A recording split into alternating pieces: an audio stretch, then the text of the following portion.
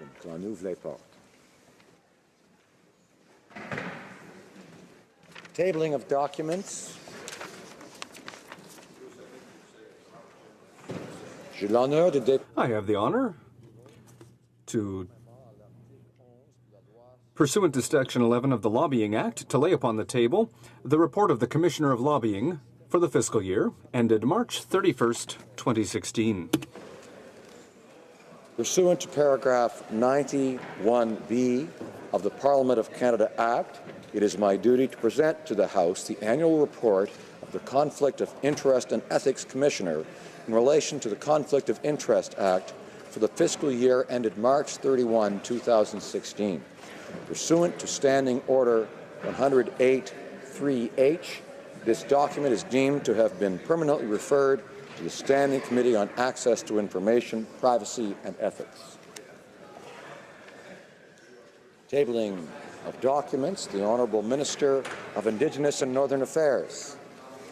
Monsieur le Président. Mr. Speaker, pursuant to Standing Order 32-2, I have the honor to table, in both official languages, the Annual Report 2011-2012 of the Nunavut Implementation Panel. Tabling of documents, the Honourable Parliamentary Secretary to the Government House Leader. Speaker, pursuant to Standing Order 36(8), I have the honour to table in both official languages the government responses to 24 petitions. Introduction of government bills.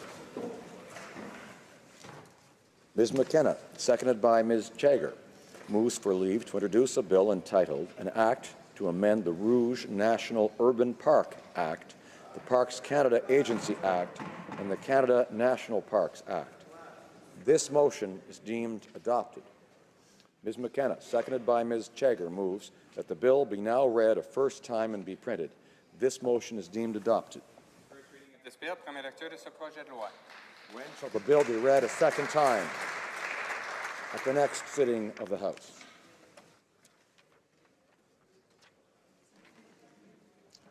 Statements by ministers. Reports from interparliamentary delegations. Présentation. Presenting reports from committees. The Honourable Member for Ottawa West, Nepean. Speaker, I have the honour to present in both official languages the first report of the Special Committee on Pay Equity entitled It's Time to Act. Thank you, Mr. Présentation. Presenting reports from committees. Honourable Member for Pitt, Meadows, Maple Ridge. Monsieur le Président. Mr. Speaker, I have the honor to table in both official languages the first report of the Standing Committee on Industry, Science and Technology, entitled Supplementary Estimates A, 2016-2017. Introduction of private members' bills. Mr. Donnelly, appuyé par Mr. Seconded by Mr. Davies. Requests leave to table a bill entitled An Act to Amend the Employment Insurance Act Special Benefits. This motion is deemed adopted. The Honourable Member for Port Moody, Coquitlam. Mr. Speaker, I rise today to introduce legislation that would amend the Employment Insurance Act to extend the maximum period from which special benefits for catastrophic illness, injury, or quarantine may be paid from 15 weeks to 50 weeks.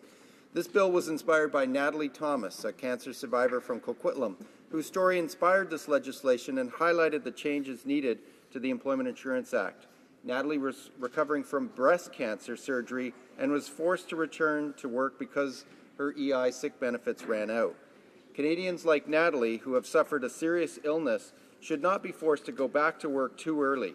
They should be able to focus on getting well and not having their health compromised by... I remind honourable members that that first reading is the time to explain the gist of what the bill's about, not to make arguments for the bill.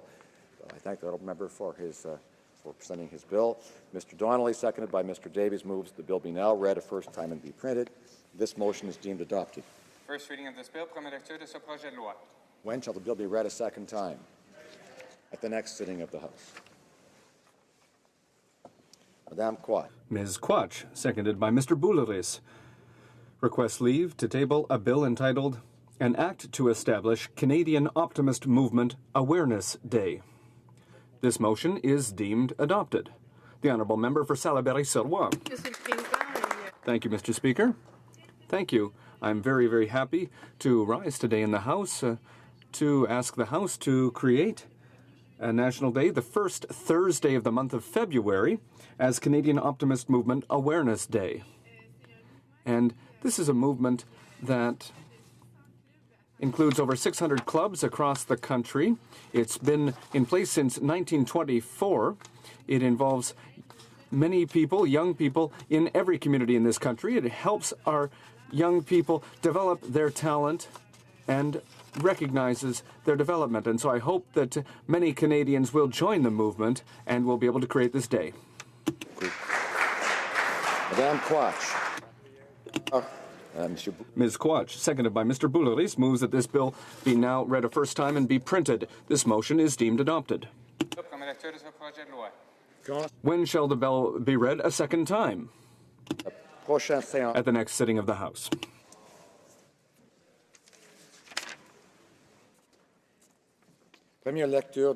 First reading of Senate public bills. Motions. Parliamentary Secretary to the Government House Leader. Yes, thank you, Mr. Speaker. There have been discussions among the parties, and if you seek it, I believe you'll find unanimous consent for the following motion. That notwithstanding any standing order or usual practice of the House, commencing on Monday, June 13, 2016, and concluding on Thursday, June 23, 2016, at any time a minister of the Crown proposes without notice of motion, quote, that the hour of adjournment for the current sitting day shall be midnight, end of quote. It be deemed adopted, provided that A, the motion is neither moved after 4:30 p.m.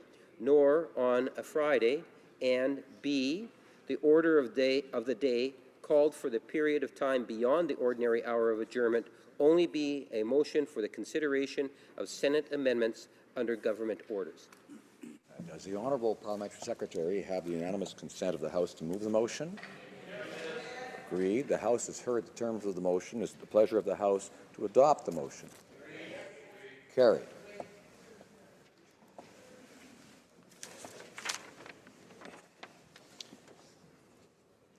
Presenting petitions. The Honourable Member for Kitchener-Conestoga. Mr. Speaker, I have the honour to present two petitions today. The first from residents of Saskatchewan and Ontario, and the second from nearly 400 residents from Ontario and British Columbia. The petitioners are calling upon the Government of Canada to draft legislation that will include adequate safeguards for vulnerable Canadians, especially those with mental health challenges, to provide clear conscience protection for healthcare workers and institutions, and to protect children and those under 18 from physician-assisted suicide. Thank you, Mr. Speaker. Presenting petitions, the Honourable Member for Peace River Westlaw. Thank you, Mr. Speaker. I'm pleased to present a petition signed by residents from the town of Slave Lake in my riding. In previous parliaments, members of this House strongly rejected assisted suicide and supported better palliative care. As such, these petitioners call on the Parliament of Canada to adopt the strongest possible legislation against youth legalization of assisted suicide and euthanasia, and instead establish a national strategy on palliative care. Thank you, Mr. Speaker. Presenting petitions, the Honourable Member for Saanich Gulf Islands. Mr. Speaker, it's an honour to rise this morning to present two petitions.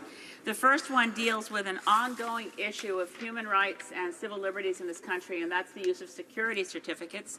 The petitioners ask the Parliament to abolish the security certificate process, and for those currently detained under security certificates, the petitioners request that certificates be removed and that they be allowed to defend themselves in open, fair, and independent trials, and that they not be deported. The second petition, Mr. Speaker, deals with the issue which I believe the new government is committed to improving, which is the lack of adequate funding to our national public broadcaster.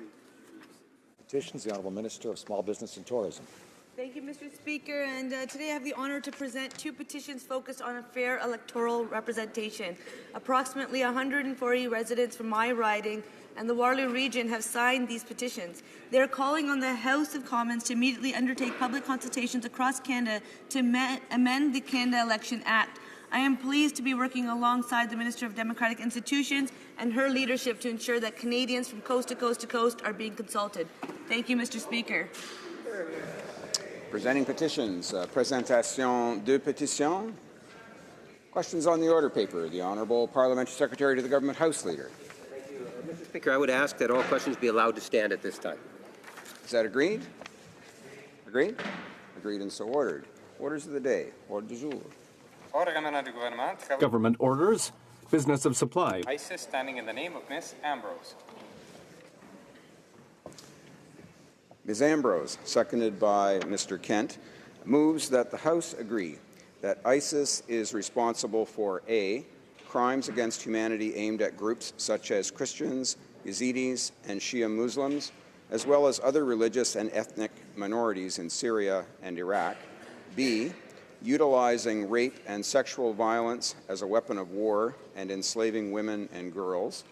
And C, targeting gays and lesbians who have been tortured and murdered, and, as a consequence, that the House strongly condemn these atrocities and declare that these crimes constitute genocide. Member for Sturgeon River, Parkland.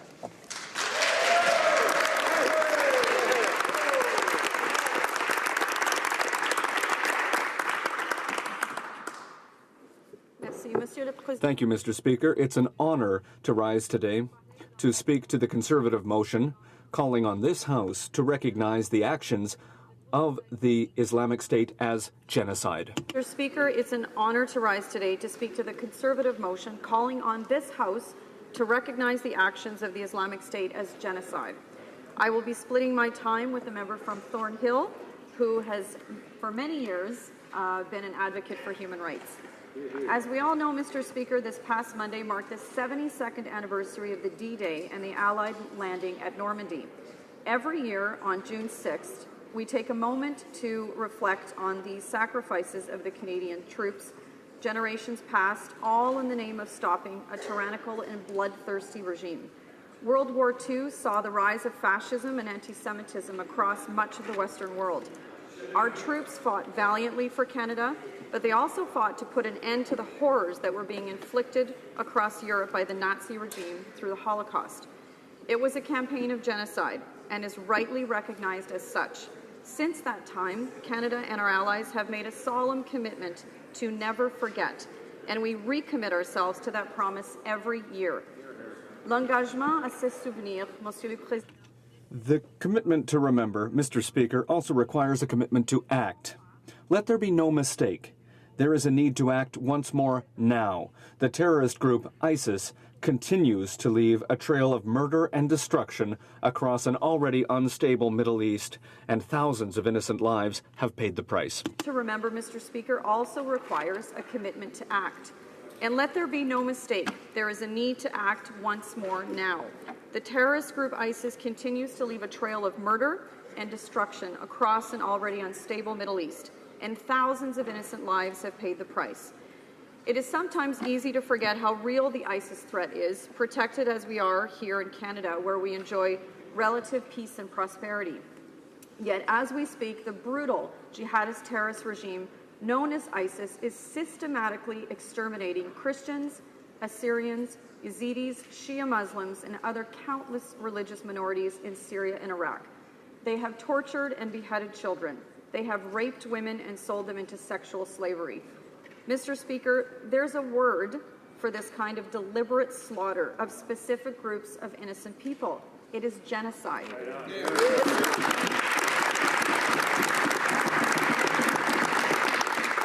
This campaign of genocide is waged against some of the most ancient and most venerable peoples of the world, many of whom can trace their heritage well into antiquity. They have for many years lived as small, defenseless minorities. In fact, for centuries, they have faced prejudice and persecution before, but the strength of their faiths and communities kept them together in their historic homelands. Against the vicious onslaught of ISIS, however, they must leave or face enslavement and certain death. The stories coming out of Iraq are chilling. ISIS have set up so-called sex slave markets where girls literally have their teeth checked before being sold on the market. We just heard this week, Mr. Speaker, about another 19 Yazidi girls that were burned alive because they refused to become sex slaves. The girls are regularly beaten, whipped, burned, and raped. This is both disturbing and heartbreaking. In 2016, it cannot be tolerated. Girls are regularly beaten, whipped, burned, and raped. This is both disturbing and heartbreaking, but in 2016, it cannot be tolerated. Not only is ISIS committing unspeakable crimes against humanity, but they have deliberately destroyed dozens of ancient churches, mosques, temples, and monasteries, looting the artifacts within them for sale on the black market. Irina Bokova, Director General of UNESCO, has called this despicable vandalism cultural cleansing. It's an attempt to erase these communities from history, from demolishing the most cherished symbols of their past. Now, ISIS has a simple goal: to create a new reality in their image across the Middle East and to wage war against the West, including Canada. Yet under the current government, Canada has only been committed to half measures. The previous Conservative government was part of an allied effort to bring the fight to ISIS through an effective and forceful airstrike campaign, halting their progress and severely depleting their resources. Sadly, under the current government, that effort was withdrawn, and Canadians are still looking for an explanation as to why. Monsieur le Président. Mr. Speaker, we can strengthen Canada's response to this terrible threat, being visited upon innocent men, women, and children, by calling ISIS's actions what they truly are: an act of genocide. Mr. Speaker, we can strengthen Canada's response to this terrible threat being visited upon innocent men, women, and children by calling ISIS actions exactly what they truly are: a genocide. Canada's Minister of Foreign Affairs has avoided calling these actions genocide. He has said in the House of Commons that he wants to investigate whether or not a genocide has taken place. Mr. Speaker, I don't know what more he needs to see. While the minister stalls, our allies are moving forward. In the U.S., the Secretary of State, John Kerry, has said clearly that ISIS is responsible for genocide against groups in areas under its control. In fact, on March 15th, the United States House of Representatives unanimously declared that genocide was taking place in Iraq and Syria by ISIS. The House of Commons in the United Kingdom also has followed suit and voted unanimously to recognize that Christians, Yazidi, and other ethnic and religious minorities in Iraq and Syria were suffering genocide at the hands of ISIS. The European Union has also declared this a genocide. Mr. Speaker, even the United Nations has made its voice heard. UN investigators have accused ISIS of committing genocide.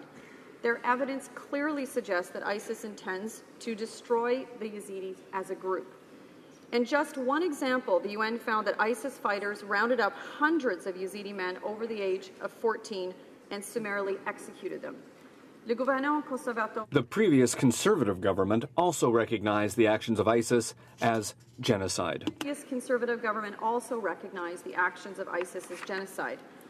Let us be absolutely clear, Mr. Speaker. It is a dark spot on Canada's record that this Prime Minister and his government cannot gather the moral courage to name the threat that has driven families from their homes, seen women and girls sold into sexual slavery or murdered outright, and forced thousands of innocent people into refugee camps. Yet the other side of the House remains silent on this issue.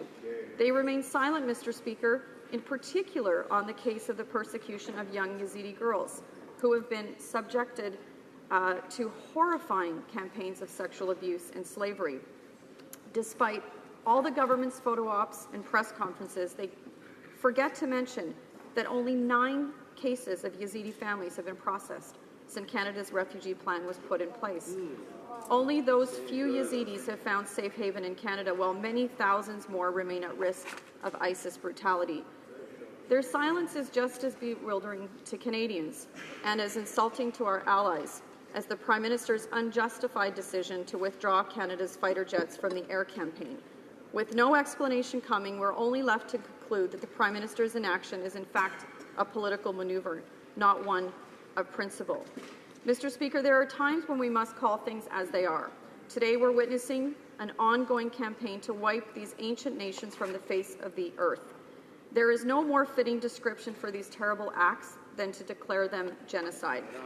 And having made this declaration, I invite all members of Parliament of the House to reflect on what must be done to stop this genocide and whether Canada is doing its utmost to this end.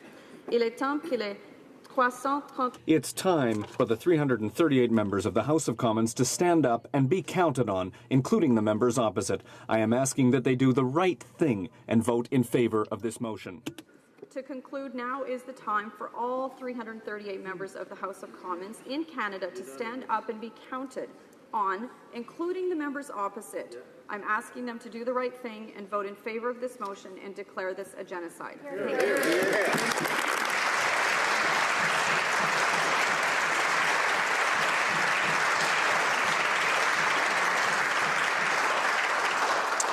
Questions and comments? I'll add Secretary Parlementaire, the Honourable Parliamentary Secretary to the Minister of Foreign Affairs. Thank you, Mr. Speaker, and thank you for that excellent depiction of the horror that is going on right now at the hands of ISIL. I'd like to ask the Honourable Member what responsibility she feels to the International Criminal Court. Thank you. The Honourable Leader of the Opposition. Well, Mr. Speaker, it's not surprising that Canada is now one of the only countries in the Western world that has not declared this a genocide. And the member gets up and starts talking about legalese. This is an issue of morality. It's an issue of moral courage. And this is their answer.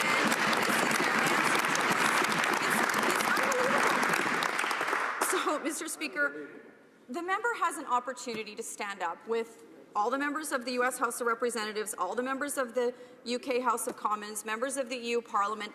What is stopping this government from calling this a genocide? What more do they need to say?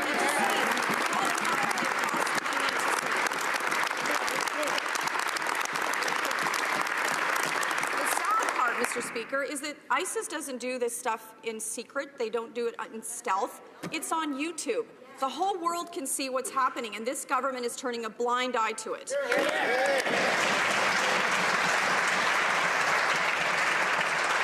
Questions and comments, the Honourable Member for Laurier-Sainte-Marie. Thank you very much, Mr. Speaker. Mr. Speaker, I'm rather surprised to hear about legalese, as if it wasn't something that was important.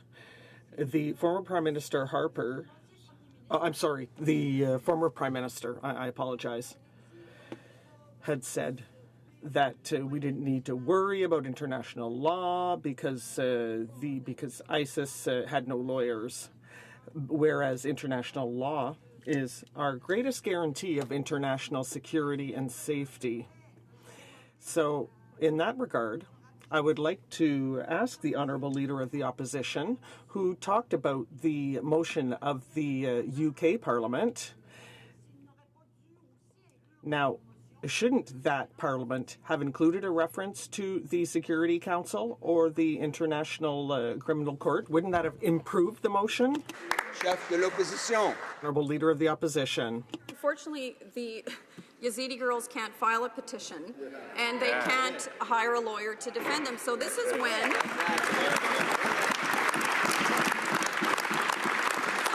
opportunity for people who are elected representatives to stand up and take a moral position in parliaments of Western democracies, just like the U.S. House of Representatives, the UK, and the EU. Canada was always a country that would step up first. People are asking, why is Canada almost the last country in the Western world to declare this a genocide? So yes, Mr. Speaker, there will be debates about what obligations Canada will have if we call this a genocide, but what is stopping this government from taking the moral decision, and where is their moral clarity on this issue? What are they waiting to find out? What more do they need to know before they call this a genocide?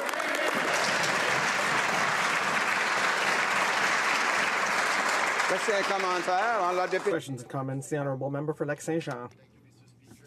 If we've drawn our CF-18, We prefer to let the heavy lifting to our allies. I want to hear our leader talk about the way we have withdrawn our CF-18. Leader of the Opposition. Well, Mr. Speaker, one of the things that has crossed my mind is that the government is uncomfortable with calling this a genocide because they'll have to explain why they're not doing more. And they're not doing more. In fact, we're now doing less. We withdrew our CF-18s. We're not part of the bombing combat mission to degrade and destroy ISIS, which is this genocidal cult, murdering millions, thousands of people, beheading children, enslaving women and girls. We just heard last week about 19 girls being burned alive because they refused to be sex slaves. I don't know what more they need. And if this House declares this a genocide, yes, there will be consequences. Yes, Canada may have to do more. But what is wrong with that? Right. Isn't that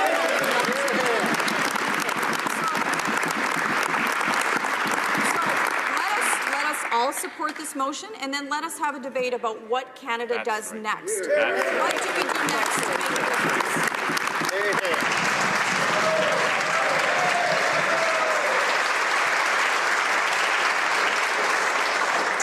Resuming debate, the honourable member for Thornhill. Thank you, Mr. Speaker. I'm honoured to rise to support the motion of the member for Sturgeon River Parkland.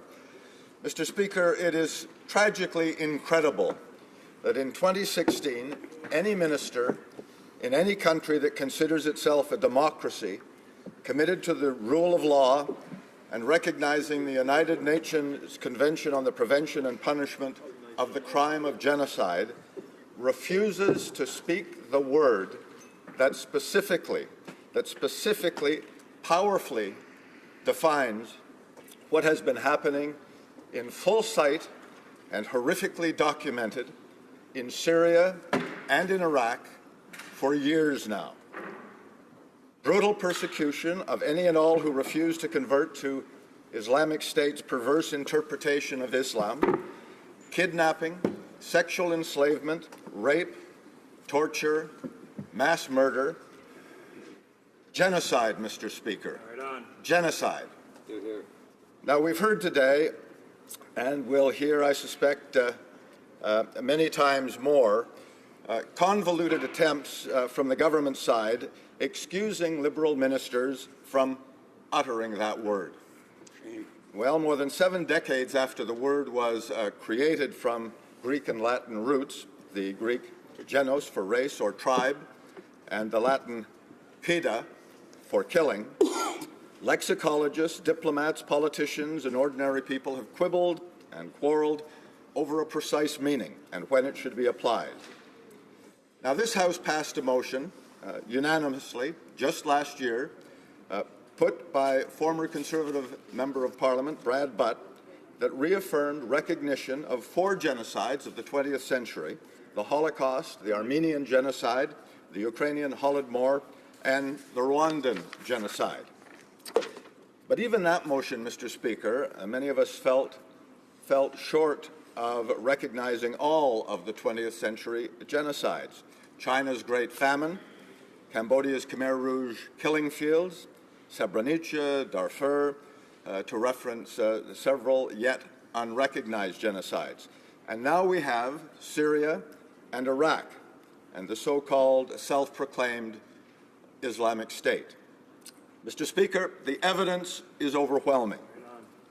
The most clearly defined instance, the massive atrocities committed on the minority communities of Nineveh province in northern Iraq. Nineveh was, before June 2014, Iraq's most diverse province. The ethnic and religious minorities included the Yazidis, the Assyrian Chaldean Christians, Sabaean Mandaeans, the Shia Shibak, Turkmen, and the Kakai. Then more than 800,000 men, women, and children were forced from their homes and communities. Shrines, temples, and churches were systematically destroyed. Many thousands, Mr. Speaker, were killed in barely 3 months, and the slaughter has continued since. In September last year, during the Canadian election campaign, The Simon Scott Center for the Prevention of Genocide conducted a bearing witness expedition to Iraq. The group documented the brutal, forcible displacement, forced religious conversion, rape, torture, kidnapping, and murder. And just to explain to the House what the Simon Scott Center is, Mr. Speaker, it conducts the work on genocide and related crimes against humanity for the United States Holocaust Memorial Museum. The Simon Scott Center is dedicated to stimulating timely global action to prevent genocide where possible and to, as they say, catalyze an international response when it has occurred. In August 2014, the report found more than 200,000 Yazidis were surrounded on Mount Sinjar without food, without water. Another 50,000 were isolated and captured by Islamic State terrorists. Only after U.S. humanitarian food drops and bombing raids created a safe corridor for escape was the siege of Sinjar ended. Detailed testimony was recorded by the genocide expedition, given by refugees in Iraq's internally displaced persons camps and at large in the area. One man's quoted testimony to the expedition characterizes, I believe, the Islamic State's campaign of forced exile and extinction, actual extinction. We have no future, he said. Our generation is gone. The Simon Scott Genocide Report, and it's a report that I would suggest all members of this House read for its well-documented detail of what has happened under Islamic State brutality. It concludes with the statement, our belief is the Islamic State did perpetrate genocide against the Yazidi people. Now the next sentence, and the next sentence is one that will be debated, I know, throughout the day today, but the next sentence, Mr. Speaker, is a sentence that the Liberal government has been hiding behind. The sentence says, any formal determination of whether genocide was perpetrated needs to be made by a court based on careful consideration of the evidence. Well, that, Mr. Speaker, is exactly what hasn't happened. It hasn't happened as Islamic State has continued to perpetrate genocide and crimes against humanity ever since, and still today. The International Court will not, on its own, initiate proceedings to consider and declare Islamic State guilty of genocide. The ICC must first be directed by the United Nations Security Council to act.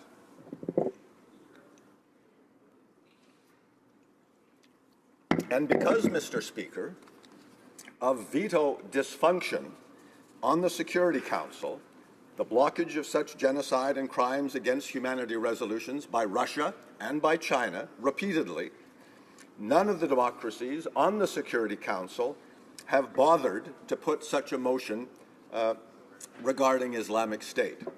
Just as a bit of an aside, Mr. Speaker, this is just another powerful reason to shake up, to renovate, to recreate the United Nations, to be the international institution it was originally created to be, and why it so often isn't today.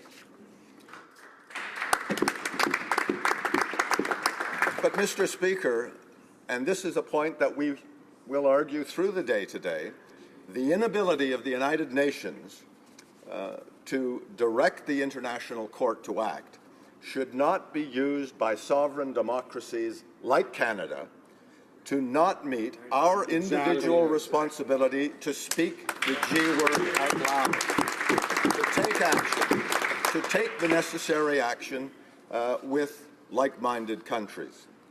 We know well, and we heard from the leader of the official opposition, we know well, Mr. Speaker, the list of those who have spoken out. Our mother parliament, the British House of Commons, voted unanimously to define Islamic State actions as genocide.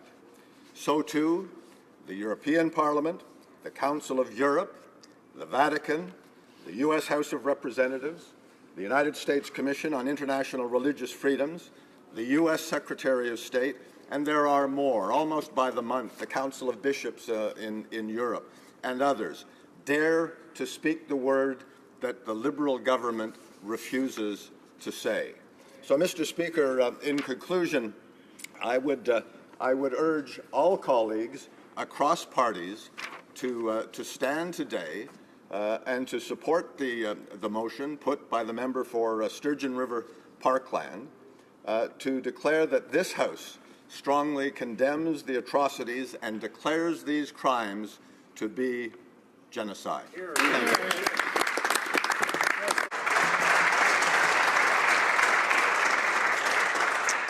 Questions and comments. The Honourable Parliamentary Secretary to the Minister of International Development. Thank you, Mr. Speaker, and I thank my colleague for his intervention. And I think it's incumbent upon all of us within this House to recognize that we all understand and recognize the horrible atrocities that are being committed by Daesh in the region, and that all of us understand this and take this to heart, and Canada stands by the people that are suffering and the people that have been innocently victimized horrifically by Daesh. However, it is also important to remember that Canada does not operate within a vacuum. We operate within an international community. There is the United Nations Security Council and the International Criminal Court, institutions that were put in place precisely because of a genocide in 1939 to 1945.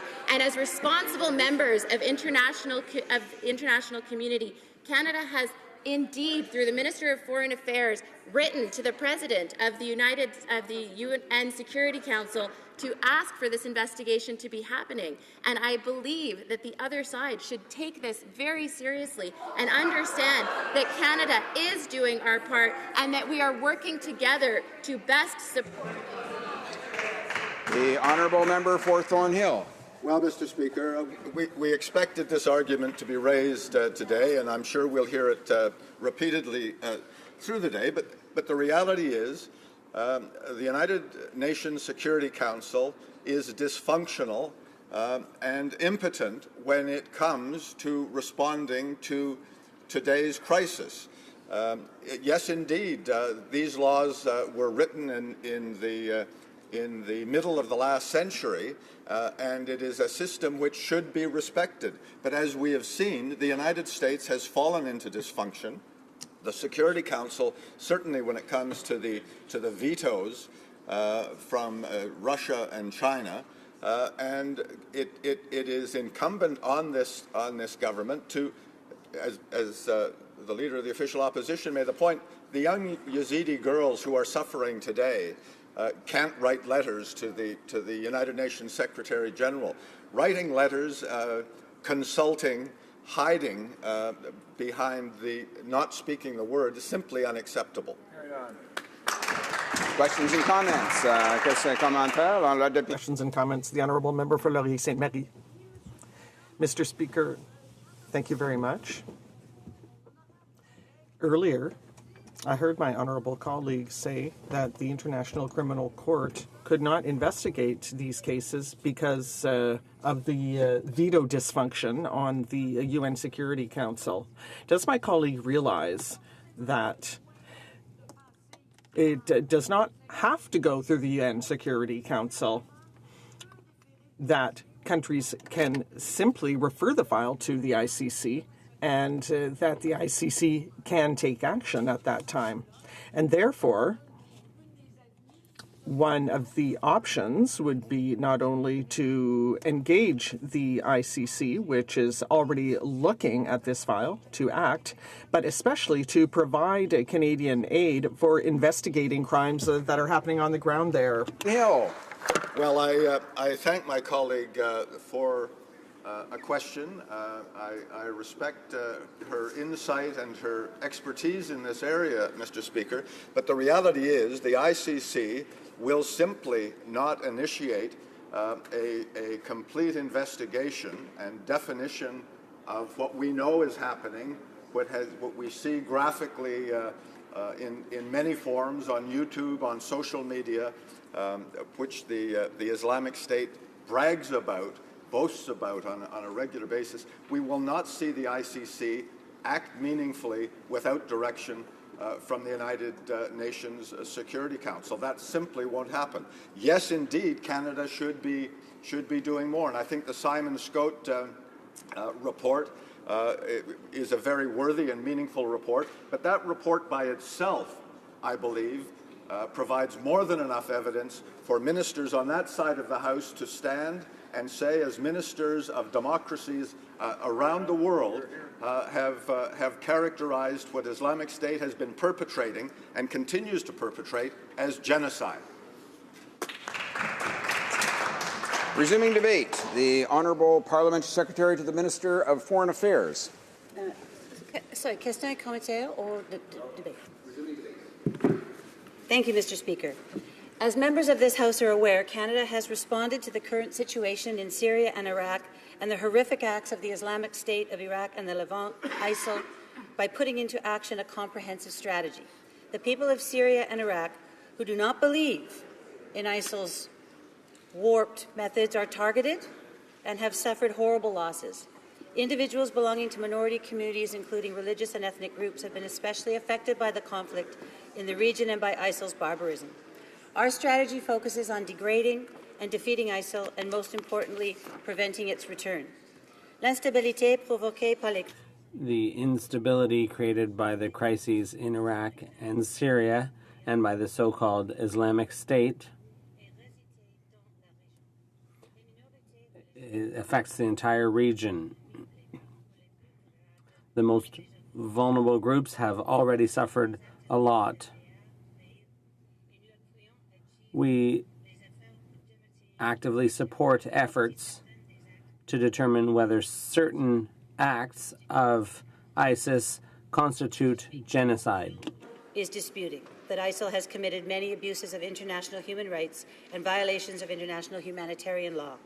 The motion put before this House, however, fails to reflect the need to complete an independent investigation of the facts that are being gathered about ISIL's crimes, and then to present these facts to a competent court or tribunal. No one uses the word genocide lightly, and that is why Canada has supported the efforts of the United Nations and civil society organizations to document and investigate crimes committed in ISIL-affected areas. Canada and our partners must continue to work at this on multiple fronts, assembling evidence and supporting judicial processes, while we work toward reducing suffering and stifling this horrendous conflict. This is the right way to go about holding ISIL accountable. Mr. Speaker, our strategy is designed to put an end to ISIL's brutality, to address the terrible humanitarian crisis, and to contribute to political solutions and stability in the region. Canada is investing $1.6 billion over 3 years to respond to the crises in Iraq and Syria and to address their effects on Lebanon, Jordan, and the wider region. Implementation of the strategy is underway in Canada and abroad. We are going far beyond that of the former government.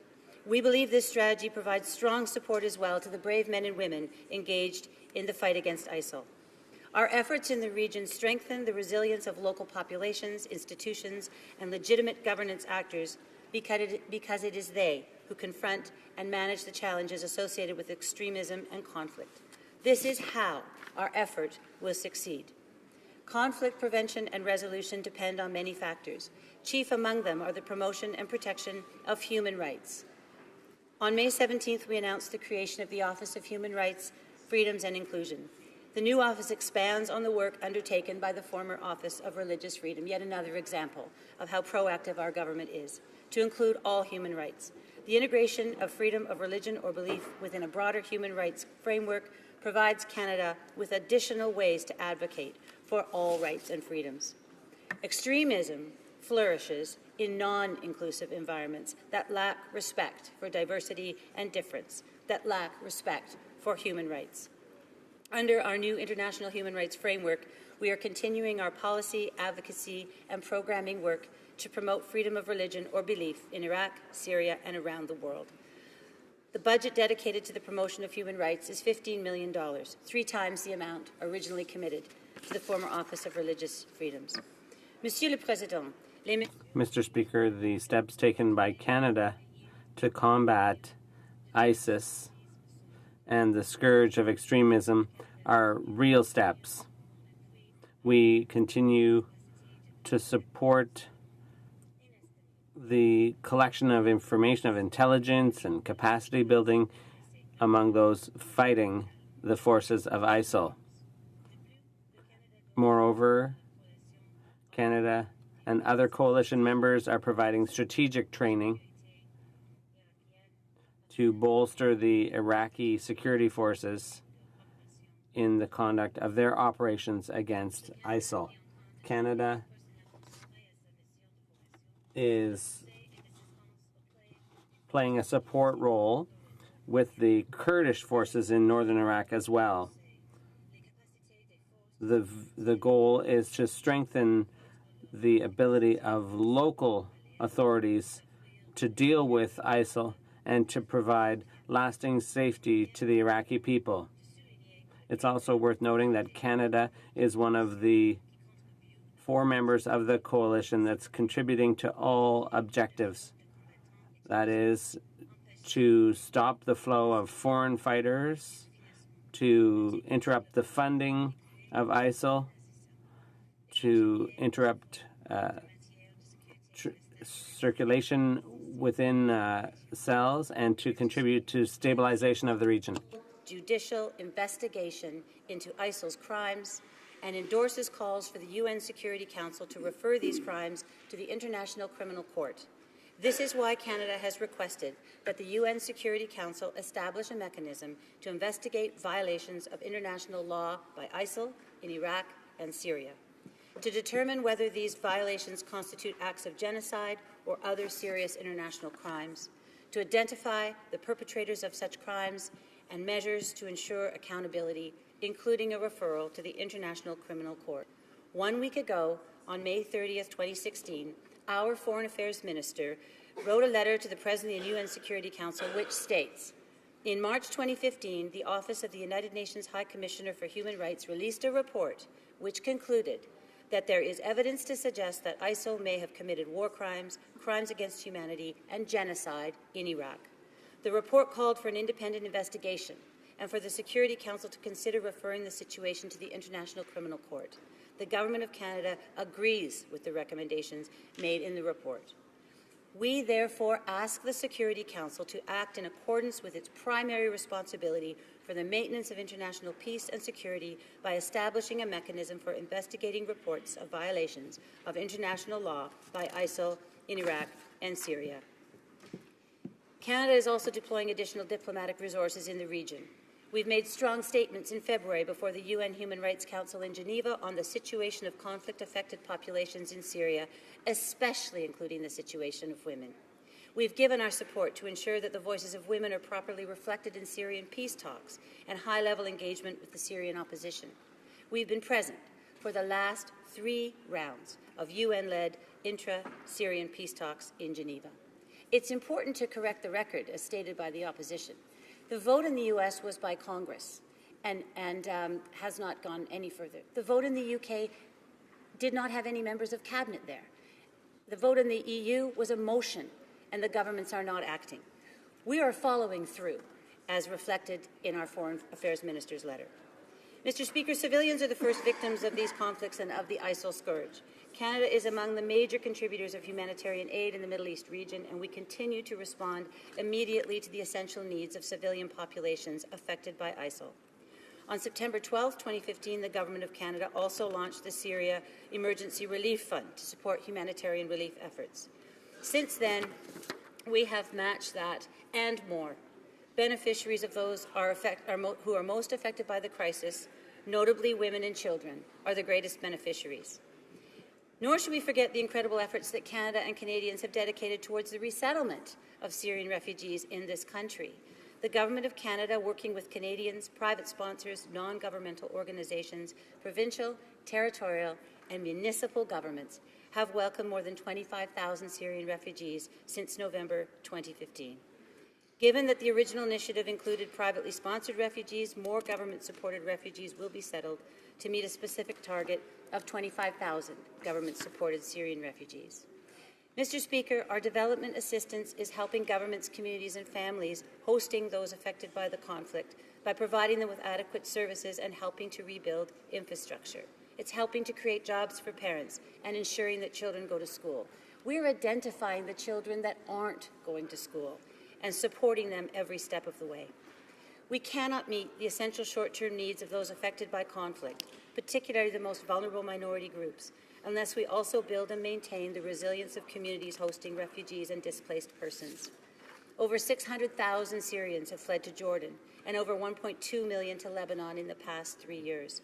We know that Jordan and Lebanon are suffering under this huge burden, and so is their infrastructure and their services. We must help to avoid a situation in which host populations and displaced persons are competing for resources. Among those who have been targeted, of course, are women, girls, and gender minorities, and there is growing recognition of the need to involve women and gender perspectives in responses to this immediate threat. The inclusion of women in all stages of conflict and peace-building processes proves to be underutilized, but an immensely effective method of reducing radicalism and violent extremism. The inclusion of women must be a part of our own comprehensive strategy and recognize that women and girls are particularly vulnerable and suffering from the atrocities at the hands of ISIL. We know women are bearing an increasing burden of the conflict. In Jordan, for example, our development assistance will build the capacities of vulnerable women and youth, empowering them to care for themselves and their families and to work. Just last month, while I was at the Women in Parliament Global Summit in Amman, Jordan, I announced on behalf of the Minister of International Development a $16 million project to support the empowerment of women in decision-making in the Middle East, and Canada is recognized for its leadership in that regard. The evidence is clear. The inclusion of women leads to more sustainable peace and enhanced prevention efforts. When proper funding, committed and viable leadership, inclusive, rights-based and gender-equal processes and plans are in place, tangible results for security and stability are achieved. We know that sexual violence plays a prominent role in the insecurity that ISIL inflicts. The UN Secretary-General's April 2016 report on conflict-related sexual violence provides ample evidence of the ways in which ISIL uses sexual violence, notably against Yazidi women, in the areas it controls. We have witness accounts from survivors of rape, sexual torture, and sexual harassment. As territory is retaken from ISIL, evidence of these horrible crimes continues to emerge. The UN Secretary-General's Special Representative for Iraq told the Security Council last week that more than 50 mass graves have been discovered so far in several areas of Iraq. And it is precisely for this reason, Mr. Speaker, that Canada has supported organizations which are investigating and documenting sexual violence crimes and other abuses by ISIL. These efforts are invaluable. It is these organizations that will assist all of us in holding those responsible to account. Monsieur le Président. Mr. Speaker, in response to requests from its coalition partners, Canada is also acting as coordinator of the stabilization efforts when it comes to equality between the sexes. We're working with our coalition partners, including the government of Iraq and the UNDP, in order to see to it that stabilization efforts pay heed to the needs of women and to considerations of equality between the sexes. To that end, Canada is making efforts to help communities take control of their own lives. Canada is also providing technical support to local authorities to restore the rule of law in order to help attenuate the risks of ISIL and other extremist groups getting their hands on chemical weapons and biological weapons. Canada will help Iraq build its capacity to combat this type of weapon. Will help it to counter terrorist groups like ISIL while integrating human rights and rule of law standards into its investigation and enforcement activities.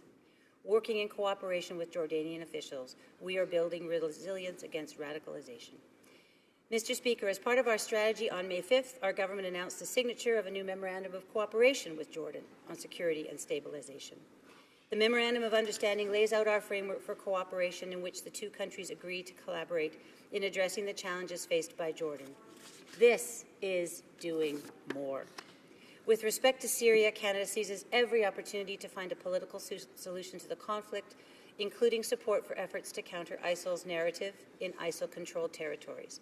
Canada, through the Global Partnership Program, has recently contributed over $6 million to the Organization for the Prohibition of Chemical Weapons towards investigating of chemical weapons use, as well as the verification, monitoring, and destruction of chemical weapons. By helping those responsible for local governance in Iraq and Syria provide essential services, our strategy helps civilians return to areas that have been liberated by ISIL.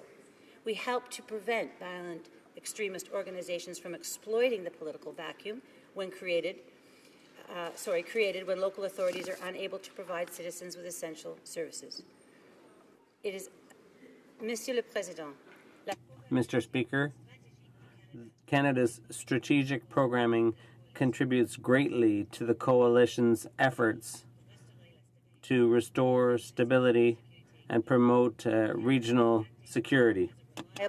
Responsible contributor to security in the region, Canada is acting as a reliable and responsible contributor to holding ISIL accountable for crimes against humanity. This is comprehensive. We are following through. We are not using terms lightly, and we are confident that ISIL will be held responsible by the world. Thank you, Mr. Speaker.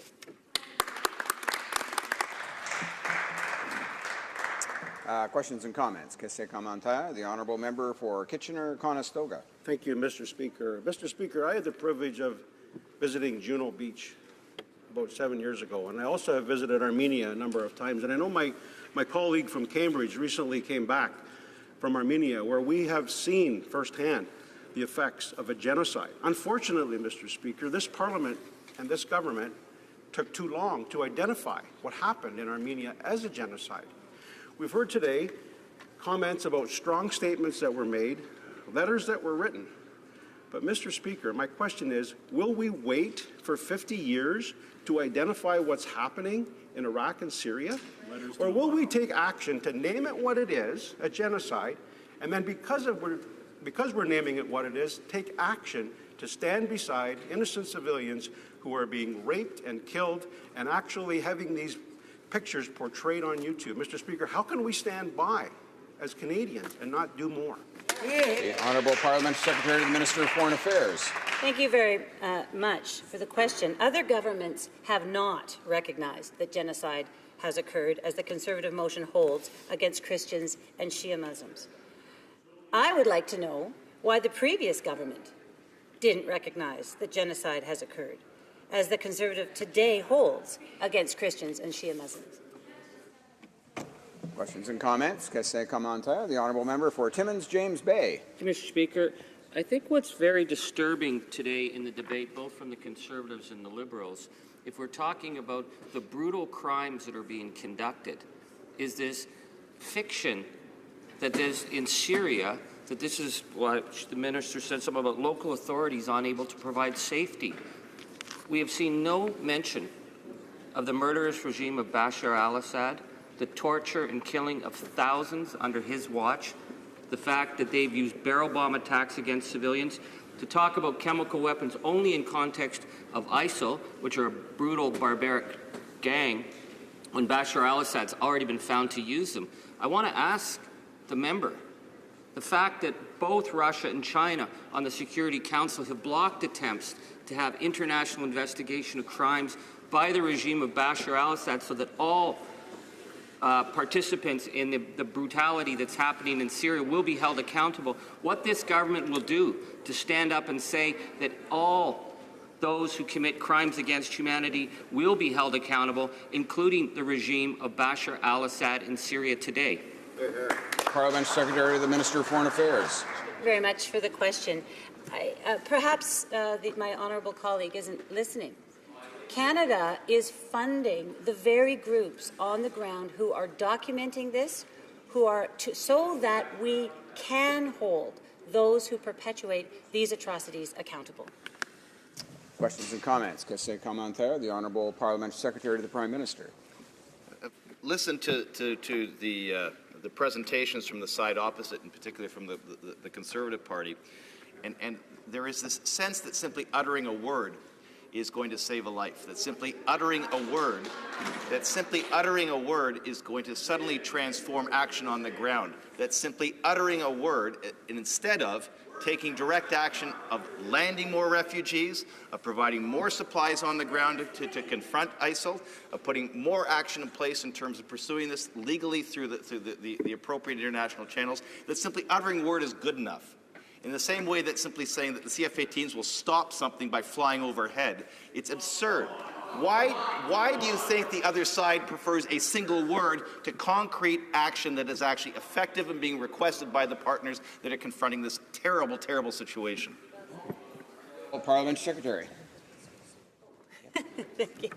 I was listening because I thought that was a very apt description of how complicated and complex the problem is, and by turn, how complicated and complex the Government of Canada's plan for responding is.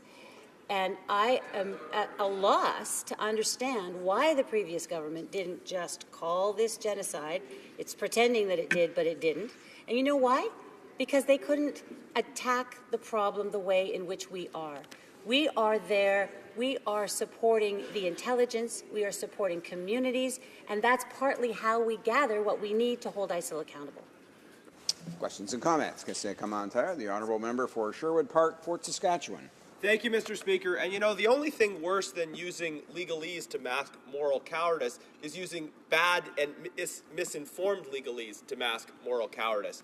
The member has talked about the International Criminal Court. She well knows that every single member of the European Union is also a signatory to the Rome Statute with respect to the International Court. The member knows that. This is transparent efforts to construct non-existent legal norms. We have every right to do it. We have a moral responsibility to identify this as genocide, and all of the evidence is clear. So will the member, at least, if she wants to oppose this motion, give her real reasons instead of hiding behind this nonsense which doesn't at all resemble a realistic description of our international legal obligations?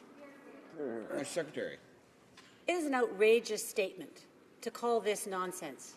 Canada is viewed and recognized and respected for the leadership role it is playing with regard to the fight against ISIL, with regard to supporting local communities, women and children, with regard to resettling Syrian refugees, and particularly with regard to going through the proper steps to ensure that ISIL is held accountable for its crimes against humanity.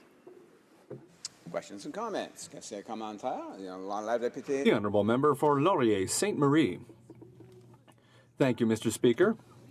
Mr. Speaker, in May of 2015, the government announced that Canada would offer $1.2 million over 1 year to support activities of transitional justice and for determining responsibility. That 1 year period has now ended, so I would like to know what funding will the Government of Canada put in place to investigate what is happening on the ground in Syria and on Iraq and find evidence. Thank you. The Honourable Parliamentary Secretary. Thank you much.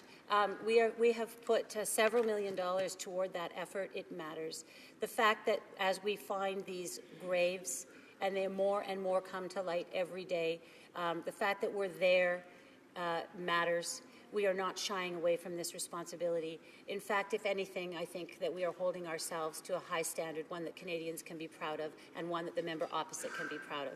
And I know that she will be helpful in that regard. Thank you. Questions and comments. The Honourable Parliamentary Secretary to the Government House Leader. Yes, thank you, Mr. Speaker, and I appreciate the words that the Parliamentary Secretary has put on the record in regards to where the Government of Canada is at. And one of the things that I found most interesting in her comments is the type of support that is actually behind the motion that the Conservatives have put forward today, where the Conservatives tend to want to give the impression, for example, that the United States is behind declaring this as genocide. And best of my knowledge, I don't believe the head of the state, President Obama, has called it genocide. And I'm wondering I'm wondering why it is that she believes that when the Conservatives were in government not that long ago, why didn't they bring forward a resolution to call it genocide when they were in government? Parliamentary Secretary. Thank you for the question. The opposition throws around decisions made by states as though they're fact. I would like to correct the record. In the UK, the vote was taken without a single member of cabinet, and the government response has been to call for an investigation. Canada is acting in concert with its ally. In the US, Congress voted, but the US government has not recognized it. In the EU, it was a motion, but governments have not recognized it. The UN Special Advisor on Genocide has said it's very important to have an investigation. Thank you. Questions and comments? The honourable member for Regina Capel. Thank you very much, Mr. Speaker. I just want to correct the record here because I certainly wouldn't try to put forward facts that we can't back up. I have here just one day in particular where the former Prime Minister, the current member for Calgary, said, we deployed forces to northern Iraq to help minorities withstand genocide. He said not just genocide against large populations in the region, but planning attacks against this country. He used genocide 3 times. That's just in one question period exchange. I could probably go back and find more. The thing is, he called it a genocide. He didn't wait for the House to force it upon him to call it genocide. He called it a genocide. Let's look at the United States. It's not just the House of Representatives. It's the Secretary of State, John Kerry, speaking for the President, called this a genocide.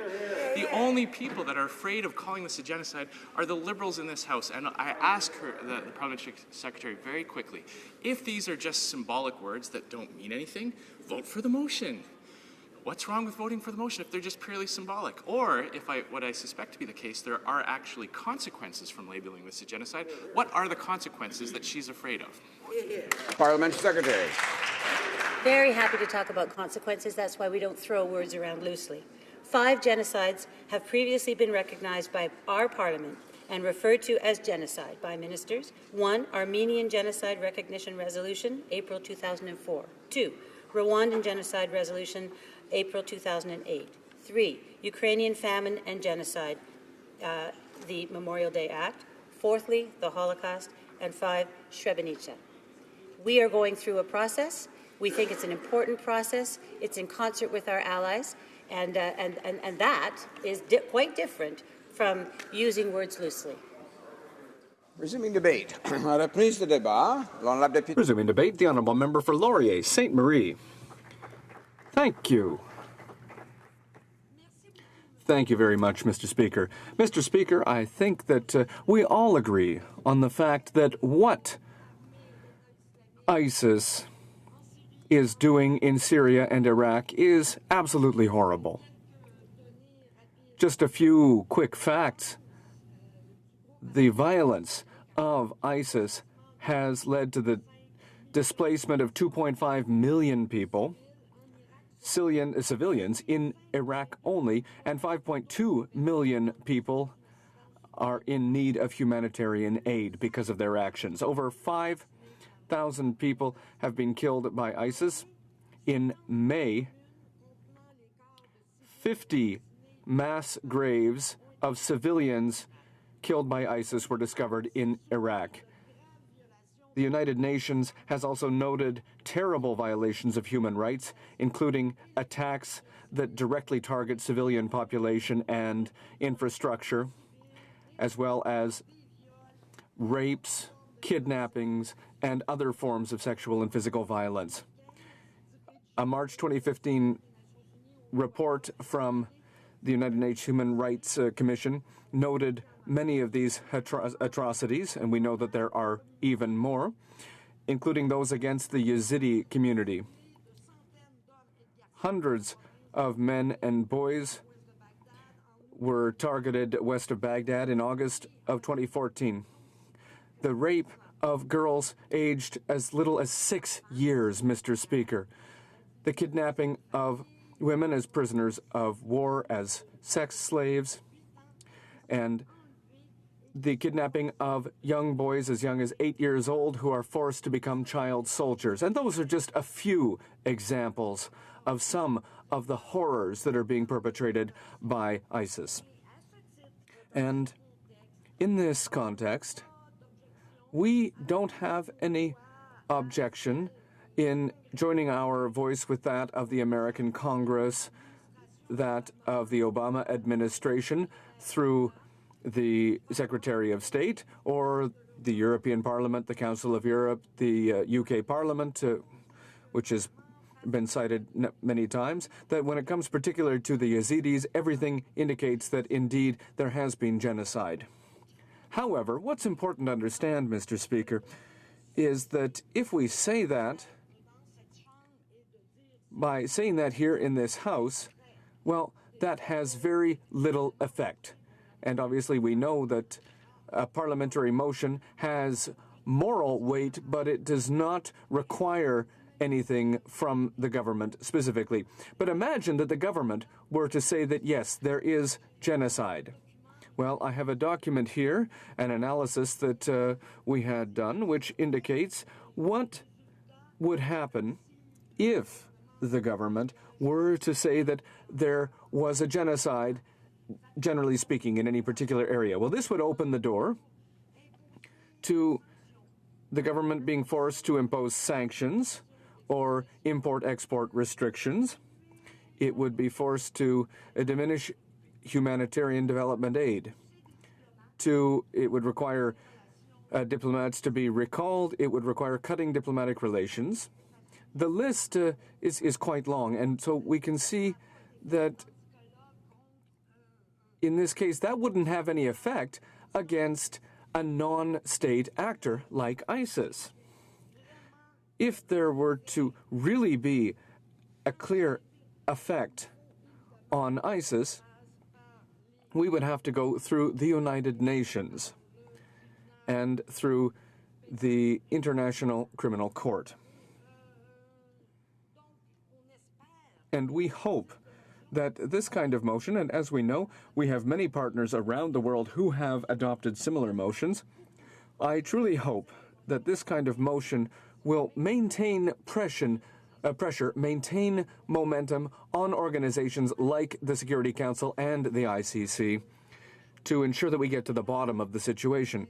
And I had the opportunity earlier in questions and comments to note that I'm surprised that this motion does not mention the fact that we need to continue to work with these international institutions to move forward with investigations.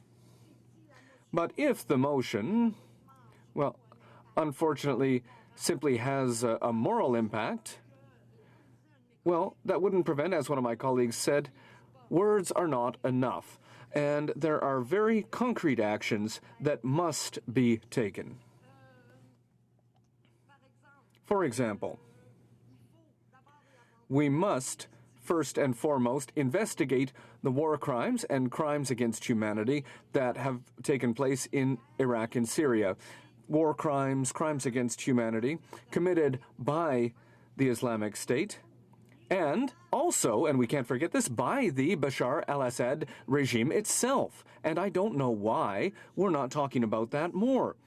We also need to talk about armed groups, including opposition groups to the Assad regime, which are also far from being blameless. And now, that's another default of this motion. If I may, Mr. Speaker, I think that if we had written the motion, it would have been better written, but, well, what can you do? That's the way it is.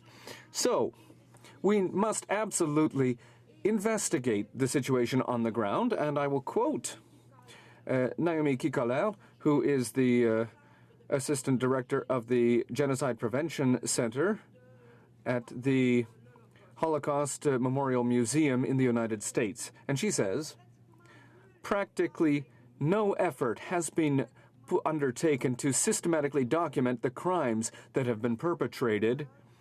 There is no effort to keep the evidence and protect the evidence, guarantee the protection of mass graves to allow criminal proceedings to proceed in the future. Canada can play an essential role in offering financial support for these activities, but also by sending experts to the regions affected. It's essential. Canada has great expertise in this area. For years, we have been asking for greater involvement, and a little bit of money was sent last week. That money has now expired. We would like to see more details and concrete, specific details on what the Government of Canada is going to do. Now, investigating crimes, that's essential to then launch proceedings later. But we must also act now. Act now, well, that means we need to help people on the ground. We need to help refugees. We need humanitarian aid in the camps. And we need to continue to take in refugees here in Canada. We need to offer them, when they arrive, sufficient help to ensure that they can integrate Canadian society, that they can learn either English or French in particular. We also need to help neighboring countries. And this is an aspect of the government's action that I salute. The help for Jordan, for Lebanon, that's absolutely essential. We need to help those countries, to help those refugees, if we don't want further instability in the region.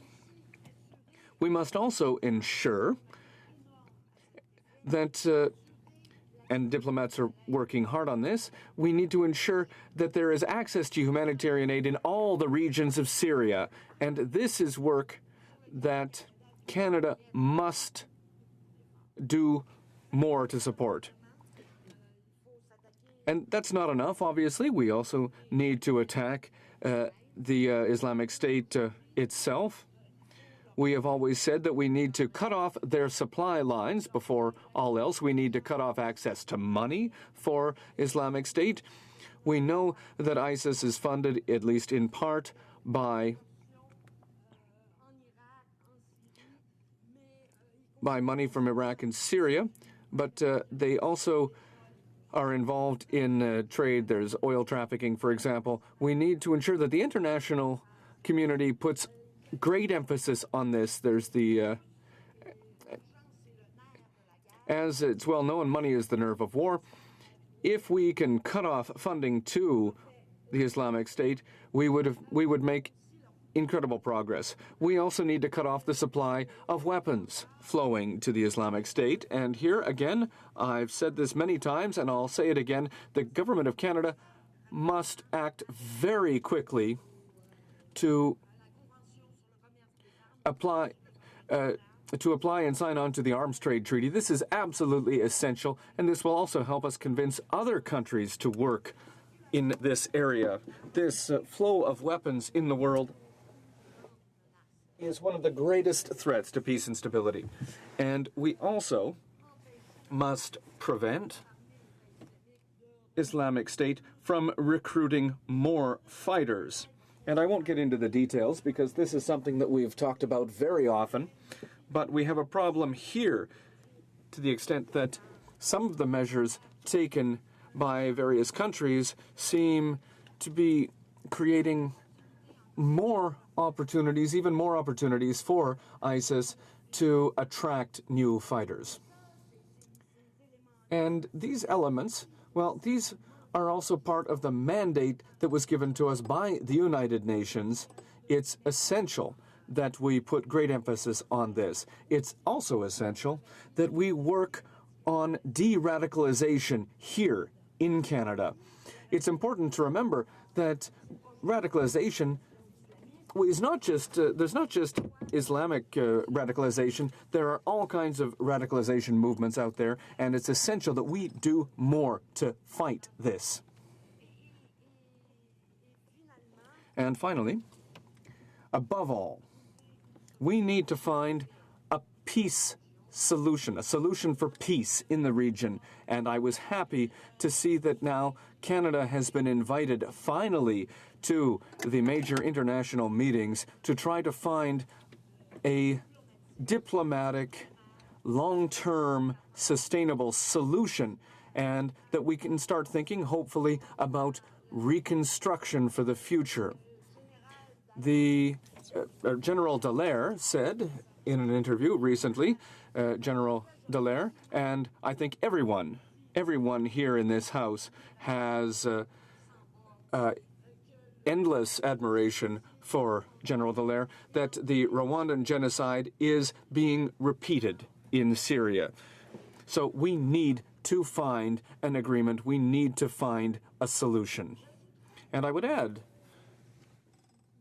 to that, Mr. Speaker, that we also need to work on prevention.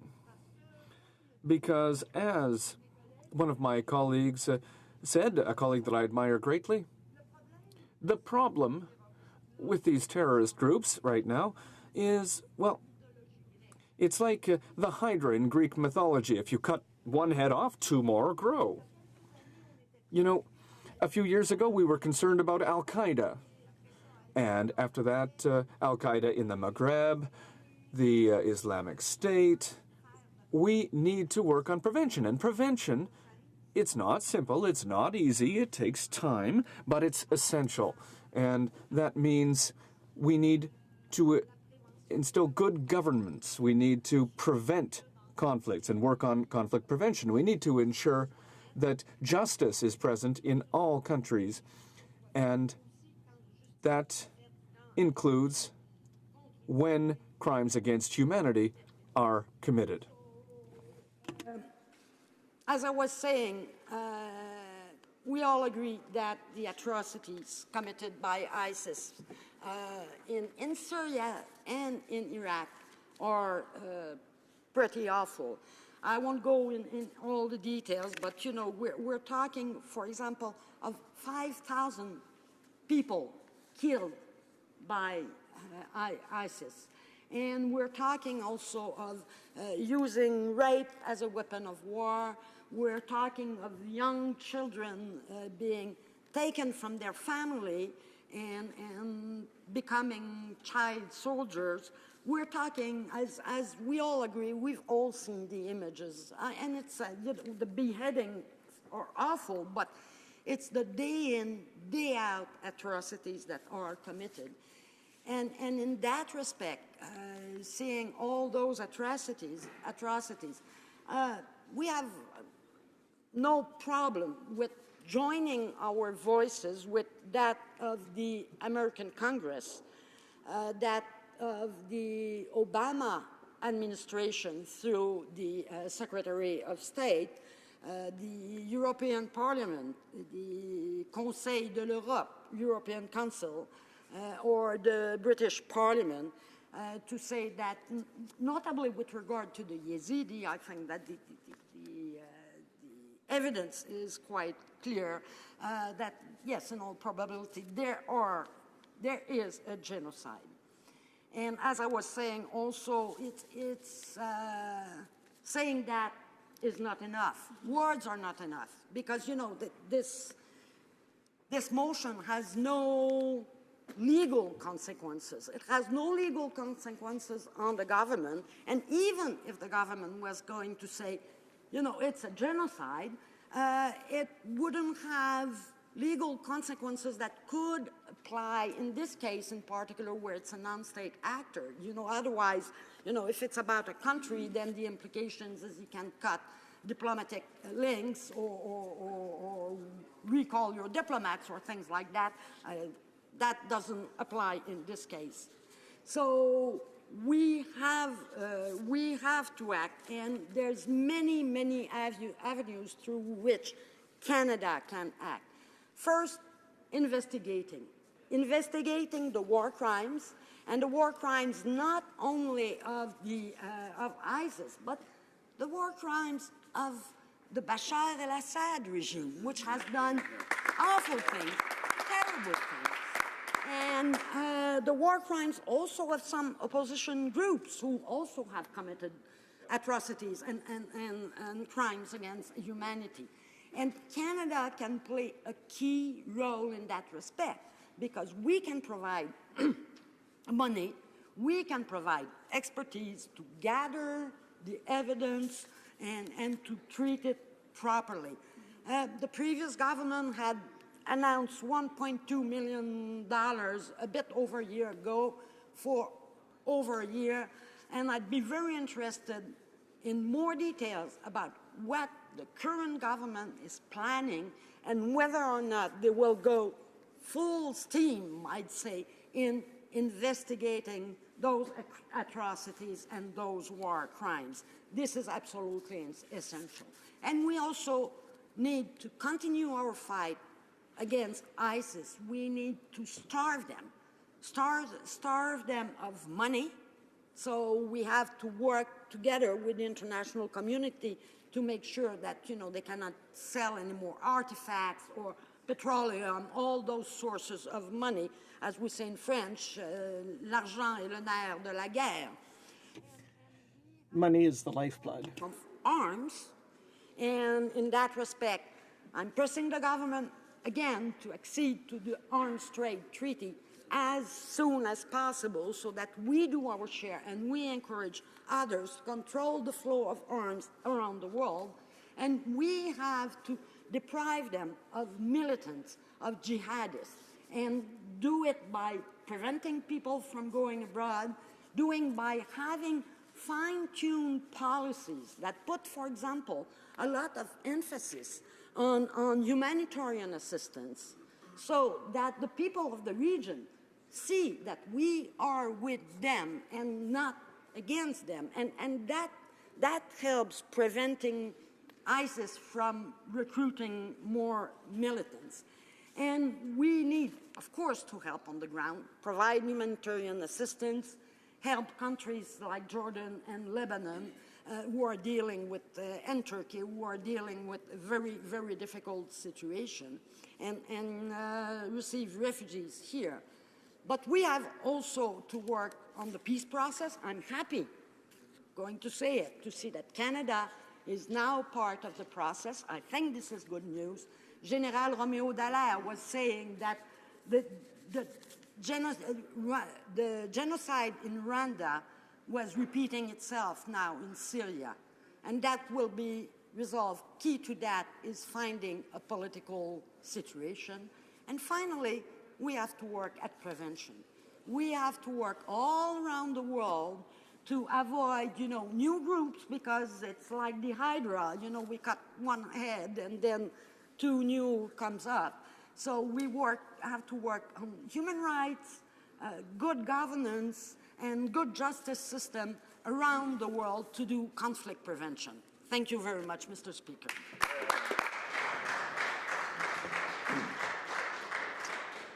Questions and comments? Question commentaire. The Honourable Parliamentary Secretary to the Minister of Natural Resources. Thank you, Mr. Speaker, and I thank my honourable colleague for her very impassioned speech, and I believe in a number of ways she's captured what the Parliamentary Secretary earlier was saying in her speech. There are a couple of things I'd like to mention. One, the Minister, as we know, has written to the appropriate authorities around, it was May 30th, I believe, in taking this to the proper international venue to have a discussion and eventually reach a conclusion. And I guess one of the terms that my honourable colleague used was, in all probability, this is genocide. And I guess to me that's really important, because I don't think as a government, as a parliament, we should be making decisions about in all probability. There is an appropriate place for that discussion to happen. It was asked by the minister to that appropriate authority to have that discussion.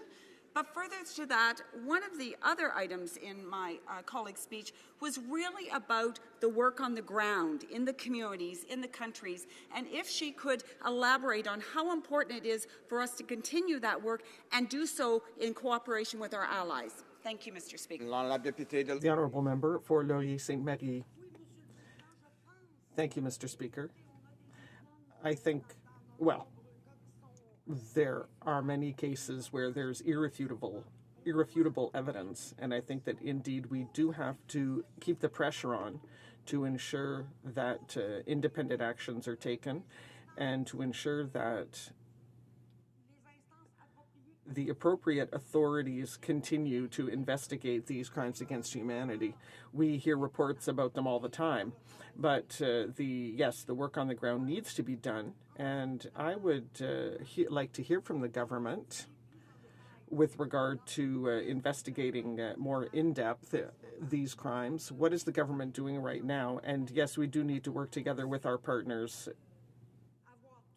to get all the details and to be able to identify specific individuals, things like that, that we here cannot do. Thank you. Some comments. The honourable member for Sarnia-Lambton. Thank you, Mr. Speaker, and I'd like to thank the honourable member for an excellent speech. Certainly, I'm happy to see her say that this is genocide. I was just looking. I saw that there used to be 1.5 million Christians in Iraq in 2003, and now there's less than 200,000. That's more than 1 million people that have been killed, Mr. Speaker, and certainly that's a genocide on any scale. And the similar stories could be told about the Yazidis. And I'm disappointed to see that this government, in bringing refugees here, we heard the numbers from the leader of the official opposition speech say there weren't very many Yazidis and there weren't very many Christians that have been brought as refugees. And I wondered if the member shares my disappointment with that. The honourable member for Laurier-Sainte-Marie. Yes, Mr. Speaker, I'd like to thank my colleague for her question. Now, that being said, I do think that when we're talking about welcoming refugees, obviously ISIS kills Muslims, it kills... I mean, the scope of their horrors is simply boundless. And we're talking about all those people. How about the LGBT community? It is particularly affected by ISIS, particularly targeted. And so the needs are tremendous. And the normal process, which I espouse, would be to bring people to work on the needs. Now, obviously, the specific situation of the Yazidis means that for that community, they have particularly pressing needs, and obviously we should put in place adaptation measures for when we intake them, but we do need to work for people who need it most. Thank you. Honourable member for Vancouver Kingsway. Thank you, Mr. Speaker. I think this is a very important debate, and it brings to this House and all members here the important concepts of discussing foreign policy and human rights and the intersection between those as this chamber makes policy in foreign relations around the world. And I notice that this resolution speaks specifically about targeting gays and lesbians who have been tortured and murdered, and speaks about this House strongly condemning these atrocities. I think everybody in this House would regard targeting gays and lesbians and calling for their death as an atrocity. I don't think it's a stretch to say that any country who's got an official policy that would seek to put gays and lesbians to death because of their identification would constitute in some way, at the very least, an atrocity, and at most, perhaps even a genocide. Yet, this House here in the Trans-Pacific Partnership includes Brunei, which has official government policy to stone gays and lesbians to death. And yet this House, both the Conservatives and Liberals, are considering a trade policy that actually would provide economic benefits to the country of Brunei. So I want to ask my colleague whether or not to hear her comment on that, and ask if there's not some contradiction between this House on the one hand condemning one country that is targeting gays and lesbians and murdering them, yet sitting at the same time at a table and giving economic benefits to another country that has official state policy of putting people to death simply because of their sexual orientation. The honourable member for Laurier-Sainte-Marie. To thank my colleague for his excellent question, and indeed it's a huge issue, and it shows the lack of coherence. And it's striking because my colleague mentions Brunei, to whom we're going to give economic benefits despite their terrible policies, their atrocious policies regarding the LGBT community. Well, we also have, there's another example that springs to mind, Saudi Arabia. Yeah. which has similar policies. In fact, Saudi Arabia, which beheads people, and you know, if you look at the list of crimes under ISIS and what is the punishment, and you look at what's happening in Saudi Arabia, it's the same. Yet, we're selling arms to Saudi Arabia. I'm sorry, Mr. Speaker, I fail to understand. Thank you very much, Mr. Speaker. Questions and comments? Question commentaire. L'honorable Secretary. The Honourable Parliamentary Secretary to the Minister of Foreign Affairs. I have a question because I have a lot of respect for the member opposite in her professional career as a diplomat. And I know that her interest is in bringing parties together to tackle this tricky question. So I'm wondering about her comment with regard to the Genocide Convention, which contains an important obligation for states to take steps to punish genocide. It's important that any motion include language on accountability for serious crimes. She alluded that in her speech, and I'd like to hear more. Thank you. The Honourable Member for Laurier St. Marie. I think I've underlined, and I hope I was clear, that this motion is moral suasion, moral persuasion.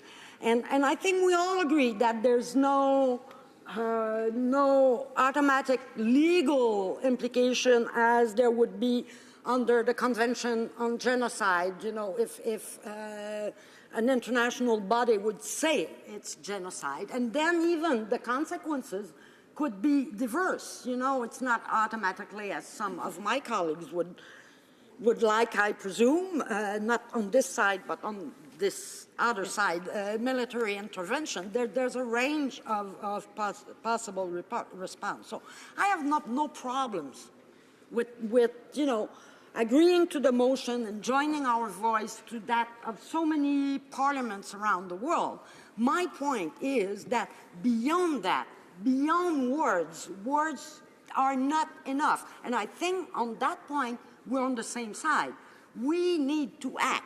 Humanitarian assistance, you know, starving ISIS of money, arms, and militants and jihadists, and investigating on the ground the crimes committed, not only by ISIS, but also by the Assad regime and other groups in the region.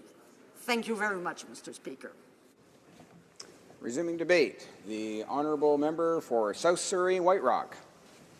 Well, thank you very much, Mr. Speaker, and I'll be splitting my time with the member from Charlesburg, HoC St. Charles. Mr. Speaker, I rise in the House today to speak to and support a motion that calls on the Liberal government to agree that ISIS is responsible for crimes against humanity aimed at groups such as the Yazidi, Shia Muslims, and Christians, as well as other religious and ethnic minorities in Syria and Iraq, utilizing rape and sexual violence as a weapon of war and enslaving young girls and women, targeting gays and lesbians who have been tortured and murdered, and as a consequence, that the House strongly condemns these atrocities and declare these crimes as genocide. Mr. Speaker, this is a motion that I believe all sides of the House should support. The Liberal government cannot and must not turn a blind eye to this situation. Now, just within the past few days, and we've heard this earlier today, 19 Yazidi girls who refused to have sex with their captors were put into iron cages and burned alive. Jan Kubis, a special representative of the UN Secretary General for Iraq, told the UN Security Council, and I quote, "More than 50 mass graves have been discovered so far in several areas of Iraq, and that ISIS continues the atrocities against women and children." Mr. Speaker, a United Nations report stated that Yazidi boys between the age of 8 and 15 are being trained as child soldiers and forced to watch beheadings. As well, the UN estimates that over 3,500 Yazidi women and girls are being held, with many used as sex slaves, and while others are sold. In fact, not only have they set up slave auctions in the marketplace, but they have turned to social media and created digital auction blocks. The unfortunate fate of a 11-year-old girl was widely reported just last week when she sold for $9,000. It is also reported that over 5,300 Yazidi have been abducted and over 3,000 men have been murdered. The UN estimated that another 5,000 Yazidi were killed in ISIS in northern Iraq. The systematic rape and sexual violence as a weapon of war against women and girls, and some as young as the age of 6, is an atrocity beyond anyone's comprehension. As well, ISIS uses this as a recruitment tool, letting men know that women and sex are available for the taking at will. Mr. Speaker, the European Parliament agrees that the atrocities committed by ISIS is genocide. The British members of Parliament agree that the atrocities committed by ISIS is genocide. The U.S. Commission on International Religious Freedom agrees that the atrocities committed by ISIS are genocide. The Vatican agrees that the atrocities committed by ISIS is genocide. The U.S. House voted unanimously that the atrocities committed by ISIS is genocide. A UN Special Representative for Iraq said violent acts by ISIS, killing, kidnapping, rape, torture, constitutes crimes against humanity, war crimes, and even genocide. Mr. Speaker, Canada is a signatory on an international agreement, the Convention on the Prevention and Punishment of Crimes of Genocide, which was adopted by the United Nations General Assembly. And it states, all participating countries are required to prevent and punish acts of genocide. And I'm going to repeat this. All participating countries are required to prevent and punish actions of genocide, whether carried out in war or in peacetime. Mr. Speaker, Article 2 of the Convention defines genocide as any of the following acts committed with intent to destroy, in whole or in part, a national, ethnic, racial, or religious group, such as killing members of the group, causing serious bodily or mental harm to members of the group, deliberately inflicting on the group conditions of life calculated to bring about its physical destruction, in whole or in part, imposing measures intended to prevent births within the group, forcibly transferring children of the group to another group. Mr. Speaker, every single point of this definition has been violated, and it escapes me as to why this Liberal government cannot see what everyone else sees. How many more mass graves need to be discovered? How many more young girls need to be sold and raped? How many people need to be burned alive or beheaded? How many people need to be tortured and murdered? And how many families need to be destroyed? There are 10 million people right now in immediate need for humanitarian aid. Canada has a responsibility to show leadership and to act in a meaningful way.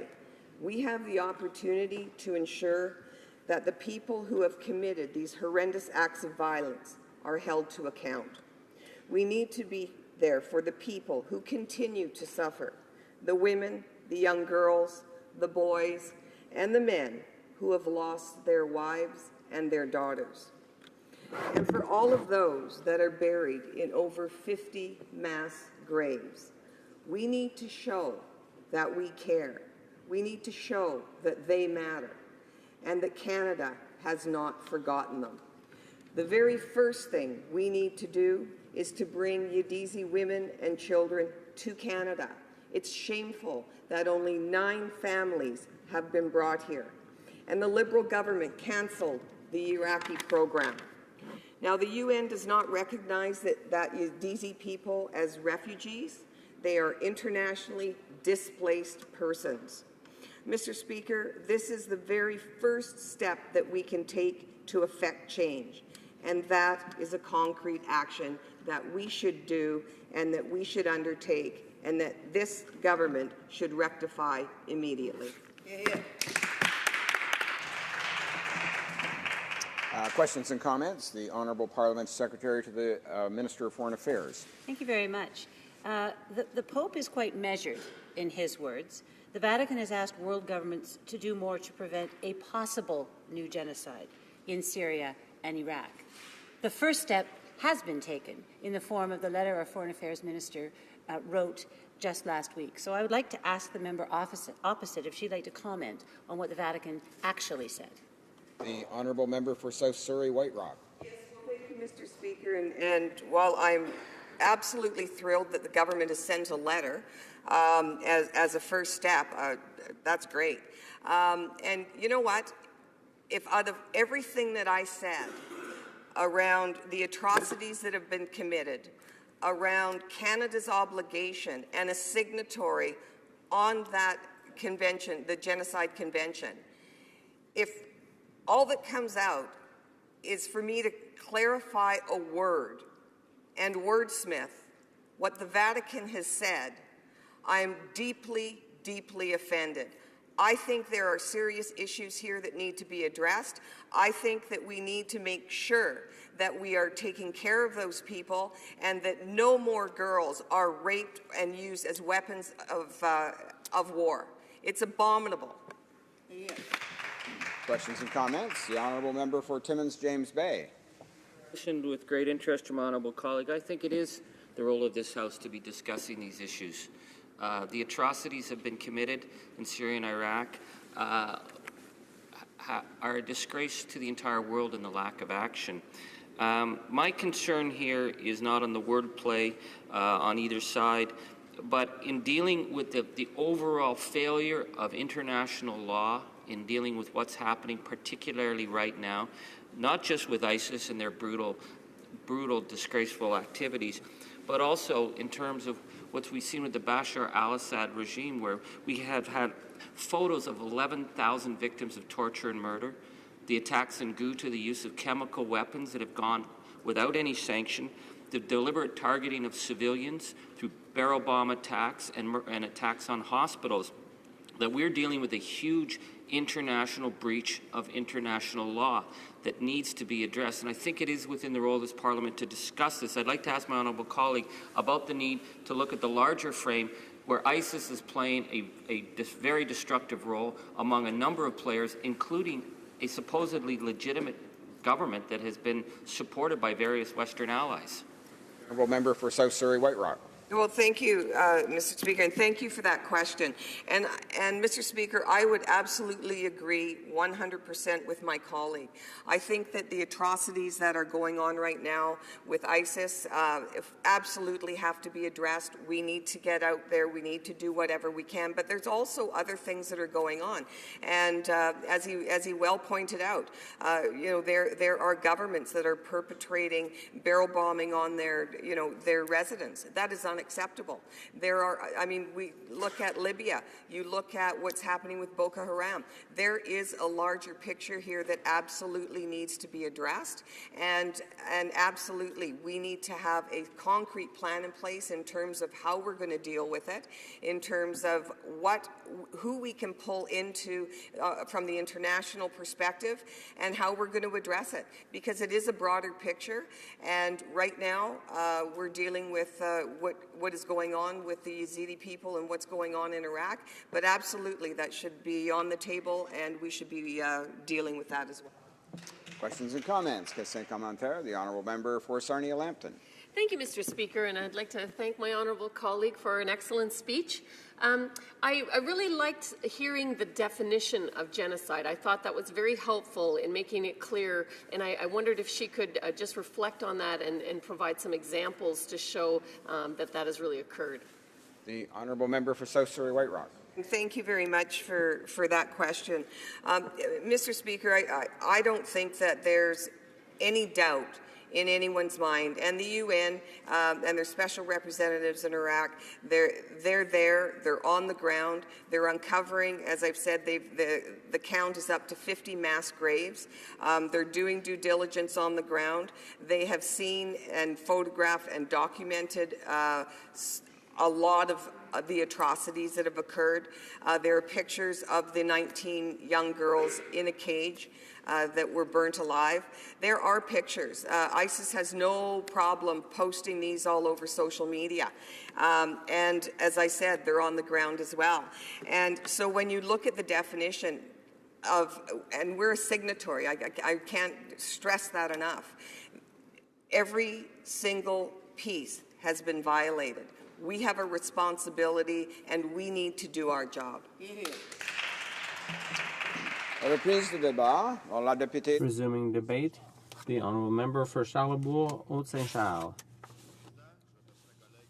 Thank you, Mr. Speaker. I'd like to thank my colleague from South Surrey White Rock,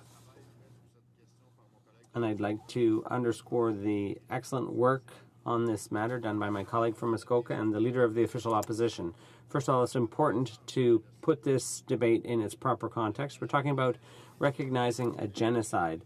The Larousse definition of genocide is as follows: a crime against humanity involving the total or partial destruction of a national, ethnic, racial, or religious group.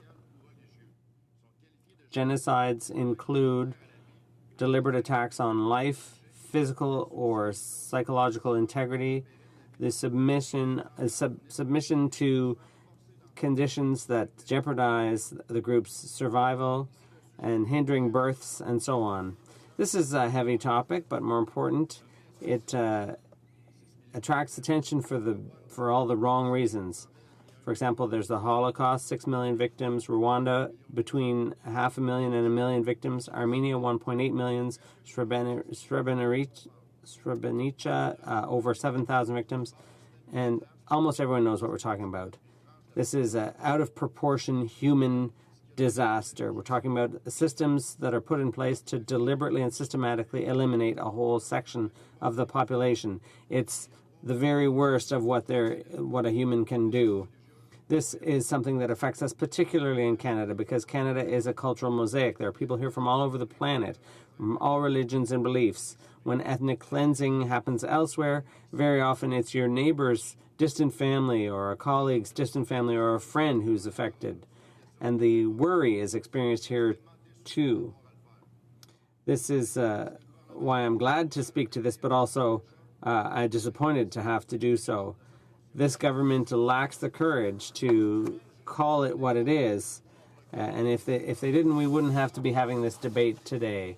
This week, just to give an example among many, the media reported that 19 Yazidi women were burned alive for refusing to have sex with their kidnappers from ISIL. They were burned alive in public, in a cage, because they before a crowd of people in Mosul. They were punished for refusing to have sex with men from ISIL. These Yazidi women were captured, raped, and sold like sexual slaves. The jihadists require members of the Yazidi religious minority to convert to Islam. After separating the men from the women, they take their jewels, phones, and money. A UN report said that ISIL collected all men over 10, took them outside of the village, and shot them. That has happened in other genocides, like livestock. They then take the women to the market in Mosul and Raqqa in Syria to sell them. They even have prices on them. I would encourage my Liberal colleagues who love to consult to ask Canadians from all across the country whether they think ISIL is committing genocide. If they think ISIL is targeting religious minorities. by targeting groups like Christians, Yazidis, and Shia and other religious minorities, by selling representatives of these groups as slaves. The cruelty of ISIL is not limited to different religions. Gays and lesbians are also targeted. No human has any value in this world. Canadians know this. They know that the territory controlled by ISIL, people there live in fear, in terror. This is worse than what the Middle Ages was like. Everything we see on TV and in the news indicates that this is indeed a genocide. The torturers of minorities can sleep soundly, though, because they know that our government doesn't like to disturb totalitarian regimes that jeopardize the lives of thousands of individuals. This is a world that's light years from the society we've built here in Canada, this open society where you can have whatever orientation and religion you like without fearing for your life. The Foreign Affairs Minister stated his position on April 28th, 2016, and it was disappointing. He said the official recognition of genocide is something so serious that it should only occur after an appropriate international investigation. That's apparently what the Foreign Affairs Minister considers responsible conviction. Coming from an individual who explained that it's very hard to set priorities, this is hardly surprising. And as a good academic, the Foreign Affairs Minister would rather to wait until it's all said and done and the number of deaths has been counted up before we decide whether or not it's a genocide. I guess this is still more responsible conviction. Saying that Canada is back, making such claims, leaves us only to conclude that nothing concrete will be done to help the targets of these atrocities. The Foreign Affairs Minister also said that his position was the same as our allies, but we must not have the same idea of what allies are, Mr. Speaker, because the U.S. Secretary of State, John Kerry, said some very strong words. He said Daesh was responsible for genocide against populations living in the territories it controls. We're talking Yazidis, Christians, and Shia Muslims. Daesh admits that it's responsible for genocide through its acts and ideology. Daesh is also responsible for crimes against humanity against these same populations, and sometimes even against Sunni Muslims, against Kurds and other minorities. I want to be clear, sooner or later these crimes will be exposed through an independent investigation, through a proper procedure. The United States wants to do everything to bring together the evidence necessary to lead to such a conviction. We'll do whatever we can to bring those responsible to justice. The authors of these crimes admit their guilt, but that doesn't appear to be enough for the Foreign Affairs Minister. Truly, when it comes time to protecting victims, both here and elsewhere, the Liberals simply won't stand up. The U.S. government, our greatest partner and ally, recognizes that it's a genocide. The British Parliament voted unanimously to recognize the atrocities committed by ISIL as a genocide. They also call on the government to seize the International Criminal Court with the matter. Mr. Speaker, I'd also like to point out that all those who recognize that ISIL was conducting genocide in the territories it occupies are doing much more than Canada to combat this terrorist group. Before I conclude, I'd like to come back to the definition of genocide. Genocide is a crime against humanity involving the total or partial destruction of a national, ethnic, racial, or religious group. That's pretty much what we're seeing in the regions controlled by ISIL. Religious and ethnic groups are the target of atrocities perpetrated by ISIL. Mass executions are commonplace. Genocide is a deliberate attack on the life, physical integrity of the targets, or submission to conditions that jeopardize the survival of the group. When you have no choice whether to convert or be executed, that's pretty close to the definition, if not the definition. In consideration of all of this, you really have to ask, what would it take for the Foreign Affairs Minister in this government to apply the term genocide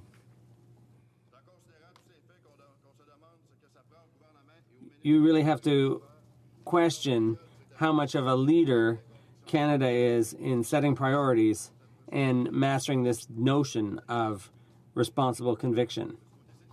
On this side of the House, we'd like to see the government do more to combat ISIL, to put an end to the massacres of religious minorities and other groups.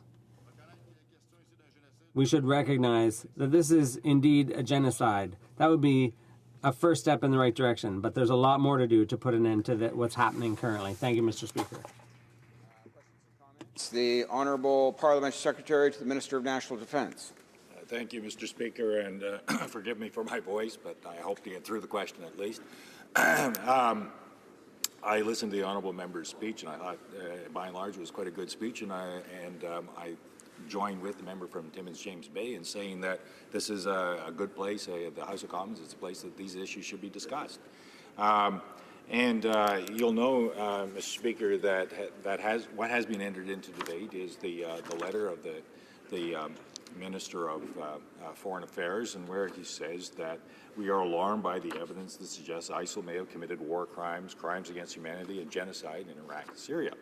These atrocities must be investigated, and then he formally calls upon the Security Council to determine whether these violations constitute acts of genocide and other serious international crimes and identify the perpetrators. So I have two questions for the honourable member. The date of this letter is May 30th, 2016. Given that the facts have been in existence for something in the order of the last 5 years, would it be better that the date of this letter was somewhere closer to May 30th, 2015, or 14 for that matter, and that his government would have called upon this formalization of the process? And secondly, in light of the fact that the previous government didn't call on for the formalization of that process, would he therefore support the minister in his effort to have the UN Security Council make a formal declaration of genocide in a proper and investigative fashion? The honourable member for Charlebourg-Haute-Saint-Charles. Mr. Speaker, I'd like to thank my colleague for the question. Right now, we're not debating what was done before. A genocide starts and then must be stopped. The motion today would simply ask that the House admit and accept that this is indeed a genocide. And then after that, we could support the government in the efforts it's undertaking at the United Nations for any future efforts. But today, what we want simply is for the House today to accept that this is a genocide. Questions and comments. The Honourable Member for Timmins James Bay. Thank you, Mr. Speaker. I want to thank my honourable colleague for his excellent speech. And my concern, again, as I've been stating, when we look at the brutality of ISIS and their deliberate targeting of ethnic and religious minorities, is certainly within the context of a genocidal series of actions. But they're also within the context of a much broader attack on basic international law and the war crimes that are existing through a number of those organizations, those criminal gangs, but also the government of Bashar al-Assad, who has caused much more in terms of the refugee crisis than all the other ones. But Bashar al-Assad is attacking his own people, so it would not necessarily even meet the definition of genocide, but it would meet the definition of war crime. My concern here is that we're applying to the Security Council to have the definition and the investigation undertaken, and I support the UN doing it, but the Security Council, we know, will make sure that Bashar al-Assad is not brought to justice because of his allies in Russia and China. So I ask my honourable colleague, how do we ensure that the overall criminal attacks that are against civilians throughout the region, that we hold them all accountable while making sure that ISIS is certainly held accountable for their deliberate targeting, but we need to make sure that we have some more international law to go after the overall atrocities and human rights crimes that are being committed. The honourable member for Charlebourg-Haute-Saint-Charles. Thank you, Mr. Speaker. I'd like to thank my colleague for his intervention and his question. Listen, all of the problems must be fixed as quickly and effectively as possible. Today, the House is dealing with a motion that concerns a specific problem, the actions of ISIS against, among others, the Yazidi community in Iraq and Syria. So for us today, we simply wish to confirm that this is indeed a genocide and that other situations might be brought up by other colleagues in the House concerning other problems that exist elsewhere, but today we are simply asking the House to admit that this is indeed a genocide created by ISIS. Resuming debate, the Honourable Parliamentary Secretary to the Minister of International Development. Thank you, Mr. Speaker. I will be splitting my time with my colleague, the Honourable Member from Scarborough-Guildwood. Mr. Speaker, I would like to thank the Honourable Leader of the Opposition and Member for Sturgeon River Parkland for putting forward this motion and today's debate. I believe I am not mistaken as I start by saying that all members in the House are outraged by the pervasive and unrelenting violence of the conflicts in Syria and Iraq. Our government is outraged by the deliberate targeting of health facilities, like we've seen in Aleppo and on Kamunya camp near the border with Turkey. Canada deplores the deliberate targeting of civilians and the continued disregard for international humanitarian law. The continued cost in the lives of innocent men, women, and children of such attacks is unacceptable and further demonstrates the need for an urgent de-escalation of violence. The appalling acts of violence perpetrated by Daesh that have resulted in the deaths of thousands of people of all faiths in Iraq and in Syria. The atrocities and widespread abuses perpetrated by Daesh against religious and ethnic communities, including Yazidis, Christians, Shiites, and Sunnis, is an affront to human dignity and Canadian values of peaceful pluralism and respect for diversity. Freedom of religion and belief and the ability to worship in peace and security is a universal human right. Mr. Speaker, human rights are universal, indivisible, interdependent, and interrelated, and must be enjoyed by all people without discrimination and without distinction of any kind. Canada stands in solidarity with those facing oppression as a result of their religious beliefs. Mr. Speaker, I am outraged. Canadians are outraged by the use of rape and sexual violence as a weapon of war. Sexual violence as a specific tactic, as well as the enslavement of women and girls, is not unique to the conflicts in Iraq and Syria. However, its systematic employment by Daesh in Syria and Iraq needs to be recognized, and its perpetrators will ultimately need to be held to account. We are equally outraged by acts of violence against individuals because of their sexual orientation or gender identity.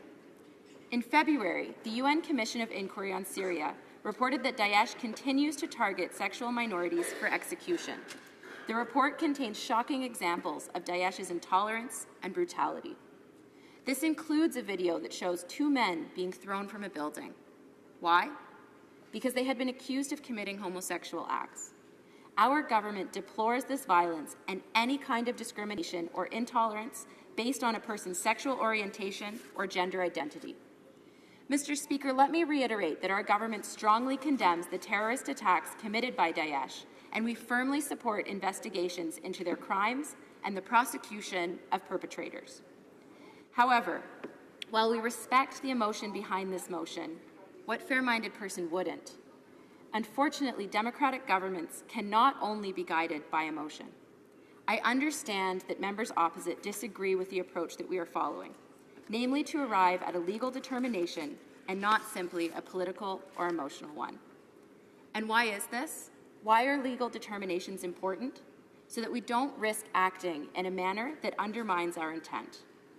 Mr. Speaker, as part of our broader engagement in the Middle East region, Canada is taking substantial and concrete actions that contribute to preventing and halting war crimes and possibly genocide by Daesh. Our participation in the international coalition, our provision of humanitarian, development, and security and stabilization assistance, and our diplomatic engagement, all of this supports the protection of vulnerable populations. To this effect, on February 8th, the Prime Minister, the Minister of National Defence, the Minister of Foreign Affairs, and the Minister of International Development and la Francophonie shared Canada's commitment to deliver a multifaceted response to the crises in Syria and Iraq and their impact on the surrounding region. This commitment includes $1.1 billion in much-needed humanitarian and development assistance over 3 years. From this funding, $840 million will help provide much-needed humanitarian assistance, such as food, urgent health services, water, shelter, education, and protection, including from sexual violence, for the most vulnerable people affected by conflicts in the Middle East. On April 13th, Mr. Speaker, the Minister of International Development et la Francophonie took the first step in delivering on this commitment by announcing $100 million in humanitarian assistance funding to support the responses to the conflicts in Iraq and Syria. This announcement included $31.8 million to UNICEF to match the generous donations of Canadians to charitable organizations responding to the crisis. This funding will increase education opportunities, provide child protection services in Syria and Jordan, and support immunization efforts for children in Syria, responding to critical needs and building the resilience of conflict-affected communities. The funding announced is also supporting our humanitarian partners to provide emergency physical and functional rehabilitation services to people injured by the violence in Syria and Iraq, psychosocial support to people traumatized by violence, and clean water, food, shelter, and primary health care to people that have fled the violence in Syria. In addition, this government is supporting the provision of confidential medical assistance, case management, and referral services to survivors of sexual and gender-based violence. Mr. Speaker, Canada's humanitarian partners work in some of the most dangerous and challenging environments. Every day, humanitarian staff, many of them Canadians, put their lives on the line to make sure that vulnerable civilians affected by conflict around the world, including Syria and Iraq, get the assistance they need. And the price they continue to pay for their dedication to their mission is tragic. Since the conflict began in Syria, over 87 humanitarian personnel have been killed. One need not travel far from the House of Commons to appreciate the dedication of Canada's humanitarian community. Given the inherent challenges in delivering humanitarian assistance, Canada's long-standing practice is that Canadian humanitarian funding is provided to experienced humanitarian partners to meet the life-saving needs of civilians caught in the middle of conflict. With decades of experience, our humanitarian partners have developed practices and processes to ensure the integrity of the assistance they deliver. Mr. Speaker, Canada's humanitarian partners adhere to the principle of humanity, meaning all victims of conflict or civilians affected by conflict deserve protection and assistance, no matter where they are found. In order to fulfill this goal, our partners also adhere to the principles of impartiality, neutrality, and independence so that they can work wherever those in need are located. This is an essential point. The ability for humanitarian workers to have access to people in need is predicated on their actions being neutral. This means providing assistance with no military or political objective and with the only objective of saving lives and alleviating suffering. In many contexts, the safety and security of aid workers depends on their ability to demonstrate that they have no other motive but to provide assistance to those in need. Humanitarian principles remain the foundation of this trust, and we must be careful to protect their integrity.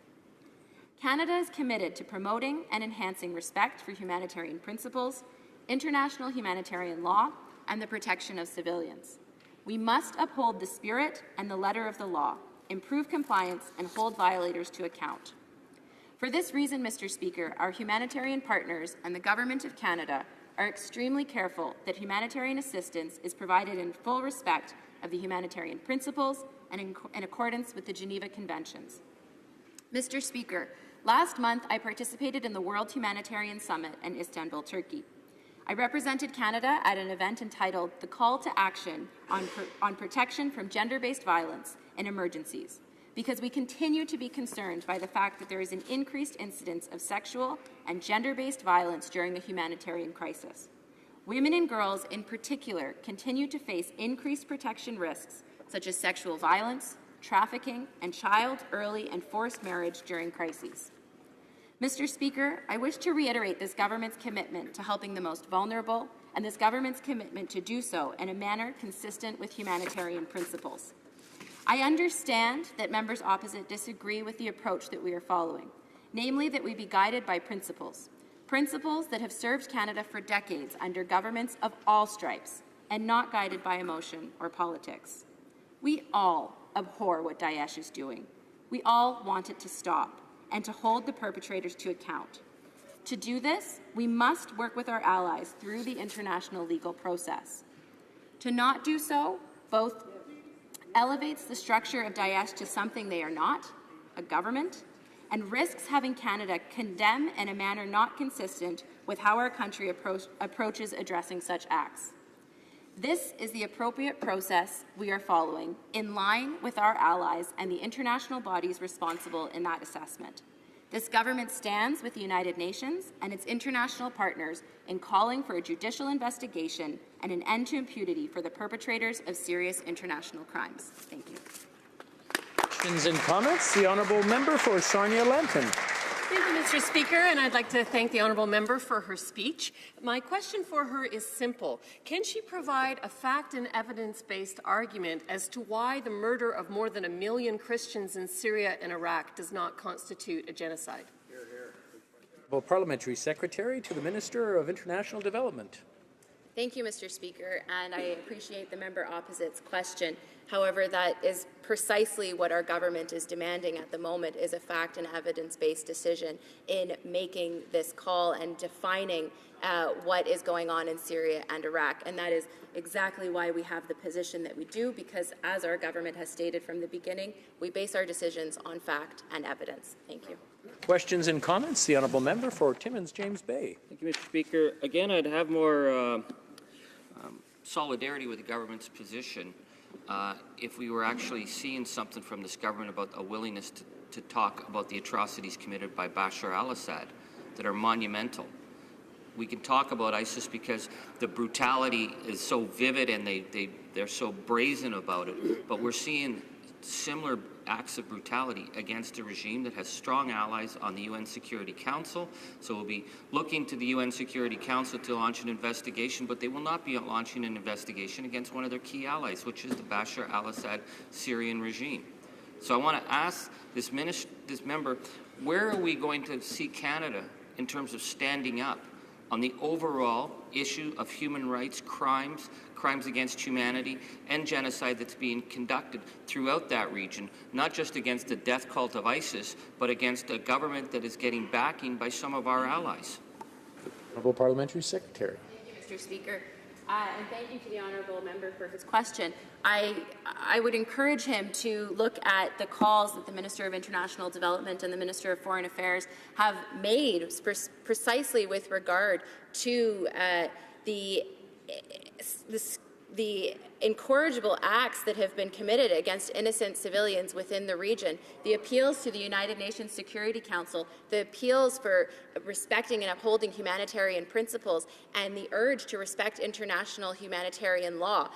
This is something that our Minister of Foreign Affairs, our Minister of International Development have done consistently. And when the Minister and I were at the World Humanitarian Summit, we were very clear that it is so important that in these international crises that all parties respect humanitarian principles, respect international humanitarian law, and that we are committed to ensuring these principles are upheld. Thank you. Questions and comments? The Honourable Member for London North Centre.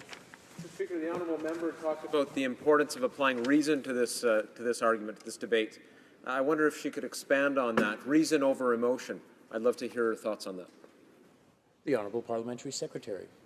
Thank you, Mr. Speaker, and I thank my colleague for his question. And it's times like these where it's compelling when we see the videos, when we see the images, to want to name what is happening. But what we do know is that these are mass atrocities, and we also know that there is an important legal history, there is an important jurisprudence that is founded on these terms, and that we have an obligation as Canada to be part of that international community and that international legal process. And it is up to us in this House to make sure that we are coming to this debate and coming to this issue with cool heads, regardless of how emotional and how horrific these acts are. Thank you. Resuming debate, the Honourable Parliamentary Secretary to the Minister of National Defence. Thank you, Mr. Speaker, for this opportunity, and I welcome the opportunity actually to engage in this debate. And as I said earlier, I think the member from Timmins James Bay said it best when he said that these are important things and they need to be debated here in the House of Commons. The government and people of Canada stand together in solidarity with the victims of ISIS atrocities. The Minister of National Defence and I share the Minister of Foreign Affairs' determination to eradicate the threat, and our government is taking substantial and concrete actions to degrade ISIL and to ultimately help Iraq security forces defeat this villainous plague themselves. Every member of the House surely feels that carnage and slaughter committed against minority groups and communities by ISIL demonstrate an undeniable evil intent. And on that point, Mr. Speaker, I think the phrasing of most of the motion is actually quite accurate. All Canadians are appalled by ISIL's murderous acts, and they fill our news feeds almost daily. No matter what we label them, no words are strong enough to reflect our opposition to ISIL's actions. All members of this House debated Canada's response to the crisis in Iraq and Syria back in February. Indeed, Mr. Speaker, over 98 members of this House took part in the debate, which I consider to be an outstanding participation. We voted on the motion on March 8th, and in our collective view of ISIL is unequivocal. It must be stopped. So for all the opposition's good intentions with this motion, finding the right words to express our outrage and condemn ISIL will not get the job done. ISIL is a complex and multifaceted phenomenon that demands a complex and comprehensive response. It has thousands of fighters, a sophisticated social media strategy, and the support of persuasive criminal networks that are adaptable and unhindered by geography. And it's not persuasive, it is pervasive. And while coalition forces have achieved remarkable success in degrading ISIL's strength, it still retains enough power to cause damage. The challenges associated with defending ISIL were evident when the Chief of Defence Staff visited northern Iraq. In late April, General Jonathan Vance visited our Special Operations, who are training, advising, and assisting forces in the fight against ISIL. He saw firsthand the crucial role of our Canadian Armed Forces will play in supporting the Iraq security forces who will battle in Mosul, Fallujah, but Mosul being the critical Iraq city that remains the extremist stronghold. What General Vance witnessed aligns strongly with what the Minister of National Defence saw and heard as he traveled in the region. It is clear from their experiences that our new three-year strategy to address the ongoing crisis in Iraq, in Syria, and the wider region is the right approach. As you know, following consultation with our coalition allies and partners and a comprehensive review with Canadian Armed Forces here at home, Canada has refocused its role in the global coalition to counter ISIL. Our efforts are directed at the countries most affected in the crisis: Syria, Iraq, Jordan, and Lebanon. Our revised engagement reflects the needs and requests expressed to Canada, while at the same time leveraging Canadian capabilities and value-added expertise. It is a whole-of-government approach to enhance security and stability, provide humanitarian assistance, and help our partners to deliver social services, rebuild infrastructure, and ensure good governance. In line with this new strategy, Canada has extended our military mission in Iraq and Syria until March 31st, 2017. Canada is increasing its total complement of military personnel to approximately 830, as well as its support for coalition members and Iraqi security forces in the planning and execution of our military operations, in particular in the areas of planning, targeting, and intelligence. We are tripling the number of forces personnel assigned to our training, advise, and assist mission for local forces in Iraq. Last month, we also added 3 Griffin helicopters to the mission to enhance in-theater tactical support transport, including medical evacuations. On the intelligence front, an all-source intelligence center was opened in theater in late April. This capability, responsible for collaborating, synthesizing, and analyzing information, is derived from a variety of sources. This intelligence is then used to inform operational planning, ultimately contributing to the protection of coalition forces and the conduct of coalition operations. You can see that, as we have announced, we are significantly increasing our intelligence capacity because we understand that this is a complex interplay of forces that underlines the conflict environment in Iraq and Syria. We need to have a clearer picture of how all the pieces fit together so that we can better anticipate the impact of our actions.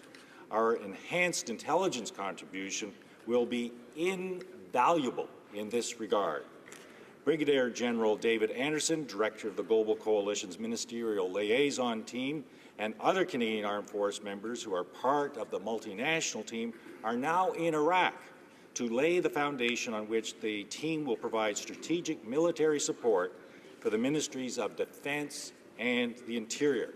May I say, Mr. Speaker, at this point, that the role played by Brigadier General David Anderson cannot be understated. It is extremely important that he coordinates the coalition forces and ultimately the Iraqi ministers who will be responsible for this head-on fight with ISIL. The ministerial liaison team will work with the government of Iraq to further synchronize coalition efforts to clear ISIL from Iraq. You've heard in the past, Mr. Speaker, about various contributions of various amounts of money and humanitarian assistance, all of which has been implemented and was committed in Budget 2016. The updated approach makes sense. When Canada's military mission began in the fall of 2014, it was a response to an emerging and immediate crisis. Since then, the reality on the ground has changed dramatically. ISIL has lost territory and freedom of movement. It has lost over 45% of the areas it's once controlled in Iraq. Its leadership is being targeted, along with its organizational capability. And you can trace from one point to the next point to the next point how intelligence allows the coalition forces to target the very heart of ISIL. Now we have significantly degraded ISIL's capabilities. The coalition is focused on dismantling this extremist and violent threat. A lasting solution rests on the shoulders of the indigenous ground forces, the Iraqi security forces that we are training. We are now able to conduct offensive operations and reclaim territory once held by ISIS. Our training and advising is empowering the local forces to establish the necessary security conditions for the return of the displaced persons that we are just talking about here today, and follow up on stabilization activities. I'm extremely proud of the tremendous service our men and women in uniform have deployed on Operation Impact, and I know that all members of the House feel the same way. Thank you, Mr. Speaker, for your time and attention. Questions and comments? The Honourable Member for Kitchener-Conestoga. Thank you, Mr. Speaker. I want to thank my colleague for his comments. And my colleague and the colleague from the Liberal Party that spoke just previously used some very important words, Mr. Speaker. They used words like abhor, outrage, deplore, appalling acts of violence, strongly condemn, carnage, slaughter, appalled, and it could go on, Mr. Speaker. But Mr. Speaker, these words were also used in relation to previous genocides in our history. The Armenian genocide occurred in 1915. I'm proud of our government's record in recognizing that as a genocide. Unfortunately, Mr. Speaker, recognizing it after the fact had little impact, did very little to support the Armenian people as they walked through that tragedy. So my question, Mr. Speaker, is why would we wait until 50 or 100 years from now to label this as a genocide when we have the opportunity to do it today? And I agree that simply labeling it is not going to change the facts unless the Liberal government would be willing to add to the word genocide action which follows up. The Liberal government has not yet given us one coherent reason as to why they pulled our CF-18s out of the mission in Iraq and Syria.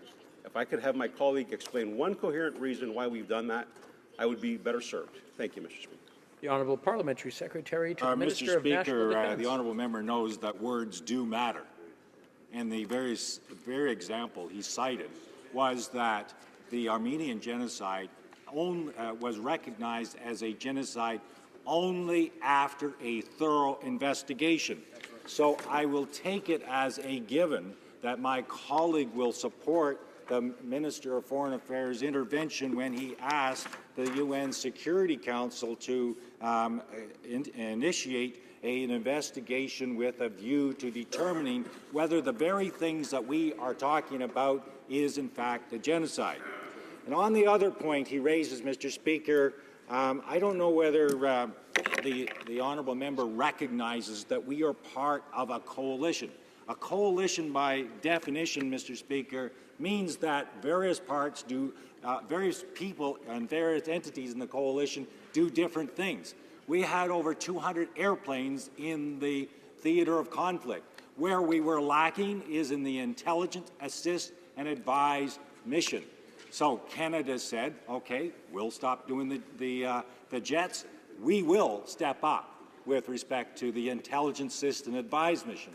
And ask yourself, Mr. Speaker, what would be more effective to the very concerns that the honourable member is most concerned about, namely these atrocities, than having real intelligence capabilities that will facilitate the rooting out of this scourge by the Indigenous forces that must lead the fight. Questions and comments? Questions et commentaires. L'honorable député de Salaberry-sur. The honourable member for Salaberry-sur. Thank you, Mr. Speaker. And I'd like to put the question to my colleague when he talks about atrocities, war crimes, crimes against humanities committed in Iraq and Syria. And when we are working to stop these terrible things, the federal government had promised to invest $1.2 million in order to investigate these activities and to reestablish a certain form of justice. What is the current government, given that investment came to expiry, what does the current federal Liberal government intend to do to continue to investigate these war crimes and crimes against humanities so that the appropriate legal proceedings can begin? Sorry, the Honourable Parliamentary Secretary to the Minister of National Defence. Mr. Speaker, I think in the spirit of a good debate, I should respond in a more fulsome fashion to a specific question with respect to the continuation of those monies. I expect that has happened. I expect that we have contributed to the continuing investigation because, as I said in my response to the previous question, words matter. Investigations matter. Evidence matters. If you look at the last issues with respect to the Balkan Wars, there was a lot of investigation that went on. There was a lot of exhuming bodies. There was a lot of evidence taken before a procedure was initiated under the Crimes Against Humanities legislation. So words matter and evidence matters. I hope that my response in a more fulsome way to you is that we are continuing to contribute to that investigation. Before we resume debate, I want to remind the honourable members that they do speak through the chair and not directly across to the other side. Resuming debate, the honourable member for Sherwood Park, Fort Saskatchewan. Thank you, Mr. Speaker, and I will be splitting my time with the member for Lethbridge. On the relationship between peace and justice, there is a theoretical tension between these two. The pursuit of peace may, on certain readings, in certain situations, require us to let go of things we would rather address, to allow to pass by things which we would rather confront, but the confrontation of which would lead to a loss of peace. On the other hand, the pursuit of justice may put us in conflict with others, with the purveyors of injustice, and with those who, while desiring justice of a certain kind, have a different conception of justice than we do. When peace is valued over justice, we are inclined to leave injustice, unaddressed. When justice is valued over peace, we risk regular conflict, even between those with good intentions, on the basis of rival conceptions of justice. And I don't just mean military conflict in the context of loss of peace. Conflict as in a disruption of favor and goodwill, perhaps conflict in terms of being opposed in our ambitions. The pursuit of justice always upsets the tranquility of life. In this context, the relative potential tranquility of Canadian international diplomatic relations.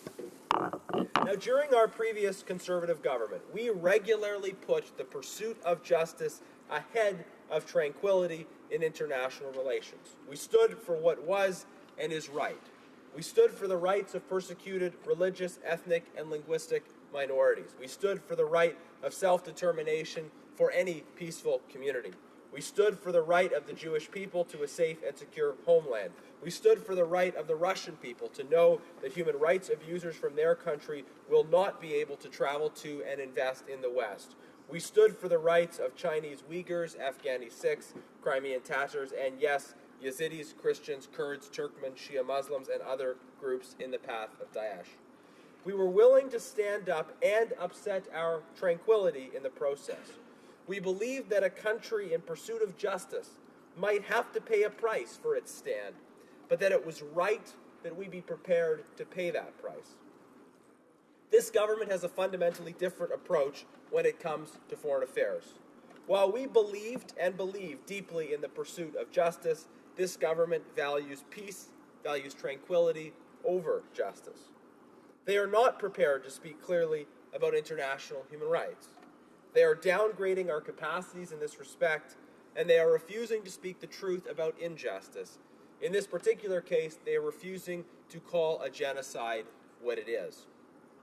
Now, many of my colleagues have already spoken eloquently about why using the term genocide is not only justified, but is necessary in the case of Daesh actions towards Yazidis and Christians in Syria and Iraq. The UN Convention on the Prevention and Punishment of Genocide defines genocide as, quote, any of the following acts committed with the intent to destroy, in whole or in part, a national, ethnic, racial, or religious group, such as killing members of the group, causing serious bodily or mental harm to members of the group, deliberately inflicting on the group conditions of life calculated to bring about its physical destruction in whole or in part, imposing measures intended to prevent births within the group, and forcibly transferring children of the group to another group. Any one of these conditions, Mr. Speaker, is a sufficient basis to qualify a genocide. But there is clear, documented evidence that Daesh has engaged in all 5 of these things. And that is why the American administration, the American Congress, the British Parliament, and the European Parliament have all recognized this as a genocide. Are we to seriously believe that the Minister of Foreign Affairs is wiser or happens to know something that these august bodies do not? The best that the Liberals have come up with in opposition to this is to assert that our membership in the International Criminal Court in some way prevents us from calling this a genocide. And I would say, Mr. Speaker, again, that the only thing worse than using legalese to cover moral cowardice is using bad, ill-informed, made-up legalese to cover moral cowardice. Every single EU country is a member of the ICC, and they have all recognized genocide through a motion very similar to this. The parliamentary secretary said it was just a motion in the European context. Well, this is a motion as well. And our recognition of genocide should not be and need not be held up by a Security Council veto. These arguments are obviously not the point. The evidence is clear and international law is clear with respect to what genocide is. We know it is clear, they know it is clear, and we know that they know that it is clear. But they still will not use the word genocide. Mr. Speaker, I think quite obviously because there is a certain safety, a certain comfort, a certain tranquility in resisting taking a stand, in holding back on the call for justice. Because using the word genocide upsets our peace. It is a disruptive word because it crystallizes and clarifies the truly evil nature of Daesh and our moral and legal obligation to respond in a serious way. The government prefers similar but sufficiently unclear language in this so as to appear to be roughly on the same page, but not to upset their desired foreign policy focus, peace and tranquility as opposed to the pursuit of justice. But why is it necessary that we speak the truth in this case? Why is it necessary to call a genocide a genocide? Why do we take the denial of genocides, historic or present, so seriously? I've spoken before in this House about my grandmother's story. My grandmother was a Holocaust survivor, one of millions of European Jews who suffered in some way because of Hitler's efforts to exterminate them.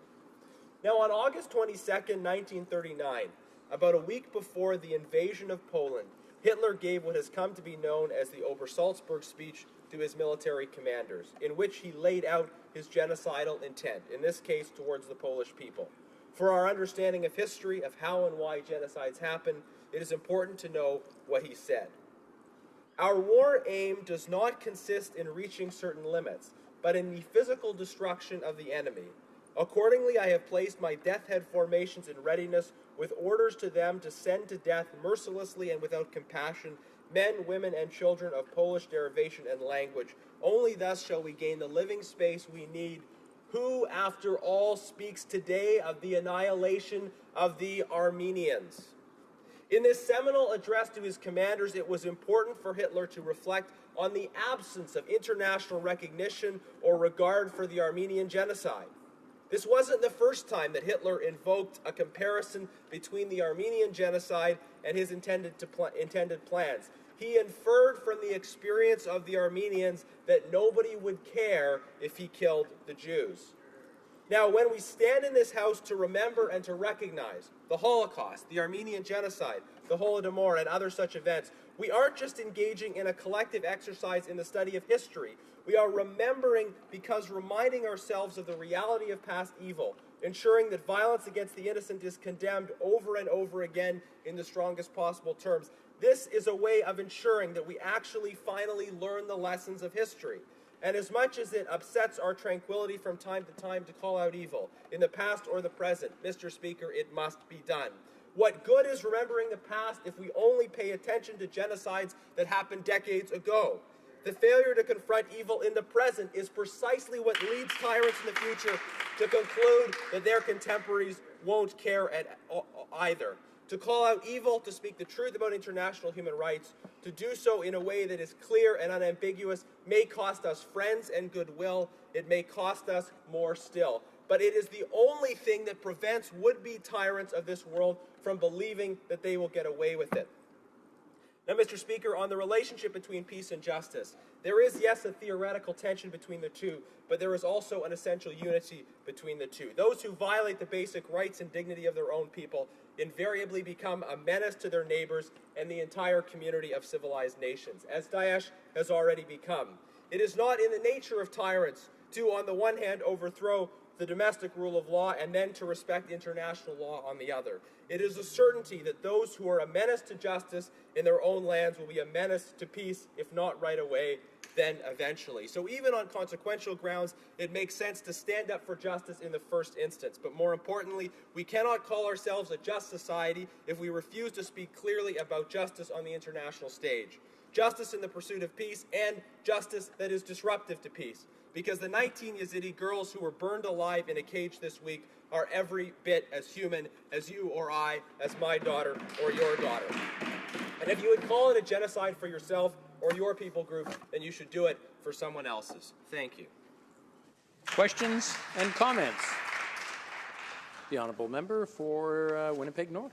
Yes, thank you, Mr. Speaker. And I listened to what the member had to say, and one of the things that came across my mind time and time again when I listen to Conservatives speak on this particular issue is why it is that they've chosen now to take the type of actions that they're preaching we should be taking as government. I think the Parliamentary Secretary explained it quite well in terms of Canada's position, and I recommend to the member that he maybe listen or read what it is that the Parliamentary Secretary said. I thought it was well articulated. My question to the member is that if he feels, and his colleagues feel so passionate about it today, why does he believe that the former Prime Minister, former Conservative Prime Minister, didn't ask for any sort of a motion, didn't take an official statement coming from the Government of Canada 9 months ago when he was Prime Minister? It surprises me to the degree in which the Conservatives want to push this issue.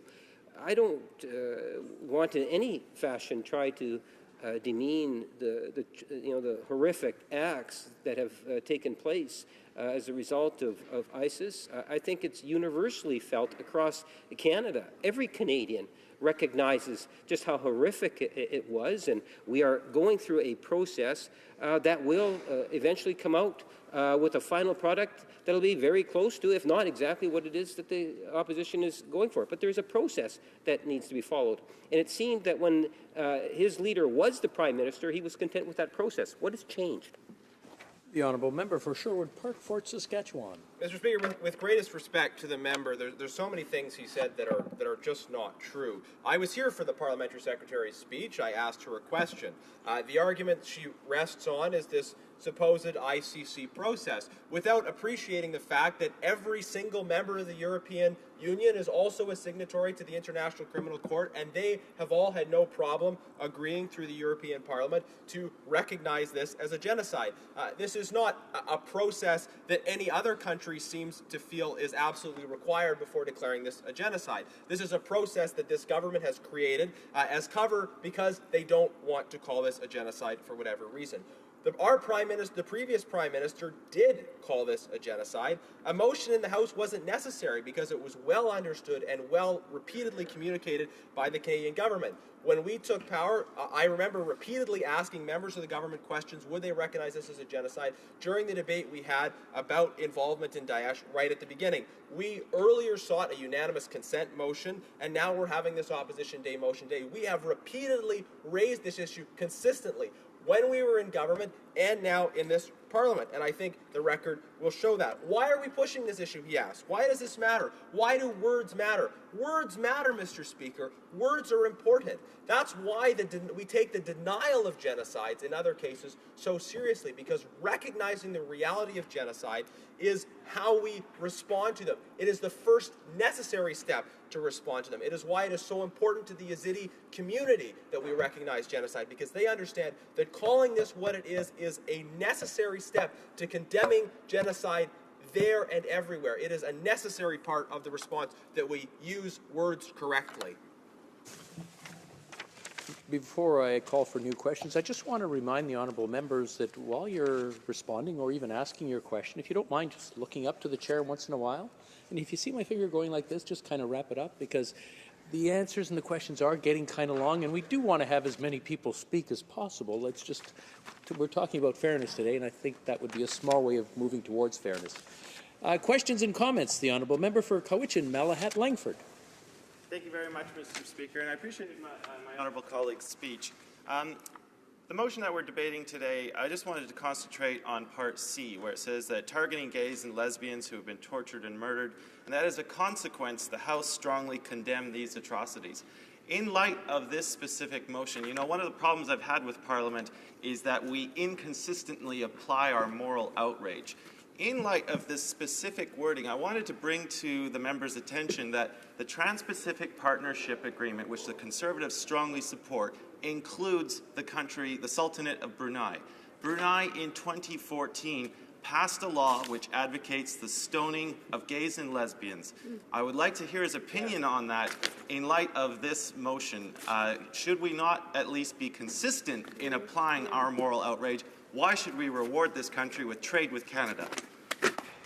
The honourable member for Sherwood Park, Fort Saskatchewan, in 45 seconds or less.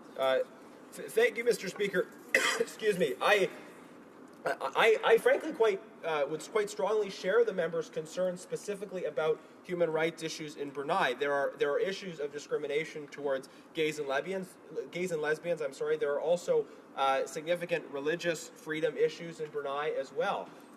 That is, though, I would say a separate question from how we may be able to bring about improvements to human rights issues through trade agreements. And I think we have a bit of a disagreement with the NDP in terms of the potential positive effects of certain kinds of engagement on human rights, but it is important that we be clear and consistent all through that process in communicating about human rights. And that's something that we need to do with respect to Brunei, with respect to a range of other countries. But I thank the member for raising the issue of Brunei, because it's one of those countries that perhaps does not get the attention it deserves, but there are significant human rights issues there.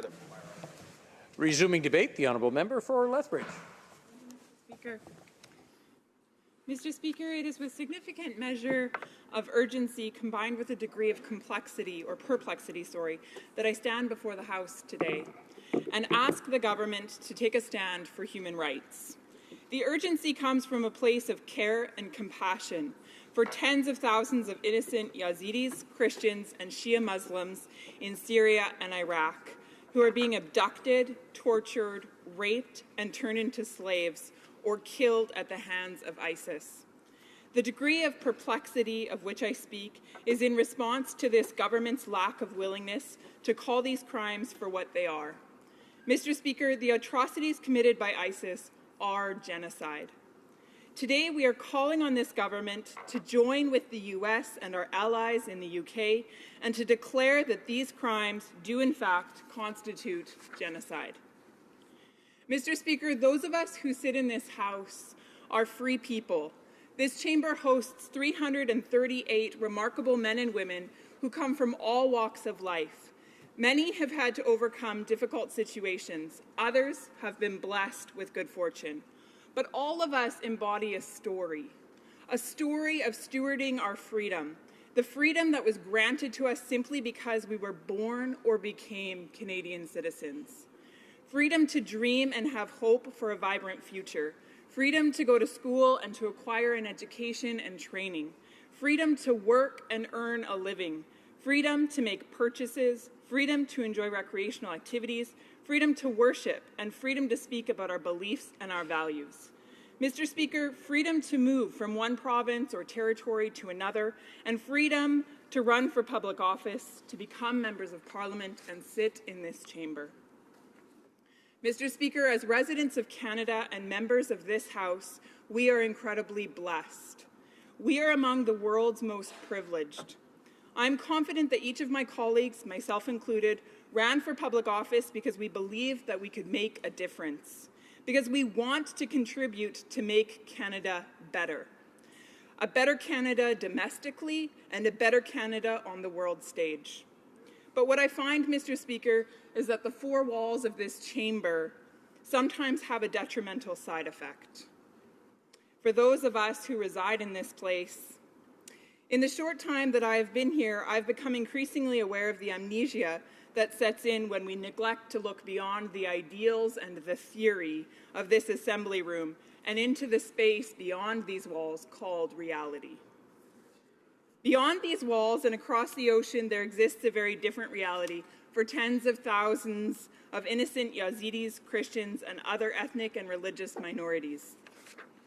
In their reality, there are no plush green chairs, cheese platters, or mineral water.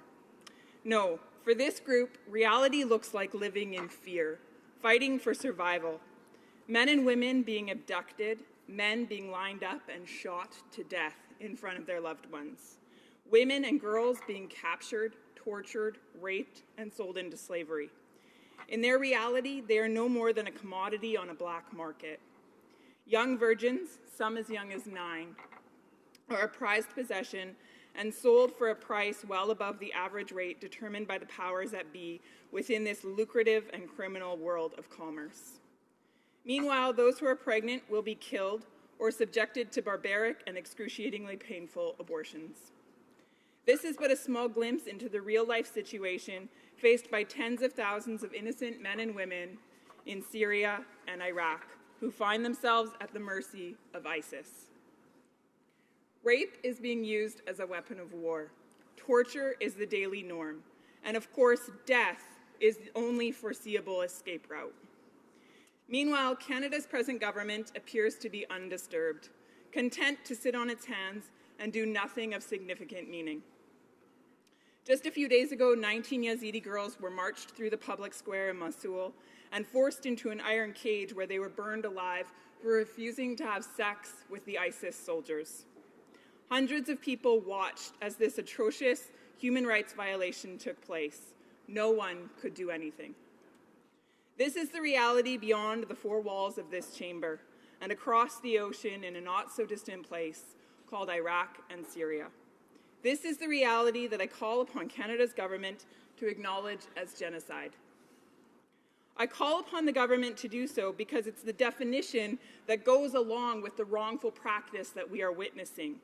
The crimes that I speak of are crimes against humanity for the purpose of extinguishing a group of people. Dr. Wadad Akrawi, who works for Defend International, has called upon the international community to call these grave atrocities for what they are. Crimes against humanity, crimes against cultural heritage of the region, and ethnic cleansing. One survivor who was interviewed had this to say. He said, "If we are not protected soon, there will be none of us left in this country, our country." Mr. Speaker, on December 9th, 1948, the United Nations General Assembly, within the Convention on the Prevention and Punishment of the Crime of Genocide, defined genocide as any of the following acts committed with the intent to destroy in whole or in part a national, ethnical, racial, or religious group. Acts such as killing members of the group, causing serious bodily or mental harm to members of the group, deliberately inflicting on the group conditions of life calculated to bring about its physical destruction in whole or in part, imposing measures intended to prevent births within the group, or forcibly transferring children of the group to another. Mr. Speaker, based on this convention, which bears Canada's signature, I call upon the Canadian government to acknowledge the brutal acts committed by ISIS as genocide. For over 2 years now, the persecution of minority groups such as Christians, Yazidis, and Shia Muslims has gained international attention, starting with the US-led airstrikes against ISIS. Iran was close at hand. Shortly thereafter, 14 countries, including Canada, joined together in a US-led coalition to execute airstrikes on ISIS in Iraq and Syria. When Canada's new government took power, however, the efforts were significantly thwarted. For the most part, a blind eye was turned to those who are being persecuted at the hands of ISIS. So, Mr. Speaker, I am perplexed as to why our Prime Minister will not join with those in the European Union and the United States of America to declare these acts for what they are. In 1948, we joined our allies to legally define genocide for a reason, that we would be empowered to take action, action that defends freedom and acknowledges the value of human life. I would speculate that this current government is refusing to define these horrific human rights violations as genocide because doing so will require them to take action. They view the decision at hand as an unwelcomed obligation rather than an opportunity to take a stand for the most vulnerable and defend human rights. Mr. Speaker, the matter of which I speak today is not to be taken lightly. In Syria and Iraq, tens of thousands of Christians, Yazidis, and other ethnic and religious minorities are living in incomprehensible fear. And these are the people that would consider themselves fortunate.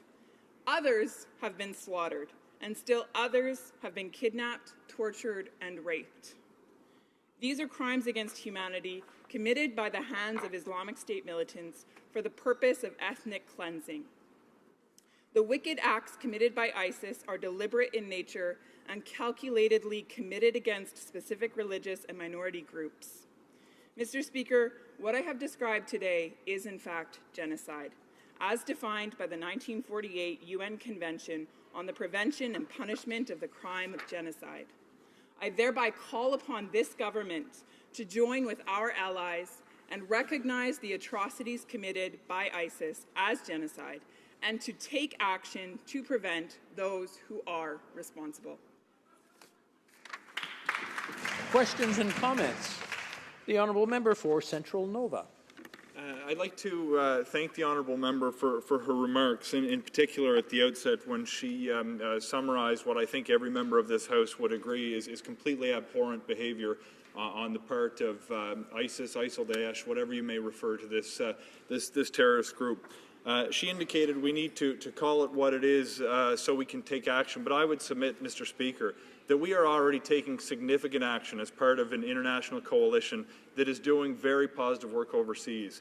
What I would ask the honourable member is, does she not see that a contribution on the legal side, by following the legal definition of genocide through the international community, will also have a positive impact by cooperating with groups like the United Nations, like the International Criminal Court? I think it's this combination of the legal and militaristic options that we could pursue. So do you not, Mr. Speaker, does the member not see the benefit to working with the international legal framework to pursue a resolution? Honourable Member for Lethbridge. Mr. Speaker, I would thank the honourable member for his question. I would have to disagree with the member in terms of the actions of this government. In fact, this government has not taken action. They actually have withdrawn our combat mission or our combat forces from Iraq and Syria. And so thereby diminishing our effectiveness there and our ability to fight for these human rights that we value. Furthermore, with regards to the ICC process, again, I would urge the member opposite to consider the fact that every single EU country has signed on as calling this a genocide. The United States of America has declared this a genocide. There's absolutely no reason why Canada should not take leadership on the world stage and do the same. Questions and comments? Questions et commentaires? L'honorable député de... The Honourable Member for Rosemont, La Petite Patrie.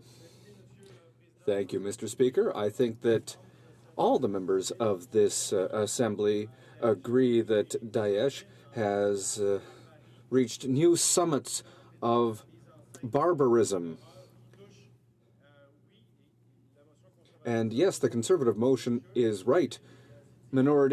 Religious minorities such as Yazidis and Christians are being targeted.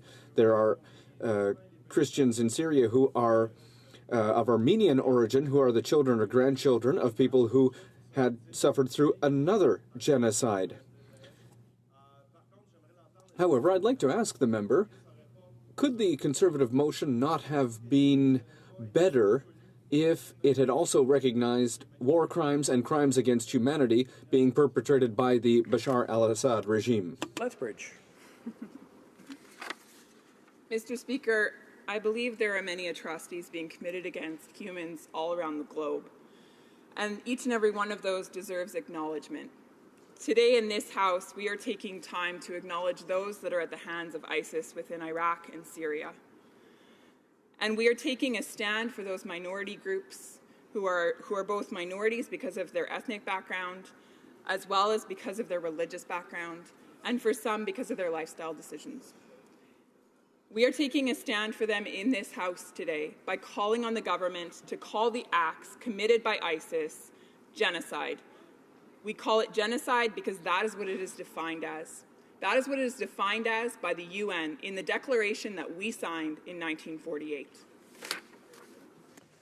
We have time for a very, very brief question. The Honourable Member for South Surrey White Rock. Well, thank you very much, Mr. Speaker, and I thank my colleague for her speech. And just as she stated, the Convention on the Prevention and Punishment of Crimes of Genocide that we signed as Canada is a signatory on that document. And it states very clearly that we are required to prevent and punish actions of genocide. And I'd like my colleague to speak to our obligation and our duty to protect these people. The honourable member for Lethbridge, very briefly, please. Sure. Mr. Speaker, again, I thank the honourable member for her question. We did, in fact, sign this convention in 1948, and we are thereby bound to this declaration or this convention. It would seem to reason then that we should be taking a stance for these individuals who are having these crimes committed against them. First, to prevent these crimes, and second, to punish those that are committing these crimes. On the side of prevention, it starts by defining these acts for what they are, which again is what we call upon this House to do today. Resuming debate, the honourable member for York South Weston. Thank you, Mr. Speaker. Mr. Speaker, I will be sharing my time today with the member from Pierrefonds-Dollard. Mr. Speaker, this government shares the opposition's outrage at the atrocities committed by the so-called Islamic State in Iraq and the Levant, ISIL. ISIL continues to commit widespread abuses of human rights and violations of international humanitarian law in Iraq and Syria, including indiscriminate killing, deliberate targeting of civilians, persecution on the basis of ethnicity, religion or belief, sexual orientation or gender identity, destruction of cultural and religious sites, kidnapping, forced displacement of communities, rapes, and other forms of sexual violence. These appalling acts often target the most vulnerable of victims. The motion introduced today by the opposition lists some of the deplorable acts committed by ISIL. It is this government's position that these atrocities, some of which may compromise war crimes, crimes against humanity, or genocide, must be independently investigated, and the perpetrators must be held to account. The victims deserve no less. The sentiment of the opposition's motion is commendable, but sentiment is not enough. Political declarations do not result in justice for victims of atrocities. What is needed is an impartial, independent determination by a competent court. And this is why Canada has supported efforts to document and investigate ISIL's crimes. Mr. Speaker, Canada has called for the UN Security Council to establish an investigative mechanism with a mandate to investigate allegations of violations of international law by ISIL in Syria and Iraq, to determine whether these violations constitute acts of genocide or other serious international crimes, to identify the perpetrators of such violations, and to identify measures to ensure accountability. Canada has provided support to UN partners and domestic authorities to document and investigate atrocities committed in ISIL-affected areas, and to end impunity by ensuring that individuals are held to account for committing these heinous crimes. Canada has also provided funding to the Office of the UN High Commissioner for Human Rights to document violations and abuses of human rights, and is also supporting local efforts to collect evidence and investigate serious international crimes. The approach taken by the government demonstrates our leadership and is consistent with the body of international treaties that define these serious international crimes, including war crimes, crimes against humanity, and genocide. Canadian investigators, prosecutors, and judges have worked and continue to work tirelessly in international criminal courts and tribunals across the world, from Cambodia to Sierra Leone, investigating and prosecuting atrocity crimes, all in an effort to see justice done for victims. Canada has a long and proud history of contributing to international criminal justice. Mr. Speaker, the crime of genocide is one of the most serious international crimes, and the legal test to be met is set out in the Genocide Convention. This government shares the views of the United Nations, the United States, and others that an independent investigation into ISIL's crimes is required. However, we do not serve justice when we presume to prejudge the outcome of eventual investigative and judicial processes. Mr. Speaker, this government is outraged by acts of violence committed against individuals because of their sexual orientation or gender identity. Mr. Speaker, the government is also firmly committed to do more for the promotion and protection of human rights globally. As part of this commitment, on May 17, 2016, the government announced the creation of the Office of Human Rights, Freedoms and Inclusion. The new office expands on the work undertaken by the former Office of Religious Freedom and will bring our efforts together under a comprehensive vision that includes all human rights, not just some. We're enhancing our work to promote freedom of religion or belief in Iraq and Syria, and indeed around the world, Mr. Speaker.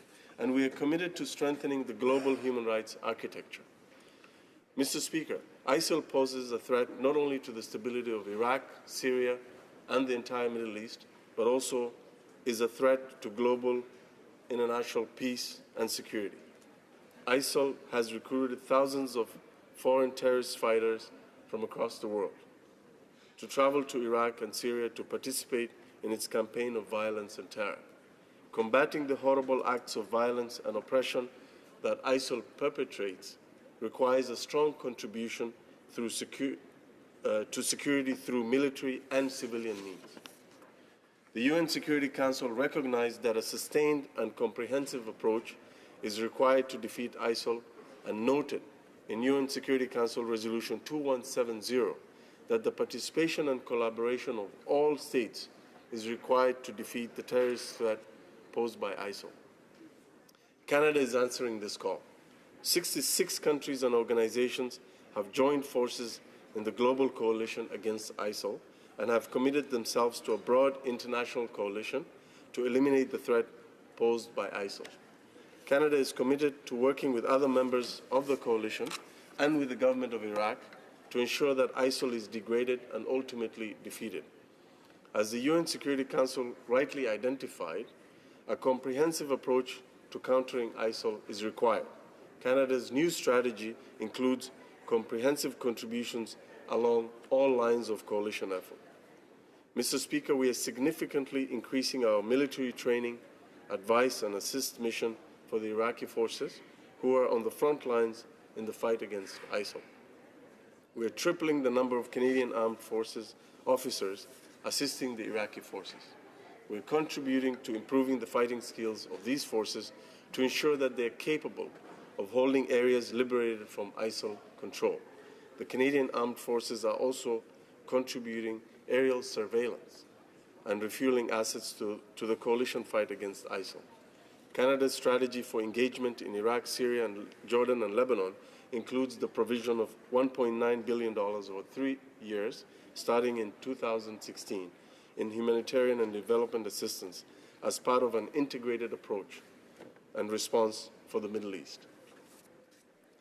On April the 13th, the Minister of International Development and La Francophonie took the first step in delivering on this commitment by announcing $100 million in humanitarian assistance funding to support the response to the conflicts in Iraq and Syria.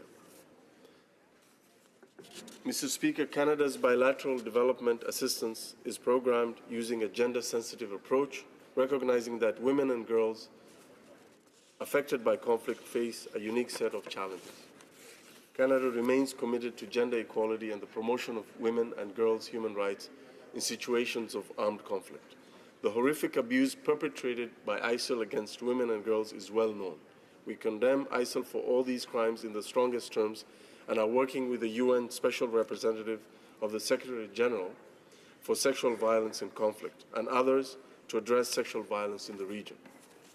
Mr. Speaker, we must not lose sight of what matters most.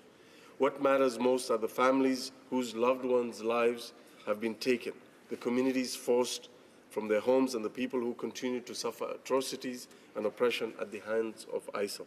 It is for these people that Canada is working together with its coalition allies and partners, including the government of Iraq, to put an end to this senseless violence.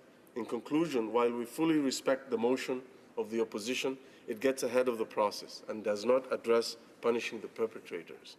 Whether genocide has been committed or not is not for members of the House of Commons to determine. It should be made by a legal and competent court and not a political one. Thank you, Mr. Speaker. Questions and comments? The honourable member for Calgary-Midnapore. Mr. Speaker, first I can congratulate the member who I've known for many years on his election to this place. This is the first chance I've had to hear him speak in the House. And while I have no doubt that he is sincere in his words, I strongly disagree with the sentiments he just expressed. He concluded by saying that we must not get ahead of the process and that this House has no business in defining when a genocide has occurred.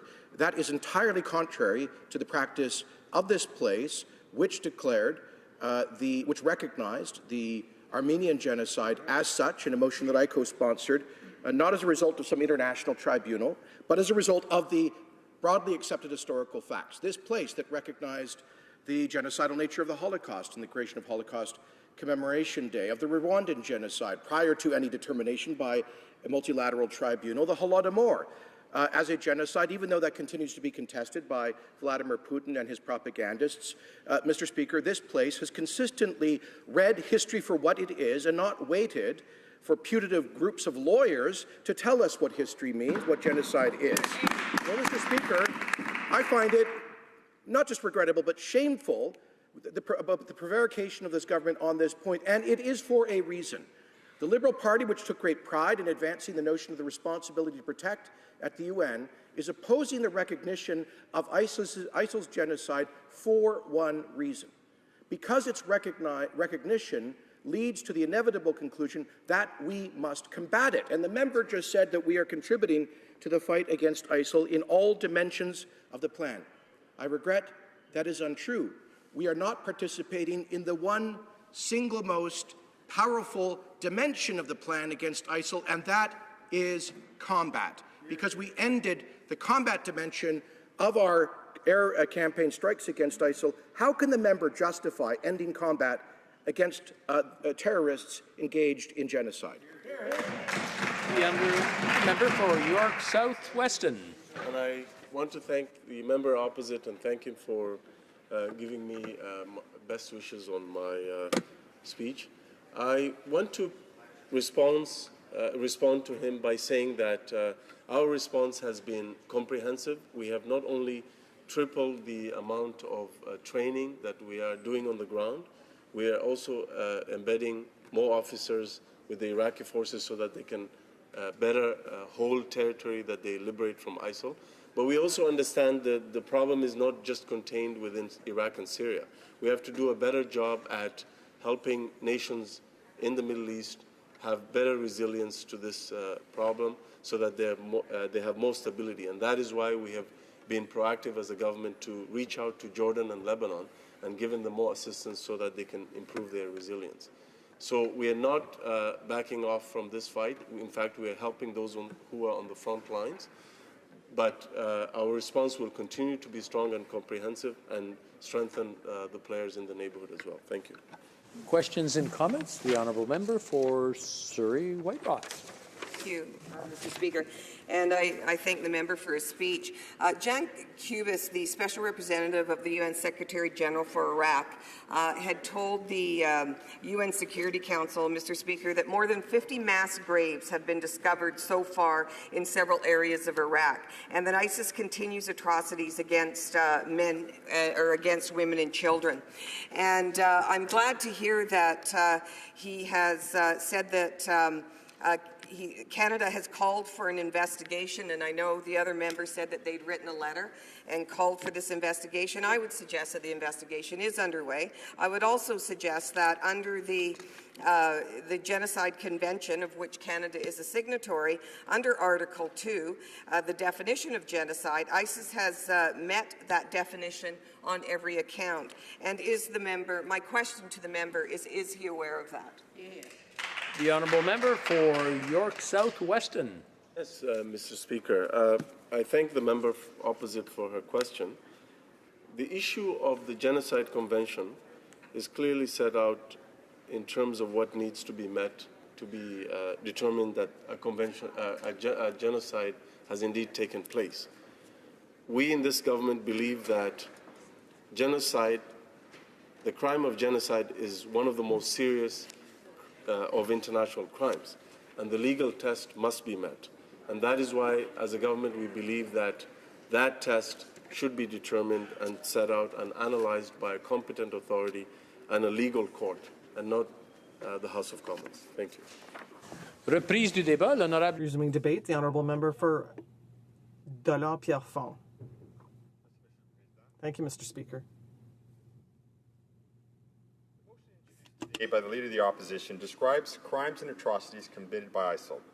It asks for formal recognition of these acts as genocide. What is genocide? The UN definition of genocide is set out in the 1948 International Convention of the Prevention and Punishment of the Crime of Genocide, specifically in Article 2, which describes the acts that constitute genocide. There is no question that the acts committed by these terrorist groups are heinous and have caused a menace to the region and to the world. However, there is a process to determine if genocide has been committed. This motion gets ahead of the process.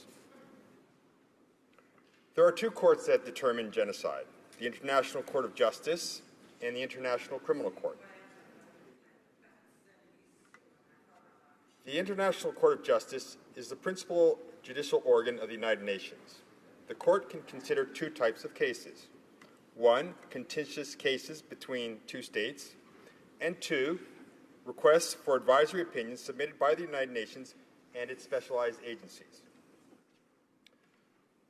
The Criminal Court, on the other hand, is an independent, permanent court with jurisdiction to investigate and prosecute individuals for serious crimes of international concern, namely genocide, crimes against humanity, and war crimes.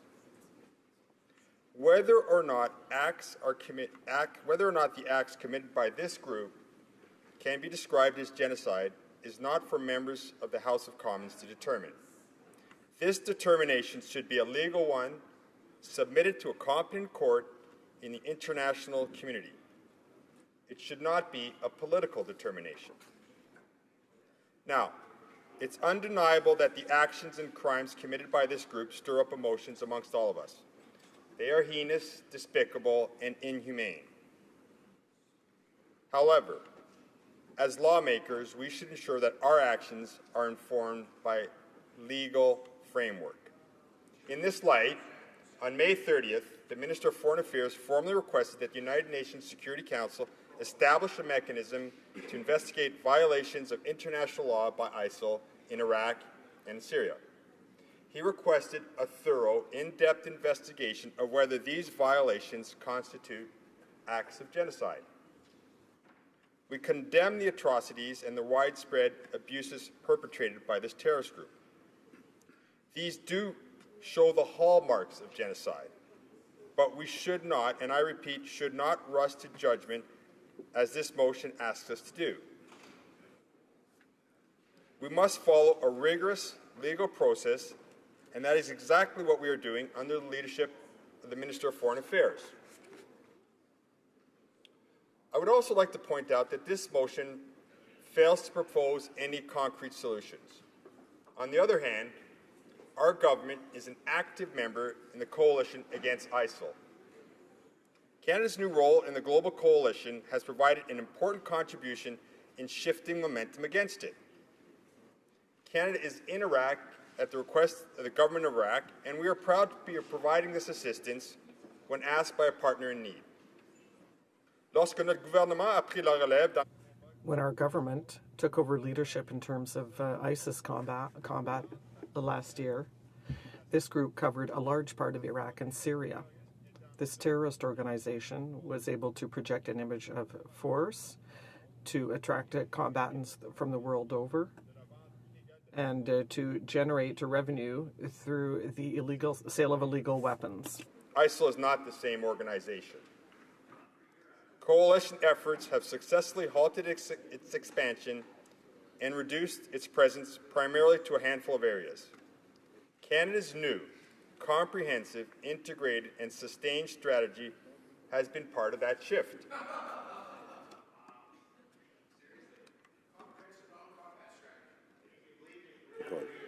Today, it's my privilege to speak to Canada's new contribution to the coalition. Noting that Canada is proud to have degraded ISIL's ability to maneuver. I just want to remind the honourable member that there is a process here, and screaming across the floor is not one of them. So the honourable members, I won't say who, but there is an honourable member who decided that he would take the rules into his own hands. So I just want to remind, just in case, I know, it gets emotional and we sometimes forget and we lose control. So I just want to remind everyone what the rules are. Thank you. Proceed. The honourable member for Pierre Fond-de-Lard. Thank you, Mr. Speaker. Today, it's my privilege to speak to Canada's new contribution to the coalition, noting that Canada is proud to have degraded ISIS's ability to maneuver, its financing, its ability to attract foreign fighters, which has dropped from 2,000 a month to 200, and most importantly, we have allowed Iraqis to begin to return to their communities and rebuild their lives. From a security perspective, defeating ISIL is the top coalition priority. Once ISIL is driven out of Iraq, a key part of that stability will be to ensure that the Iraqis can provide for their own security. That is why Canada's new strategy focuses on building the capacity of the Iraqi forces to enhance their own effectiveness against ISIL.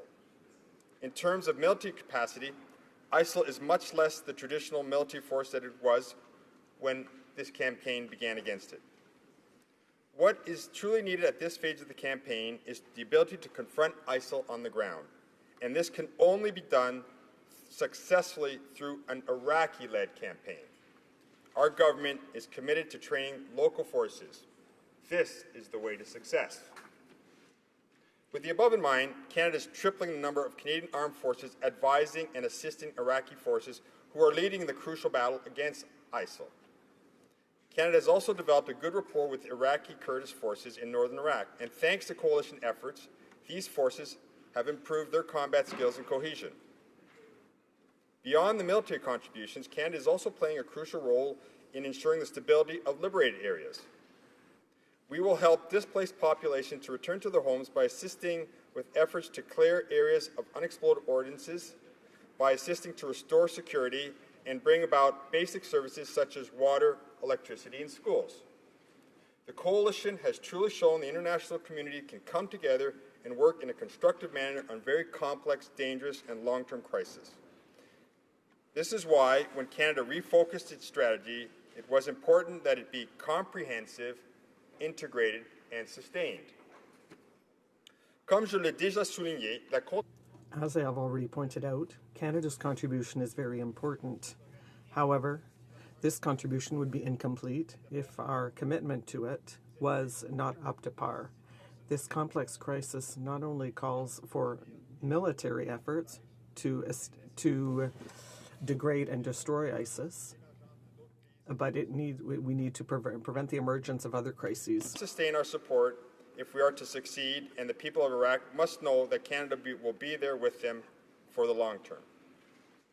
La probabilité que Daesh crée un califat. The probability that Daesh creates a caliphate is lower than it was 6 months ago. But the coalition must still surmount a number of challenges. Government to ensure that financial assistance is available to help the most vulnerable and to assure Iraq's long-term development. There is no simple solution to this crisis.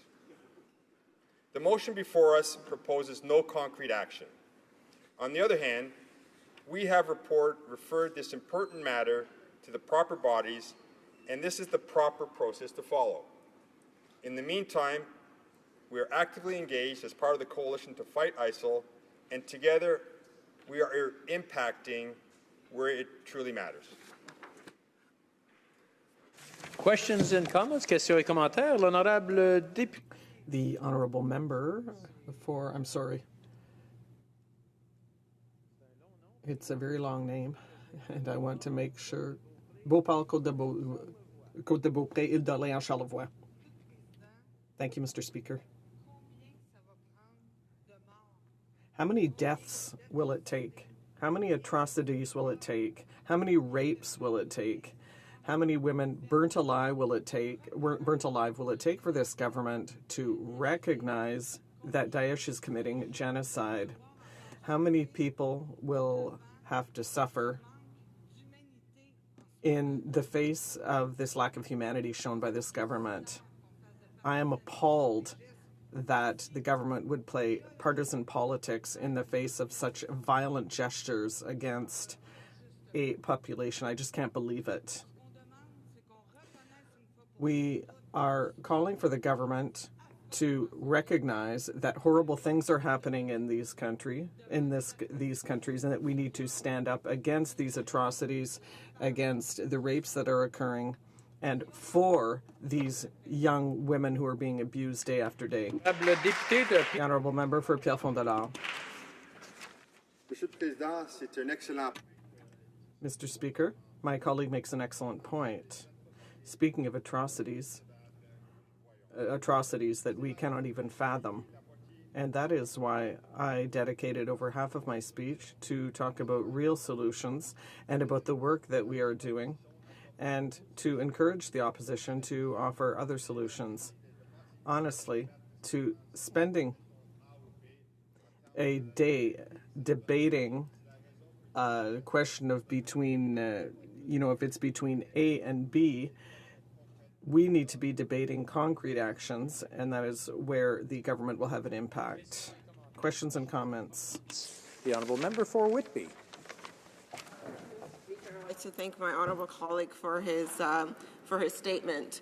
The member spoke about how many atrocities it will take for us to recognize this as a genocide, and let me be clear that this government believes that one rape, one act of criminal activity against a child is one too many, Mr. Speaker. And I want to ask my colleague, as the Minister of Foreign Affairs has started the process of recognizing that this act that ISIL Daesh is following the hallmarks of a genocide, and has started the process of writing to the international bodies. I want to ask my honourable colleague what he feels is the detriment to not following this process, this established international process. We could all recognize that this is a horrible act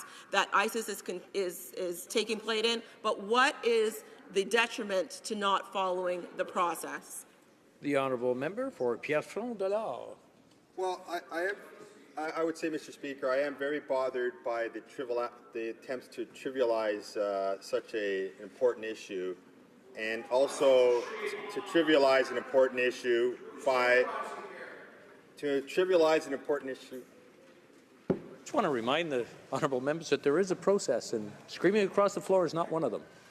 The honourable member for Pierrefonds-Dollard. I'm glad you brought that up, Mr. Speaker, because it speaks to exactly what we've been talking about here. Is every time a process is being followed that does not seem to agree with the members of the opposite side, they choose not to follow process. And we just had another fine example of it many times during my speech.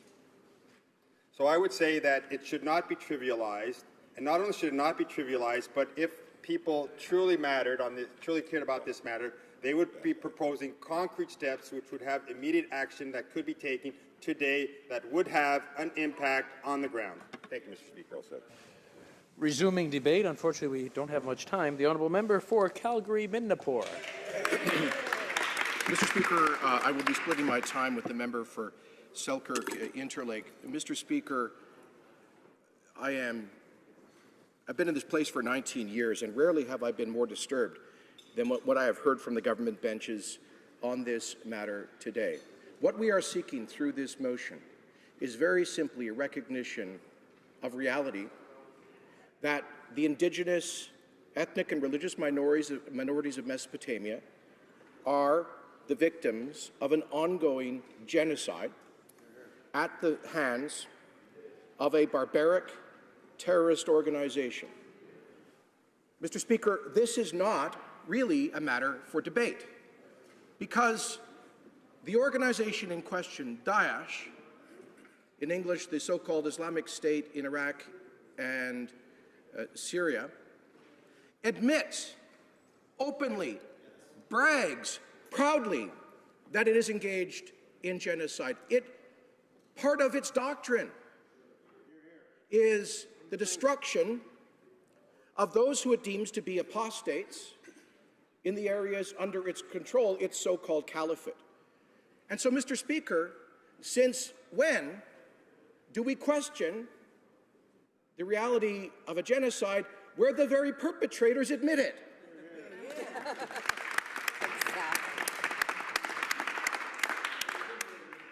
Mr. Speaker, it's almost like admitting a redundancy.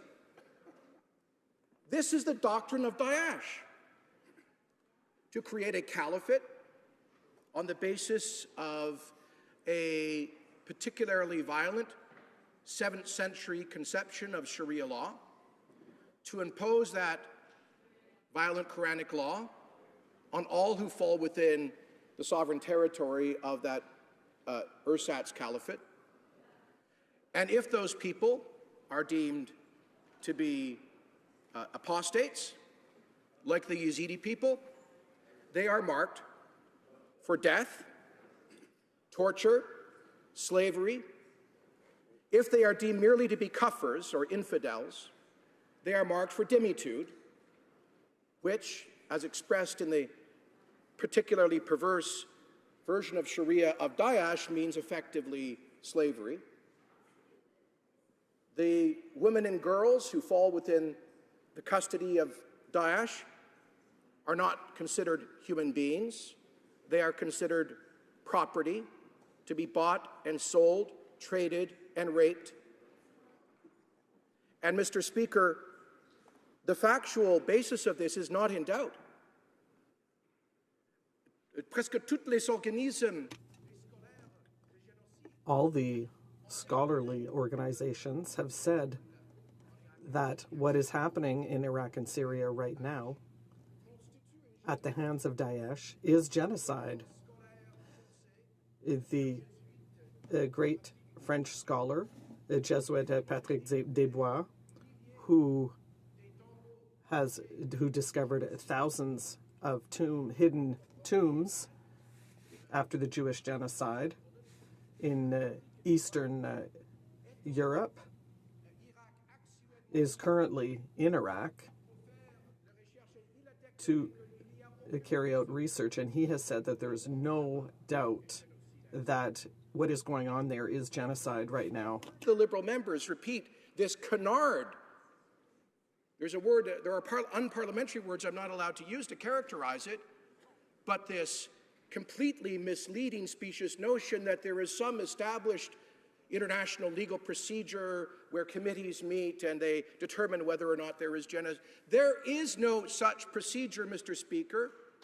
I encourage the Liberal members reading the canned speeches written by the political staff in the Minister of Foreign Affairs office to actually cite what procedure they are referring to. It does not exist. I have right in front of me the 1948 Convention on Genocide does not speak of such a process. This document, drafted by Raphael Lemkin, which defines genocide as committing any of the following acts with the intent to destroy in whole or in part a national, ethnic, racial, or religious group as such.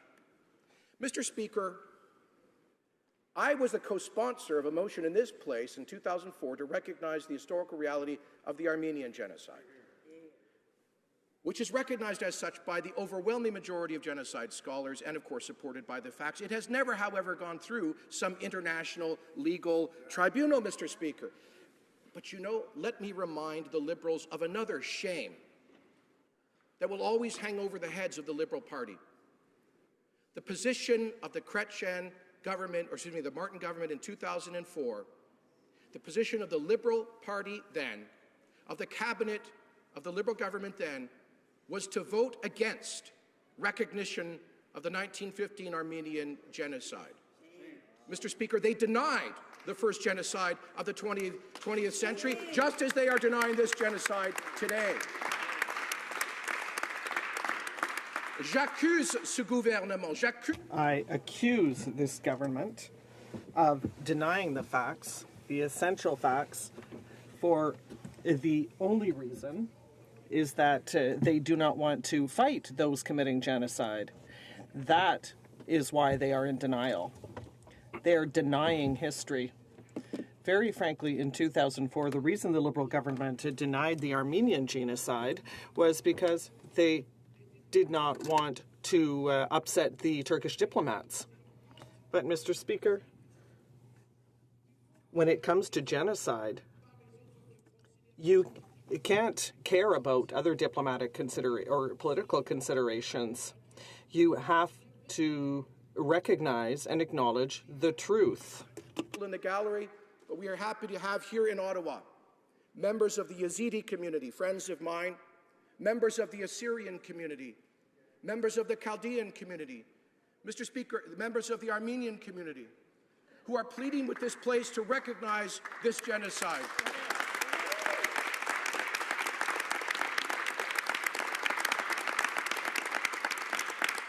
And Mr.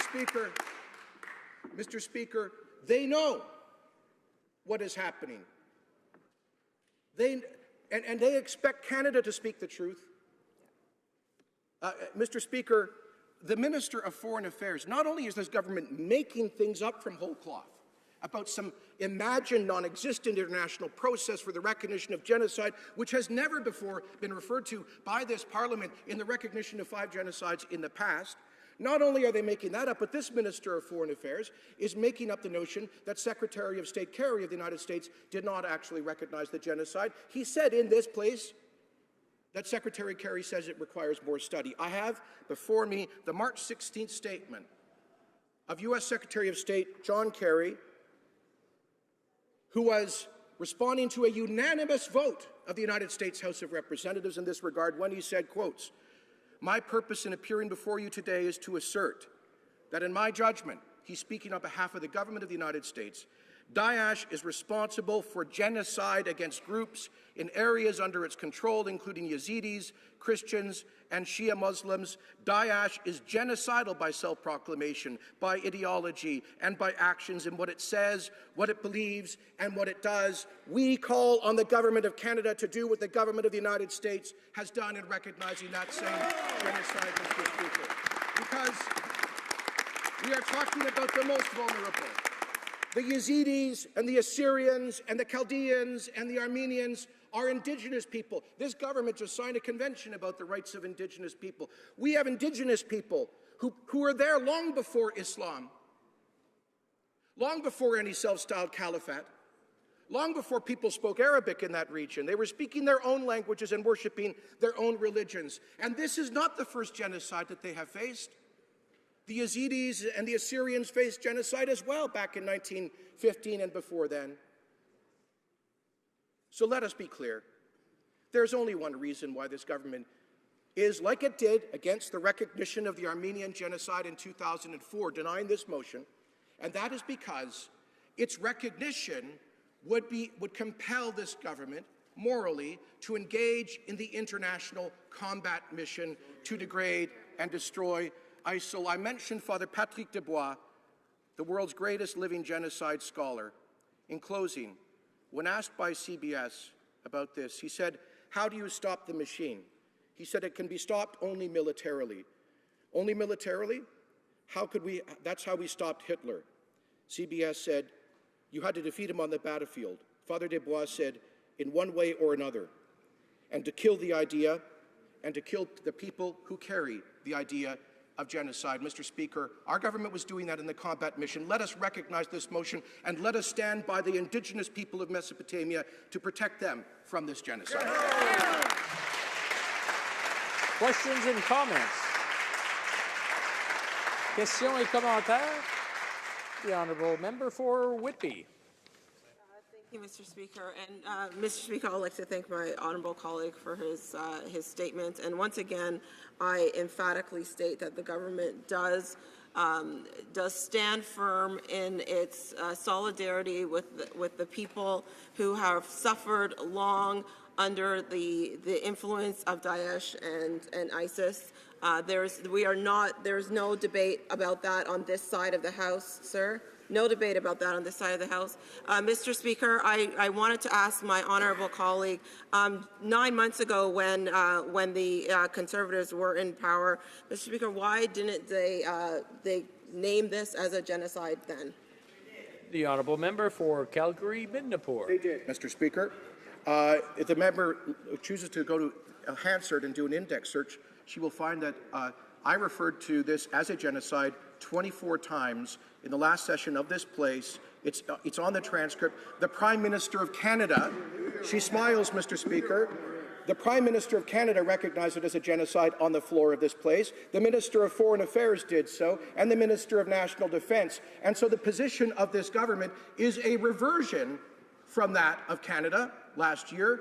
And why, Mr. Speaker? Because this government ended the combat mission to stop the genocide, and they are ashamed of it. Questions and comments? The honourable member for Vancouver Kingsway. Mr. Speaker, my friend gave a passionate speech excoriating Canada's support for a country that imposes, in his words, a barbaric form of Sharia law imposed on all within its borders. Now, the Sultanate of Brunei is a country that has imposed in 3 stages the following in terms of Sharia law. First, fines and imprisonment for such crimes as pregnancy out of wedlock and propagating religions other than Islam or not attending Friday prayers.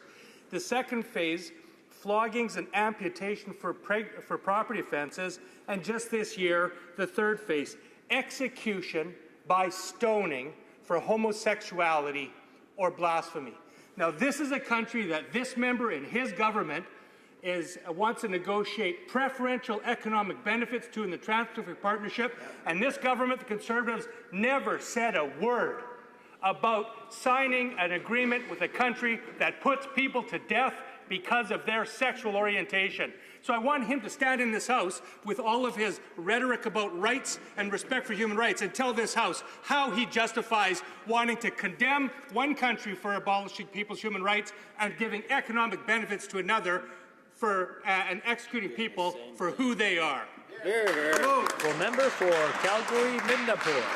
First of all, Mr. Speaker, I find it regrettable that the member chooses to make extraneous political points about trade agreements rather than focusing on genocide, which is the subject before this House. Secondly, this party is not the government today. Thirdly, Mr. Speaker, he raises perfectly legitimate concerns which I share and endorse with respect to those barbaric practices, including the stoning of homosexuals and all of this. But the member raises an important point, Mr. Speaker, because there are some who would believe that, and by the way, Daesh is not a country. The so-called Islamic State, thanks God, is not a state. It is a ersatz state, an ersatz caliphate, not an actual one, not recognized. But, Mr. Speaker, there is a constant theme here, which is the threat to human dignity posed by the more extreme forms of Salafist doctrine that informs many in that government as well as Daesh. And this is, when we speak of root causes, I submit that the root cause is this: doctrine of hatred that we must all call out for what it is and defeat. Before resuming debate, I believe the Honourable Opposition Whip has a point of order or a request. Thank you, Mr. Speaker.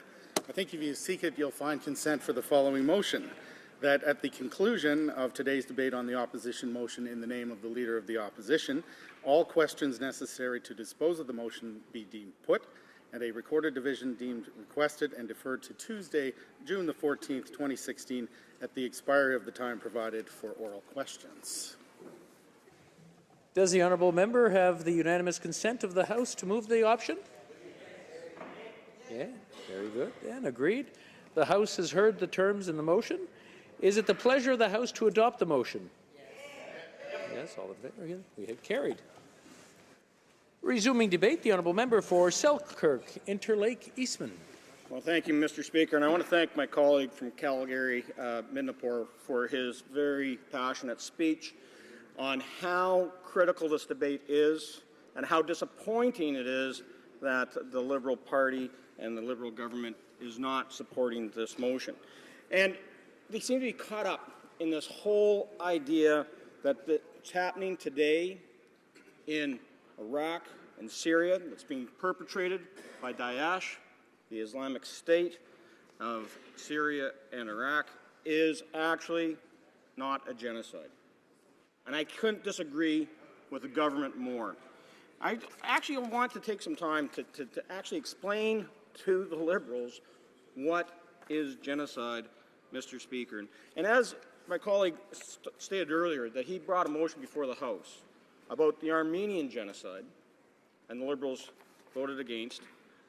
I was proud that I was able, when we were in government, to bring forward a motion to recognize the Ukrainian Holodomor in 1932-33 as a genocide, and it was supported and passed. Now, if you look at the Convention on the Prevention of Punishment on the Crime of Genocide, which was adopted by the United Nations General Assembly back in 1948, that resolution, which was drafted and advocated for by Raphael Lemkin, clearly lays out what genocide is. His experiences and witnessing genocides of the 20th century, starting with the Armenian genocide, the Holocaust, and Holodomor, really informed his definition, which was accepted by the world. And I just want to remind everyone what Article 2 says on the Convention as it defines genocide, that any of the following acts committed with intent to destroy, in whole or in part, a national, ethnical, racial, or religious group as such as A, killing members of the group, B, causing serious bodily or mental harm to members of the group, C, deliberately inflicting on the group conditions of life calculated to bring about its physical destruction in whole or in part, D, imposing measures intended to prevent births within the group, E, forcibly transferring children of the group to another group. And then it goes on in Article 3 to say that these crimes can be punished under the Convention if it's a genocide, if it's a conspiracy to commit genocide, if it is a direct or public incitement to commit genocide, if it's an attempt to commit genocide, or it's complicit in genocide. Mr. Speaker, if you look at what ISIS has been doing in Iraq and Syria and trying to perpetrate their genocidal tendencies around the world, every one of these articles in the Convention from the United Nations on the Prevention and Punishment on the Crime of Genocide are checked off. There's no debate on what ISIS has perpetrated, the atrocities that they have committed, the way that they have bragged about committing genocide, the way that ISIS has gone out and targeted groups and encouraged hateful crimes against ethnic minorities and religious minorities throughout the region in their attempt to establish their caliphate. Now, Mr. Speaker, I agree wholeheartedly with the U.S. Congress, with U.S. Secretary of State John Kerry, with the United Kingdom House of Commons and the entire British Parliament, and the European Union Parliament, who have all said that ISIS has committed a genocide. They have passed resolutions, they have passed motions, and they have condemned the actions of ISIS as genocide. Why won't the Government of Canada, why shouldn't this Parliament stand with our most trusted allies? They keep saying that there's a process that we have to go through under the United Nations, and that takes a resolution through the Security Council. But of course we have human rights abusers that hold vetoes that sit on the Security Council. And because of the dysfunction of the United Nations Security Council, we'll never get the United Nations to condemn the genocide that's being perpetrated and committed by ISIS. And in that vacuum, without that leadership from the United Nations, it is inherent upon this Parliament, this government, to stand up and call ISIS's atrocities for what it is, and that is genocide. Well, you know, we don't have to go into great detail about all the atrocities.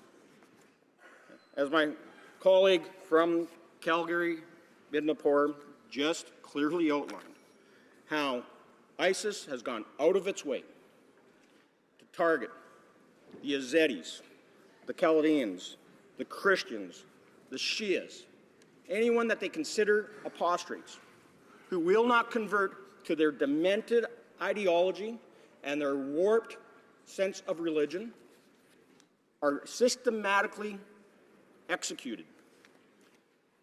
We just learned this past week of 19 Yazidi girls that refused to convert to ISIS's way of thinking, to their view of Islam, and they refused to be sex slaves to the ISIS terrorists, that they were put in a cage and burnt alive. We saw the Yazidis trapped on Mount Sinai, and we saw how they were executed when the ones that they captured. We have seen how they've gone after Christians. We've seen how they've gone after Turkmen, and they've continued to isolate and exterminate those who aren't like them. That form of racism turned into genocide should never, ever be tolerated. So I'm sure everybody is wondering, why won't the Liberals come out and call this genocide what it is? Because even though they like to talk about the United Nations' responsibility to protect, they don't want to actually go out there and exercise that responsibility to protect. And case in point is one of the very first actions of the Liberal government was to pull out of the combat mission against ISIS and rather stand with our coalition partners and rather be there with our fighter jets, bombing ISIS, degrading their capabilities. They decided that we're going to step back and let others do the heavy lifting and not be there in a combat role. And as we heard earlier, and as we see and witness on TV today, ISIS's degradation and ISIS's ultimate defeat is only going to be possible through combat. And the heavy bombing that our coalition partners are carrying out, and the uptake that had to be shared amongst other member nations of the coalition because Canada pulled back our CF-18s, really speaks to what this government, what this Liberal government, Mr. Speaker, really feels about exercising the responsibility to protect those who can't defend themselves, to protect those who are the target of ISIS's hate, to protect those who are being killed and eliminated and displaced because of the genocidal tendencies of ISIS. So, Mr. Speaker, you know, I really do think that we really need to exercise our moral and ethical beliefs and stand up for the words that are spoken by all members of this House. Raphael Lemkin said, "If you act in the name of conscience, you are stronger than any government in the world." It took great conscience for the government of Canada during World War I to step in and stop the genocide that was taking place by the Ottoman Empire. It took great conscience and strength by Canadians to volunteer and sign up for the Canadian Armed Forces and stop Hitler's Holocaust in World War II. It was Canadians who went in and fought a genocide in Rwanda and in Bosnia. And it was only effective when they could actually fight. Not peacekeep, fight. And we know that the only way that we can actually stop what's happening in Iraq and Syria today is to fight. I call upon this government to do the right thing, to admit that what's happening today in Iraq and Syria is a genocide. Do the right thing, put our jets back in the fight. Do the right thing and stop these atrocities. Thank you, Mr. Speaker. The honourable member for Selkirk Interlake Eastman will have 5 minutes for questions. Once we return from question period, we'll be breaking now. Statements by members, déclaration de député, l'honorable député de London West. Honourable member for London West. Mr. Speaker, I rise today to acknowledge the work of Jennifer Miller, a passionate and determined mother in London. Jennifer's two daughters, Haley and Lily, were both diagnosed with type 1 diabetes under the age of 10. Walking the Line for Diabetes 2016 was a passion project Jennifer created to bring awareness and make a difference in the future of all diabetics in Canada. She began her journey from the steps of London's own Banting House, the birthplace of insulin, to Parliament Hill. On June 6th, Jennifer Miller completed her mission of walking 1,000 kilometers across Ontario. Canadians such as Jennifer Miller have the power to change the conversation from a sense of defeat to empowering others who have been affected by this growing epidemic. Congratulations, Jennifer. The people of London, as well as all Canadians, walk alongside you. The honourable member for Calgary Confederation. Mr. Speaker, on July 8th, the greatest outdoor show on earth will kick off with the annual spectacle of the Calgary Stampede Parade. As a past Calgary Stampede Board of Director, I am pleased that award-winning singer-songwriter Jan Arden and homegrown country music superstar Paul Brandt will lead our 2016 Calgary Stampede Parade.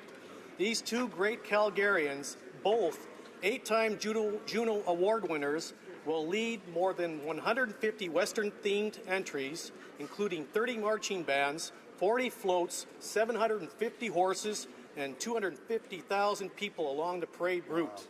It's not just a parade marching down the avenue, Mr. Speaker. It's a march through tradition, history, and local Calgary culture. While our Western roots are strong, we've also got multicultural flair with many people traveling from all over the world to walk and ride in our parade. I invite all Canadians to come down to Calgary this July. Honourable member for Guelph. Mr. Speaker, I rise today in celebration of the Guelph Multicultural Festival. This year marks the 30th anniversary of the festival, and I'm proud to say that our diversity has only increased since the festival began. Guelphites from a variety of backgrounds and from around the world will come together to share food, music, fashion, and good company. It's cross-cultural events like these that demonstrate not only how diverse our community is, but also how Guelph lives up to the Canadian values such as acceptance, understanding, and inclusion. I would like to thank Delfino Caligari and all the volunteers who have worked tirelessly to make this festival a tremendous success over the last 30 years. Thank you, Mr. Speaker. Member for Vancouver East. The City of Vancouver has released its finding for its 10th homelessness count, and the results are heartbreaking. Over a 24-hour period in March, staff and hundreds of volunteers counted a record-breaking 1,847 homeless people in Vancouver, a 6% increase from 2015, of which 38% of the homeless population are Aboriginal peoples. This is a city where the Aboriginal population is only 2.5%. The count also saw an increase for those on disability and those who have employment income. Homelessness is increasing, and to make matters worse, Canada is at risk of losing 21,000 low-income co-op units across the country, and for BC alone, it's 4,000 units. Canada needs a long-term national affordable housing program and not just a 2-year short-term initiative. Let's get on with it. No more Band-Aids, no more excuses. Real change means a real long-term national affordable housing program. The honourable member for Marc-Aurèle-Fortin. Thank you, Mr. Speaker. Since 1974, young families and athletes in Laval have relied on the Fabrose Soccer Club for its various services to players, coaches, referees, and other volunteers. As honorary chair of the 2016 Fabros Grand Finale, I rise today to highlight the contribution of these volunteers to our community. Mr. Speaker, with summer finally here, I invite everyone in Marc-Aurèle-Fortin and their families to join us this weekend at the Minotaurs Recreational Soccer Tournament. This local festival promotes participation, team spirit, and being active. The positive encouragement of parents and sporting values will be on offer at Marc-Aurèle-Fortin in Fabreville. To the Fabros Soccer Club. All the volunteers who support sports club from coast to coast to coast, je dis... I say thank you and bravo. Member for York. The honourable member for York Simcoe.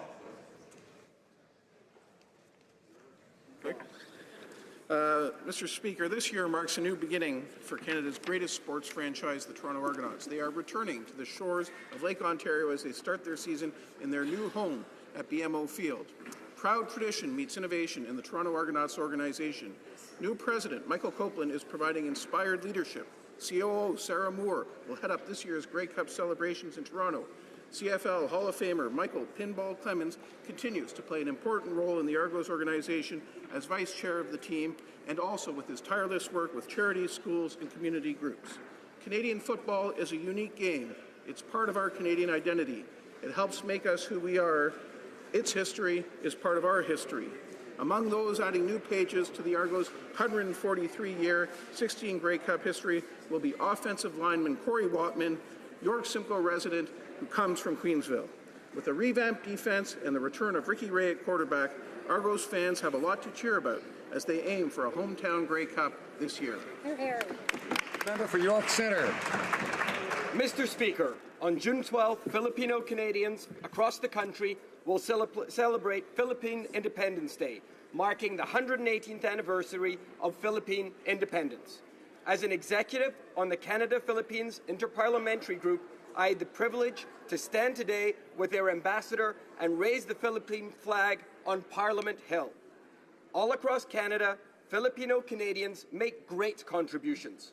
Their hard work, active role in our communities, and boundless spirit make our country a richer place for all of us. Today, Canada is proud to be home to one of the largest and fastest growing Filipino communities in the world, many of whom call my riding of York Centre home. Toronto's Little Manila is in the heart of my riding, and this weekend I will be celebrating the many contributions the Filipino community makes to Canada. Mr. Speaker, on behalf of my constituents and to everyone in this House, mabuhay! Bravo. The Honourable Member for Brassard-Saint-Lambert. Mr. Speaker, around the world on June 10th, the Portuguese diaspora celebrates Portugal Day. The culture and the language which unite us are among the many things that we will celebrate. I would like to take this opportunity to honor the millions of Portuguese living around the world and who have brought with them much more than the wine and the chorizo. Above all, a Portuguese who leaves Portugal exports a very unique way of living in and with the world. The contributions of Portuguese expatriates in their new countries are well known and generally greatly appreciated.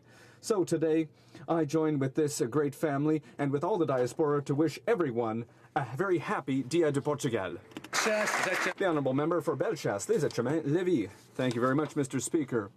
This year, the Grenier de Lévis Food Bank celebrates its 25th anniversary. Last year, almost 5,800 food hampers were distributed to help many vulnerable individuals and families in Lévis. Over the last 25 years, 73,000 food hampers have been distributed and 140,000 meals have been served. I wish to thank the volunteers and staff for their success and for the important work that they do to help the least fortunate among us. I wish specifically to thank and highlight the work of Chair Yvon Gosselin, who received the Medal of the National Assembly for his contribution to our community. On July 3rd, I will join 20 other intrepid swimmers in swimming across the St. Lawrence to save the soup kitchen. You can give the cost of a meal at www.traversesaintlaurent.ca. Congratulations to Yvon Gosselin and all his team. Long live the Comptoir de Grenier de Lévis. Don Valley West. Speaker, the first week of June is Aphasia Awareness Week. A third of all Canadians who suffer a stroke will develop aphasia, a condition that makes it extremely difficult, at times impossible, to speak to others. People who have aphasia still retain their intelligence, their competence. They just need to find a new way to communicate their thoughts and feelings. Aphasia affects every relationship, almost every daily activity. Those affected cannot carry a conversation on as before, read a book, or send emails. They're likely to lose their job. Aphasia Awareness Week focuses attention on the often misunderstood condition, salutes healthcare professionals, researchers, and thousands of family members and volunteers across the country who provide treatment, training, and hope for people with aphasia. I especially salute the Aphasia Institute in North York, a place of courage and compassion, of competent professionals, amazing volunteers. Please join me in commemorating Aphasia Awareness Week. The honourable member for Nipissing Temiskaming. Mr. Speaker, on November 29, 2014, Tammy Penner, the owner of Watch Me Grow in Style, suffered a major loss after the building that housed her small business burnt to the ground in downtown New Liskeard. She lost everything. However, in the face of adversity, Tammy forged ahead and was determined to rebuild. Mr. Speaker, I am pleased to inform this House today Watch Me Grow in Style celebrates its grand reopening in their new location at 27 Armstrong Street in New Liskeard. Tammy's strength and perseverance in the face of adversity is a true testament of her Northern Ontario spirit of resiliency. Please join me in congratulating Tammy on the grand reopening of Watch Me Grow in Style. The honourable member for Selkirk, Interlake, Eastman. Mr. Speaker, summer is a beautiful time in friendly Manitoba, and this is especially true in my riding of Selkirk, Interlake, Eastman, where you can enjoy some of the best beaches on Lake Winnipeg and Lake Manitoba, or enjoy fairs and festivals all summer long. Well, this weekend, summer truly kicks off my riding with the Lundar Agriculture Fair, and there's much more to take in. This year is the 50th anniversary of the Selkirk Highland Gathering and Heavy Games that celebrate the colourful Scottish culture and heritage. In Gimli, you can celebrate the Icelandic Festival of Manitoba, Isla Diggadagarin, or take in the world-renowned Gimli Film Festival. If you're looking for something with a little more kick, well, you have to stop in at some of the MRCA accredited rodeos in Selkirk, Beausejour, Arberg, or Ashern. For the history buffs, we have the Lower Fort Garry National Historic Site where you can explore the fur trade.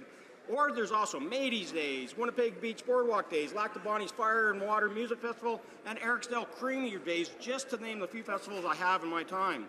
I extend an invitation to Canadians from coast to coast to coast to come to Selkirk, Interlake, Eastman, and experience the friendly people, rich culture, and our natural beauty. Hear, hear. Member for Winnipeg North. And up to Schultz. Ask her if she's ready to do her. Mr. Speaker, I'm pleased to inform the House that this week we celebrate Canadian Environment Week. This year's theme is Why Climate Action Matters to You. The effects of climate change are being felt here and around the world, and they are impacting our weather, our wildlife, air quality, our oceans, and especially our Indigenous peoples. This government is working hard to get the solutions Canadians want to fight climate change and grow our economy. We invite the members of this House, and indeed all Canadians, including Indigenous peoples, to mark this year's Environment Week by submitting their climate action ideas to letstalkclimateaction.ca. I'm delighted we're moving forward with the enhancing ecological protection for Rouge National Urban Park. Mr. Speaker, let us reflect, discuss, and propose what we can do individually and collectively to protect our environment and foster clean... The honourable member for Cowichan, Malahat, Langford. Mr. Speaker, I rise today to pay tribute to the hard-working women and men in agriculture in my riding of Cowichan, Malahat, Langford, and their important role in local food security. Blessed with Canada's only maritime Mediterranean climatic zone, the Cowichan region is continually making a name for itself as a region capable of producing a wonderfully diverse range of high-quality, farm-fresh produce, artisanal foods, and beverages. Whether it's organically grown produce of our numerous community-supported agriculture programs, the very fine wines of our many and award-winning wineries, or the delectable pork, beef, lamb, chicken, turkey, and eggs raised from our pastures Our farms have what it takes to allow every visitor to sip and savor their way through a beautiful summer. As an owner of a small-scale farm myself, I am proud to stand here in support of our local food and drink producers and their role in making our region a highlight for the thousands of visitors who come to Vancouver Island every year. The member for Brantford Brant. Mr. Speaker, I rise today in solidarity with the people of Six Nations. Last week, a senseless act of violence on Six Nations territory left 3 people wounded, including 16-year-old Ashton Van Every, whose life came to an end far too soon. A student at Brantford Collegiate Institute, Ashton has been described by his friends and family as someone who had a good head on his shoulders and was always smiling. The Six Nations of the Grand River, Canada's largest First Nation, is a resilient community with strong leadership. I know they will come together in support of all those affected during this trying time with resolve to restore peace to the community. I invite all members of this House to join me in solidarity and support of the victims, their families and friends, and the entire Six Nations community. And to Ashton's family, we extend our deepest condolences. Please know that you are in our thoughts and prayers.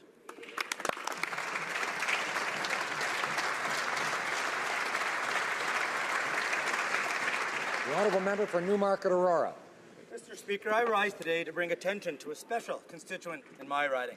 Marjorie Brewster is 86 years young and has volunteered at the South Lake Regional Health Centre's Pediatric Oncology Clinic for the past 27 years and can be found there 4 days a week. Marjorie lost her own son to leukemia when he was only 9 years old. She treats the children at the clinic as if they were her own. She spends her own money on toys for children who are undergoing cancer treatment and brings joy to them and their families. She's a shining light for these families during some pretty dark days. Marjorie has been awarded the prestigious Human Touch Award by Cancer Care Ontario, celebrating the unsung heroes on the front lines of cancer patient care. Marjorie is a shining example of the positive impact one can have in their community through volunteerism. You are making a difference in our community every day. Thank you, Marjorie.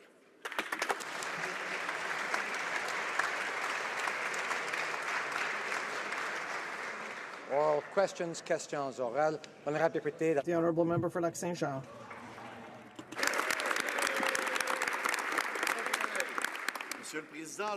Mr. Speaker, ISIS has committed crimes against humanity, against Christians and other religious and ethnic groups. The UK and the US have called this a genocide. Will the Prime Minister finally join the allies of Canada and say that the crimes perpetrated by ISIS are a genocide? Honourable Parliamentary Secretary to the Minister of Foreign Affairs. Canada strongly condemns the atrocities and widespread abuses perpetrated by the so-called Islamic State against religious and ethnic communities. Whether ISIL's crimes constitute a genocide is not for us to decide, as it is not a political determination. The determination is a legal one. That is why we share the view of the governments of the US and the UK and the UN Special Advisor on Genocide to the Secretary General that the situation must be the subject of an independent investigation by a competent court or tribunal. Thank you, Mr. Speaker. The honourable member for Lac Saint Jean. Mr. Speaker, we know that Canada needs our fighter jets. During the last election campaign, the Prime Minister promised to put in place an open and fair, process to purchase the right planes. Will the Prime Minister pledge to listen to the specialists and to conduct an open study to ensure that our men and women in uniform have the best equipment available to properly serve our country? Minister of National Defence. Mr. Speaker, as I said yesterday, I find it rich that the member is talking about open competition, considering that we're going to be sole sourcing the F-35. Right now, we are in the process of doing our due diligence to making sure that we have the right information, but no decision has been made, but we will be replacing the fighter. Thank you. The honourable member for Lac Saint Jean. F-35 process have been made by Liberals, Mr. Speaker. Whatever, Miss Canada needs new fighters jet, Mr. Speaker. This Prime Minister claimed during this campaign, and no matter what was stated in his platform, it's now time for him to act like a statesman. Mr. Speaker, will this Prime Minister make the commitment to provide our men and women in uniform the best equipment they need through a transparent and competitive process? The Honourable Minister of National Defence. Mr. Speaker, our government is committed to making sure that our men and women have the right equipment, and we will continue to do so in all our services. Thank you, Mr. Speaker. Member for Regina Capel. Mr. Speaker, the brave men and women of the Canadian Armed Forces don't ask for much. They go where we ask them to go, they follow orders dutifully, and they get the job done. The least we can do is help them protect themselves as they protect us. But this, Mr. Speaker, is a Liberal hat trick. They pull our jets out and leave our troops vulnerable. They allow campaign promises to determine equipment purchases instead of the military experts, and they break their promise for an open and competitive process. Why is the minister putting politics ahead of the safety of our men and women in uniform? Minister of National Defence. Mr. Speaker, as a former serving member in combat, I can assure you our government and myself will never be putting our men and women in vulnerable situations. Thank you, Mr. Speaker. Member for Regina Capel. Weeks ago, U.S. Secretary of State John Kerry stated that ISIS is, quote, killing Christians because they are Christian, killing Yazidis because they are Yazidi, and killing Shiites because they are Shiite. The Obama administration has clearly and unequivocally labeled the atrocities committed by ISIS against these vulnerable minorities as crimes against humanity which constitute a genocide. Yet the Liberal government has the gall to say that there isn't enough evidence and that further investigation needs to occur. Are there any Liberals who are embarrassed that our Prime Minister is afraid to take a moral position and call the murder of innocents a genocide? Honourable comments for Secretary, the Minister of Foreign Affairs. Let me be clear about what Vice President Secretary of State Kerry actually said. The Conservatives on purpose leave out this paragraph.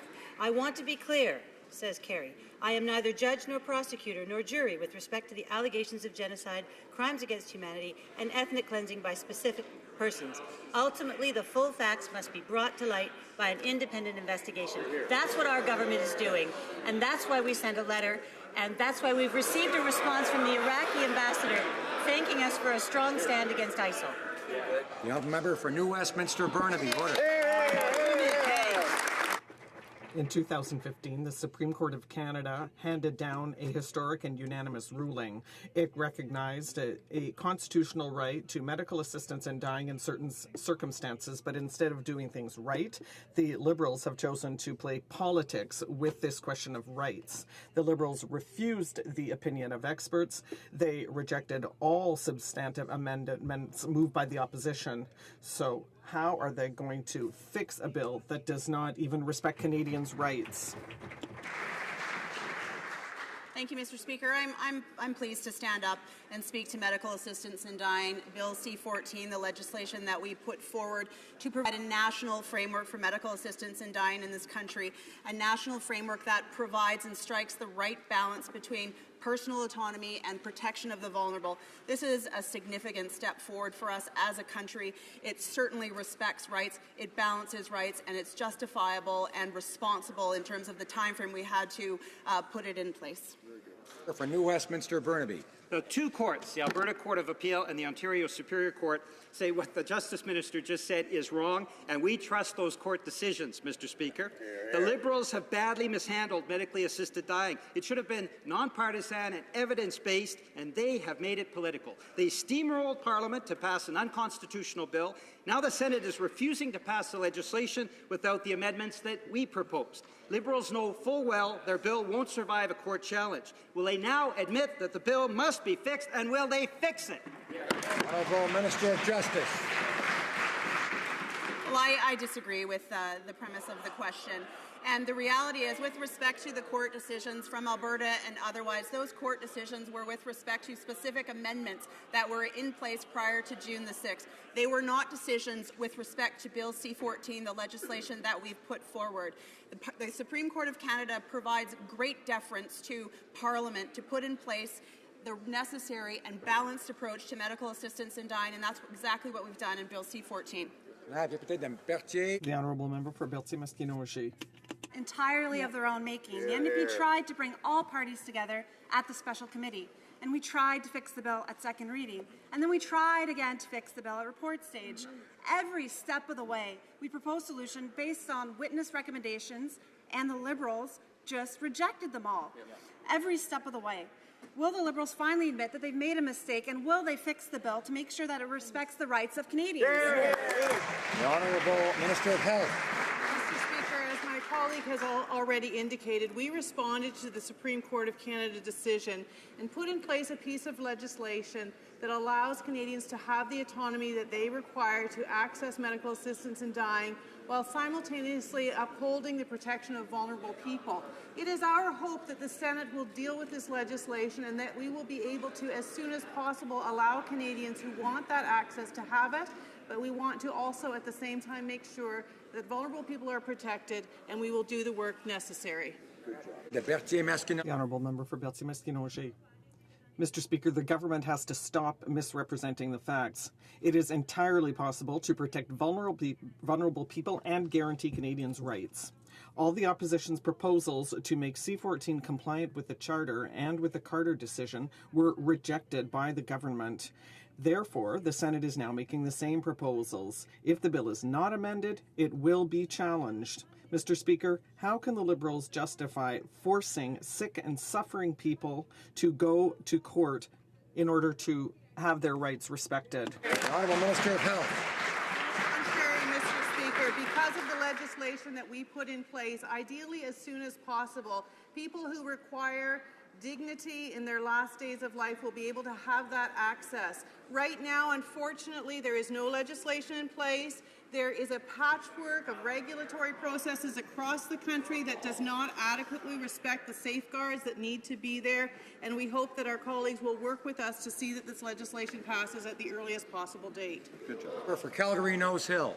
Mr. Speaker, yesterday, under fire for ignoring the plight of Yazidis, the minister said, quote, "Acceptance of refugees is based on those who are most vulnerable." Well, hundreds of thousands of Yazidi people have been murdered, tortured, raped, sold into sexual slavery, and forced from their homes at the hands of ISIS. These are the most vulnerable people in the world. ISIS has committed genocide and war crimes against ethnic and religious groups in the country, including Yazidis. Why doesn't the minister feel any urgencies in helping these people? Minister of Immigration. Mr. Speaker, of course, the situation facing Yazidis is deplorable, but from the beginning, we have welcomed vulnerable refugees as determined by the United Nations, irrespective of religion. In addition, we are admitting other refugees from other countries, including Yazidis, and we are very proud of the fact that we have admitted almost 4 times as many refugees as did the Conservatives. Member for Calgary Nose Hill. Well, department officials on May the 12th admitted that they had processed 9 cases of Yazidis as part of tens of thousands of people brought to Canada via the government's Syrian Refugee Initiative. We then learned that the minister has been approached months ago about a plan to bring 400 Yazidi girls to Canada. He denied hearing about this. Shari Zedek Synagogue in Winnipeg is raising funds to bring Yazidis to Canada, with so many Canadians wanting the government to act on this. Why is the minister completely ignoring the plight of these girls? Minister of Immigration. The number 9 is wrong. Our department does not record the nationalities or religions of the refugees. I have, in fact, spoken to the individuals in that synagogue to which the member refers. We had a good conversation. We are working actively to bring those refugees to Canada as soon as possible. So her facts are wrong, Mr. Speaker. We are working very hard to admit refugees of all descriptions, including Yazidis. The Honourable Member for Pont-Neuf-Jacques-Cartier. Mr. Speaker, in Saint-Hubert, in my county, people have gathered $25,000 in order to provide for a family of refugees. They rented a house, they renovated it, and I visited it myself. I have photos here. The photos of the family are on the fridge, but those people are still waiting for an arrival date. The Liberal campaign boasted about how fast they were going to admit refugees. Will the minister respect the people in the regions and promise that this family will be welcomed here by this summer? The Honourable Minister of Immigration. Mr. Speaker, we have already accelerated the process. a few weeks ago, I said that if people had applied before March 31st, then those people would arrive in Canada before the end of 2016 or early next year.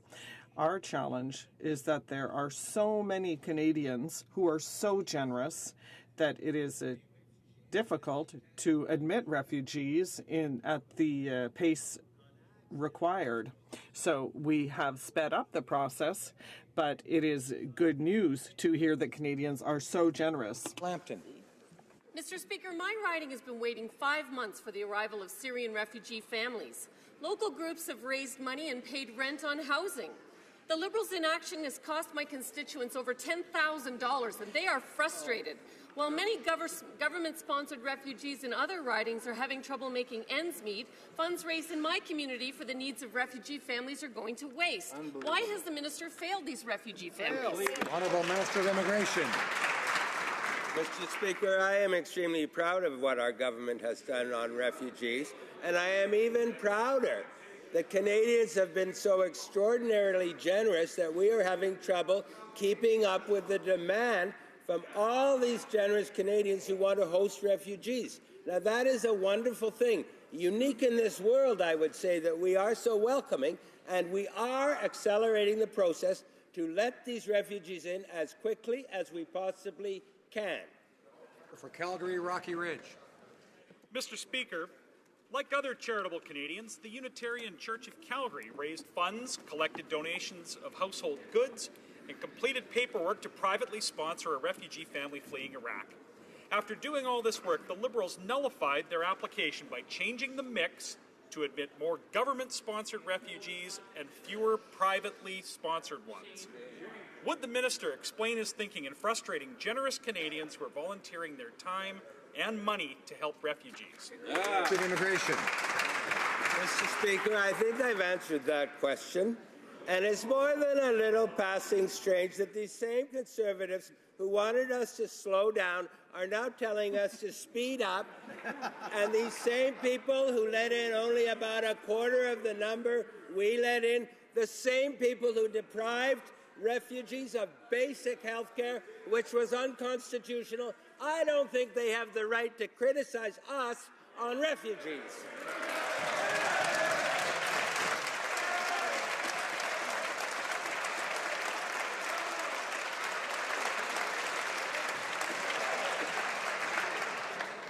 Honourable Member.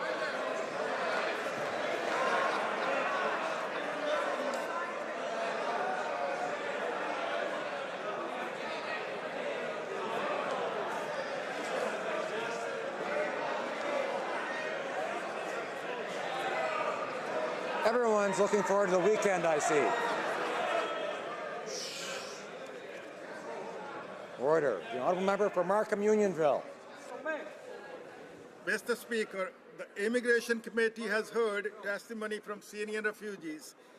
They are stuck in bug-ridden apartments, they are isolated without language training services, and they are cut off from the job market. Can the Minister tell the House when he will start providing refugees with the tools they need to thrive in Canada? Thank you. Minister of Immigration. Mr. Speaker, we already are providing them with tools to the extent that 99% of them have permanent housing, and we are making great progress on the question of jobs and language. But I just heard today that the Liberal government has been incredibly efficient. Just in committee today, I released the following numbers, that whereas we had budgeted to spend $455 million on refugees, we ended up spending $136 million less, so we saved money for the taxpayers of Canada. The Honourable Member for Desate, Mississippi, Churchill River. The Minister came to La Loche and promised, quote, the federal government will be there in weeks, months, and indeed years to come. Yet since the shooting in La Loche, the much-needed services are piecemeal and inadequate, and the federal government is nowhere to be found. Will this government now make good on their promise and ensure that La Loche has the culturally appropriate mental health services it needs? Honourable Minister of Health. Mr. Speaker, our thoughts remain with the community and the survivors of the terrible tragedy that took place in La Loche. We undertook, as the honourable member knows, to stand with the Lalashan area for the long haul to build a stronger, safer and healthier community. We continue to work with the province of Saskatchewan, the village and the adjacent First Nation community to provide health supports, ensure safety at schools, the hospital and the community at large, and to provide new and better opportunities, such as working to bring back the Project Venture for young people. Thank you. For Timmins, James Bay. I want to thank the Health Minister for visiting Kashechewan and Attawapiskat with me last week. It's ground zero in the Indigenous health crisis. Now, the Minister met people who've lost loved ones because there were no doctors, and children with respiratory illnesses because Tylenol was the only medication available. And yet there was no money in the budget for the shortfalls, and she didn't make any new commitments on health services to the region. So simple question, the youth and leaders will be in Ottawa next week. Will she be willing to put the money on the table so we can end this discriminatory, substandard, third world health standard? Minister of Health. Mr. Speaker, as the honourable member knows, we did have a very important visit to both Attawapiskat and Kashechewan last week, and I know that the young people from Attawapiskat are coming to Ottawa next week. I want him also to know that yesterday I met with the Assemblies of First Nation National Youth Council and had an excellent meeting discussing these very issues. We talked about strategies for mental health. We talked about what programs are being successful, and we will work with them to implement the most successful programs available. Member for Selkirk Interlake Eastman. Mr. Speaker, the Liberals are intentionally grounding our fighter jets. Our Conservative government announced a $400 million life extension project for our CF-18s to keep our fleet operational until 2025. But the Liberals have not invested a single dollar or awarded a single contract for the life extension project. They are intentionally creating a capability gap solely based on politics. Why is the Defence Minister allowing the Prime Minister to play politics with the replacement of our CF-18s? Honourable Minister of Defence.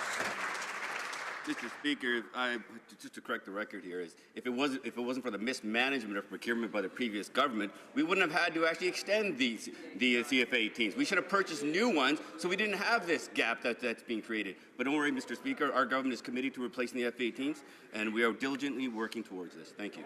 For Selkirk Interlake Eastman. Mr. Speaker, the credibility gap is on the Liberal front bench, and is the only reason why our Air Force could experience a capability gap. The Liberals are ignoring the Royal Canadian Air Force, they're ignoring industry, and they're ignoring the academic experts. And now they're refusing to continue the CF-18 life extension project. And this decision will endanger the lives of our fighter pilots. Will the Defence Minister tell the Prime Minister to stop playing politics with a decision that can jeopardize the security and safety of our troops and our nation? The Minister of National Defence. Mr. Speaker, because of mismanagement, we have no choice but to extend the CF-18s to 2025, and we are working towards that. But it's still, the gap does remain, and we're going to making sure that we're going to be replacing our CF-18s. And we are working diligently to making this happen because our men and women deserve the best equipment to carry out their missions. Thank you. Honourable Member for Chalbourg-Saint-Charles. Indeed, Mr. Speaker, all the reports confirm that the government has already made its choice to buy the Super Hornet, so they just have to patch something together so that they can get a narrative for it. Now, once again, this should be in the higher interests of the Canadian forces, but if that's the case, can the minister tell us with whom in the industry he is in contact besides Boeing to replace the F-8C? Speaker, we have a lot of information, obviously, because we have been part of the F-35 program. Our officials are working and gathering the information. No decision has been made yet, and when we have the appropriate information, we will be making Canadians aware of this and this House. Thank you, Mr. Speaker. Honourable Member for Chalbourg-Saint-Charles. The more time goes on, the more time they're taking to make a decision. They should not be acquiring this for interim capability. And so why don't they immediately launch an open and transparent competitive process to replace the F-18s? If it's so urgent, why are they dealing with Boeing to create jobs in the U.S.? Mr. Speaker, as I stated many times before, no decision has been made yet. We are working towards this. As I stated, we are committed to replacing the F-18, and our officials are working diligently towards this, to making sure that we purchase the right fighter for the capabilities of the Canadian Armed Forces. Thank you. Honourable député de Laurier-Sainte-Marie. Member for Laurier-Sainte-Marie. Mr. Speaker, Ms. Hoodfar, an anthropologist who teaches at Concordia, is now in Evan Prison, where political prisoners are often held. What's most worrisome is that she needs medication to stay healthy, and there's no way of knowing if she's getting it. Can the minister tell us exactly what his department is doing to secure the immediate release of Huma Hoodfar? The Honourable Parliamentary Secretary. Speaker, the Government of Canada is very concerned with the detention of Dr. Hoodfar in Iran. We remain in close contact with their family. In fact, the Minister of Foreign Affairs and I have met with their family. Our consular officials in constant contact with their family as well. And we have raised this issue with like-minded countries who will help us in raising this issue. Despite the difficulties of not having a diplomatic presence in Iran, we're going to do whatever we can to release Dr. Hoodfar. Mr. Speaker, after being interrogated by the Revolutionary Guard since March, Canadian Professor Huma Hoodfar was arrested and jailed at the notorious Evan Prison on Monday. Her family are worried sick for her health and safety. And what reason? In 2003, we should remember, another Canadian woman was killed in the same prison. What is the government doing to secure the immediate release of Huma Hoodfar? The Honourable Parliamentary Secretary. Mr. Speaker, I do want to thank the honourable member for raising this issue. This is a very important file. We are very concerned with the well-being of Dr. Hoodfar. Given the realities on the ground, we're raising these issues with our like-minded partners. Because of privacy concerns, I can't get into further details than that, but I want to assure the honourable member and everybody in this House that we're taking this case very seriously. Member for Scarborough Rouge Park. Mr. Speaker, the Rouge National Urban Park is a result of hard work by many in my constituency. I want to thank them for their commitment to making this vision a reality. They worked for the past 40 years with different levels of government and overcame many, many obstacles. Our government introduced legislation today to ensure that the full potential of this park comes to life. Mr. Speaker, can the Minister of Environment tell this House how she will protect the environment in North America's largest urban park? Minister of Environment. Mr. Speaker, thank you to the member for Scarborough Rouge Park, other Greater Toronto Area colleagues, and the many Canadian stakeholders and citizens for their advocacy and hard work on Rouge National Urban Park, Canada's first national urban park within 1 hour of 7 million Canadians. Today, I'm thrilled that we're taking the legislative steps required to strengthen the ecological protection for the Rouge while respecting and promoting a vibrant farming community within the park. In close collaboration with the Government of Ontario, we're confident that this will lead to the expansion of the Rouge National Park to close to 80 square kilometres. What a great present to Canada for our 150th birthday. Member for Lanark, Frontenac, Kingston. Mr. Speaker, in the past, the Liberals consulted Emmett McFarlane on constitutional matters. Perhaps they should consult him again on electoral reform. Here's what he says. I can't think of a good reason why Canadian voters should not be consulted on whether they favour the proposed new system over the status quo. And he also says, surely it would be a sad irony to bring in a new electoral system when a majority of Canadians might have rejected it in a popular vote. Isn't Professor McFarlane right? Isn't there a need for a national referendum before we change the way in which we elect members? Democratic institutions. Mr. Speaker, I thank the honourable member for his question and remind all members in this House that the Special All-Party Committee that has now been agreed upon is going to reach out to experts and academics, but Canadians from all walks of life. Additionally, Mr. Speaker, our decision will be informed by the work that all 338 MPs in this place do in reaching out to their constituents and bringing their hopes and aspirations into this conversation. The honourable member for Richmond Athabasca. Mr. Speaker,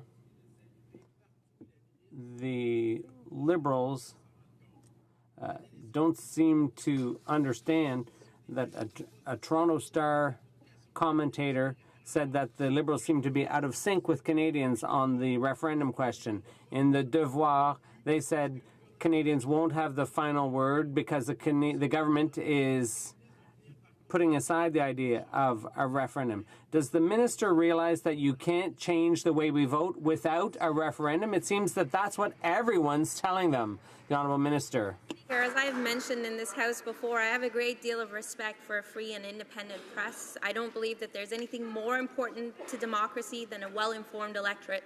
I also believe that the opportunity we have before us in this House, as we review opportunities and options available to us to modernize our electoral system, requires us to reach out to those Canadians who do not have the platform that many of us enjoy. Reaching out to those Canadians is an important priority of mine, and I'm looking forward to what members from all 338 ridings bring to the committee to add to their report. Well said. Honourable member for Banff Airdrie. Mr. Speaker, recently the Prime Minister told the Toronto Star that it's not up to any one person, even if it's the Prime Minister, to define exactly what the right system is. But as per usual, his actions don't match his words. If it's really not about politicians and their preferred system, he'll listen to all Canadians. And 3/4 of Canadians are calling for a referendum prior to any changes on their electoral system. So if the Prime Minister is really open to listening to Canadians as he claims, will he hold a referendum and give Canadians the final say, yes or no? The Honourable Minister of Democratic Institutions. Mr. Speaker, our Prime Minister, and indeed all of us, heard from Canadians loud and clear when over 60% of them voted for electoral reform, that the best way to go about this process is not to make the decision on their behalf, but to go out and reach out to them and hear from them how they'd like to go about this process. That is why we committed to bringing forward a special all-party committee to review the options available, and I'm looking forward to the work that all 338 MPs will do to enhance the work of that committee. Member for Calgary-Midnapore. Mr. Speaker, I want to come back to the fact that the government has misled this place on the question of ISIS genocide. The government denies the recognition of the genocide by the United States, even though Secretary Kerry said, quote, Daesh is responsible for genocide and is genocidal by self-proclamation. But the government also says that they need an international tribunal of lawyers to declare a genocide. Yet this House recognized the Armenian genocide as such in 2004 without an international judicial process. It's true the Liberal government voted against that recognition.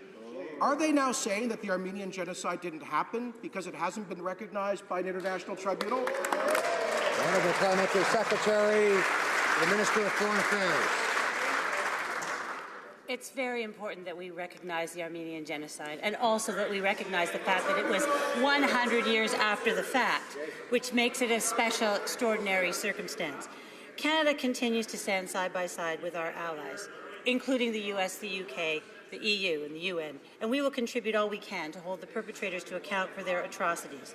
The Minister of Foreign Affairs has made a formal request to the UN. We have heard back from the ambassador from Iraq thanking our Foreign Affairs Minister, our Prime Minister, and Canada for its strong stand against ISIL in Iraq.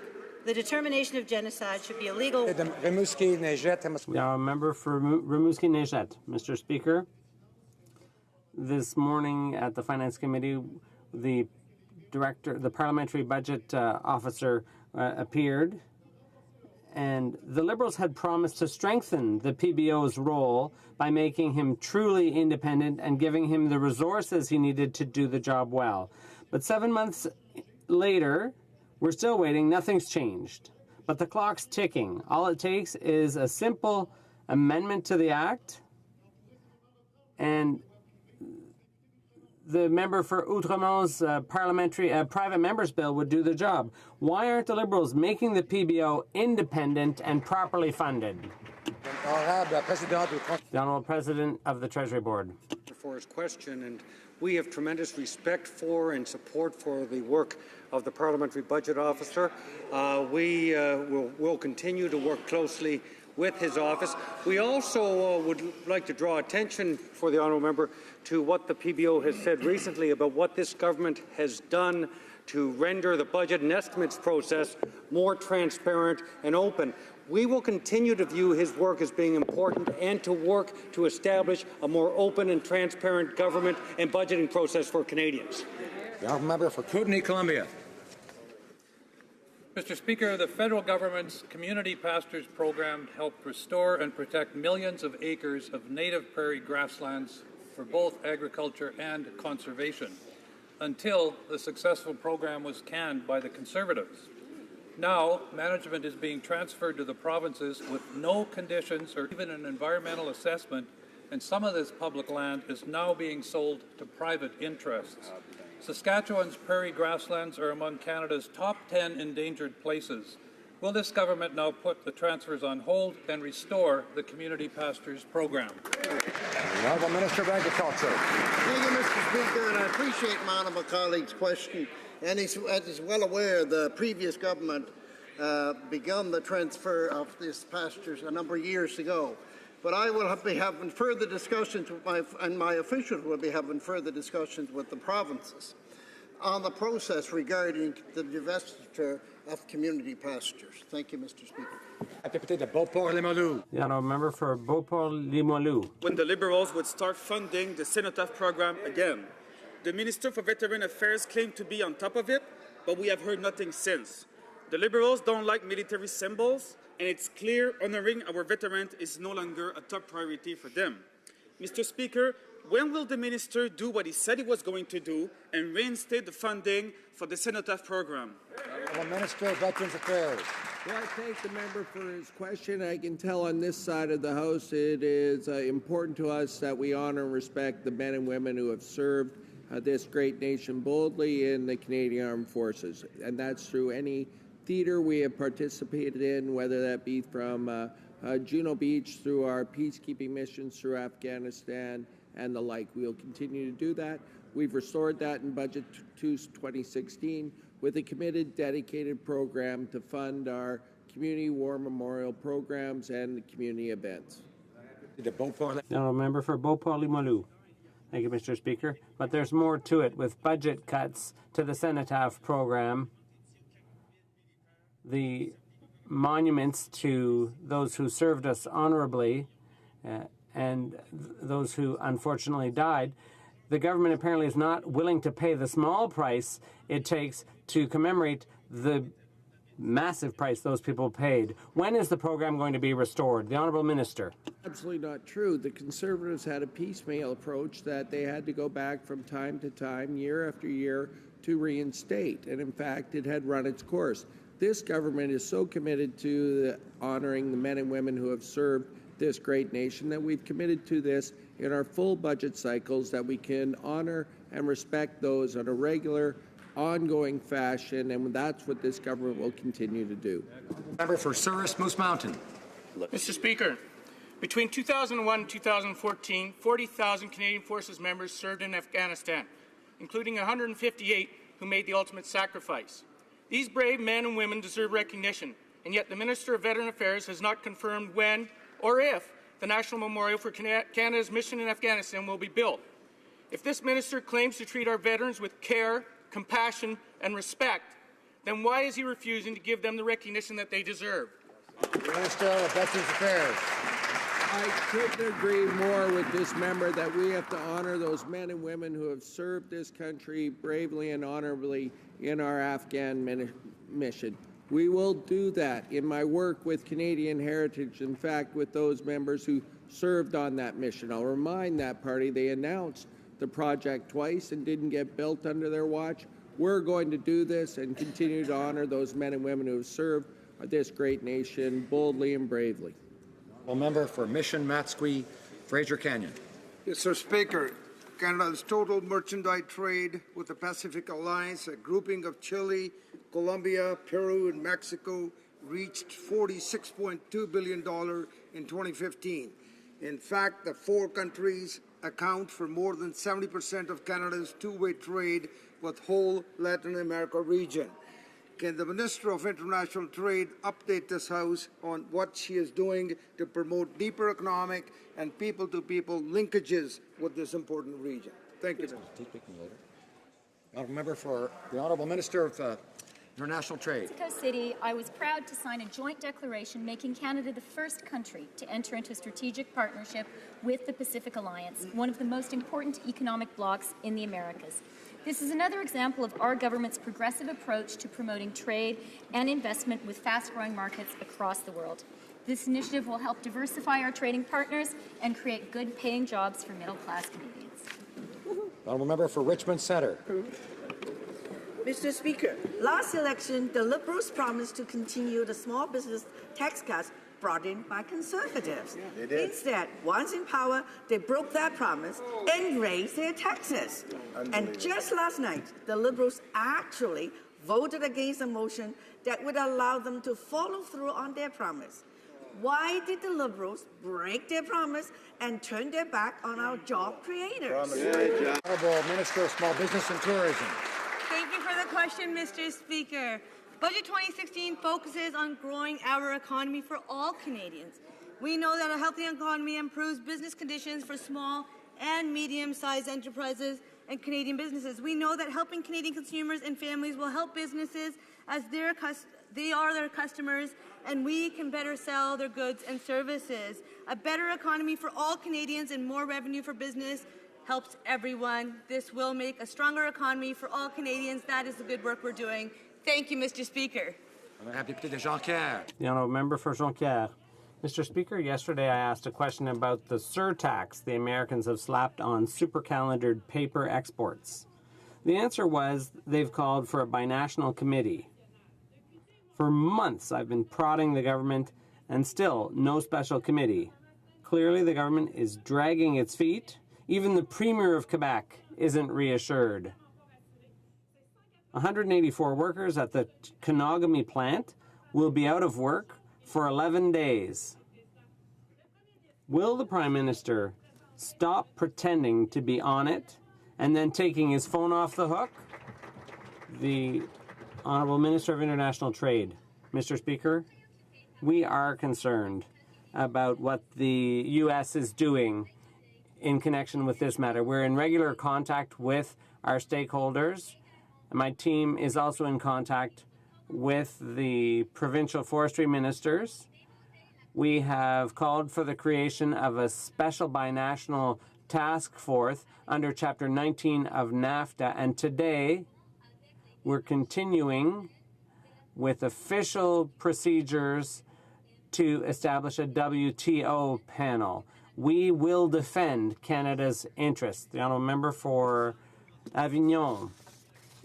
Mr. Speaker, the Minimum Age Convention 1973 is one of the fundamental conventions of the International Labour Organization at the heart of the promotion of decent labour. International labor standards influence labour laws and practices and help improve working conditions all around the world. Can the Parliamentary Secretary to the Minister of Employment, Workforce Development and Labour tell the House what the government is doing about working conditions all around the world? Minister of Employment. Mr. Speaker, yesterday in Geneva, the Minister announced our government's ratification of the International Labour Organization's Convention on Minimum Age. This convention requires ratifying countries to set a minimum age for employment of at least 15 years and to prohibit hazardous work for young workers. This sends a clear message about Canada's values and shows children's rights are not only a moral but as well a legal obligation. We stand together with countries around the world denouncing child labour, exploitation and abuse, and we continue working towards the full international respect for fundamental rights for workers. Member for Sherwood Park, Fort Saskatchewan. Mr. Speaker, today's genocide debate reminds us that these Liberals are just not that interested in international human rights. That's becoming very obvious as we learn about another Liberal smoke and mirror show. Their new Office of Everything to replace the Office of Religious Freedom is not actually a separate office at all. It's just a line within the Department of Foreign Affairs without an ambassador. So how about an actual office with an actual ambassador, with an actual mandate and actual responsibilities? Parliamentary Secretary to Minister of Foreign Affairs. Thank you very much, Mr. Speaker. How about an actual Office of Human Rights, Freedoms and Inclusion? The new office expands on the work of the former office and holds a comprehensive vision to include all human rights, of course including the freedom of religion. In order to support this approach, our budget, dedicated to the promotion of human rights, has tripled. Canadians are stronger not in spite of our differences, but because of them. Promoting acceptance and protecting the differences that make us so unique cannot be divided. They are universal, indivisible, and interdependent. Thank you. The honourable member for Montcalm. Mr. Speaker, the Quebec Bar Council for the Carter family, the renowned constitutional expert Peter Hogg, the Bloc Québécois, and the NDP all called for it.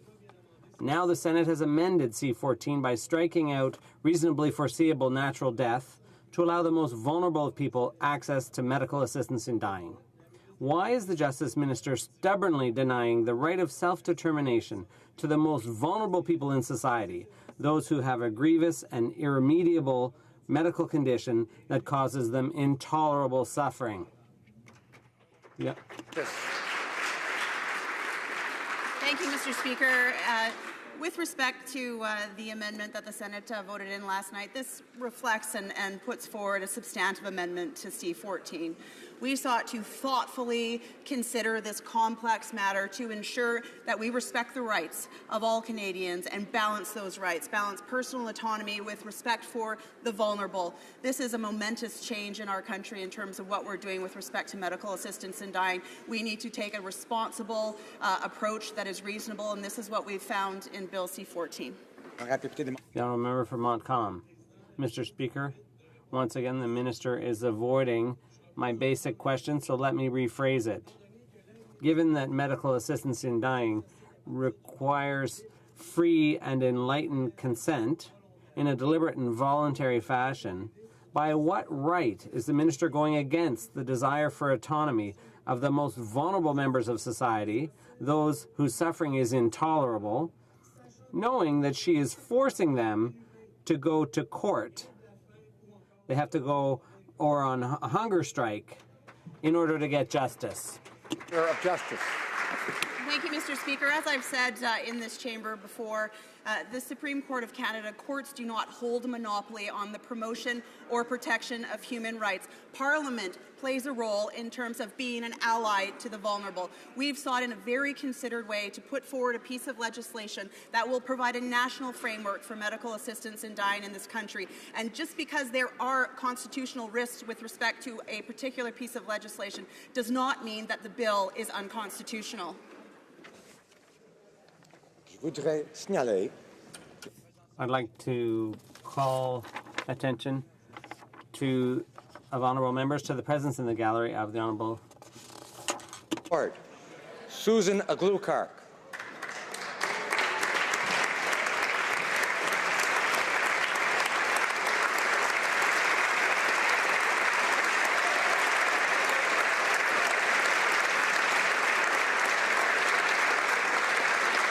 Marie Chouinard.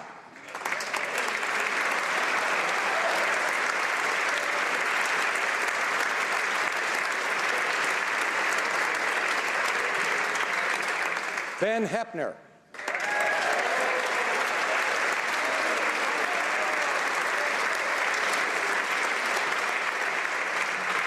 Robert Lantos. Robert Lantos.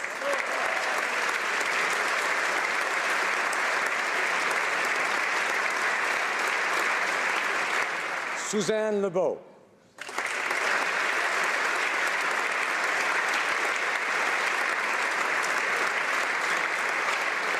And the Ramon John Natition Award for Volunteerism in Performing Arts, John D. McKellar.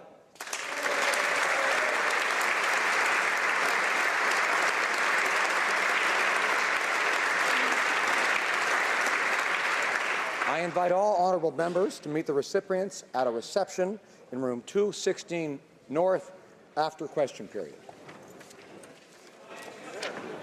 I would like to draw to the attention of honourable members the presence in the gallery of the Honourable Ed Doherty, Minister responsible for Service New Brunswick, Aboriginal Affairs and the Economic and Social Inclusion Corporation for the province of New Brunswick.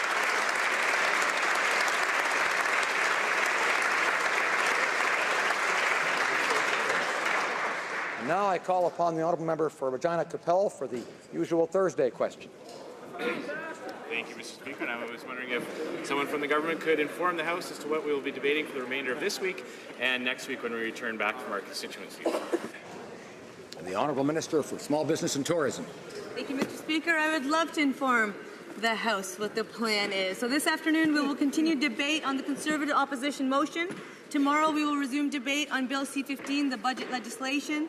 We have been in discussion with our opposition colleagues, and I hope we will conclude third reading at the end of day tomorrow. Monday and Tuesday of next week will be allotted days On Wednesday, we will have a debate on concurrence of the 5th report of the Standing Committee on Transport concerning the transportation of grain. Following that debate, we would then take up second reading of the Bill C-13, which implements the WTO Trade Facilitation Agreement. On Thursday, we will resume third reading debate on Bill C-6, Citizenship Act amendments. Thank you, Mr. Speaker. And the Honourable Chief Government Whip is rising on a point of order. Mr. Speaker, should you seek it, I hope you will find unanimous consent for the motion that, notwithstanding any standing order or usual practice for the House, when the orders for consideration of report stage or at third reading stage of Bill C-210, an act to amend the National Anthem Act, gender, are read, if the member for Ottawa-Vanier is not present to move the concurrence of report stage or the third reading motions, they may be moved by the member for Orleans. Honourable Chief Government Whip, have the unanimous consent of the House to propose the motion? No, there is not unanimous consent.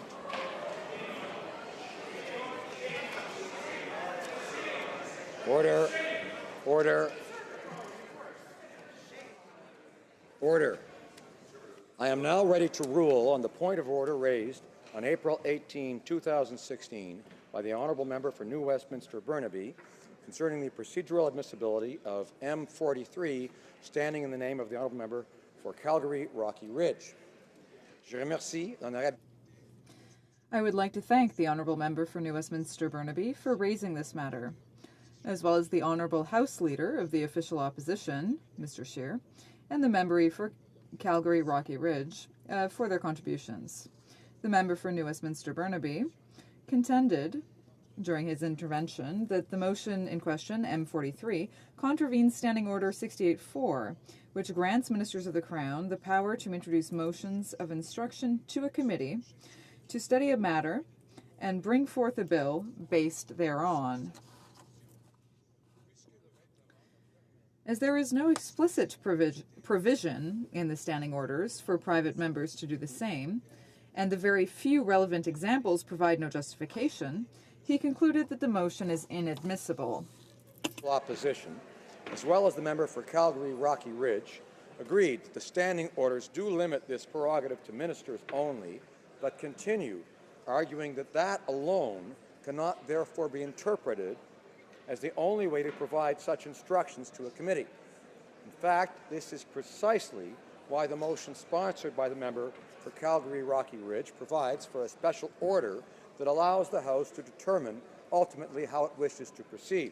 This, he felt, was in keeping with the regular practice of the House to adopt motions to regulate its proceedings or to provide for procedural mechanisms that are not found in its standing orders.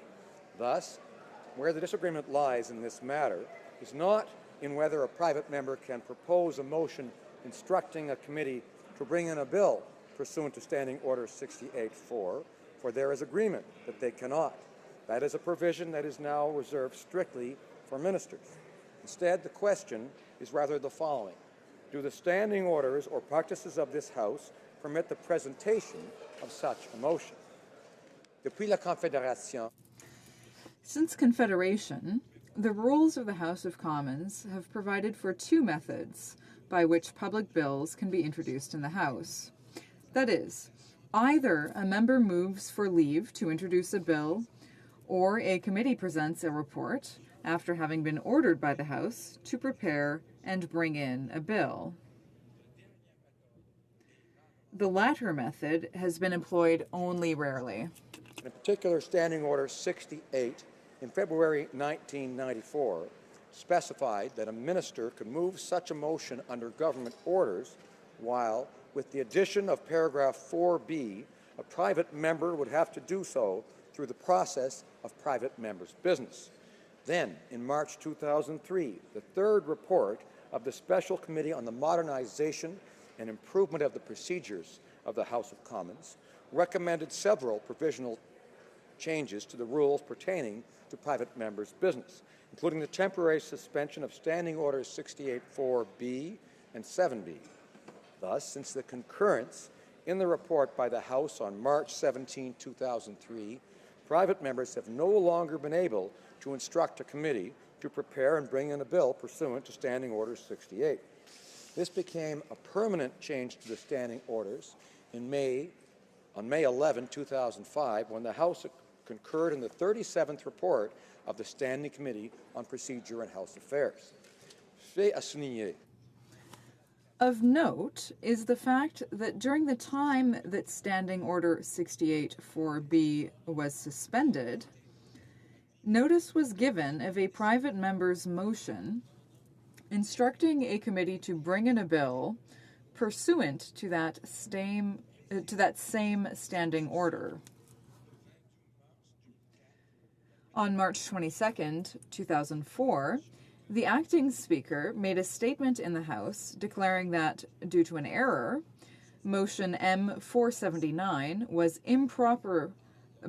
improperly before the House, and directing the clerk to modify the text of the motion so that it took the form of a resolution rather than an instruction. While the standing orders describe the process for private members' business, they do not fully prescribe the limits to what is admissible as a private member's motion, other than those that exist in relation to the financial prerogative of the Crown and the limits set out in Standing Order 68-4. On trouve d'autres principes directeurs. Other guidance can be found in House of Commons Procedure and Practice, 2nd edition, at page 1119, which provides a broad description of the types of motions that private members can introduce. And I quote, "Private members' motions are used to introduce a wide range of issues and are framed either as orders or resolutions, depending on their intent. Motions attempting to make a declaration of opinion or purpose without ordering or requiring a particular course of action are considered resolutions. The government is not bound to adopt a specific policy or course of action as a result of the adoption of such a resolution, since the House is only stating an opinion or making a declaration of purpose. This is in contrast to those motions whose object is to give a direction to committees, members, or officers of the House, or to regulate House proceedings. And as such, they are considered orders once adopted by the House." End of the quote. Such orders by private members have not usually taken the form of instruction to a committee to bring in a bill. While it may seem that two exceptions to this are found in motions M411 in 2003 and motion M541 in 2004, as the member for New Westminster Burnaby pointed out, their admissibility was never questioned, as these items were never placed on the order of precedence, nor moved or debated. Thus, they cannot be looked upon as precedents either way. Given the evidence, the Chair cannot state categorically that motion M43 in its current form offends the provisions and limitations of Standing Order 68-4. Its wording is not so direct as to allow the Chair to draw that firm a conclusion. Instead, M43 is worded in such a way that it could in fact be viewed as an alternate path to Standing Order 68-4, as has been suggested by both the House Leader for the official opposition and the member for Calgary Rocky Ridge. They indicated that, although the motion does propose an instruction to the Standing Committee on Finance, it also takes the form of a special order so that the House may proceed in a manner not stipulated in the rules of the House, should it so choose. O'Brien and Bosque, at page 528, further supports the notion that it is ultimately up to the House to determine whether to adopt a proposal put before it. Quote, "A motion is a proposal moved by one member in accordance with well-established rules that the House do something, order something done, or express an opinion with regard to some matter. A motion initiates a discussion and gives rise to the question to be decided by the House." Unquote. Accordingly, I am prepared to permit debate on the motion standing in the name of the member for Calgary Rocky Ridge to continue in order to provide the House with the opportunity to determine whether or not it wishes to proceed in the manner outlined in the member's motion. Therefore, the motion will retain its position on the order of precedence and can proceed in the current form. Cela dit. That being said, the Chair remains aware of different views expressed in reference to the admittedly unusual approach set out in Motion M43. In order to provide the House and the Chair with greater clarity and assurance, the Standing Committee on Procedure and House Affairs may wish to examine this matter further. With a view to reviewing the guidelines with respect to the procedural admissibility of private members' motions, and report back to the House any conclusions and recommendations at which it may arrive. I would like to thank honourable members for their attention. Orders of the day. Government orders, business of supply, considération de motion de l'opposition au nom de Madame Ambrose. Considering an opposition motion standing in the name of Ms. Ambrose about ISIS. And questions and comments after the speech of the honourable member for Selkirk, Interlake, Eastman. Questions and comments? The Honourable Parliamentary Secretary to the Prime Minister. Thank you, Mr. Speaker, and I thank my honourable colleague for his statement. Again, I believe he could find consensus on all sides of the House that we believe that the atrocities against vulnerable populations by ISIL are deplorable.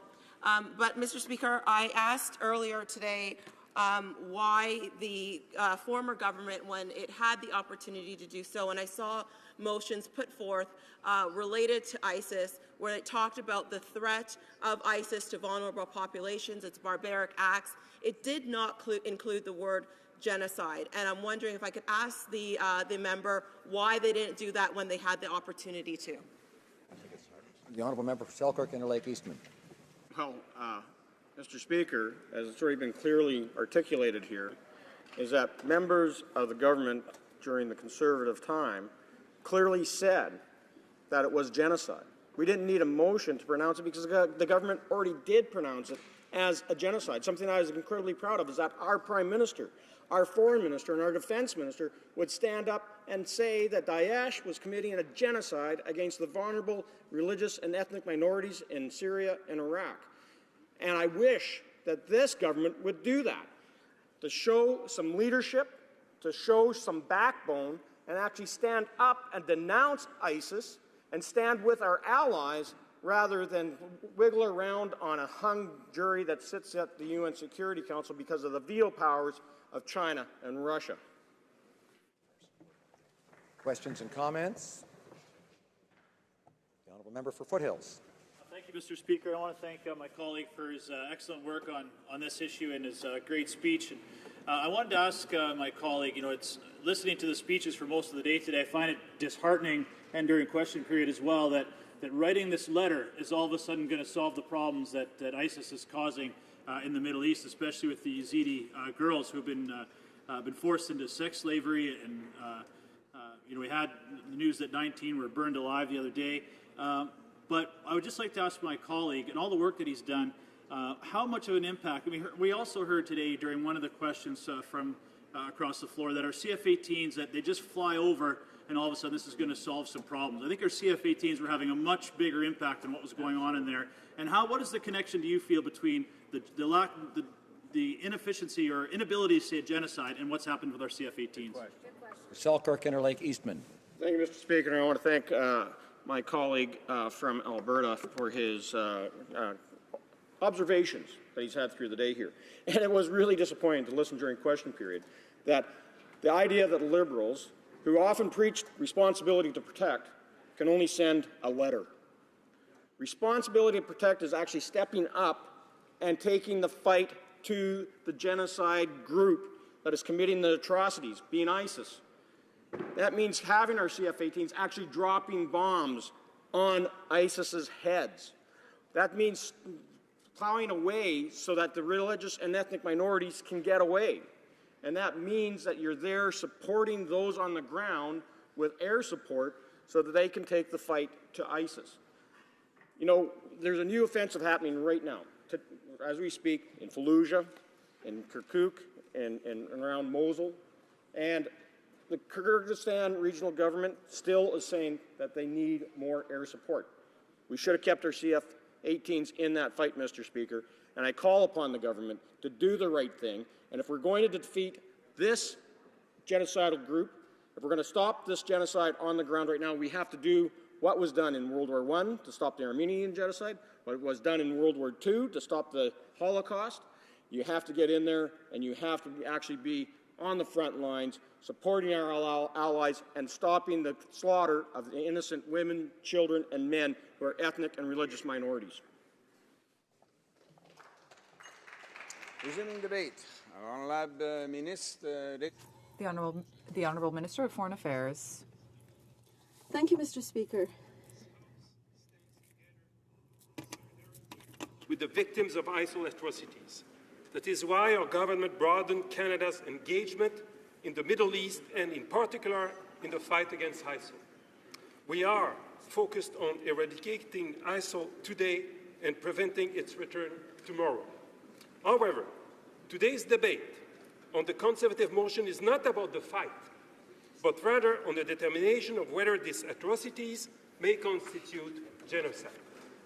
Our government strongly condemns the terrorist acts committed by ISIL, and we are actively supporting the prosecution of perpetrators and investigations against ISIL crimes to determine if some amount to genocide.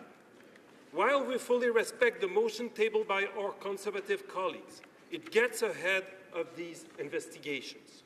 Furthermore, the motion before us does not go far enough to address punishing the perpetrators.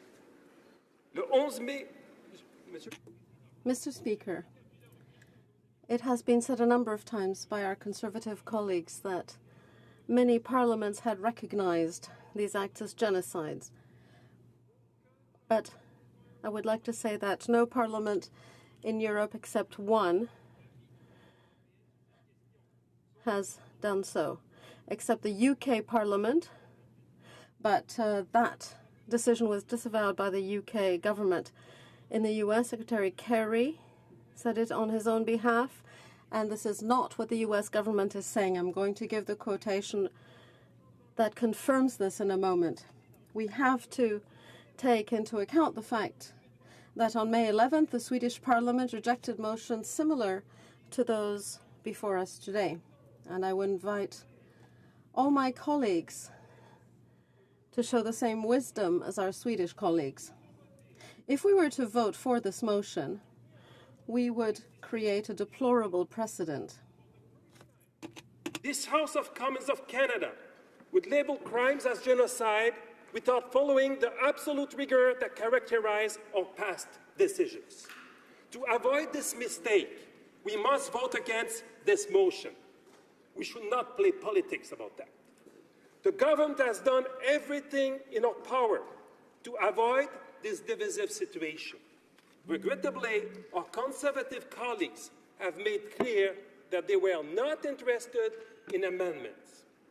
This House can be proud that each time we recognized genocide in the past, we did so based on overwhelming evidence and a great sense of conviction, history, and moral responsibility. In the case of the atrocities committed by ISIL, we are not dealing with events that happened decades ago. The evidence is being gathered as we speak. Canada is playing its part to assemble this evidence. Some of these crimes may indeed deserve the description genocide, but for the label to stick, it is important to have that determination made by an independent judicial process recognized by the international community. Whether today's crimes can be considered genocide is not for me to determine, nor is it for all of the upstanding and concerned members who join the debate today. The determination should first be a legal one by a competent court, not a political one.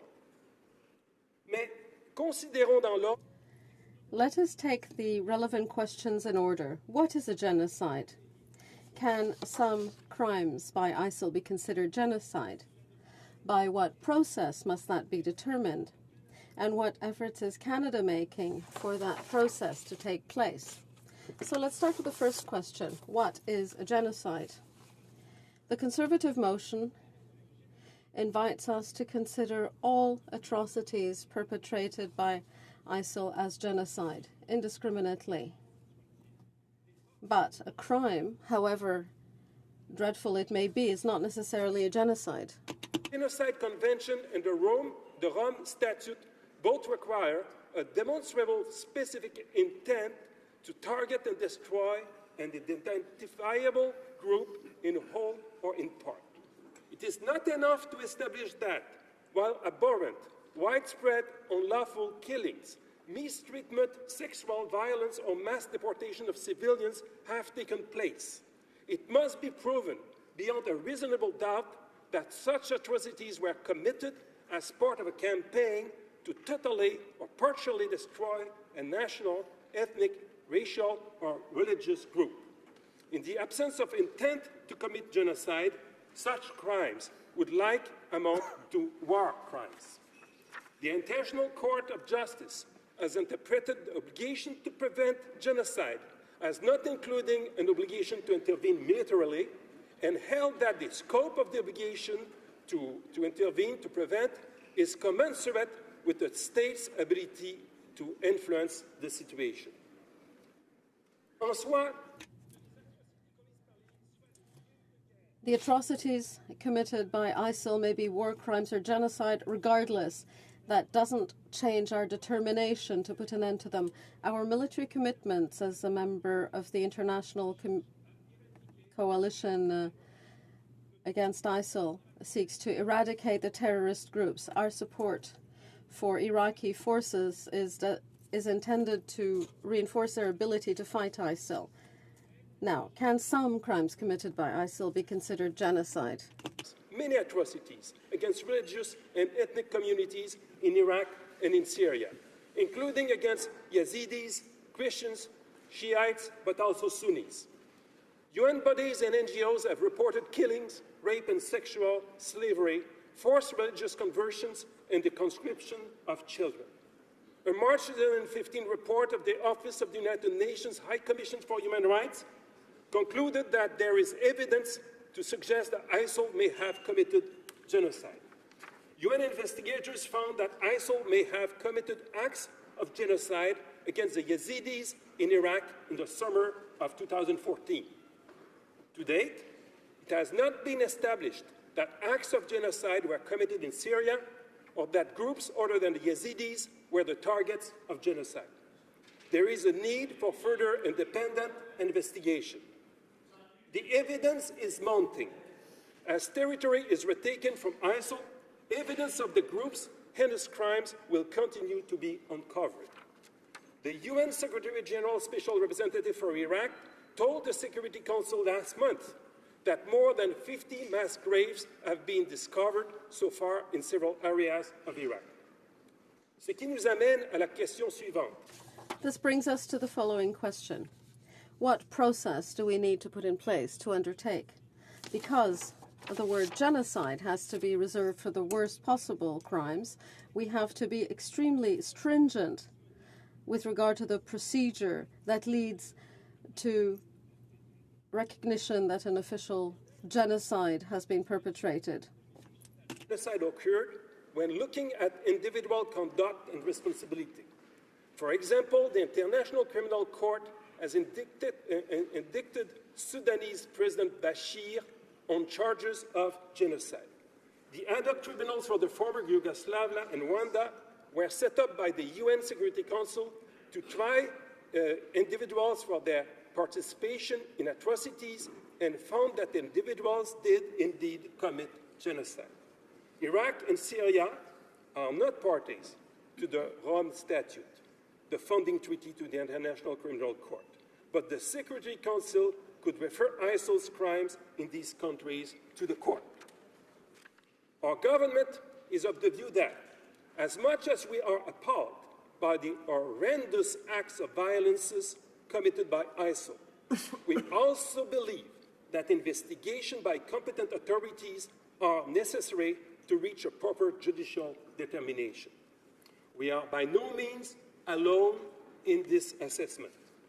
As the UK Parliamentary Undersecretary of State for Foreign and Commonwealth Affairs, Tobias Elwood, said on April 20th, and I quote, "Genocide is a matter of legal rather than political opinion.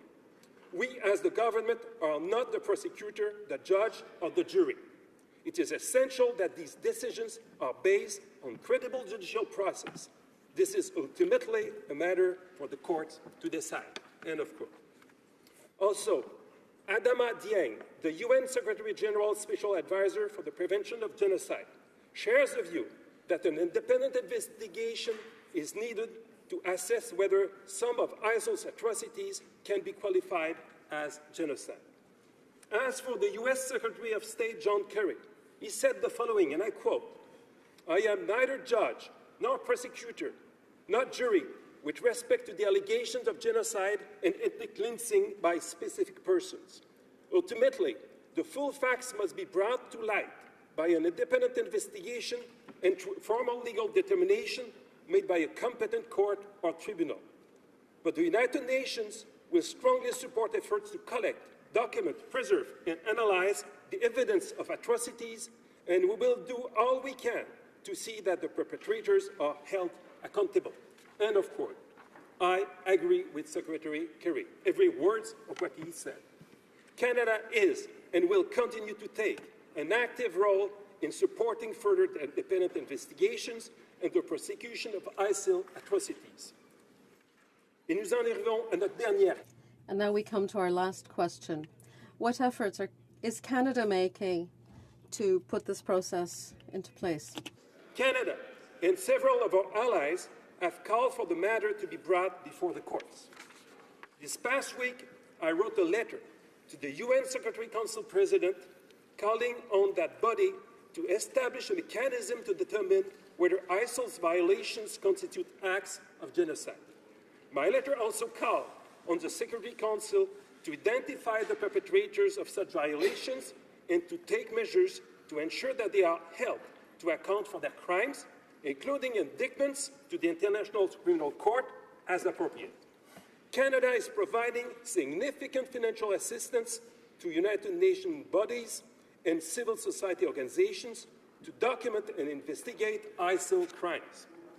Through this support, Canada is providing training on how to collect and analyze evidence to ensure that it can be used to determine the existence of genocide and in future domestic or international prosecutions.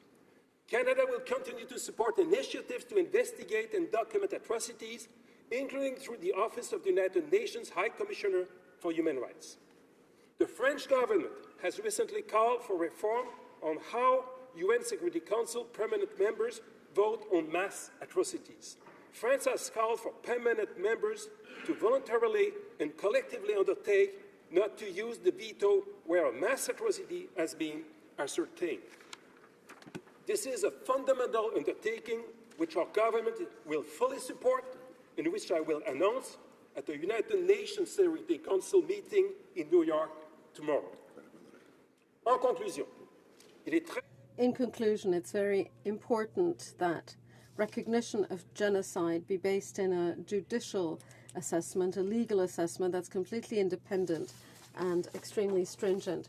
Recognition of genocide must not be confused with some kind of barometer that measures our moral indication, our moral indignation with regard to atrocities. However revolted we may be by the massacres, that is not sufficient to call them genocide.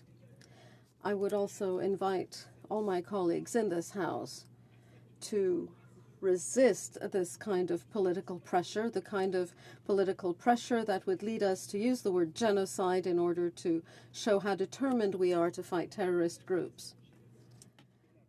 Calling something a genocide and willing to fight it are two entirely different things. Atrocities committed by ISIL in Syria and Iraq. ISIL has committed atrocities that may constitute genocide. This government stands with the United Nations and its international partners in calling for a judicial investigation on this matter and for an end to impunity for the perpetrators of serious international crimes. We welcome our Conservative colleagues to amend their motion to reflect the approach taken by the Government of Canada and by the international community to call on the United Nations to launch a responsible international investigation. Thank you, Mr. Speaker.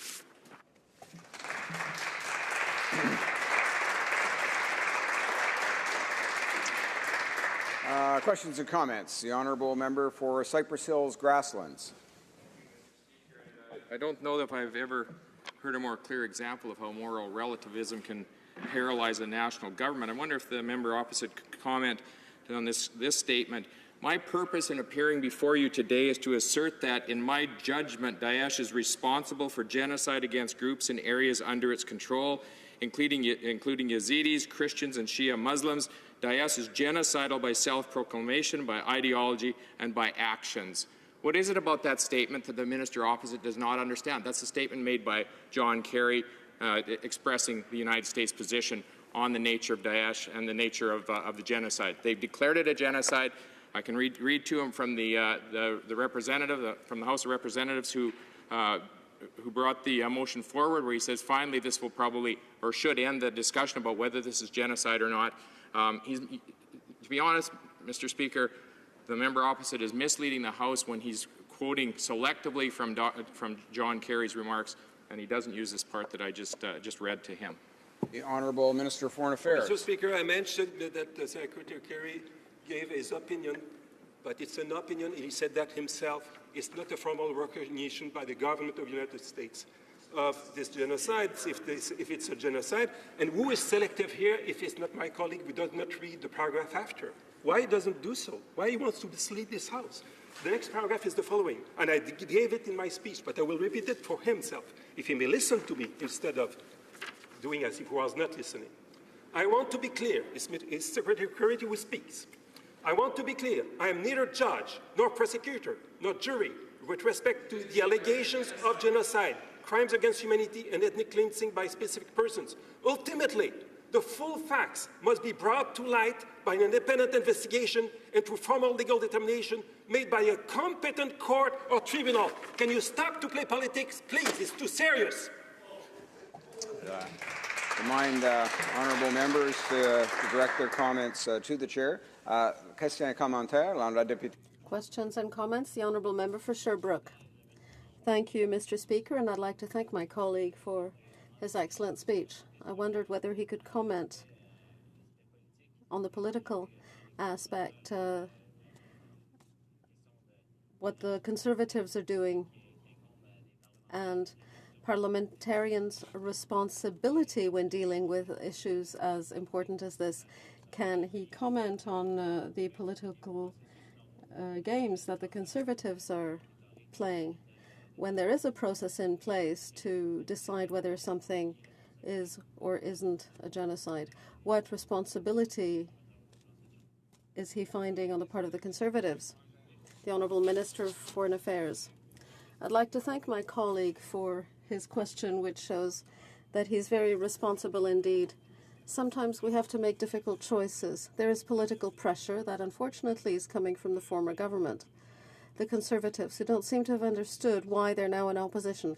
There is political pressure that is playing into the fact that if we don't call it a genocide, we're not going to fight it. But that's not the case. We have to resist that pressure because we have to keep the definition of the word genocide. Atrocities, horrors, and massacres are not necessarily genocide. We mustn't respond out of emotion.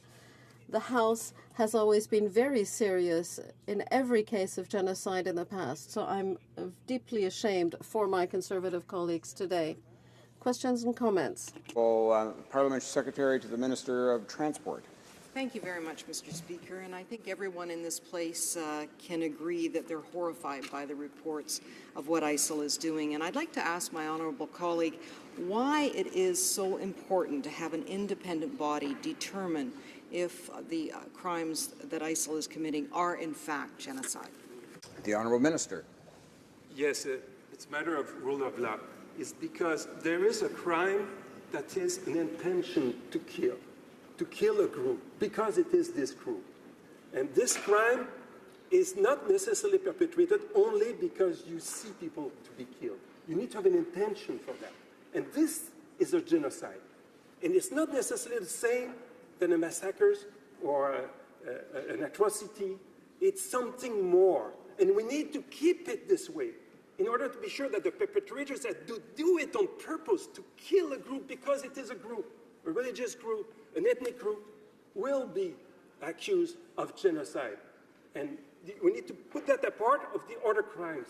And it's for that we need a very professional, independent investigation, and not act by politics, by crass politics, as the official opposition would like us to do. Questions and comments. The Honourable Member for Calgary Forest Lawn. Thank you, Mr. Speaker. To the Minister of Foreign Affairs, he and I have in this House have debated quite a lot on this issue of ISIL, the engagement of Canada when he was in the opposition and I was on that side. Therefore, for him now to get really angry, he shouldn't be getting angry about what it is. But the fact of the matter still remains, Mr. Speaker, that over the period of time that we started debating in this House, ISIL came, we could see the steps ISIL was taking, and every day more and more are coming, incidences are coming out to say that, ISIL has been acting not just like a massacre that you were talking about. A massacre is one, but many, many massacres that have been taken against everyone here. So it has mounted to the level where there is an absolute unanimous opinion that this is a genocide. Now, if you say it is a genocide today, and you are now hiding behind the law or this thing to say you don't want to say it, but even if you say it, this does not change the fact that those who committed this crime need to be brought to justice, either under the International Criminal Court or whatever means international justice there is. So it is still, beyond my understanding, why you would not simply say, why do you have to hide behind a law? The Honourable Minister of Foreign Affairs. Speaker, the government will never hide behind the law. The government will respect the law, the international law. But if our Conservative colleagues wanted to have a debate about how to be sure that the perpetrators will pay for their crime, why they did not do so? There is not a word in it in their motion. If they wanted to have a debate about how can we optimally fight ISIL and to be sure that another terrorist group will not come back after, why did they not do so? They decided to play politics with the word genocide. They must be responsible for their words because it's crass politics, Mr. Speaker. Questions and comments. The Honourable Member for Sherbrooke. Thank you, Mr. Speaker, and I thank my colleague once again for his speech. But I was wondering if you could enlighten the House as to the value of the word genocide and the impact that that has in several countries, countries that, whether we're talking about in the International Criminal Court or other institute determines that it is a genocide, what would the impact be if that was decided? The Honourable Minister. In some ways, Mr. Speaker, it doesn't change anything in the government's determination, and I'm sure that this House will want to fight as vigorously as possible against ISIL and any perpetrator of this kind of crime. However, there are legal implications on those who carry out those crimes and who can then be found guilty by a tribunal for genocide. And it should have a deterrent effect on other groups who might wish to carry out such actions. And that is why we really need to preserve the definition of genocide and not equate it with our moral indignation in the face of crimes, murders, and horrors. It's something that has to be preserved and maintained, and I ask this chamber to do so because we've always acted responsibly so far, and that is true of the House of Commons of Canada. And response, questions and comments. The Honourable Member for Ottawa South.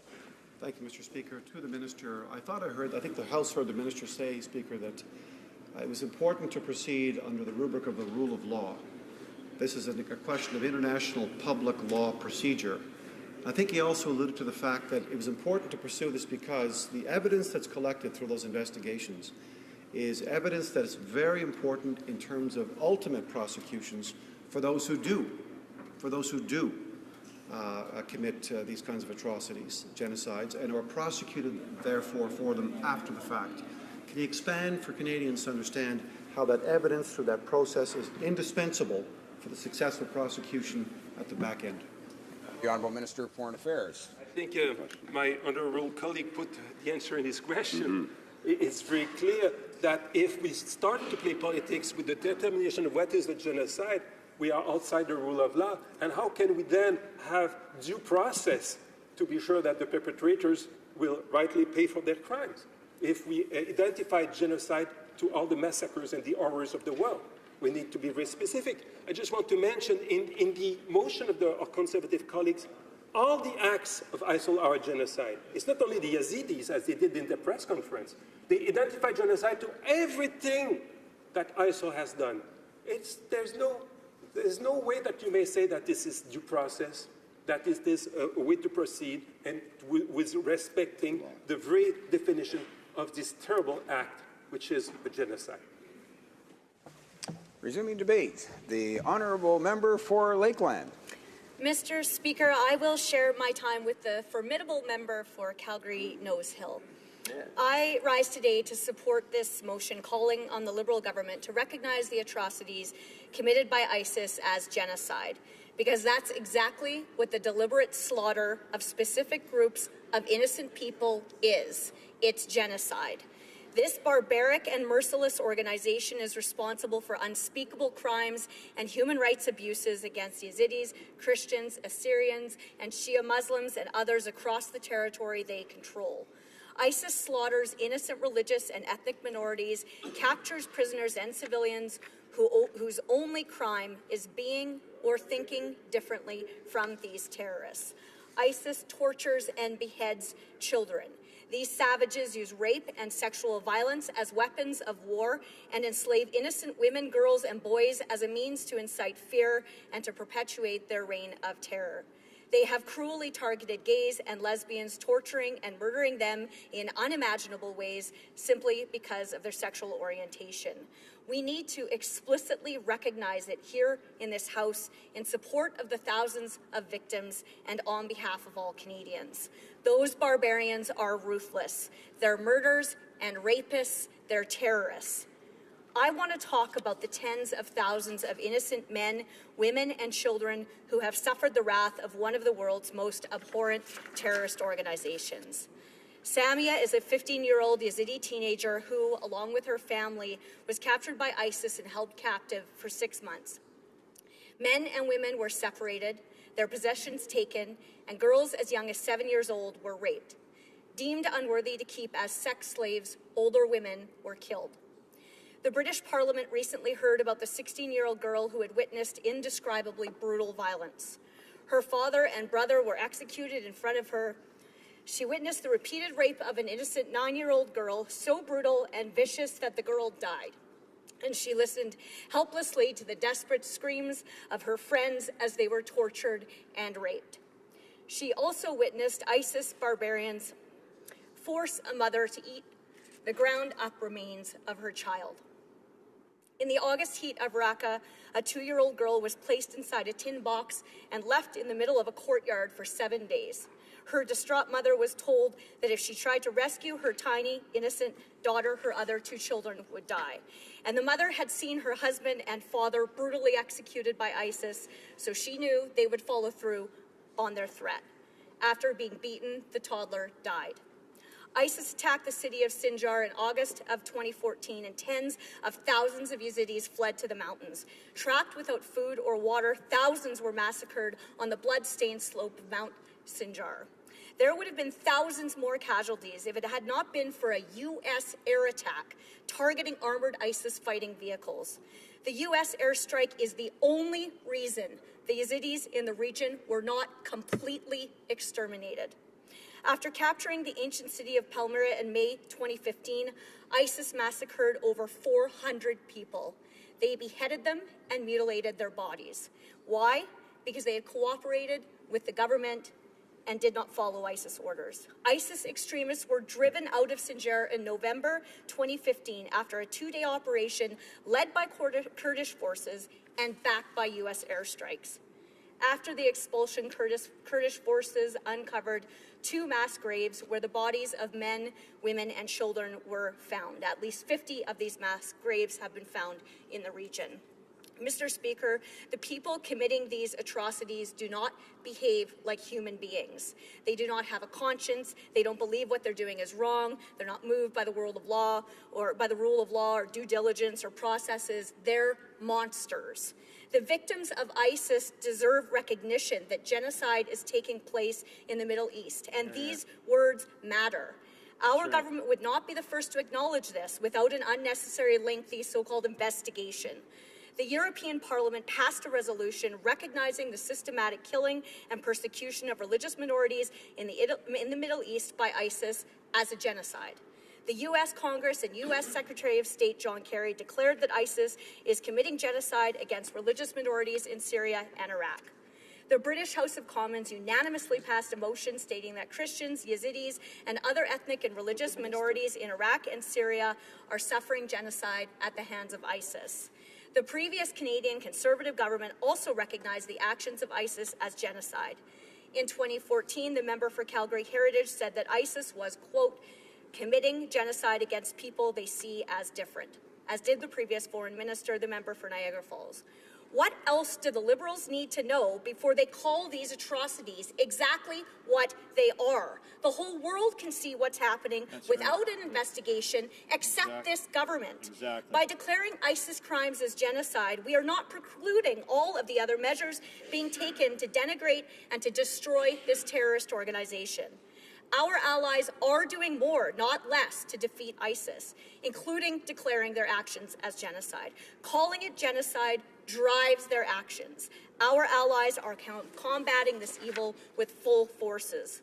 The destruction and specific targeting of minorities was the reason, along with threats to our own security, that the former government entered the war against ISIS along with our allies. It's why we continue to call for Canada's full participation, in contrast to the current Liberal government, which recently removed our CF-18 fighter jets from the mission, continues to call it a training mission, and that seems to believe a lengthy bureaucratic process will somehow provide more information we don't already know in order just to say the truth.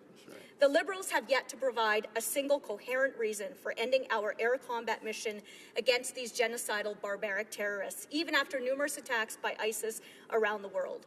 Instead of pulling our CF-18s and proposing unnecessary processes, we need to explicitly stand with our allies, say what is happening, and participate fully in the combat mission against this evil. Let's not forget that Canada is not immune.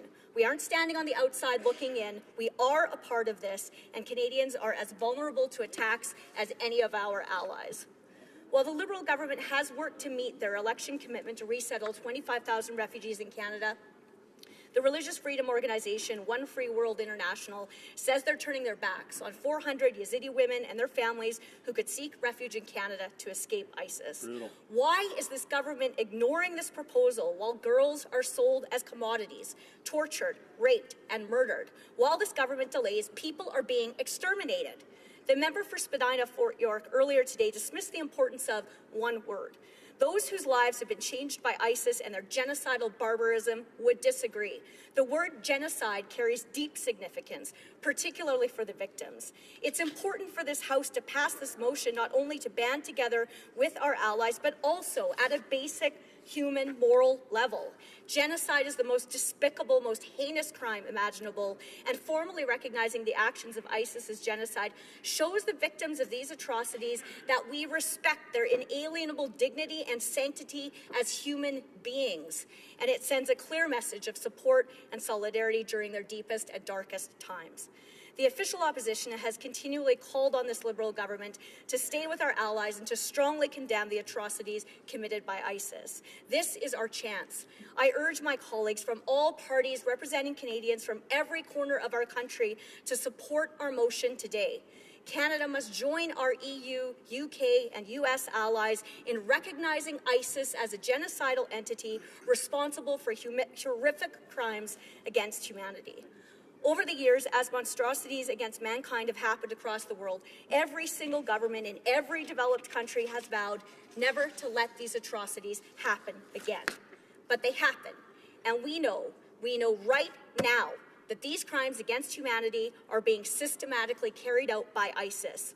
This motion is our never again moment. It's incumbent upon all of us now to stand up, to condemn ISIS, and to recognize their atrocities as what they are, genocide.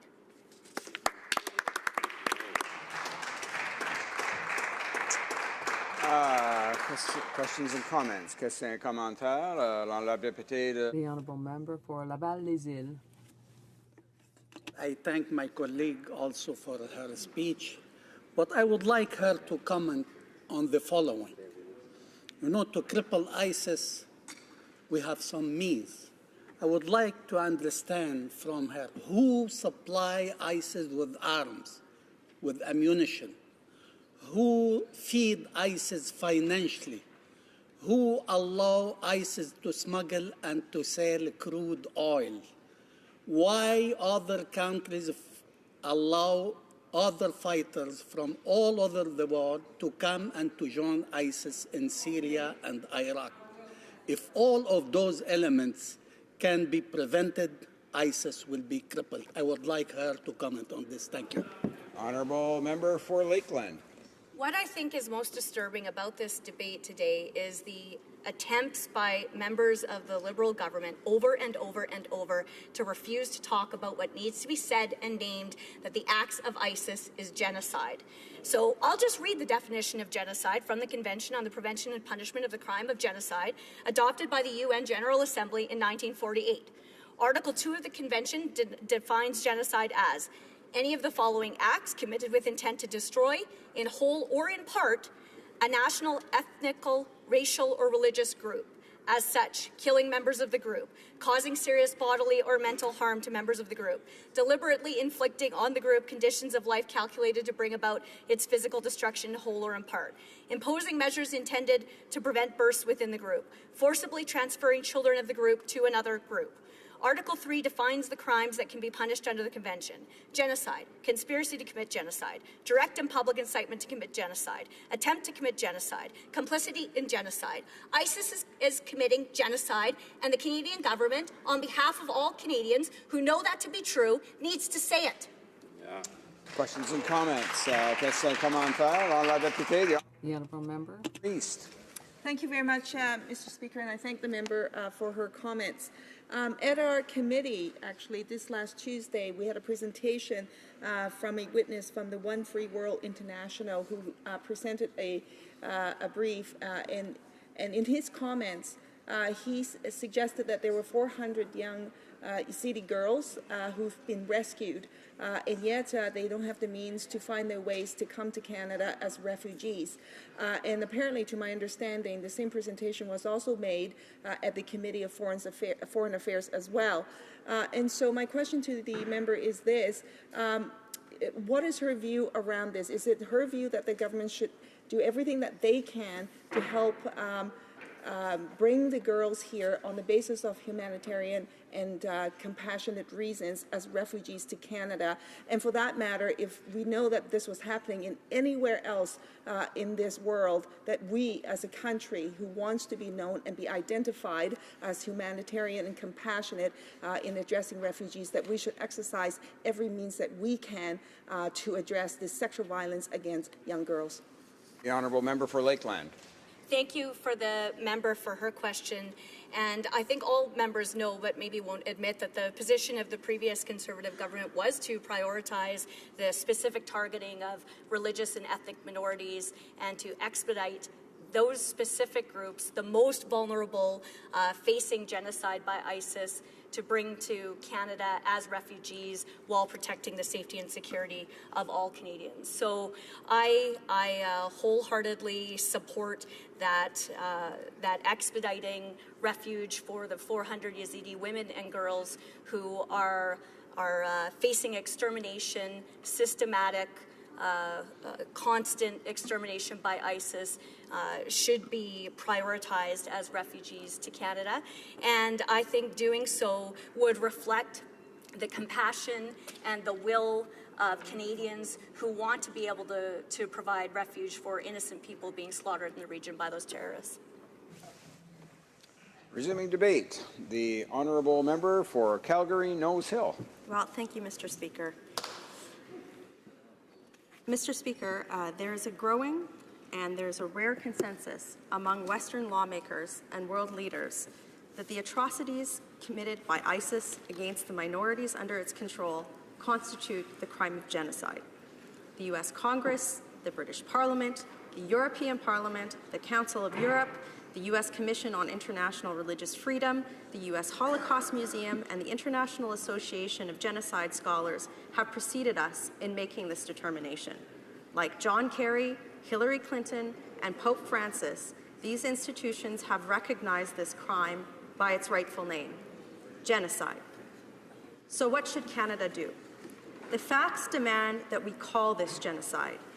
Our obligations under the Genocide Convention demand that we call this genocide. In fact, if we don't, we betray not only the victims and the cause of justice, but we fail Canadians who expect us as MPs to do better than our predecessors who sat in these very seats in addressing a crime that was rightly described by Winston Churchill as the crime of crimes. I believe, Mr. Speaker, that I'm not alone in this House in carrying a sense of shame over the silence that resonated all too often in the Western world and in this chamber as previous genocides were perpetrated. I therefore must take issue with those who have suggested that this motion, like those that were passed in the US and in Europe, is somehow beyond Parliament's purview, and that recognizing genocide for what it is strictly a legal determination to only be made by a court.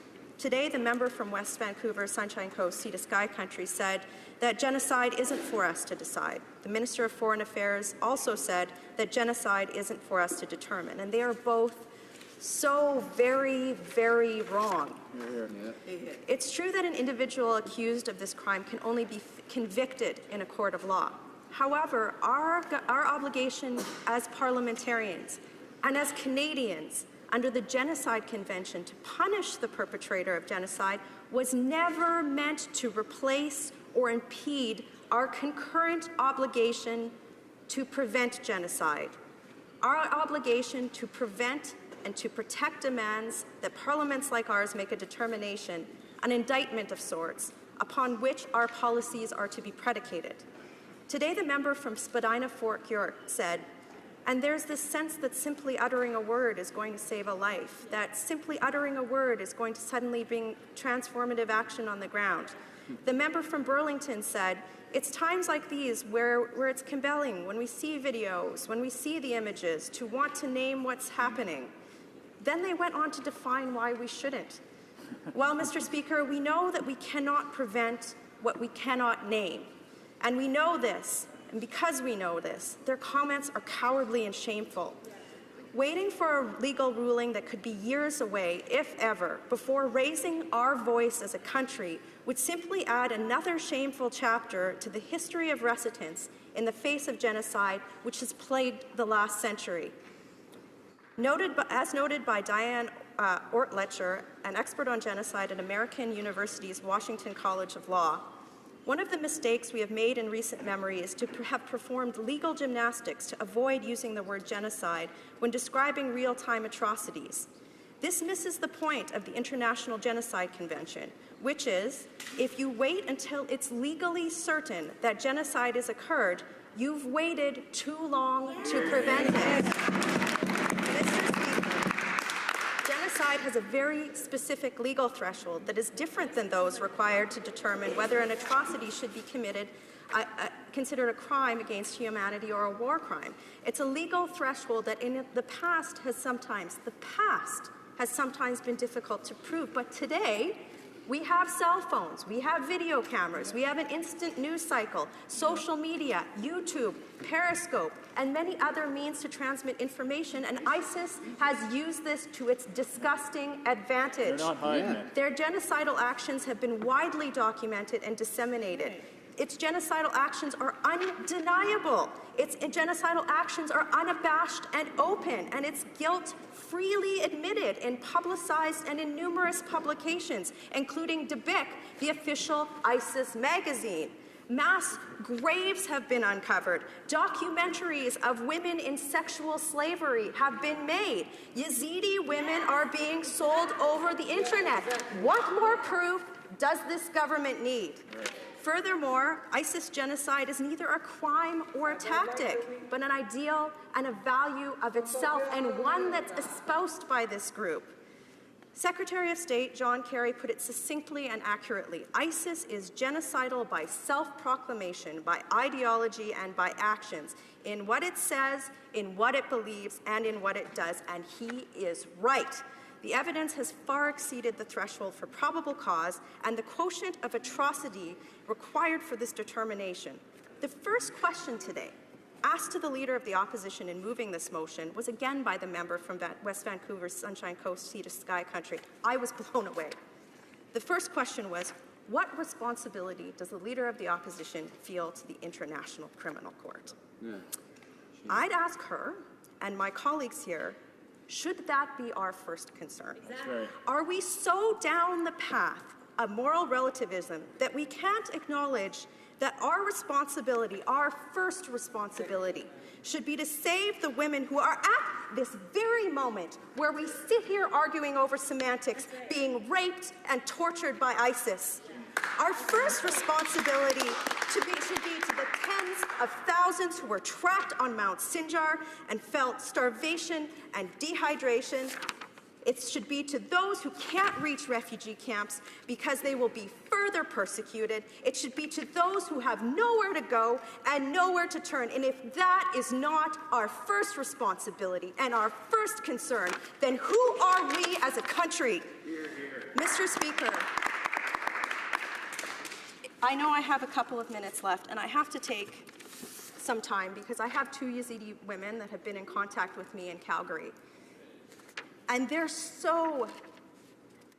been through so much, and they don't understand it when the government stands up and cannot conform to its obligations under the Genocide Convention of preventing genocide. And this is what they told me. Girls have jumped 2 stories, breaking her back while trying to escape. Many others were killed trying to escape. The Yazidis were all trapped at the top of the mountain. Many were betrayed by their neighbors to be captured or killed. All men are executed, except for young boys who are then brainwashed into being child suicide bombers, willing to return to destroy their previous communities. A woman refused to let go of her baby while being brutally raped, so they killed the baby in front of her and continued to rape her. The women, once rescued, are unable to go back into society because they are considered damaged goods, and recently their leader spoke out saying that the communities must accept the women, but they are still unwelcome. 150 women were put into one dark room for days with no water and no light bulb to be brought out a few at a time for short periods, only to be raped and abused by their captors. 270 Yazidi children won't come home because they are brainwashed by ISIS for suicide missions. Mr. Speaker, I have sadly concluded that up till now, the atrocities against these minorities have not adequately found their ways into the policy of the Western world, and only a tiny fraction of these communities have found their way onto Western shores. This is why rediscovering our sense of urgency has to start by beginning with calling these crimes genocide. It's a word that conveys a particular level of evil, of premeditation, of monstrosity, and it should never be blithely used. But it also must not be shied away from because of the sheer gravity of the world. Making this designation does not establish a hierarchy of suffering in the world of atrocities, but it does recognize a hierarchy of evil as defined by our laws and our most basic of values, a hierarchy that should be a critical component in defining our policy priorities. Mr. Speaker, we shouldn't be worried about what we need to do after we call this genocide. We should call it genocide and start getting that stuff done. Yeah. The Minister of Foreign Affairs just said in the House that supporting this motion would be playing politics and that it would create dangerous precedent. Yeah. I would argue that rather, voting against this by each member of the government as they stand there and vote against this would in fact do those exact things. Former President Bill Clinton has publicly expressed his deep regret on multiple occasions for not declaring the Rwandan slaughter as a genocide, and it would be a terrible error for us to make the same mistake. No number of future apologies, mournful eulogies, successful prosecutions will atone for and acquit us of the error of silence. Canada should not remain outside this extraordinary moment of consensus in the face of an extraordinary evil. I urge my colleagues to reconsider this, look in the bottom of their heart and figure out what's right, and to consider their votes based on these facts, irrespective of any other policy consideration. I urge my colleagues to consider why they are here. They're here to protect the people we serve and stand up for what is right. And I urge my colleagues to save many, many lives and support this motion. Yeah.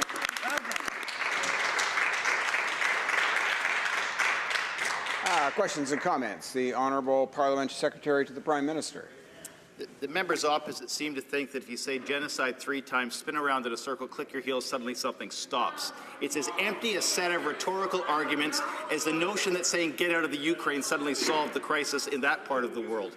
The reality here is that Margaret Thatcher once said, if you want something said, choose a man. If you want something done, choose a woman. In this Parliament, it seems, if you want something said, choose the opposition. If you want something done, choose what the Liberal government is doing. And what we're doing is actually setting the stage for the prosecution and the end of this atrocities that we think are just as evil as anybody else in this House. And what we are trying to do, and what we hope the opposition will support, is a move to declare this a genocide legally under the conventions of the United Nations. But additionally, we are not waiting for that to take action. We are taking action specifically on the ground with an increased support for the people fighting to stop this. Would the members not agree that the action to stop this outweighs any word you could ever attach to the atrocities, all of which we denounce with them?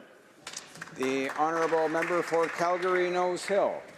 In 50 years, Mr. Speaker, when some future government stands here and apologizes to the world for inaction on this, I hope the member from Spadina Forks York's comment that if you call it genocide and you click your heels, that level of glibness and disgusting triviality of hundreds of thousands of people dying and being raped, that's how he treats it. I hope his constituents remember him for that comment.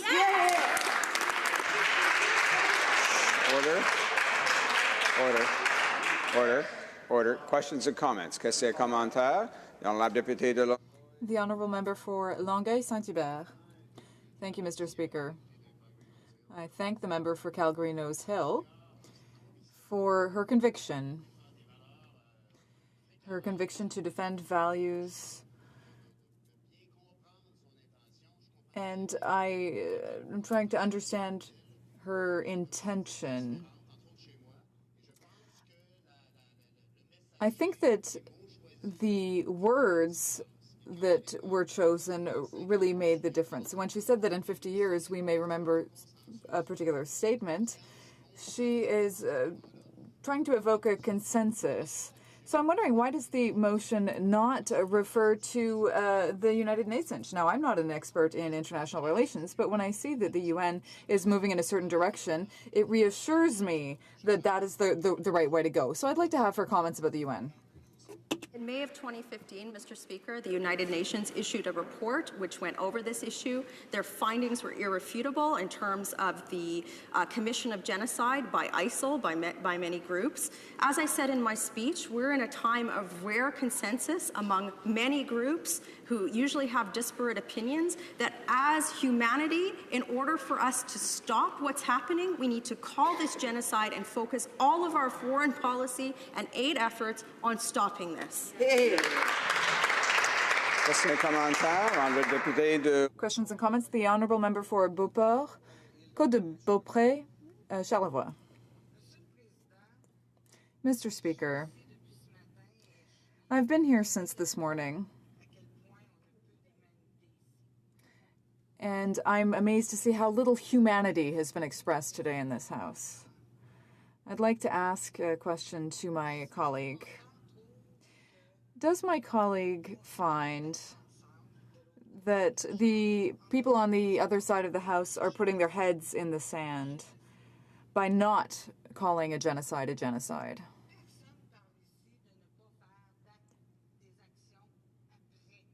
No one here is talking about taking action after this motion, but let's call a spade a spade. Let's call genocide genocide. When thousands of men, women, and children are being raped and burned alive, what will it take for MPs on either side of the House to rise and to say, that's enough? So can my colleague tell me, is genocide genocide? Nose Hill. Mr. Speaker, I'm now in my 5th year in this place. And for my colleagues who are new to this place, especially my colleagues in the government, there are moments, there's many things here that, sometimes you think, okay, I can't make a difference, I can't do something, but there are moments in this place when your actions, your words, and your vote materially impact hundreds of thousands of lives. And this is one of these moments. For my colleagues in the government, Mr. Speaker, they need to look, they need to go back to their caucus, they need to go back to their cabinet and say, we need to do something that's right. We need to stand up for something that's right. This is not partisan. This is what it needs to be a human being. And to me, this is why we need to support this motion. Resuming debate, the honourable member for Windsor-Tecumseh. Thank you, Mr. Speaker. The path of destruction of the repulsive Daesh, or ISIL, needs no introduction. We've been very graphic in describing it here today. The United Nations High Commissioner of Human Rights reported in 2015 that the following atrocities were perpetuated by ISIL against the Yazidi community: rape and abduction of women and girls as young as 6, and boys as young as 8, forced into war as soldiers. These actions were directly targeted at the Yazidi people. And as well, we all very well know the ISIL crimes that have also targeted Christians, Shia Muslims, and LGBTQ individuals. For all intents and purposes, this is genocide. We've heard today how we're compelled to use this word in moral persuasion. I am doing so, yet I remind my colleagues that this is a term that does indeed have its roots in legalese. From my experience on the Subcommittee on International Human Rights, I've learned a deeper understanding that Canada has an imperative role as a leader in shaping international policy. Canada can count on its own allies among those who've called this genocide a genocide. Beyond this label, Canada has a distinct responsibility to act where clear evidence has presented itself.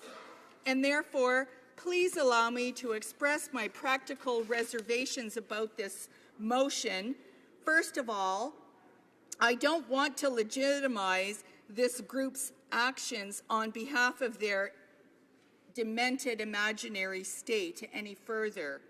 But at the same time, I do wish to legitimize the persecution of targeted groups of humanity that have faced atrocities. I admit, I hope, there is some immeasurable value in these communities knowing that Canada recognizes their suffering and pledges to meaningful action. Simply labeling this a genocide will not be enough. I comprehend that this is actually where our differences in this House must have consensus built around in order for us to move forward. Canada wields great influence in the world, but our influence is most useful in complement with international cooperation. We should do more than to label this a genocide. We should focus our attention on the responsible way forward and refer this issue to the UN Security Council, maximizing Canada's ability to use its influence to assist those persecuted by ISIL. This must be our priority. Additionally, I'm disappointed the Conservative motion focuses only on the atrocious actions of ISIL.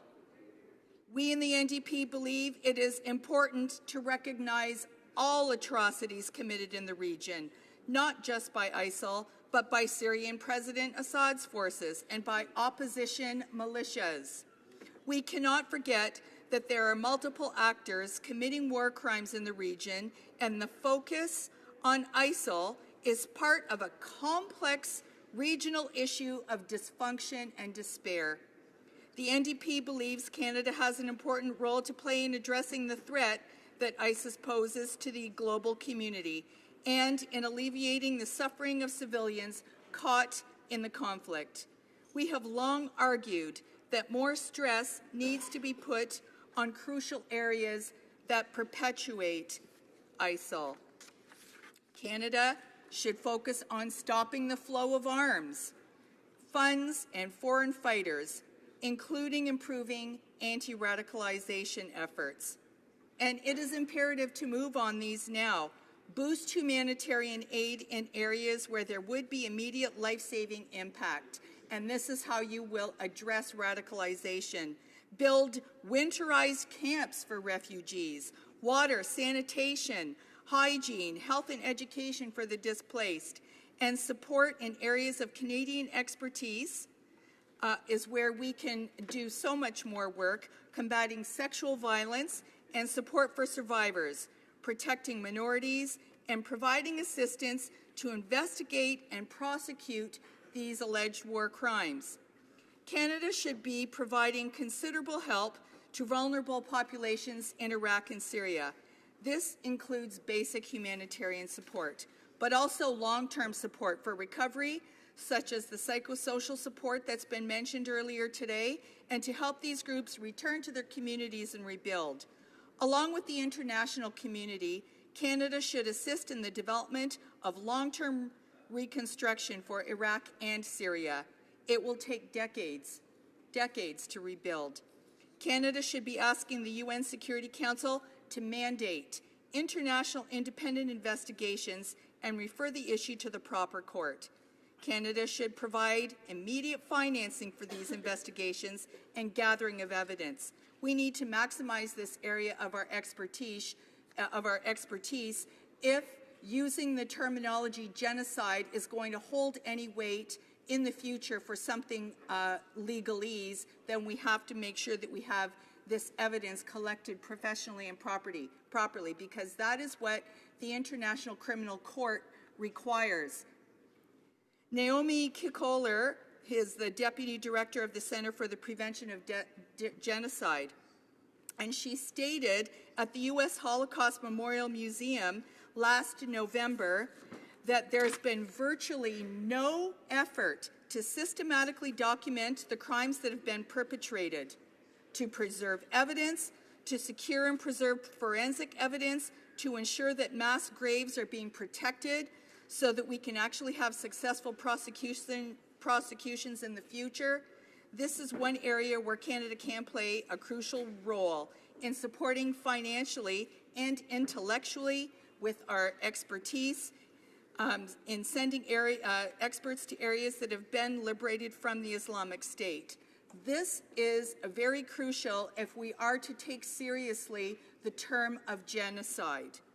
Also, in keeping with the emphasis of Prime Minister Justin Trudeau's government on humanitarian assistance, there's a great deal more that can be done to help survivors of Islamic State crimes, and most notably the women, children, and men who've been kidnapped and subsequently freed or released from Islamic State. They need considerable help when it comes to providing that psychosocial support to help them return to their communities and rebuild their own well-being. One unresolved matter in which Canada can actively assist those persecuted by ISIS concerns the Yazidi young women who've been referenced here several times today. I've recently met with Reverend Majed Al-Shafi, who is the president of One Free World International, a human rights organization which advocates for religious minorities. One Free World International has put together a proposal in order to, that includes private sponsorships in order for young Azadi women, 400 of them, to come with their families to Canada and flourish, and to be that next generation of decision makers and policy developers that will lead with a sense of power that comes from a sense of contentment in community and compassion, not fear and might. We need to be able to not just care for these young people and foster and nurture their development so that they can take on the roles that we as esteemed members have in their place in the world. We have to recognize how imperative it is to do this now. So let's do it.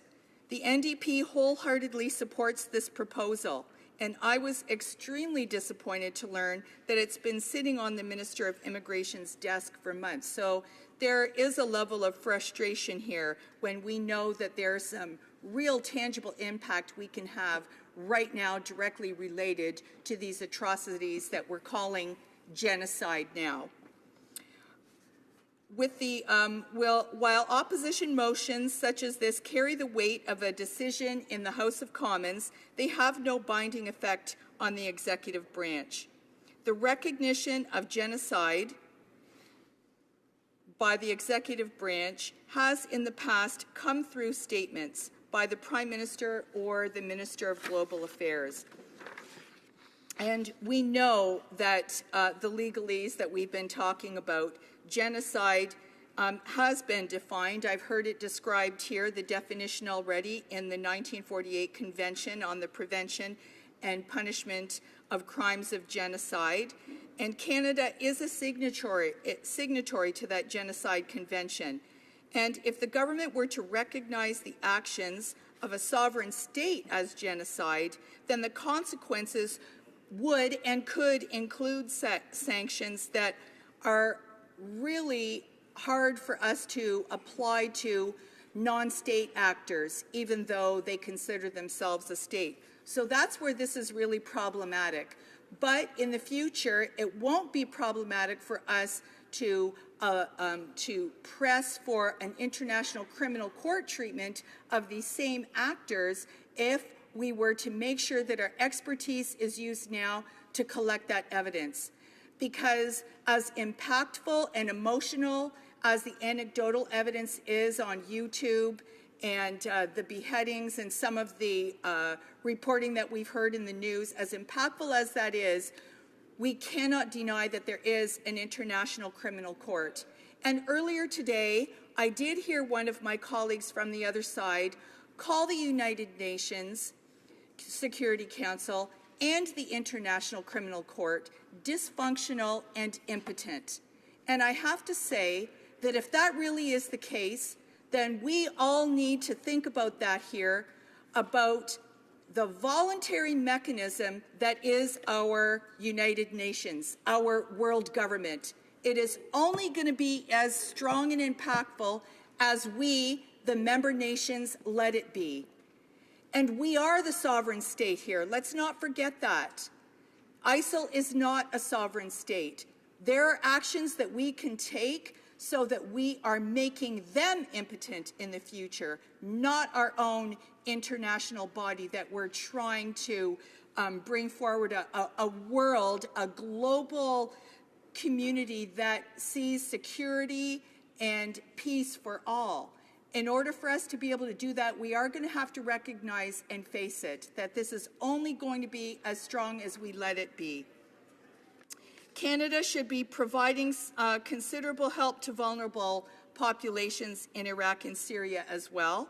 And we know that basic humanitarian support is what not only helps communities flourish and develop strong sovereign states, but we know that this is what also helps to alleviate and eliminate radicalization.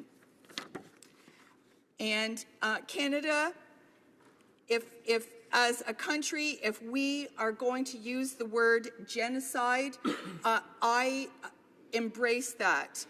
New Democrats continue to urge the government to boost humanitarian aid, to prosecute alleged war crimes, and in order to do that, we do have to accept our role in the international community. If all it takes to get the momentum going on very important initiatives for humanity is to install the use of the word genocide, I don't want to stand in the way of that. Let's answer to the urgency of those affected by this genocide, and let's do it now. Thank you.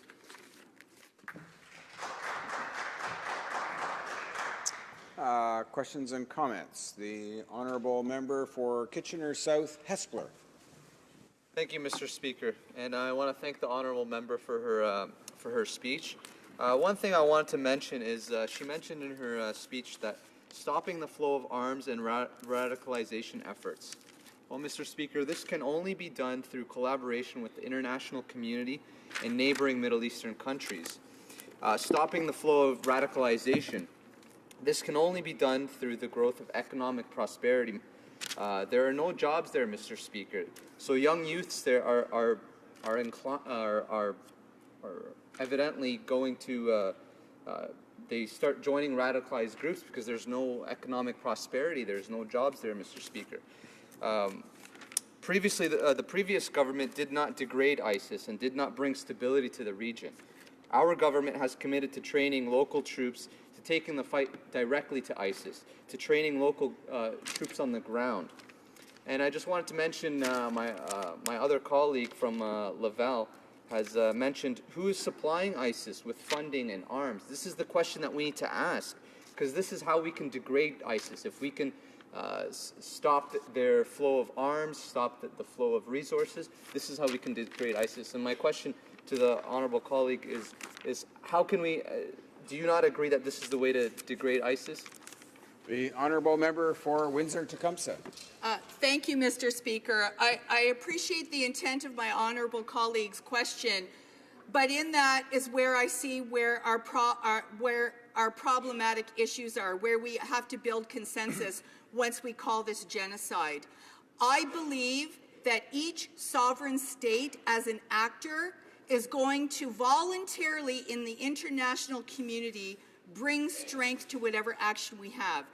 Therefore, I do not accept the premise that economic stability trumps human rights. There are things that we have to do in tandem, but it is not acceptable to be participating in trade when we know there are flagrant human rights violations. We've talked about this with regards to trading with Saudi Arabia. We've talked about this with regards to countries having diplomatic relations and dialogue with countries that do have human rights, and actually a very prominent country that everyone's very anxious to do trade with, apparently, has warned us publicly. It was on the front page of a national paper. Don't be talking to us about human rights if you want to have trade with us. I think as a nation that this is something that the leaders of the opposition party has brought forward with this motion, was the idea that let's call this genocide and have some integrity. And I think that that means as Questions and comments. The honourable member for Vancouver East. Mr. Speaker, and I thank my colleague for her very thoughtful comments. I am wondering, with respect to the atrocities that's taking place, and the member referenced going to various legal avenues, and so would the member agree that Canada should be asking the UN Security Council to mandate the international independent investigations into these atrocities? And more specifically, should Canada be taking certain actions, for example, to provide immediate financing to help with the investigation and the gathering of the evidence, so then we can get some of these matters dealt with in an effective manner, we hope, through the judicial system? Honourable member for Windsor-Tecumseh. Thank you, Mr. Speaker. I thank my honourable colleague for that thoughtful question, just because that is something that is very, very important. If we are going to use a word like genocide, then we're going to have to put some actions behind those words.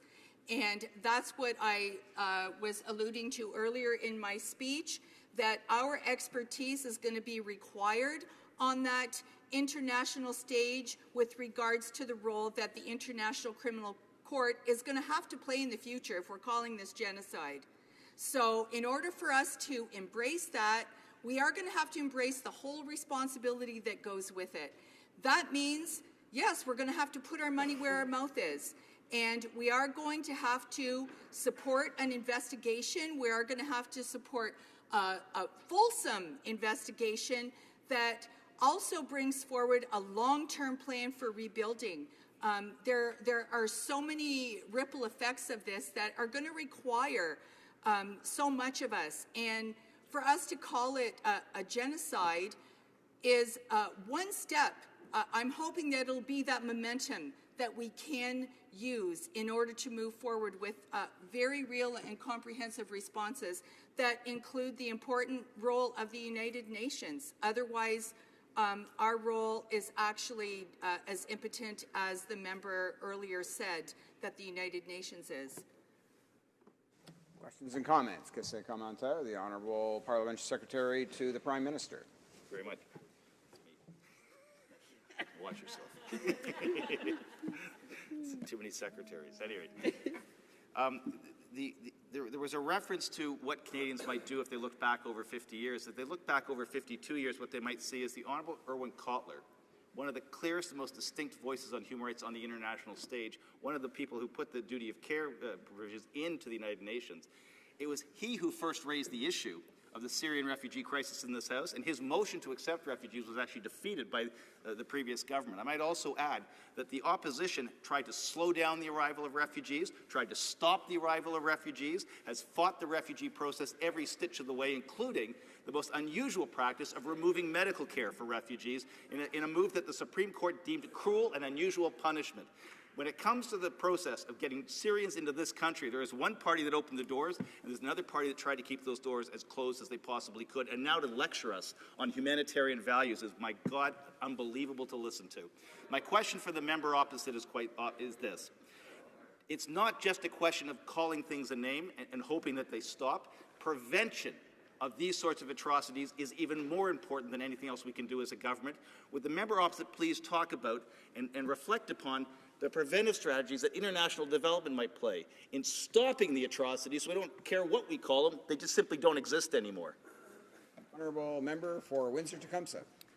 Thank you, Mr. Speaker. Well, peace building and democratic development are extremely important, and we do know that with the previous government there were vast funding cuts to those areas.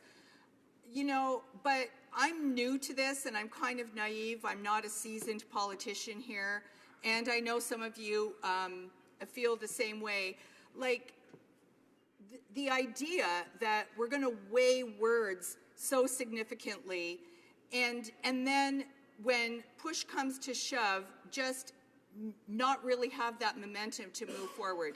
No matter what we've done in the past, there's a lot of immediate action that we can take. And we do have to have a holistic approach. We have talked about stemming the funding that goes to organizations such as ISIL. We've talked about stemming not just the flow of funds, but the flow of arms and fighters. It all boils down to money. And with an informed citizenry, these peace building and these democratic programs cannot be underestimated. This is where the real work is at. But it doesn't pack a punch like the way that maybe on the screen when we're watching the emotional response to a very poignant and disturbing video, when we see, you know, some type of military strike. It feels good, and I get that, but I want to say that we cannot confuse revenge with justice, with real preventative measures. And so there's room and distinction for these actions. That's why I was saying earlier that if we were to all say, yes, let's call it genocide, that's not really what the issue is here. It's how we move forward, how we all get our heads around what comes next, and we've really got to form consensus. It's very frustrating, like I said, for somebody new like me to see how people who are so esteemed, who achieved their honorable seats here in this House, can't form consensus on an issue as fundamental as this because of pride.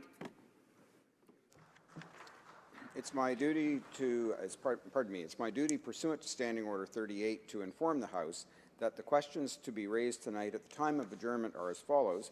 The Honourable Member for Regina Louvain in respect to national defence, the Honourable Member for Calgary Nose Hill in regards to the wine industry, and the Honourable Member for Nanaimo Ladysmith in respect to justice. Resuming debate, the Honourable Member for Cypress Hills Grasslands. Thank you, Mr. Speaker. And I'll be sharing my time with my esteemed colleague from Calgary Forest Lawn. It's been an interesting afternoon to listen to the debate here. I was fascinated to hear my NDP colleague just say that, and I think our quote was, for all intents and purposes, ISIS has committed genocide, but we just can't bring ourselves to call it that.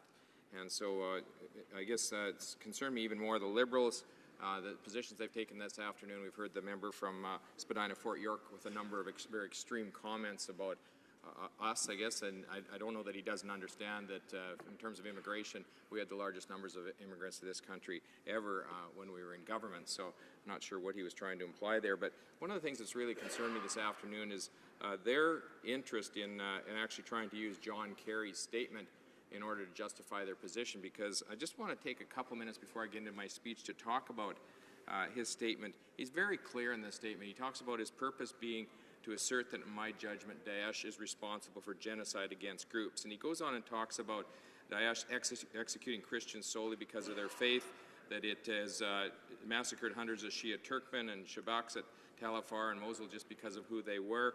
We know that areas under its control has made a systematic effort to destroy the cultural heritage of ancient communities. And then he talks later about one element of genocide is the intent to destroy an ethnic or religious group in whole or in part. That's actually the definition that the Minister of Foreign Affairs quoted in this House about an hour ago. And it's interesting that John Kerry has that in his statement and talks about, we know that Daesh has given its victims a chance between abandoning their faith or being killed, and clearly he's talking about that being genocide. And then towards the end he talks about how I am neither judge nor prosecutor, which is the quote that the Liberals like, but that's in the context of the fact that we know this is genocide. Now we need to go find the perpetrators and we need to convict them of that. And so I wish they would quit misusing that quote this afternoon. I think that people who are paying attention to this know that they have no credibility when they do that.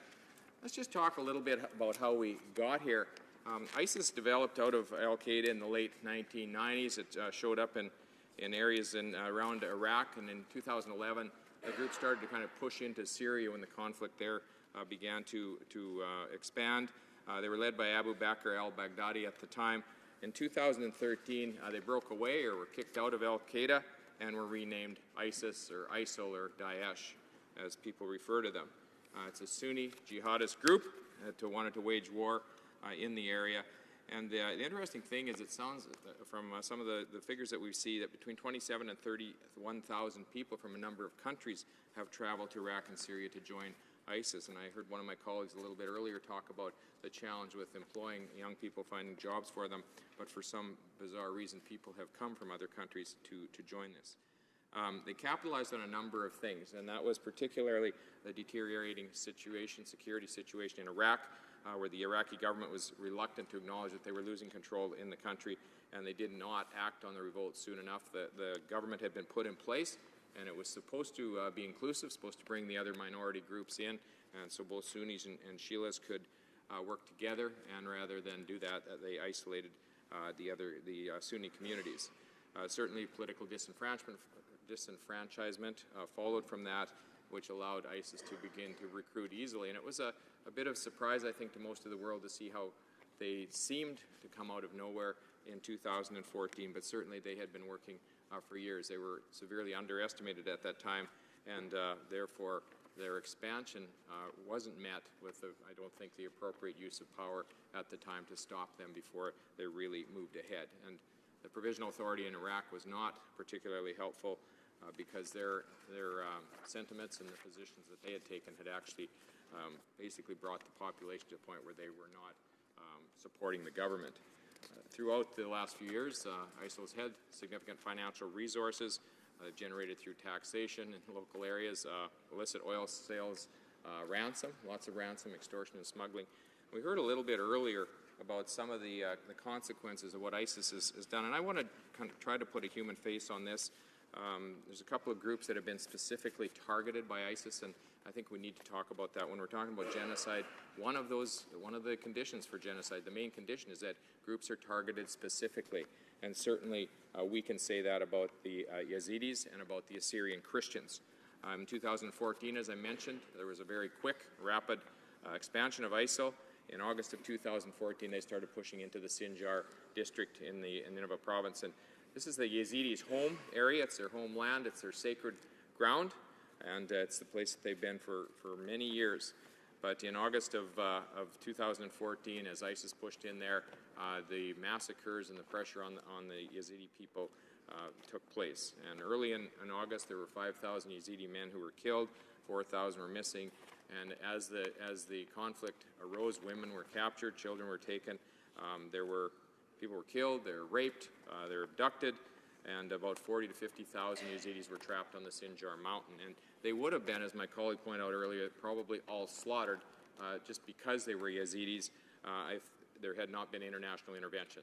And a U.S.-led coalition, initiated coalition, began airstrikes in early August. And with the help of the airstrikes and Kurdish officials in the area, there was a corridor that was cleared, and 35,000 of 50,000 Yazidis actually fled through that corridor and were able to get out of there. But, Mr. Speaker, unfortunately, they had to leave their homeland, and actually that corridor prevented them from being wiped out. There would have been wholesale slaughter had they been left there. But for those people who were left, life was hell. And our minister earlier said that the definition of genocide is an intention to kill a group just because it is a group. And I think, Mr. Speaker, we have to conclude that the treatment that was shown to the young men that were captured, the boys who were then indoctrinated into the ISIL ideology, the young girls who were taken as wives and then sold and taken as wives by someone else, raped multiple times. The women who were taken and sold in the slave markets that were set up were all targeted specifically because they were part of this group. And certainly the hatred for this group is why they were targeted by ISIS. That, to me, Mr. Speaker, qualifies as a major reason why this would be called genocide. The Assyrian Christians, first people in the world as a nation to actually convert to Christianity, their area was partitioned after World War I, so they've had their people have been spread out through 3 or 4 nations for the last 100 years, and certainly the Nineveh Plains region is their home. Again, they were driven out of their home, they're driven out of their towns, approximately 500,000 refugees that had to flee. In June of 2014, when Mosul fell, Christian houses were ID'd. Again, you start to hear some of the similarities, the reasons why we could call this a genocide. People were identified because of who they were, because of the group that they belonged to, and then in those communities, for example, Mr. Speaker, all 45 Christian churches in Mosul have been destroyed. They're targeted specifically because they were Christian. There were beheadings, there were rapes. Interestingly enough, there were crucifixions. If people would not convert, they were crucified. And so, Mr. Speaker, in 2003, there were 1 million Christians in Iraq. Today, there are around 150,000 Christians left. That seems to me that people are being targeted for who they are. I've got a lot of other things that I'd like to say. I see you're calling me already to the end of my time. But this is not a distant issue for either the Yazidi people or the Assyrian Christian community. No family has been left untouched. And some people, and I've met some of them, have had a dozen or more family members who have been killed or kidnapped because of this conflict. This is not a distant thing for them. It is very much an issue of the heart. And we can debate today about crimes against humanity, but when we know people in those communities, it is always much closer than that.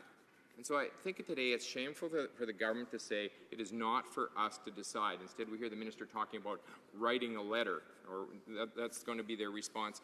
They know that when individual ethnic communities are targeted for annihilation, that is the definition of genocide.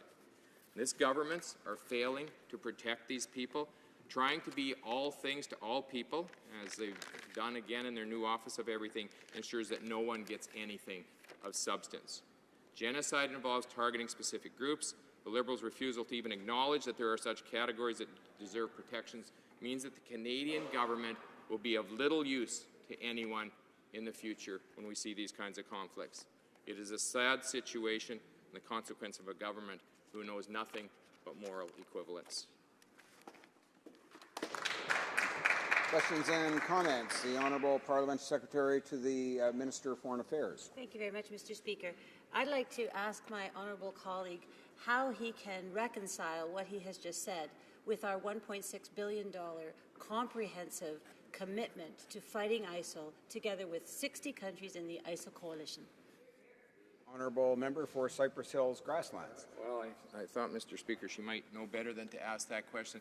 The contribution that we're making right now is unfortunately far inferior to the one that we were making in the previous government. They pulled our jets off. We know that they're not providing air support for it. They're telling us that they're not involved in combat. We know that they've thrown troops onto the front line without the protection that they need from our air forces. And so, Mr. Speaker, it's unfortunate. They say one thing out of one side of their mouth, do something else. We just had a discussion the last few days about jets, how they're fooling around. Even with our CF-18s, even as we should be using them in the Middle East, they pulled them back. They refused to use the equipment that we've got, and then they come in trying to create what they call a capability gap in order to try to convince Canadians that they need to buy something else because they made an election promise. So I don't think we'll take any lectures about them, about the money or the commitment that they've made to our military. Questions and comments? The Honourable Member for Rimouski, Néjaté, Misquata-les-Basques. Thank you, Mr. Speaker, and I thank my colleague from Cypress Hills Grasslands.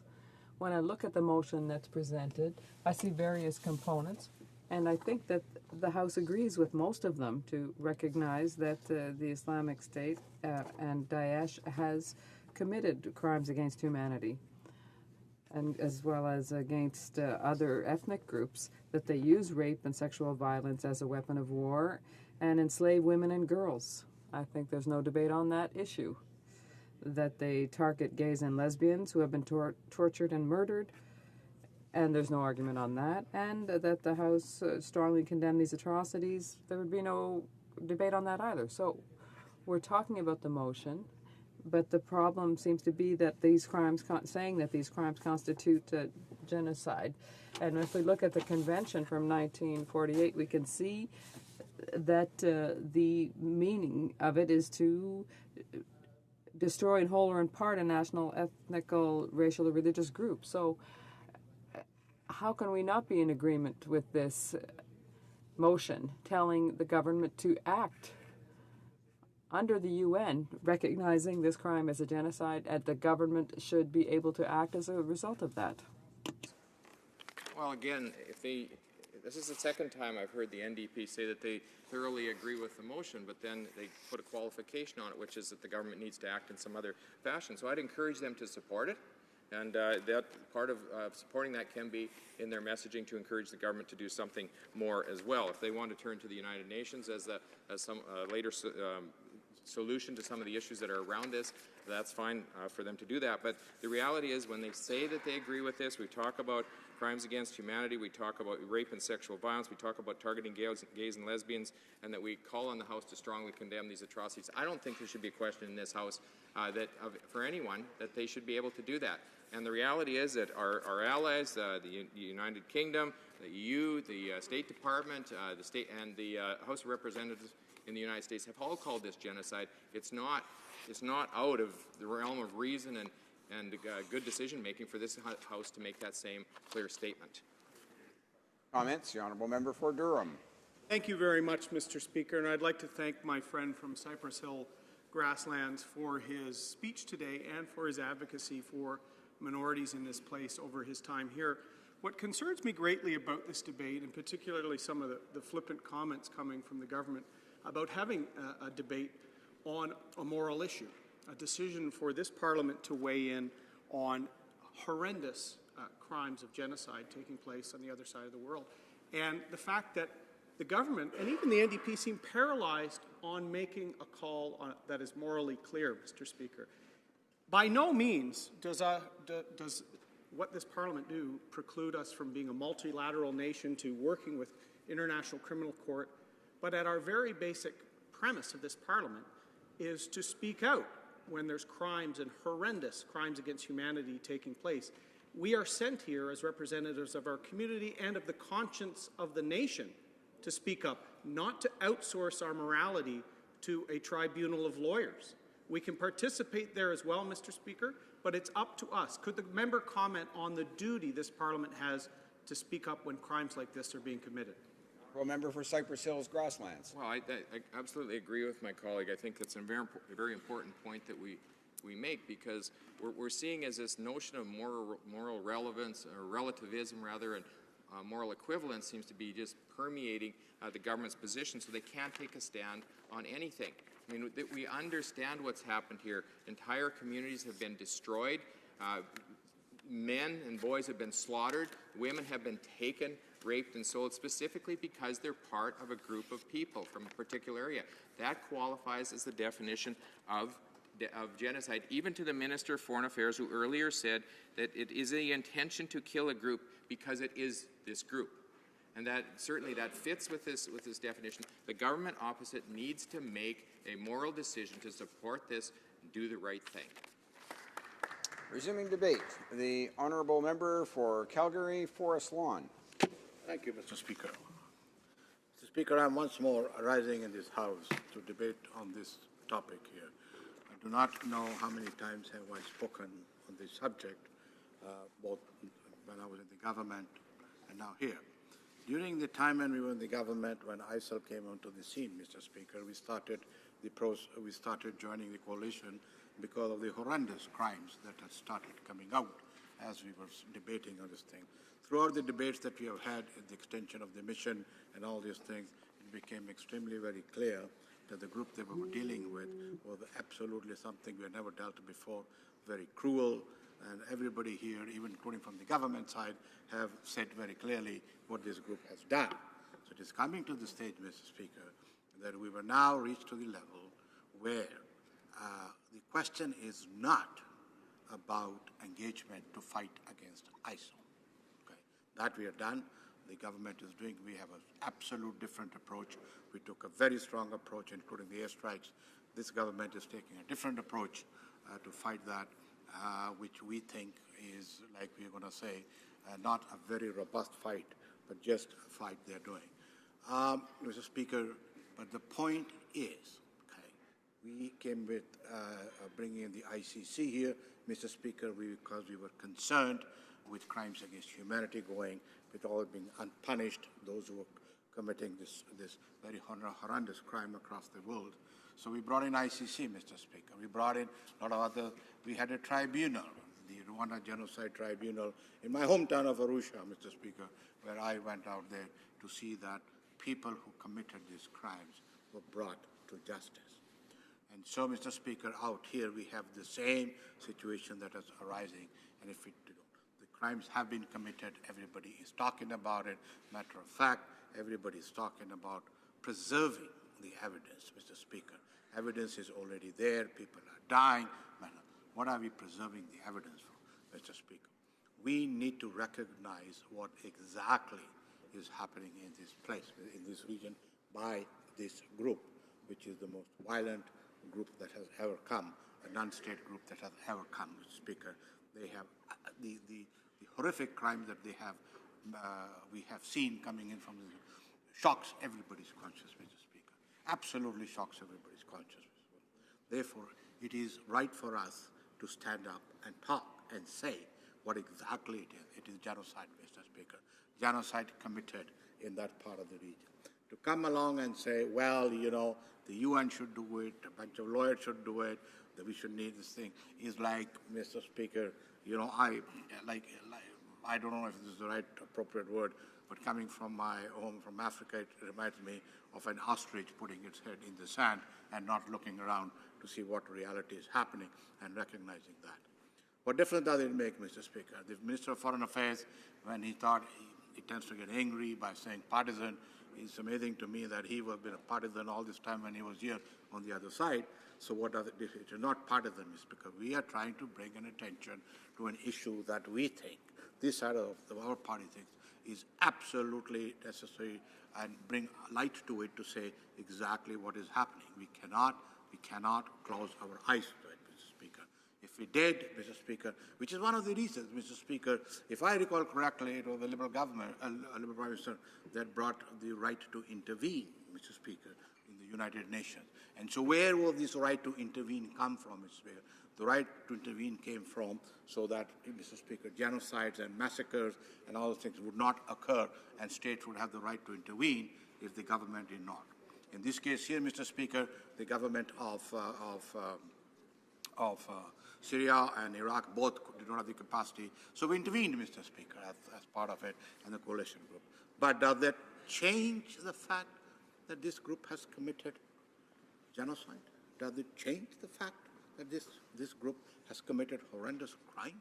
Does it change the fact that they need to be brought to justice, Mr. Speaker, in front of tribunals? We can have tribunals. We had the Rwanda tribunal, Nuremberg tribunals, Mr. Speaker. We can do it now.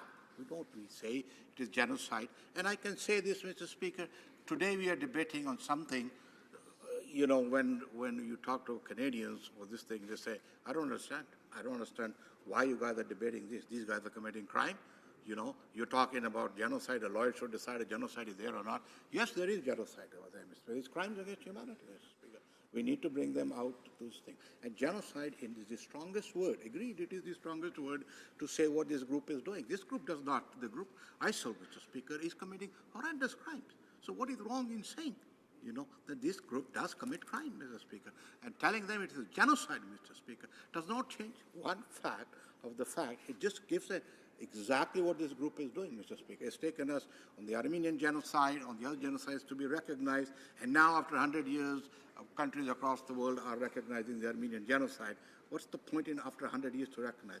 We want to do it now so that we can start the process. We can start the process of setting up a tribunal, of setting up under United Nations and bring these people to justice. The Minister of Foreign Affairs said he would have supported if we had put in our motion to do something about it or say go back to the United Nations and set up a tribunal. Well, you know what, Mr. Speaker? If they agree to this motion here, which they do and which everybody should, and they and the government, they should start the process. They should go to the United Nations as a government. Oppositions can, but they can, and set up the tribunal right now. Encourage the world to set up tribunals.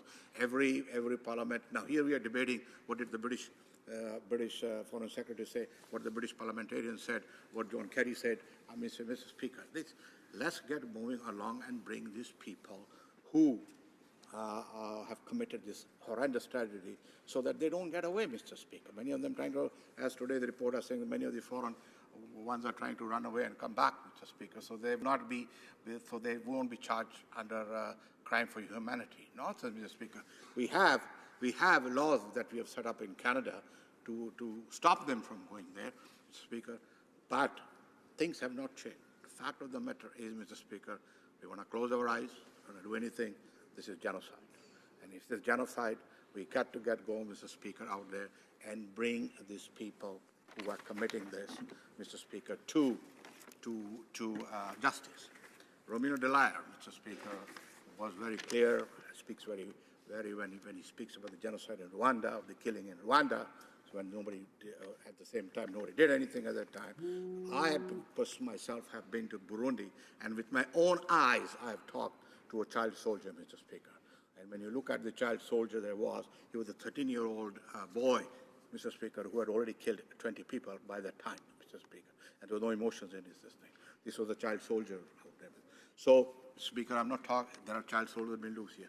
But those people who are responsible, Mr. Speaker, should be brought to justice. Right now, we are at war. Many of them are being eliminated through strikes, Mr. Speaker, which is good, because we have to stop this group out here. At the same time, Mr. Speaker, we should start the legal process. We should recognize what is taking place there. We should not wait for another 50, 100 years from down the road for some other parliamentarians to get up in this House and say, yes, let's have a unanimous consent to say what happened in Syria and Iraq was a genocide. Mr. Speaker, let's do it now. This is the opportunity to do it. And then I think we should pick up on what the Minister of Foreign Affairs said, and his government can start doing it by going to the United Nations and saying, let's set up a tribunal now, Mr. Speaker. We don't have to wait, till they are defeated, but set up now, and whoever we can catch be brought in front of the tribunal, Mr. Speaker. That is what ICC was done. There have been talks now, Mr. Speaker, also in Africa about this thing. I was at the African Union where the African leaders are a little upset with the ICC. But, Mr. Speaker, the fact of the matter is we need to bring people who are committing crime to justice. Genocide, not genocide, does not matter. It is there. So let's set it up. Let the message go clear to the Minister of Foreign Affairs, to the Liberal government. Go to the United Nations and start setting up a tribunal to bring them to justice, Mr. Speaker, because for whatever we want to say, it is a genocide. Thank you. Questions and comments? The Honourable Parliamentary Secretary to the Minister of Foreign Affairs. Thank you very much, Mr. Speaker.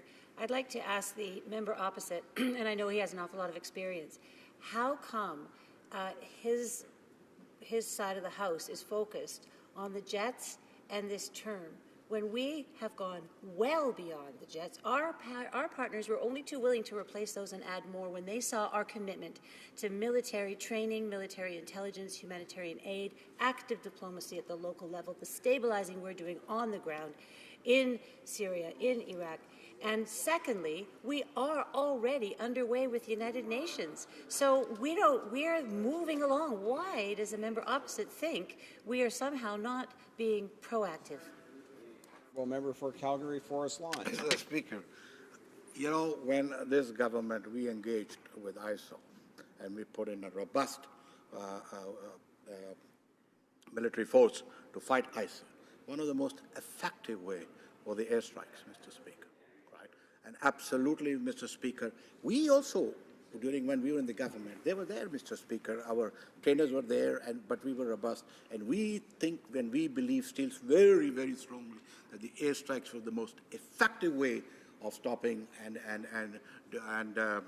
weakening ISIL, Mr. Speaker. And she has also stated, and which is another thing that we are really worried about, he said somebody else came in to fill that gap. Why would somebody else come in? It is our responsibility to stand there and fight ISIL. Why do we have to wait for some other country to come in and send in the aircraft that were there, were very effective? Can she give us one reason why did we pull out the airstrikes? Why were they not effective? And if she wants to say that it was because the minister was saying, well, we were in the committee looking at it, Mr. Speaker, and we also had a very robust democracy. So, Mr. Speaker, I can say it quite clear out here that what she wants to say as their very strong engagement is not, from our point of view. Questions and comments? Question commentaire? The Honourable Député de Longueuil. The Honourable Member for Longueuil, Saint-Hubert. Thank you, Mr. Speaker. First of all, I'd like to congratulate my colleague for his speech. And I'd like to raise an equally important issue. Would there not be the possibility of agreeing on the fact that these political gestures can have a lot of importance and can really bring people together? Now, it would have been better to have the motion refer to the UN Security Council. The fact that that is not mentioned seems to us to indicate that they are not really looking for a consensus on this issue. So why not try to build bridges? Why not try to make sure that everybody works together to the same objective? Calgary Forest Lawn. Well, Mr. Speaker, I should say this, that the NDP is very good at putting amendments to any motion that comes here. I do not see why you could not put an amendment to this motion and say we would approve this motion, and I'm very sure that unanimously we would have all agreed to it. So it was left, Mr. Speaker, if you felt there was a shortage of that you could not support this motion because that amendment wasn't there, Speaker, you should have asked for an amendment like you have done in the past. So, Mr. Speaker, we would all work together. But the fact of the matter is, okay, let's move forward, let's recognize genocide, let the government go back to the United Nations, and let's bring those people who are committing crime to justice. Questions and comments. The Honourable Member for Calgary Shepherd. Thank you, Mr. Speaker. I'd like to thank the member for Calgary Forest Lawn for his contributions to this debate. I'm rising also to speak as the chair of the Parliamentary Friends of the Kurds group here on Parliament Hill. And I want to give a name to the groups that this motion speaks to: the Yazidis, the Assyrian Chaldean Christians, the Sabaean Mandeans, the Shabaks, the Turkmens, and the Kakai, who've been targeted by ISIS and Daesh. I want to ask the member, what message is this government sending, and the government caucus sending, to these groups, to the Yazidis of the village of Kocho who were mass murdered? What message is this government sending when it refuses to call this for what it is, genocide? Honourable Member for Calgary Forest Lawn. Mr. Speaker, I want to thank the member of working with the Kurds in his riding and the Parliamentary Association. Many of them are also my friends that are there. Yes, Mr. Speaker, it is terrible, Mr. Speaker. We need to send a message, not also to these groups, but to the ones who are committing the crime in the strongest possible term. So by calling it what it is, genocide, yes, it will fulfill two things: sending a message to those who are committing it, Mr. Speaker, and those who have been suffering as well, Mr. Speaker. Is always the point. Therefore, it is important we do that. And, Mr. Speaker, I say to the NDP, Mr. Speaker, that is, they should have brought in an amendment. Mr. Speaker, it would have all passed, but the fact of the matter is our strongest message needs to be sent, and the strongest message is we say you committed genocide and you are going to pay for it. Now, before we go to resuming debate and the Honourable Member for Willowdale, I'll let the Honourable Member know that there are only about 5 minutes remaining in the time for the debate on the business of supply motion for today, but I'll give him the usual signal before I need to interrupt at 5:15. The Honourable Member for Willowdale. Thank you, Mr. Speaker. It's an honour for me to rise to speak regarding the opposition motion before us today. I stand before this House to voice my strong opposition to this ill-considered and premature motion on the topic of genocide. Allow me to begin, Mr. Speaker, by reminding the members of this House that the March of Human Rights and Dignity across the globe has been one of the great, albeit unfinished, success stories of the past 7 decades. Central to that progress has been the entrenchment of genocide as a key principle within international humanitarian law. Indeed, the Canadian government has always proudly advanced the cause of global human rights and human security, from sanctions against the South African apartheid regime to the courageous actions of Lieutenant General Romeo Dallaire in Rwanda, to international leadership on issues such as anti-personnel landmines. Our great country has always championed the protection of vulnerable populations across the globe. Canada and the Liberal Party has always been at the vanguard of the rights revolution, whether protecting and enshrining individual rights here at home or promoting and safeguarding human rights and security abroad. Apart from the actions of successive Canadian governments, great Canadians in modern times have made championing human rights synonymous with Canadian values. The first draft of the Universal Declaration bears the imprint of Professor John Humphrey, former Supreme Court Justice Louise Arbour. To cite another example, is universally recognized as one of the international community's foremost experts on human rights. And, of course, one need also mention other individuals, such as Mr. Philip Kirsch, who was the first president of the International Criminal Court, and even today, one of Canada's foremost legal scholars, Ms. Jennifer Welsh, serves as the UN Special Advisor to the Secretary General on issues of genocide and human rights. Mr. Speaker, despite the seminal contributions of our country and many great Canadians to the development of international law, I fear that the motion proposed by the Conservative Party today is utterly bereft of a principled approach towards international law and strays from the approach of our closest allies. The basis for which I oppose the Conservative motion is fourfold. 1. Genocide is a precise legal definition. That precision is lacking in today's motion. Number 2. Canada cannot simply go it alone in regards to pronouncing acts of genocide and must instead act in concert with its allies and international institutions. 3. The gravity of the situation at hand behooves us to act in a sophisticated, deliberate, and meaningful manner. And number 4. It would greatly undermine our newfound credibility to act as effective and responsible players on the international scene should we adopt the Conservative motion. So allow me to begin with my first objection, which is the definition of genocide. While the term genocide conjures chilling images, we must not forget that the term carries a precise legal definition. Precision is required because of the term's incorporation by reference in various statutes, whether it's the Statute of International Criminal Court, the Statute of the International Criminal Court for Rwanda, or, of course, the Statute of the International Criminal Tribunal for the former Yugoslavia. Any reference to international laws and precedents surrounding genocide are curiously absent from the motion put forward today by the Conservatives. This motion operates irrespective of well-established legal structures and therefore does little to bring justice to the victims of Daesh's brutality. This is a matter best handled by independent international jurists, not partisan politicians.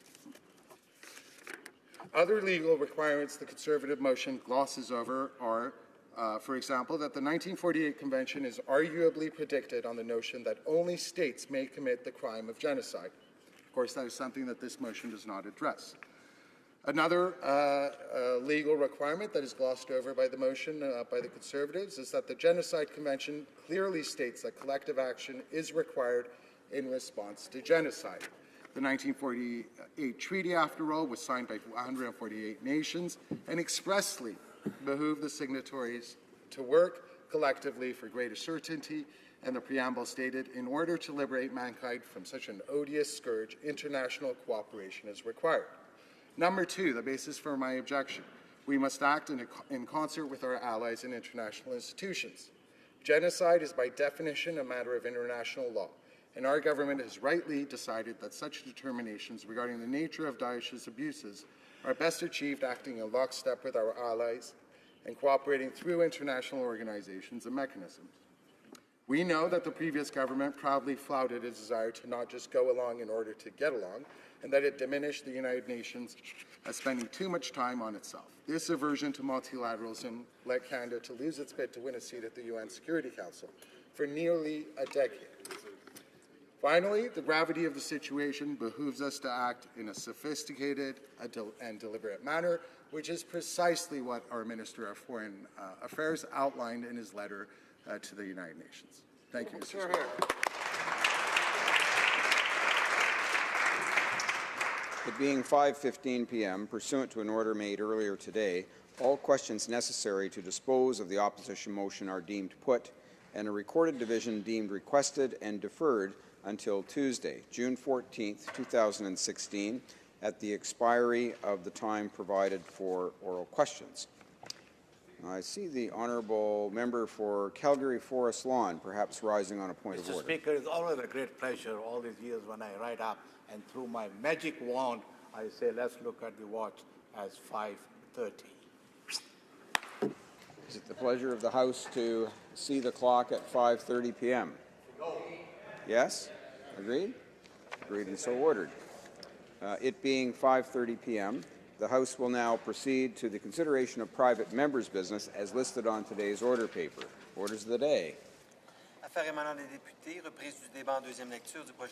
Resuming debate at second reading of Bill C-226, Impaired Driving Act, standing in the name of Mr. Blaney. Yeah, honourable member for Durham. Thank you very much, Mr. Speaker. And it's my privilege to rise this evening to speak on Bill C-226. And I'd like to thank my colleague and friend, and actually, Mr. Speaker, my seatmate, the Member of Parliament for Bellechasse-les-Châtimènes-Lévis, for his advocacy on this issue. Bill C-226 is the Impaired Driving Act and is really the next evolution of Canada's response to the social problems and tragedies caused by impaired driving across Canada, Mr. Speaker. And being a member of Parliament and a father from Southern Ontario, I'd like to start off with a few names to show that this is one of the debates in this House that is not a theoretical one. It's one that impacts Canadian lives. Daniel Neville Lake, 9 years old. Harrison Neville Lake, 5 years old. Milagros Neville Lake, 2 years old. And their grandfather, Gary Neville, were killed tragically last year in Southern Ontario in an accident that hit Canadians wherever they were when they heard about a young family taken through the callous act of another Canadian who could have easily avoided the situation he put those young children and their grandfather in. And I don't think there's a member of this House, or indeed anyone in Canada, that watched that court case proceed and the anguish, the parents, particularly the mother of the Neville Lake children, what that entire episode put her through. And we have to remember that bills, like a private member's bill, C-226, can make an impact so that we can look back and say that was the turning point. That tragedy the family suffered through is leading to better policy, better laws, and an updating of Canada's response to impaired driving. And I hope that if we can get 226 through this House, and I implore the government to make sure it gets to committee, that the family can find some degree of solace in the fact that their tragedy is helping other families avoid the same. I read 4 names in this House, Mr. Speaker, but there are thousands of names and families that have been touched by impaired driving, certainly over my lifetime alone, Mr. Speaker. And as a Member of Parliament for Durham, one of the areas in the Durham region, I'm struck by the statistic from the Durham Regional Police Service that tells me 42% of traffic accidents in my region, my area of the country, involve alcohol. 42%, Mr. Speaker. Estimates have suggested that the social cost through accident, through death, through illness, through hospitalizations is $4.5 billion related to a crime perpetrated on victims that could easily be avoided. And why do I say that, Mr. Speaker? We live in an age where this has been socially unacceptable since I got my driver's license at 16.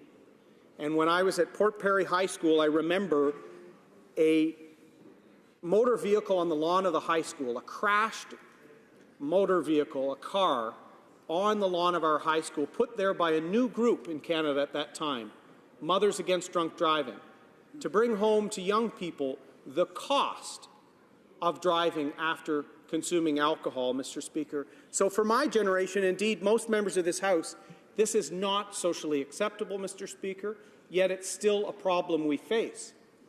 We also live in an age where technology and innovation have made it even easier for people to make the right choice with respect to impaired driving, Mr. Speaker.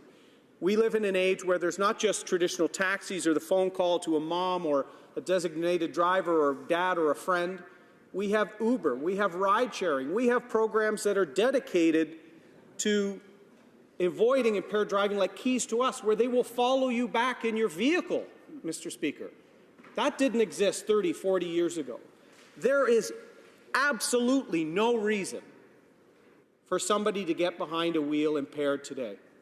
With social host liability, which has been recognized by the Supreme Court of Canada, there is a zero tolerance now in our country for impaired driving, Mr. Speaker.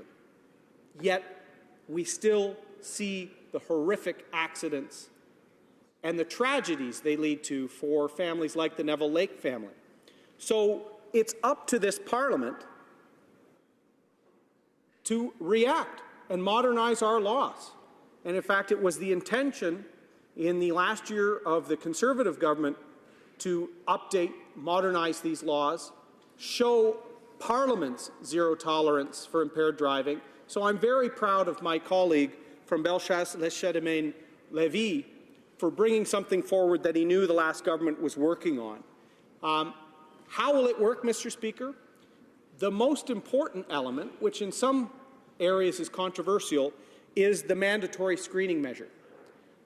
Why is that responsible, Mr. Speaker? Because in nations that have introduced the mandatory screening, like France, like Australia, they've seen a 20% additional reduction in impaired drivers on their roads as a result of the fact that they could encounter a RIDE program, like we know in Ontario, the Reduce Impaired Driving Everywhere program.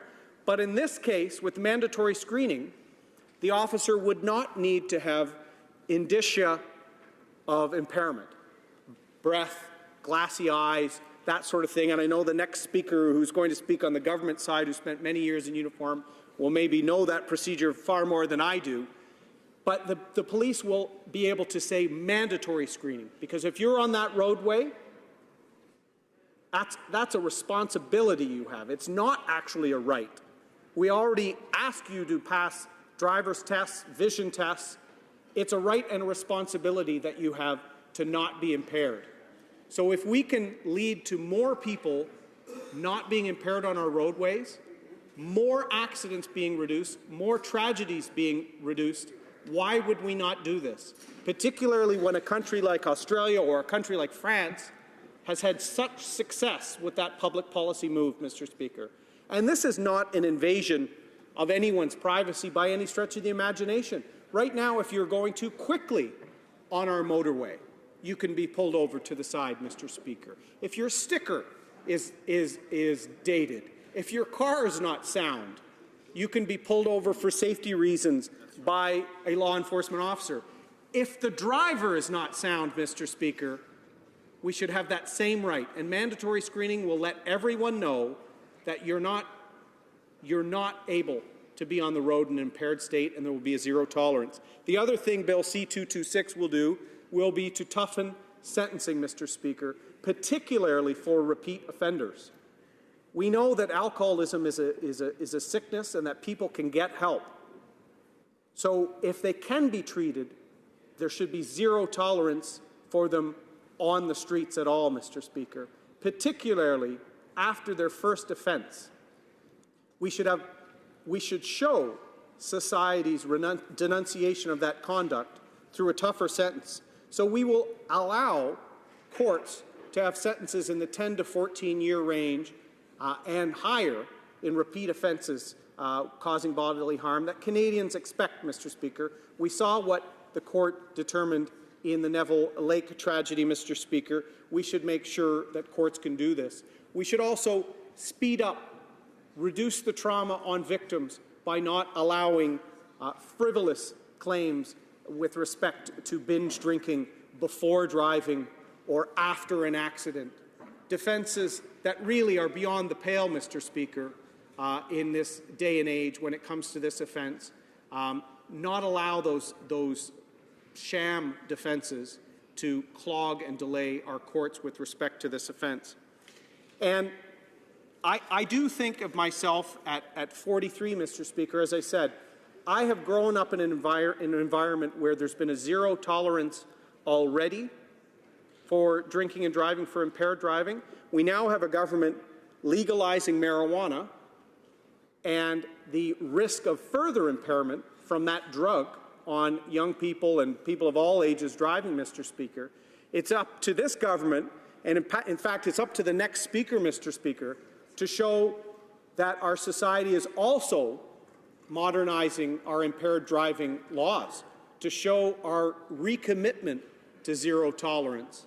I know in the Durham region, as I said, the MAD program started when I was in high school. People like Michelle Crabb in the Durham region, whose family was struck, Dave Pereira. These are our volunteers that have been working on the front lines for 40 years. We need to give them the new tools to make sure we have no other families like the Neville Lake family facing tragedy from impaired driving. Thank you, Mr. Speaker. Resuming debate, the Honourable Parliamentary Secretary to the Minister of Justice. Thank you, Mr. Speaker, and I am pleased to have the opportunity to join in the second reading debate for Private Member's Bill C-226, introduced by the Honourable Member from Bellechasse-les-Chemins-Lévis. Mr. Speaker, I believe that all parties in this House support efforts to reduce the devastating harm that is so often caused by impaired drivers, while at the same time respecting the charter rights of all Canadians. Mr. Speaker, as you are undoubtedly aware, on average nearly 4 Canadians every day lose their lives as a result of choices that people make to drink and to drive, and countless thousands more are injured and impacted by this terrible crime. And accordingly, Bill C-226, in my opinion, should be given second reading and referred to committee for the study and possible amendments to improve it. The bill proposes a fundamental reform of the impaired driving provisions and other transportation provisions of the Criminal Code. The government accepts in principle the proposal in Bill C-226 to enact a new part that is written in simpler language to make the law easier to understand and to enforce. The existing Criminal Code provisions dealing with transportation offences, particularly those addressing impaired driving, are complex and often difficult to apply, in part as a result of successive piecemeal reforms which have taken place over many years. They have also been considerably interpreted by our courts, making it difficult to understand how they operate simply by reading the provisions. And this has, in turn, impacted the effectiveness and the efficiency of our investigations, prosecutions, and sentencing in these important cases. The provisions can benefit from the reforms proposed in Bill C-26. Today, I will limit my remarks to some of the key elements of this bill. First, the bill proposes to have uniform, higher maximum penalties for all transportation offences upon summary conviction and upon indictment. In particular, the proposal to have a 10-year maximum penalty on indictment for simpliciter offences rather than the current 5 years will make it possible for the Crown to make an application to have a repeat drunk driver declared a dangerous or long-term offender. The Code currently provides that a person must be convicted of an offence having a maximum penalty of 10 years or more before such applications can be made. And at present, a person cannot be declared a dangerous or long-term offender even if they have committed multiple impaired driving offences. The government therefore supports the maximum penalty proposed of 10 years for simpliciter offences, 14 years for bodily harm offences, and life for all offences causing a death. The bill proposes to hybridize transportation offences involving bodily harm. This would provide the Crown with discretion to proceed by summary conviction in cases of minor bodily harm or by indictment in cases of significant bodily harm. Currently, the Crown can only proceed by indictment, and therefore the government supports this change. Bill C-226 proposes many new and higher mandatory minimum penalties. We believe that higher mandatory minimum penalties of imprisonment are inadvisable. I wish to advise this House that the Minister of Justice will be undertaking a review of sentencing that includes all mandatory minimum penalties. Importantly, Mr. Speaker, the bill proposed 5-year mandatory minimum penalty for causing a death and the provisions requiring consecutive sentences for each person raises very significant charter issues. And accordingly, I would therefore encourage members of the committee receiving this bill to strike from the bill all of the new mandatory minimum penalties of imprisonment. The government is, however, prepared to support the higher mandatory minimum fines for first offenders found with a high blood alcohol concentration, or BAC, or who refuse to provide a breath sample. We know that the higher the BAC, the more likely the driver is to cause a crash. The increase in fines from $1,000 to a minimum of $1,500 for a person with a blood alcohol concentration of 120 milligrams in 100 milliliters of blood, and doubling that fine to $2,000 for a person with a BAC of 160 in 100 milliliters of blood reflects this greater danger. To ensure that an offender who refuses to provide a breath sample does not gain any advantage over those who comply with the demand, the $2,000 fine would also apply for refusal offences. I note, Mr. Speaker, that a blood alcohol concentration of 120 will be an aggravating factor should the person be convicted of a subsequent impaired driving offence. Mr. Speaker, this bill proposes mandatory alcohol screening, otherwise known as random breath testing, or RBT. It must be borne in mind that driving is a privilege. and that it is subject to many conditions. Most importantly, police already have the authority to stop any driver at random to ensure that he or she has a valid license and that the vehicle is registered and insured. Indeed, the courts have upheld the authority of the police to make random stops to check whether the driver is sober. And during these stops, the police currently try to determine the sobriety by smelling the air for an odor of alcohol, by asking the driver if they've been drinking, to looking to see whether the driver's eyes are red or bloodshot, or asking them to produce various documents and to observe their coordination. Research has also shown, unfortunately, Mr. Speaker, that drivers who are over the limit often, far too often, manage to get through a police stop without being detected. Mandatory alcohol screening of drivers who have been stopped, whether as part of a random check stop for sobriety or because there is something in their driving which has led the police to make the stop, will identify far more of the drivers who choose to drink and drive while impaired. It is a quick, scientifically valid way of determining whether the driver has consumed alcohol and appears to be over the limit. The realization that they cannot avoid giving a breath sample at roadside will have a very significant deterrent effect on people who may choose to drink and drive. And I'd like to advise you, Mr. Speaker, that this deterrent effect has been demonstrated countless times in many other countries. The Standing Committee on Justice and Human Rights in 2009 report pointed out that random breath testing reduced the number of people killed on Irish roads by 23%. In New South Wales, Australia, it resulted in a decrease of 36% in the number of fatally injured drivers with a blood alcohol concentration over the legal limit.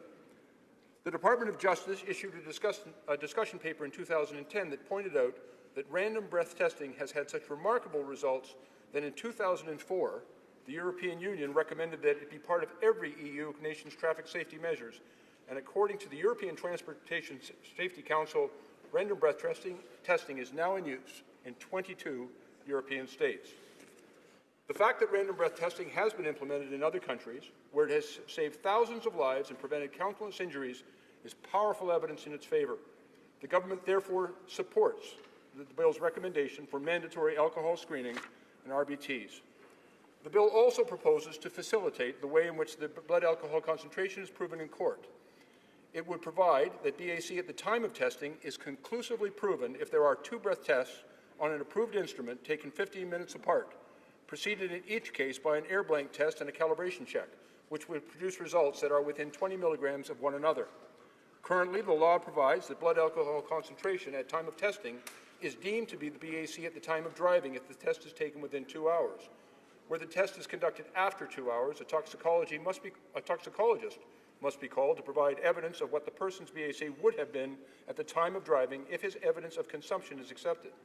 Bill C-226 proposes a legislative formula for calculating the BAC beyond 2 hours, which would significantly simplify trials in these cases. The bill also proposes to eliminate the bolus drinking defense and limit the intervening drink defense by making an offense to have a blood alcohol concentration of 80 within 2 hours of driving, subject to a limited defense for innocent post-driving drinking. The bolus drink defense arises when the driver claims to have consumed a large amount of alcohol just before driving, so that although their blood alcohol content was over 80 at the time of testing, the alcohol was still being absorbed at the time of driving. This defense, Mr. Speaker, rewards those who consume a significant amount of alcohol immediately before driving, which I can assure you all is a behavior that must be discouraged. Mr. Speaker, Bill C-226 proposes two additional significant changes to the law related to the evidence in the area of drug recognition evaluation. First of all, the law would be clarified to ensure that evidence of an evaluating officer conducting the drug recognition evaluation is admissible without a hearing to qualify the DRE officer. This responds to several lower court decisions which have refused to hear expert opinion evidence from the DRE officer with respect to drug impairment. Mr. Speaker, the government supports these enhancements to the DRE program. As well, the government will be seeking to have some technical amendments presented at committee. As I stated at the beginning, I am sure that we can all agree that the goal of the bill, to make our roads and highways safer for everyone, for all Canadians, is one that we can and must support. Therefore, I would urge all members to vote for the bill so that we can get this important bill to committee and where it can be studied in detail. Good job.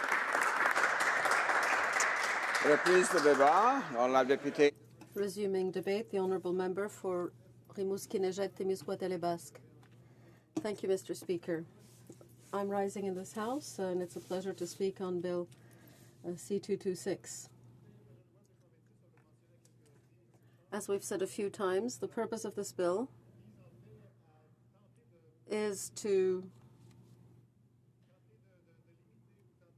limit, restrict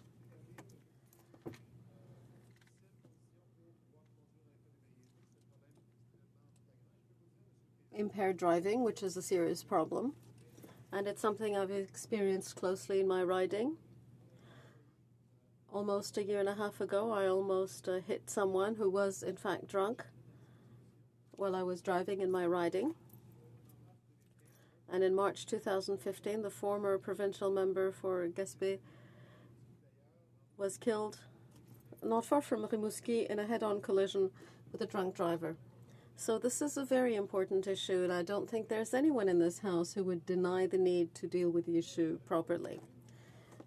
The bill itself has three important aspects. It increases sentences by establishing minimum sentences for cases where impaired driving leads to someone's death. Second, the bill restricts legal recourse in cases where some defenses were presented, defenses that in fact were not helping in the fight against impaired driving. Third, it institutes random breathalyzation tests for drivers. It also eliminates some means of defense. I don't have any trouble with the notion because there have no doubt been excessive use of loopholes. People have escaped their responsibilities when choosing to drive drunk. Regarding random breathalyzation, I'm open to that, and it does raise an issue regarding privacy and individual freedom.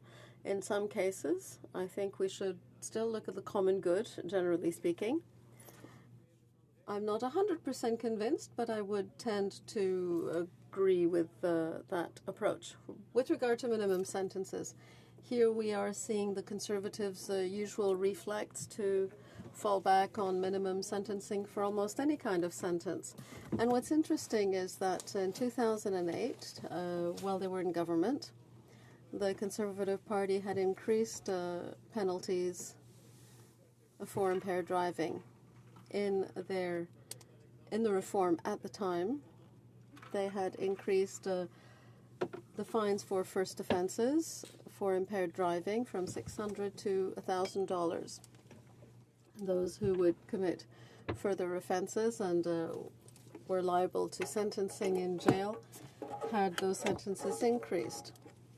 But if we're trying to prevent and reduce impaired driving, we have seen that the number of cases of impaired driving did not drop as a result. So we're seeing the limitations of using minimum sentencing as a means to dissuade people from driving while drunk. There's no evidence that more severe penalties, whether they're minimum penalties or other, change behavior in any way. And I don't know if that really corresponds to the intention of the legislator or the intentions we should have with this kind of legislation. So what I can say, Mr. Speaker, is that I am against the provisions on minimum sentences, and I am not alone in that position, because MAD, Mothers Against Drunk Drivers, is also against the imposition of mandatory minimums. And here we're talking about 5-year sentences. It doesn't mean that we want to have lighter sentences, on the contrary, but the fact is that the judge needs to have that discretion.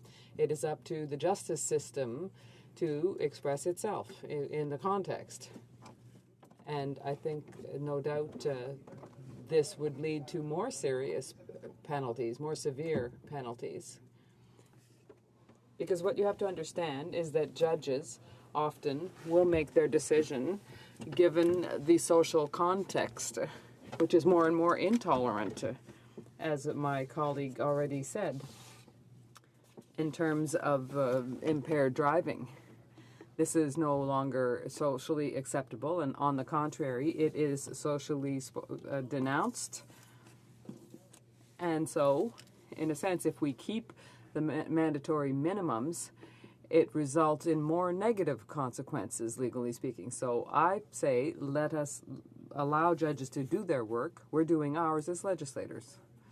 I'm a little disappointed to see in the bill, unfortunately, that if they want someone wants to speak out against impaired driving, there are other components that could have been included. There's a lot of talk of sentences and repressing this kind of crime, because it is a crime.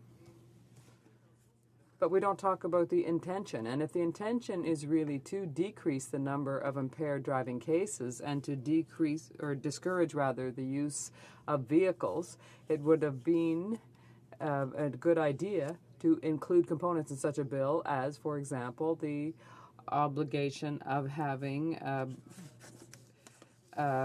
breath analyzing systems, one, for example, in a car, that would, for example, prevent the person from starting the car, something that's connected to the ignition, and that would prevent a drunk person from driving the vehicle.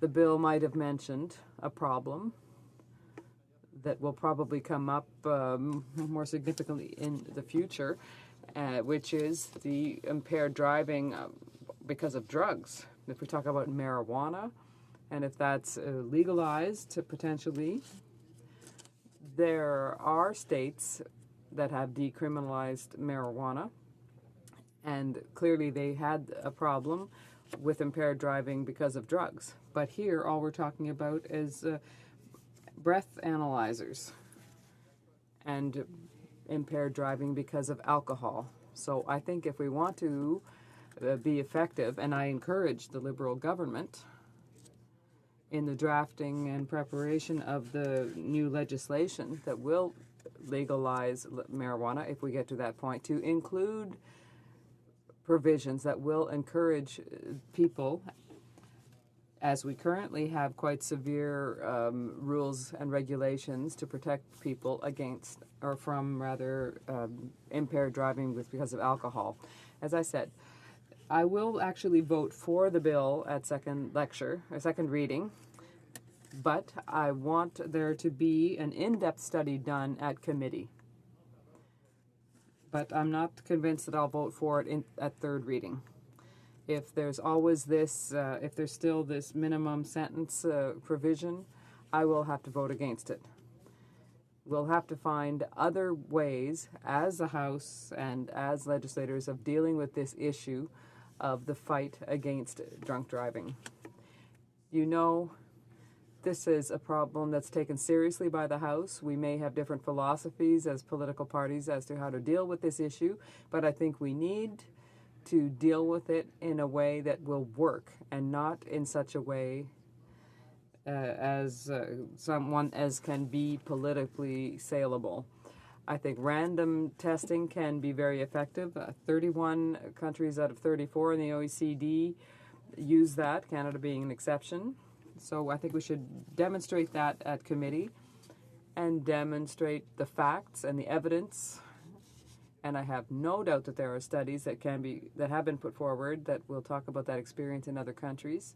If we talk about the issue of defending people's rights that are used, we can show to what degree these arguments have been abused over years to try and protect people who have been driving while impaired. We need to protect our families and our communities, obviously.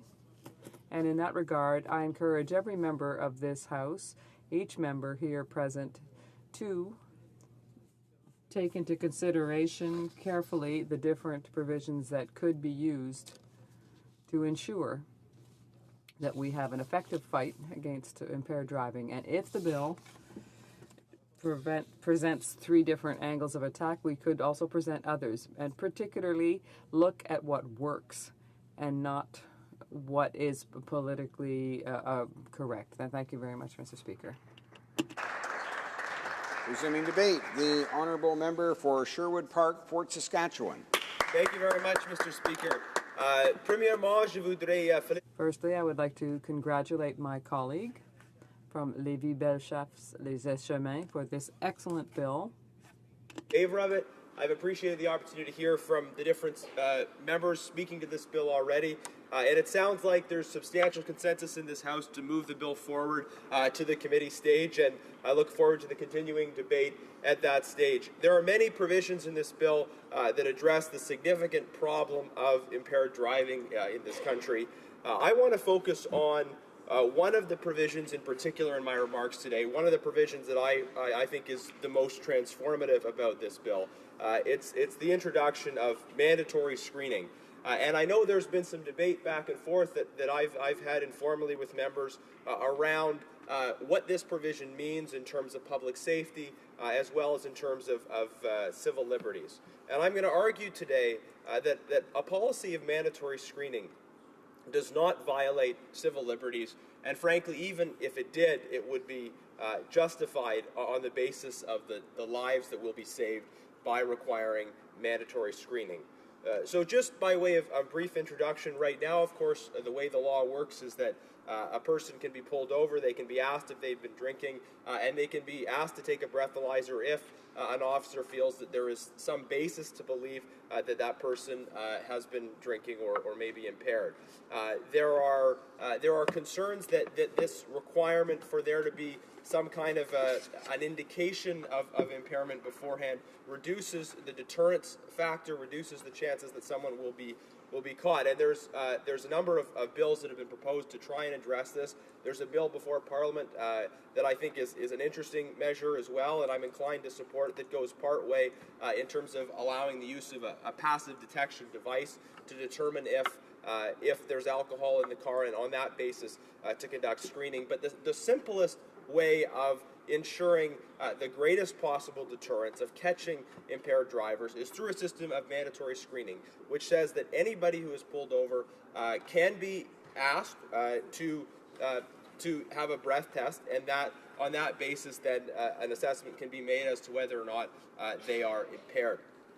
This is clear, it's simple, but yes, it raises some debate around the question of civil liberties. So I want to talk about the issues of civil liberties in the context of mandatory screening, and specifically make three distinct arguments about the value of mandatory screening. The first argument I want to highlight is that driving is not a right.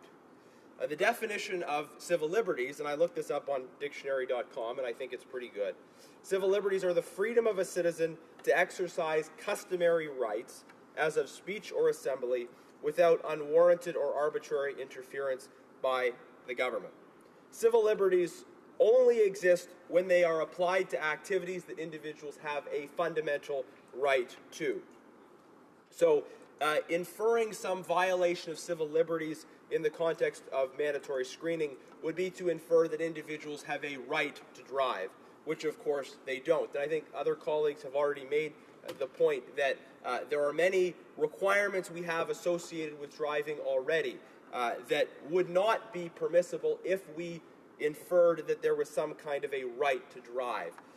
The argument that brings civil liberties into this particular discussion, the implied idea that there is a right to drive, actually has very dangerous implications for various other aspects of the way our public safety system works around driving. There isn't a right to drive, and inferring a right to drive creates problems. And insofar as there isn't a right to drive, then it is reasonable to require, as a condition of driving, that individuals be willing to provide a breath sample. That is not a violation of their civil liberties, again, insofar as there isn't a right to drive. Now, the second point I want to make is that the current system presents greater potential inconveniences to drivers than mandatory screening. Mandatory screening, it's very clear, it's very predictable. Individuals know that they can be expected to blow, and at a check stop, individuals will all then presumably be asked to blow, and it's a quick, it's a clear, it's a predictable process. The current system is more unpredictable, where individuals are asked questions first, and it varies depending on what inference the police officer may draw in that particular case. So as much as some individuals may not want to have to blow, the inconvenience factor is, I would argue, lessened in a system of mandatory screening because there's a certainty, there's a predictability, there's a process in place that individuals can rely on. And it really maximizes the deterrence factor. Nobody is going to think they can talk their way out of it, or that they can avoid being tested in this way, because there's a certainty there. So it maximizes deterrence and, of course, maximizes public safety. And this is the third point that I want to emphasize, that lives are very much at stake in this debate. Now, in the last Parliament, the House of Commons Standing Committee on Justice and Human Rights studied this issue and, in fact, recommended the implementation of mandatory screening. The reason they did so, Mr. Speaker, in large part, is because countries which have implemented mandatory screening have witnessed a significant decrease in the number of recorded road deaths every year. So since impaired driving is in fact the leading cause of criminal death in Canada, this is particularly important.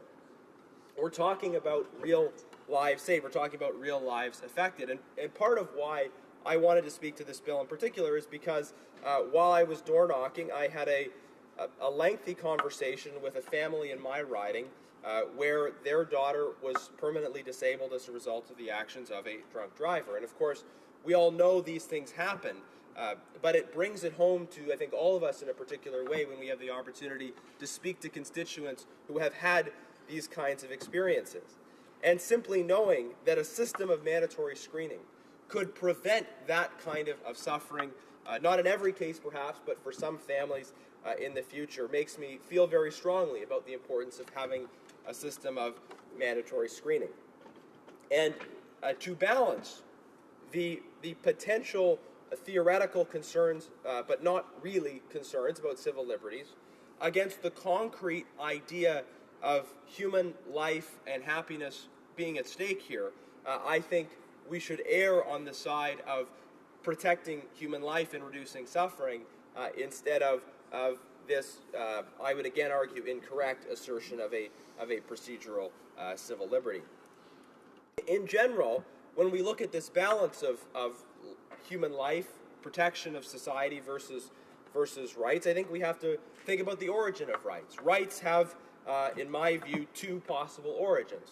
One origin would be nature, and the other would be custom. There are certain rights that come from the very nature of who and what we are. But there are other rights that are the result of custom, the result of social agreement, that we agree to accord certain rights to others on the basis of what is conducive to the happiness and well-functioning of society. And generally speaking, though not in every case, generally speaking, our concepts of civil liberty would fall into the concept of having their origins in custom as opposed to in nature.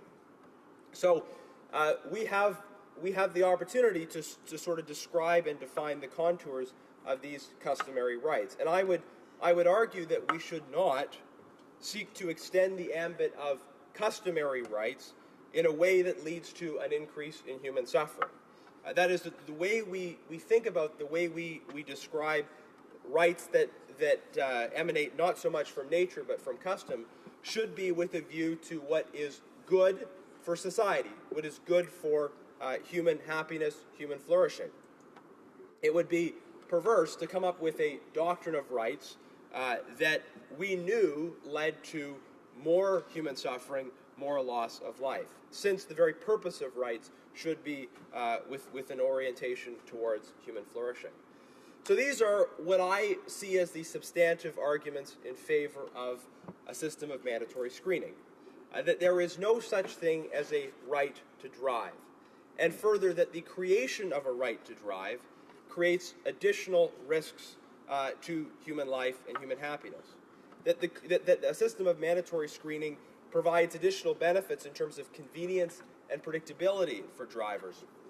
And also, fundamentally, that lives are at stake, that we can, by understanding civil liberties as not precluding mandatory screening, we can make a choice as this Parliament to significantly reduce the number of deaths associated with drunk driving. I think that's our job first and foremost, to think about how we can save the lives and protect the lives and happiness and well-being of Canadians. Once again, I congratulate my colleague on this excellent bill, and I look forward to supporting it. Resuming debate, the honourable member for Calgary Skyview. Thank you, Mr. Speaker. First of all, I'd like to congratulate and thank the honourable member for his commitment to ensure Canadians are kept safe and deterred from drinking and driving. I too believe that we must continue to ensure that Canadians don't drink and drive while protecting them against having to experience what it is like to be injured or lose loved ones to a drunk driver. I'm also a victim of drunk driving. I sympathize with other Canadians who have lost family and loved ones to drunk driving. In 1972, my father and 4 other family members and friends were killed by a drunk driver in India. My father was a young, successful businessman who to this day is remembered throughout the country. When he was killed, our family's future was thrown into uncertainty. Our grief was at times unbearable. I had lost one of the most important people in my life. I do not want any Canadian to have to experience this loss and pain, but I believe this bill does not much to address my concerns. I agree that there needs to be more strategic enforcement and educational campaigns to make sure we protect Canadians, their families and friends, but our approaches must be based on evidence or we will have done little to prevent future suffering. I'm sure this bill will succeed, and one thing that is putting too many Canadians in prison. I recognize this bill provides hope to some victims that it will prevent impaired driving. From what I know, the only thing this bill will provide is hope and have little impact on future prevention of impaired driving. But according to this bill, the accused would face an automatic mandatory minimum sentences 30 days for first offence, 120 days second offence, 1 year for third offence, and 2 years for any subsequent offences. The bill outlines these sentences apply to only anyone who was found to have operated a vehicle impaired in any degree by alcohol or drug or a combination. The decision for conviction teeters on the ability to prove a blood alcohol concentration that is equal to or exceeds 80 milligrams of alcohol in 100 milliliters of blood. I will begin with why this bill is not a solution we need to protect Canadians against the potentially traumatic outcome from drinking and driving. First of all, this bill proposes persecution of suspected impaired drivers by using mandatory minimum sentences. We must not forget that it is clearly stated in Section 11D, Proceedings and Criminal and Penal Matters of the Charter, that any person charged with an offence has a right to be presumed innocent until proven guilty, according to law, in a fair public hearing by an independent and impartial tribunal. The mandatory minimums this bill imposes would remove the ability of our judiciary to ensure that the accused are provided with a fair and public hearing by an independent tribunal. Instead, conclusive proof will be taken out of the hands of a judge, and all evidence for conviction will be replaced by outcomes of a breathalyzer and the peace officer or technician who is operating it. The use of breathalyzers is known to have provided less than 100% proof of impaired driving. In 2011 study in British Columbia found that roadside breathalyzers were wrong in 14 out of 174 roadside suspensions. This would mean, under this bill, that these 14 persons would have little recourse, as the device reading would be the only conclusive evidence needed to brand them instantly guilty. Secondly, this bill fails to ensure that the rights of Canadians are upheld according to the Charter. The fact is that the Supreme Court of Canada has already ruled that mandatory minimums like these proposed here are unconstitutional and endanger our justice system. According to the decision of the Supreme Court of Canada in the case of R versus Noor on April 4, 2015, mandatory minimums were challenged under Section 12 of the Charter, which states that everyone has a right not to be subjected to any cruel and unusual treatment or punishment. This is because using mandatory minimums will set the precedent for reasonably foreseeable applications in other cases unrelated to impaired driving that would result in cruel and unusual treatment or punishment. We should be wary of mandatory minimums because, as the Supreme Court stated, imposing such a sentence would undermine society's expectations of fairness in the administration of justice. There is a further evidence provided by the Canadian Department of Justice in their study titled Mandatory Minimum Penalties, Their Effects on Crime, Sentencing Disparities, and Justice System Expenditures that mandatory minimums are ineffective, specifically as a deterrent, especially against impaired driving. This report states that overall, the evidence in this area holds out more hope for vigorous law enforcement and the certainty of punishment than for tough sentences. Studies indicate that mandatory minimums and sanctions of increasing severity do not reduce recidivism rates or alcohol-related accidents. The proposed use of mandatory minimums by this bill is only a band-aid solution which does not take into account the whole picture. Instead of helping Canadians, it jeopardizes the fundamental rights of everyone and does nothing to prevent future impaired driving or recidivism. We should be focusing on bringing impaired drivers to justice through more vigilant oversight using the most effective means based on evidence. Through continued evaluation of legal and social approaches, along with educational campaigns to prevent impaired driving, we can continue to save lives while maintaining justice. I speak in this House to ensure that we are doing our best for Canada and Canadians. Unfortunately, this bill falls a little short of our best. I ask my colleagues and fellow members of this House to continue to work together for evidence-based laws that will bring impaired drivers to justice and ensure a safer future for all Canadians. After the tragedy with our family in 1972, Mr. Speaker, I struggle to understand to this day why an individual gets behind the wheel after drinking to cause enormous suffering to the family and friends of innocent victims. I stand with other Canadians who have had to suffer, but I can support this bill with amendments, Mr. Speaker. Thank you very much.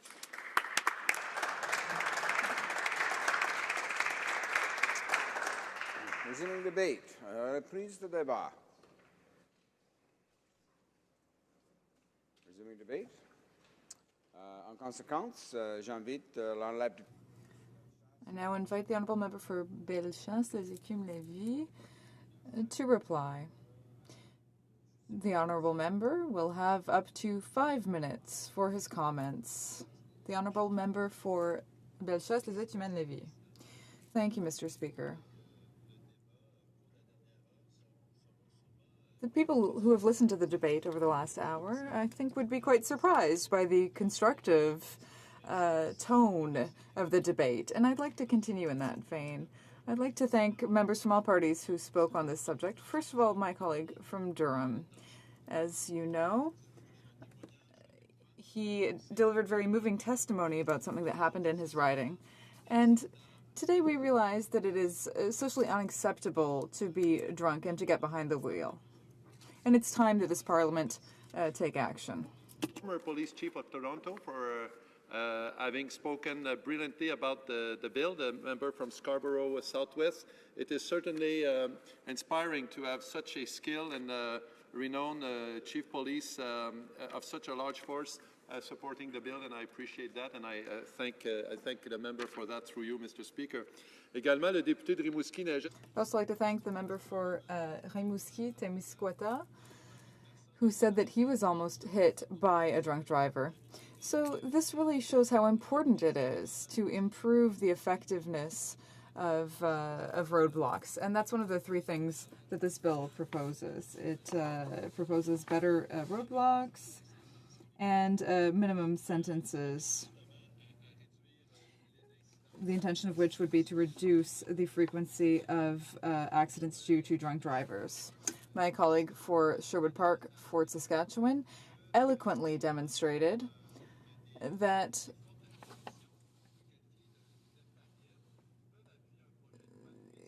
people of conviction can support such a bill because it really does respect the law, and it respects Justice Hogg's ruling as well. And as my colleague said, driving is a privilege that comes with responsibilities. That is what this bill really reflects. I'd also like to thank the member for Richmond Hill, who told us that his father lost his life due to a drunk driver. So, Mr. Speaker, there is a real need here. And I think today we've demonstrated that by working together, well, there's still more work to be done on the bill, I'm aware of that. But that's why I would like the bill to be sent to committee for a comprehensive review, clause by clause. And I'd like to have more constructive debate about it.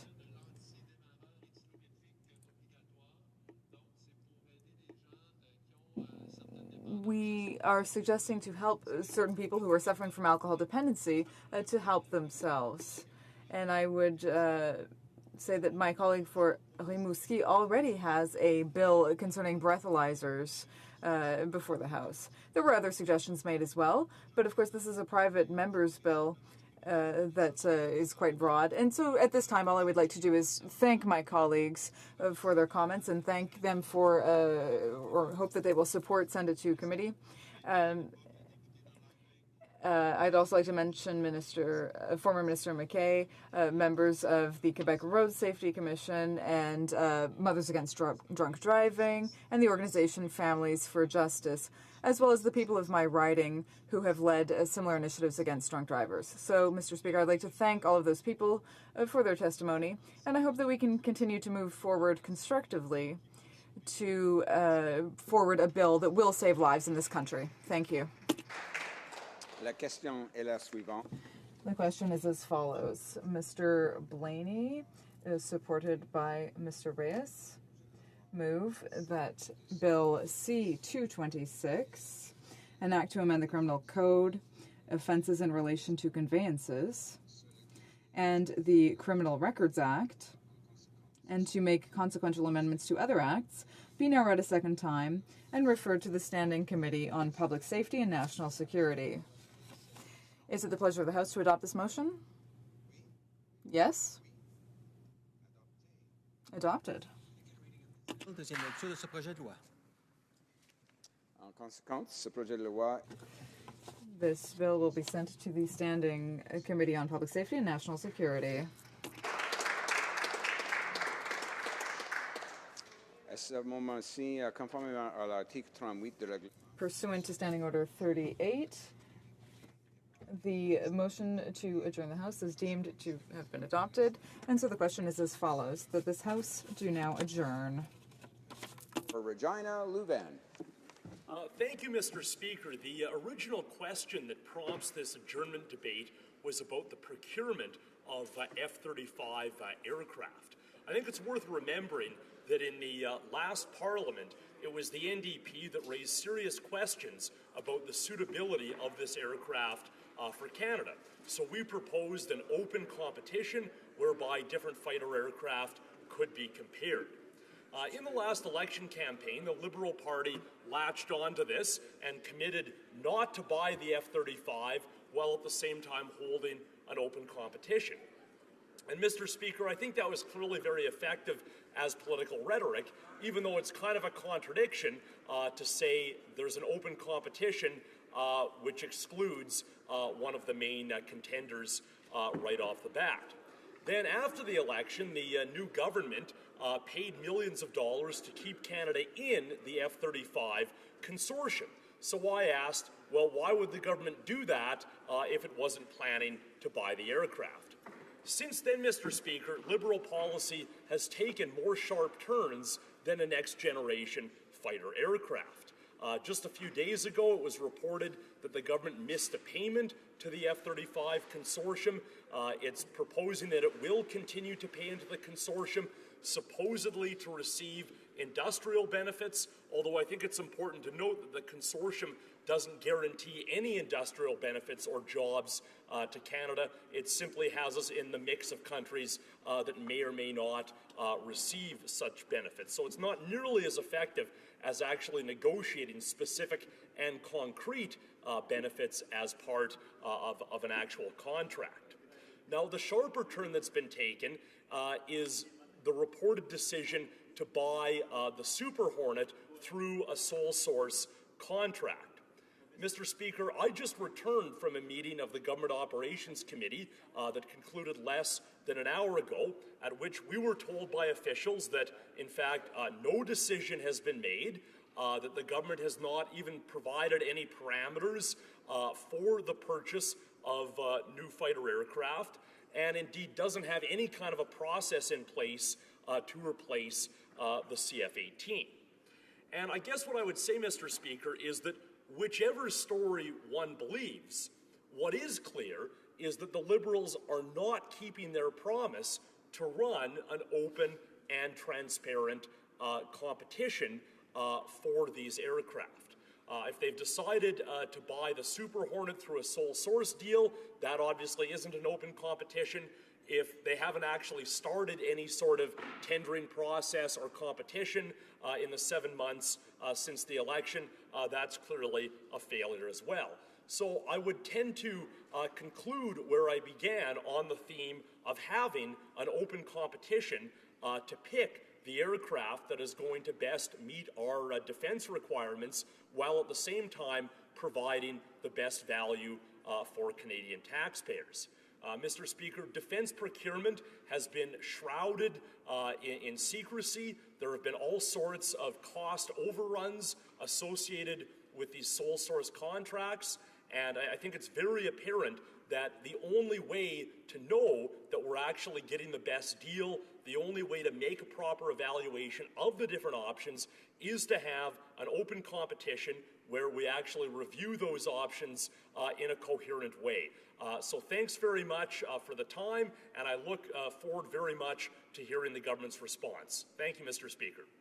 Honourable Parliament Secretary to the Minister of National Defence. Thank you, Mr. Speaker, and I appreciate your time and attention on yet another jet replacement speech. So it does seem to be issue du jour these days. I'd like to thank the honourable member for his inquiry. The program that he references is actually a program that stretches back to 1997. It's a 19-year-old program, and during that time, the Government of Canada, all governments of Canada, over the whatever number of governments have happened since 1997, has invested something in the order of $309 million. And I urge my honourable colleague to not read too much into the fact that a quote-unquote payment was missed in the last day or two. That payment will be made. Our investment in this program represents about 2% of the non-recurring costs, but it does keep us in the entire industrial mix with respect to how this F-35 will ultimately be developed. And as you know, procurement tries to achieve three main objects. The one which the honourable member is referring to is leveraging the economic, industrial, and technological benefits. So thus far, the $300+ million investment has generated about $743 million worth of industrial benefits from a variety of companies who have developed an expertise over those 19 years. And Canada will continue to meet its obligations under the Memorandum of Understanding.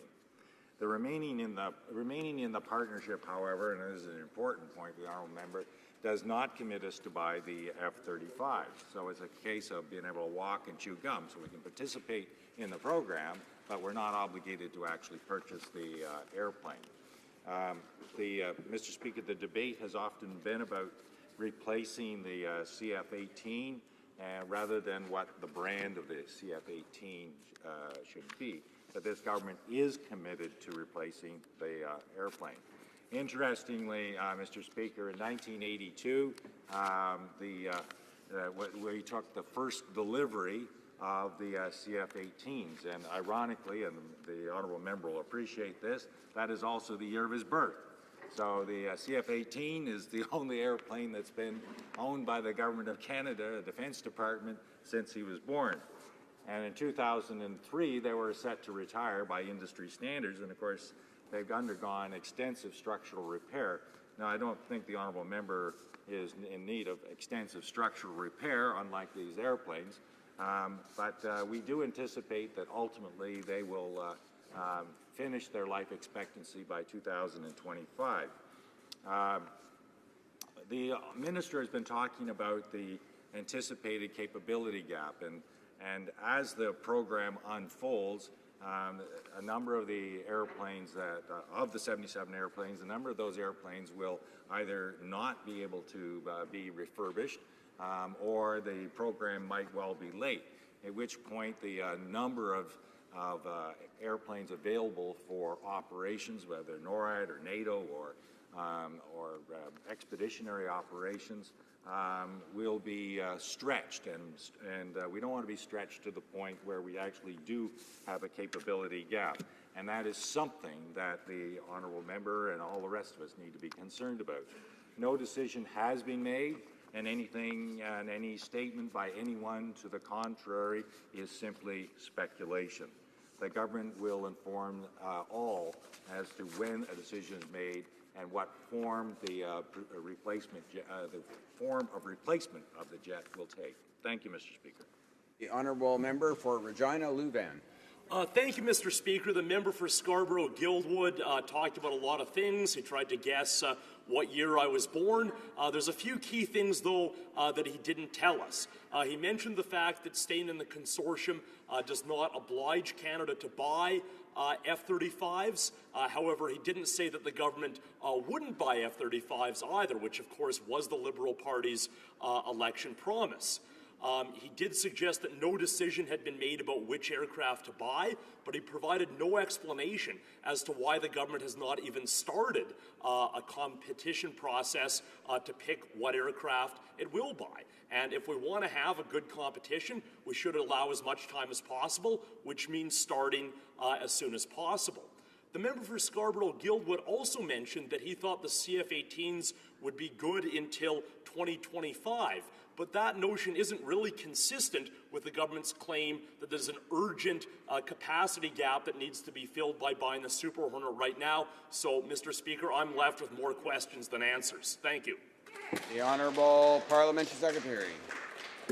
It appears that the honourable member didn't quite understand what I was saying, so I'll take this opportunity to repeat it, Mr. Speaker. The program, we can continue to participate in the program regardless of what the replacement jet appears to be. To assume that there's been no work on how to decide the replacement process and what ultimately might be the product of that replacement process is entirely an error and is an unwarranted presumption on his part. This is the agreed upon point. I hope the agreed upon point is that this jet needs to be replaced, that CF-18 needs to be replaced, so that we don't actually face a capability gap. And if the honourable member doesn't understand that 77 airplanes, which is our present complement, will start to cease to have their capability, then I don't know what else I can say to explain it to him that we are facing a capability gap and that needs to be addressed. Thank you. The honourable member for Calgary-Nose Hill. Thank you, Mr. Speaker. It being 6:20 p.m., it's a great time to talk about wine, Canadian wine. And Mr. Speaker, what a lot of people in the gallery or listening tonight might not realize is that if you buy a bottle of wine that's labeled international blends with Canadian wine or cellared in Canada, the content of that wine might not be entirely Canadian. And a lot of our Canadian wine producers take issue with this labeling standard. This labeling standard was designated as an interim measure in 1994. This was a period of time in which Canada's wine industry was actually really sort of coming to the forefront. The North American Free Trade Agreement had just been signed. There were a lot of provisions put in place in order to see some of our producers rip up old Labrusca varietal wines and plant it with vinifera wine. And some of the producers at that time said, look, we're going to have an inventory gap for a while. We want to stay competitive. Can we have an interim designation on country of origin labeling that allows us to bring in wine from other areas? We can label it as such until some of our vines get up and going. Now, Mr. Speaker, it's over 22 years later, I believe, this interim measure is still in place. And this is a great source of consternation for a variety of wine producers. The wine industry in Canada now is over $6 billion. It has a huge economic impact. Canadian producers are not just producing quantity of wine, but they're also producing internationally award-winning wines. And what I've heard in my time when I was in government as Minister of State for Western Economic Diversification, and still today, is that people don't think that this interim designation is fair. They think that it should change. And there's a lot of industry division on this. When I was a minister, I funded a project that was to look at competitivity and ways to make the industry in BC more competitive. One of the recommendations coming out of this project, I believe, was looking at this particular designation. What some of the smaller producers in Canada say is that the larger wine industry lobby groups are not advocating for a change on this. The larger producers who, and you know what, they produce a lot of revenue off of this, and there certainly is a demand for lower priced wine that comes from the international blends. There's no question of that. But the smaller producers are saying, hey, maybe we shouldn't have this designation anymore. The larger producers are saying, well, maybe this should just be promulgated and make this designation permanent. What I'd like to see, as someone who doesn't think this is a particular partisan issue, is a parliamentary committee study this. I don't think that this issue has been adequately addressed at the public service or bureaucratic level. I know that the minister has been very open to having a parliamentary study of this particular concept. My question to my colleague is very simple. What is the government's intent on this? I know some in the industry would like this issue just to go away. They wouldn't like to have a parliamentary committee review this. I really think this is important because of the industry is asking for other things like a tax exemption for capital equipment investments for wineries. I don't even think we can look at that issue until we address the Cellared in Canada issue, Mr. Speaker. So my question is very simple. Will the government commit to a parliamentary study of this designation, and can they tell us the status if they are considering actually promulgating this interim measure into law? Because I certainly think that there's a lot of producers in Canada that would not support that. The Honourable Parliamentary Secretary to the Minister of Agriculture. Thank you, Mr. Speaker. I'd like to thank my colleague for her question, but I will give her more detail. The label on a food is one of the most important and direct way for consumers to obtain information on a product. Food labeling helps consumers make the distinction between the foods they eat and the brands available in order to make intelligent choices. A label on any product in Canada must be neither false nor misleading. Requirements for country of origin apply to many products in Canada, including imported wines, canned foods, meat, and other products. Country of origin must be indicated, particularly on cases of a standardized wine sold in Canada. This is for wines made in the country or imported. Country of origin information has to appear in both English and French. Country of origin must appear on the main portion of the label. For wine, this is an area on the bottle that can be seen without having to turn the bottle around. Wines that are a mixture and contain wines from different countries of origin, blended wines, The label recognizes Canada's contribution and indicates that the wine contains imported ingredients.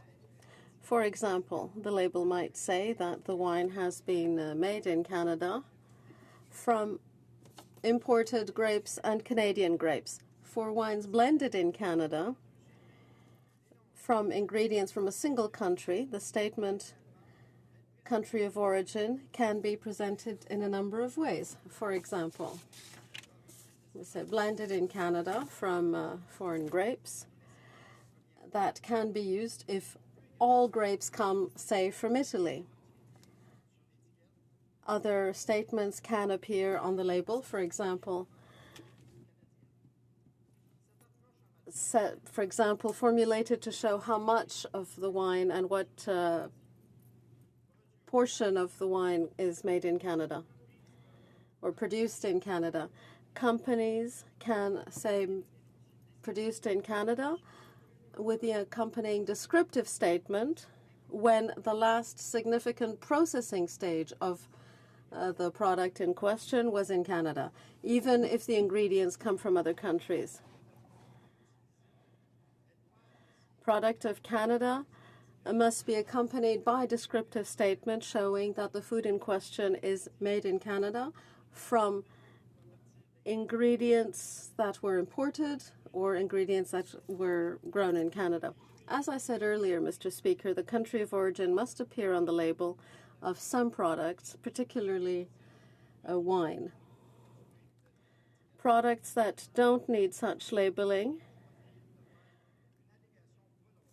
there are many of them, and the companies that manufacture them can choose whether to show country of origin on the label or not.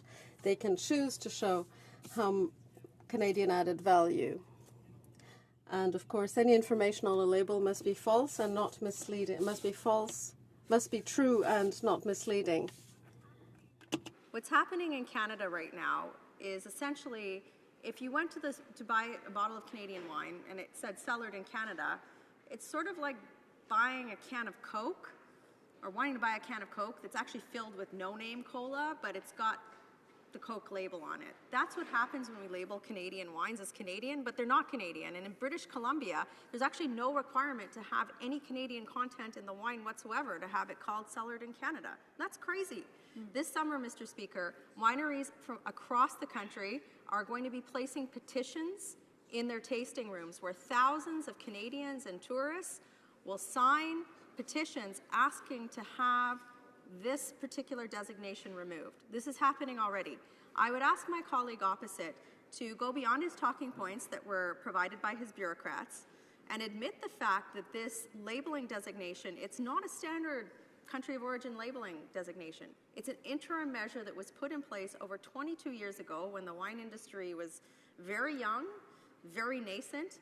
We're now making award-winning wines. We're putting the Canadian brand on wines that don't come from Canadian content. And many Canadian producers who invest so much time and effort into that production aren't getting their fair due. So, Mr. Speaker, again, will my colleague consider a parliamentary study, and many winery producers are listening to this tonight. There's a lot that are tuned in. Will they consider a parliamentary study of this 22-year, out-of-date, interim, quote-unquote, measure? Secrétaire parlementaire. The Honourable Parliamentary Secretary. Mr. Speaker, the government is looking at the regulations on food labelling, including country of origin designation on labels.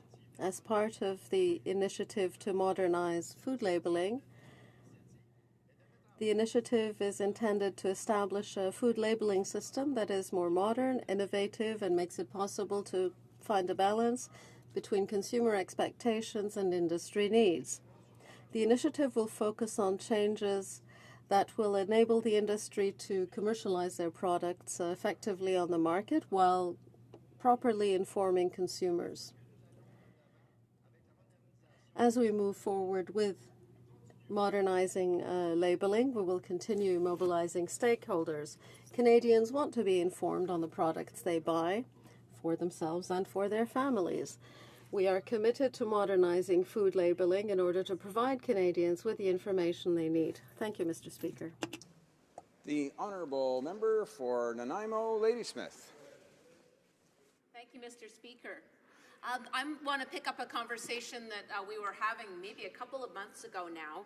I'm hearing from a broad range of constituents who are confused by the government's messages on marijuana regulation. And so are the judges. Justice Selkirk of the Ontario Court of Justice found a man guilty on several charges but refused to accept his guilty plea on marijuana possession. So the judge said, okay, this is quote, "I don't know what to do about possession of marijuana. I recall distinctly the Prime Minister in the House of Commons saying it's going to be legalized. I'm not going to be the last judge in this country to convict somebody of simple possession of marijuana." You can't have the Prime Minister announcing it's going to be legalized and then stand up and prosecute it. It just can't happen. It's a ludicrous situation, ludicrous, he said. So I want to go through an 8-part list of people that I'm hearing from in my riding who are affected by leaving marijuana regulations in limbo. So first of all, thousands of mostly young people who are going to have criminal records for the rest of their lives for something that they thought wasn't anymore going to be legal after the election. If the Prime Minister had respected his promise, then they might not have been so caught. Secondly, taxpayers, because the government is spending $3 to $4 million annually prosecuting simple possession cases. Now, New Democrats believe it's irresponsible to allow police and court resources to be wasted to create new criminal records for something that the government imminently plans to legalize. Third, commercial producers. And I have a big one in my riding. These are people that are operating under the Marijuana for Medical Purposes Regulations, MMPR. They must follow the most stringent regulations, which they have willingly accepted, around audits by Health Canada inspectors, RCMP and Health Canada security personnel clearances, audits, record keeping of all activities and inventories, physical security measures, substantial capital investments made in good faith, but now without information on the government's plan about what's going to come next. They are operating in a bit of an uncertain business environment, and whether they expand or further more deeply invest is unclear. Fair enough. Number 4, personal production license holders. These are individuals that are allowed to grow license for medical use under the Medical Marijuana Access Regulation, MMAR. They're left in the same state of limbo. While the courts have required reasonable access to a legal source of marijuana for a medical purpose when authorized by a doctor, the federal government hasn't really given us a clear indication of how they're going to allow these two parallel streams, the commercial, industrial type, and then this much more small scale. So again, the license holders are not sure whether they should make more investments or how their status is. And there's another group affected by the illegal dispensaries not licensed under the local law.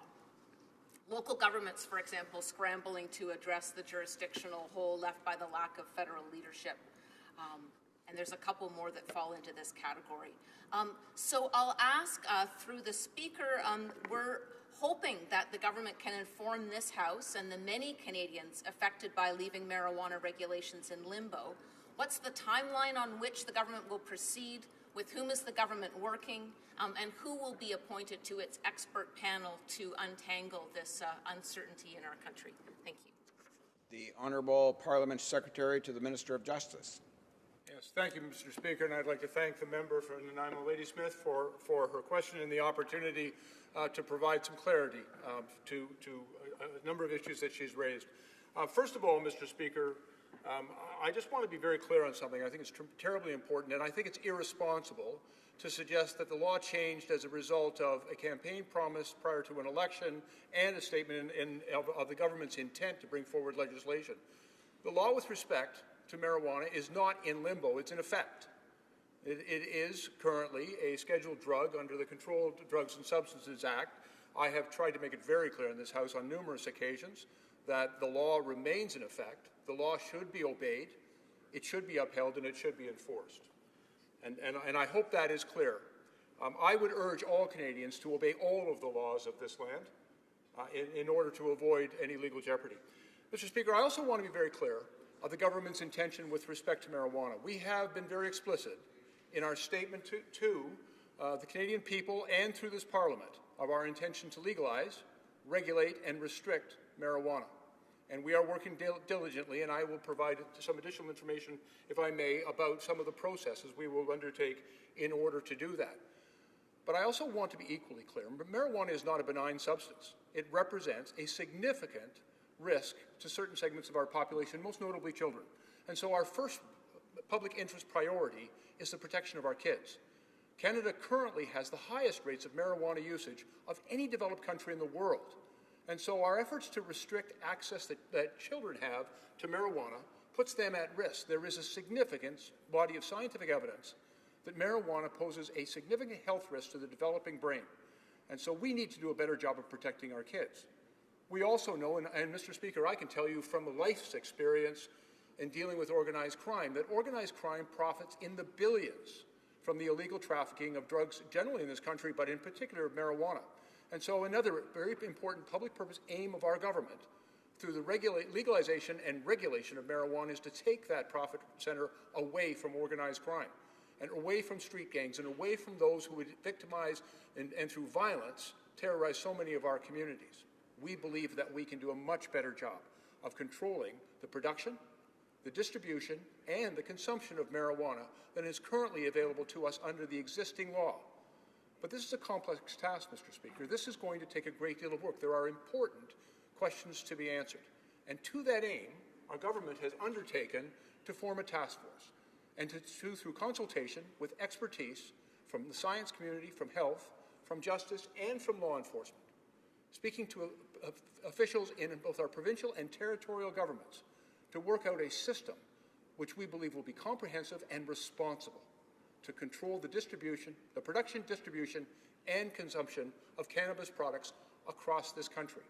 The government has been very explicit, and the ministries of Justice, Health, and Public Safety have been working very collaboratively together in the development of a framework for regulation. That framework will be informed by the work of our task force, and I anticipate in the not-too-distant future, and it is, frankly, an announcement for my minister and not for her parliamentary secretary to make, but I anticipate my minister will be informing this House and the Canadian people about the membership. But I will also tell you that the membership of that task force will be made up of well-recognized experts from the fields of science, health, justice, and law enforcement. And through that broad consultation, which is so important, the collaborative work among three ministries, we are confident that we will be able to bring forward a system of regulation that will do the job of protecting our children, of making our communities safe and protecting all of Canadians from the threat of organized crime and the violence and victimization they perpetuate in our communities, and at the same time, to be able to assure all Canadians of our commitment to their health. And Mr. Speaker, this is not going to be an easy task. We are committed to doing it, but we are committed to doing it right. We are working as expeditiously as possible, and we're moving forward as quickly as we are able, but we are committed to ensuring that all of these important areas of public policy are addressed. Thank you, Mr. Speaker. Honourable Member for Nanaimo, Ladysmith. Thank you, Mr. Speaker.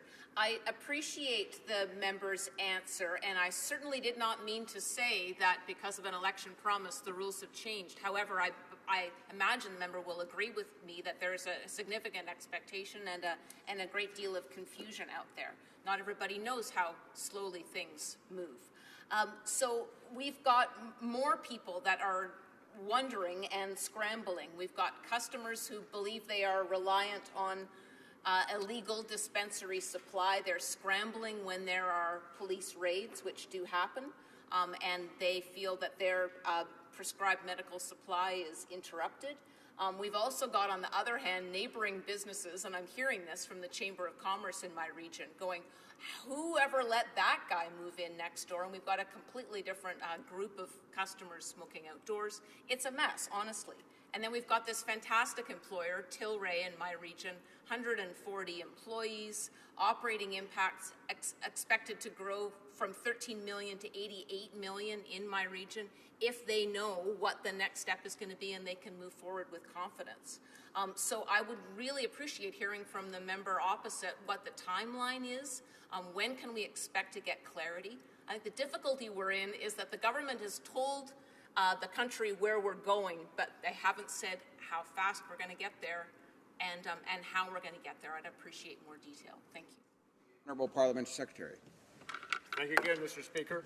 And I do appreciate the opportunity to bring some clarity around this issue.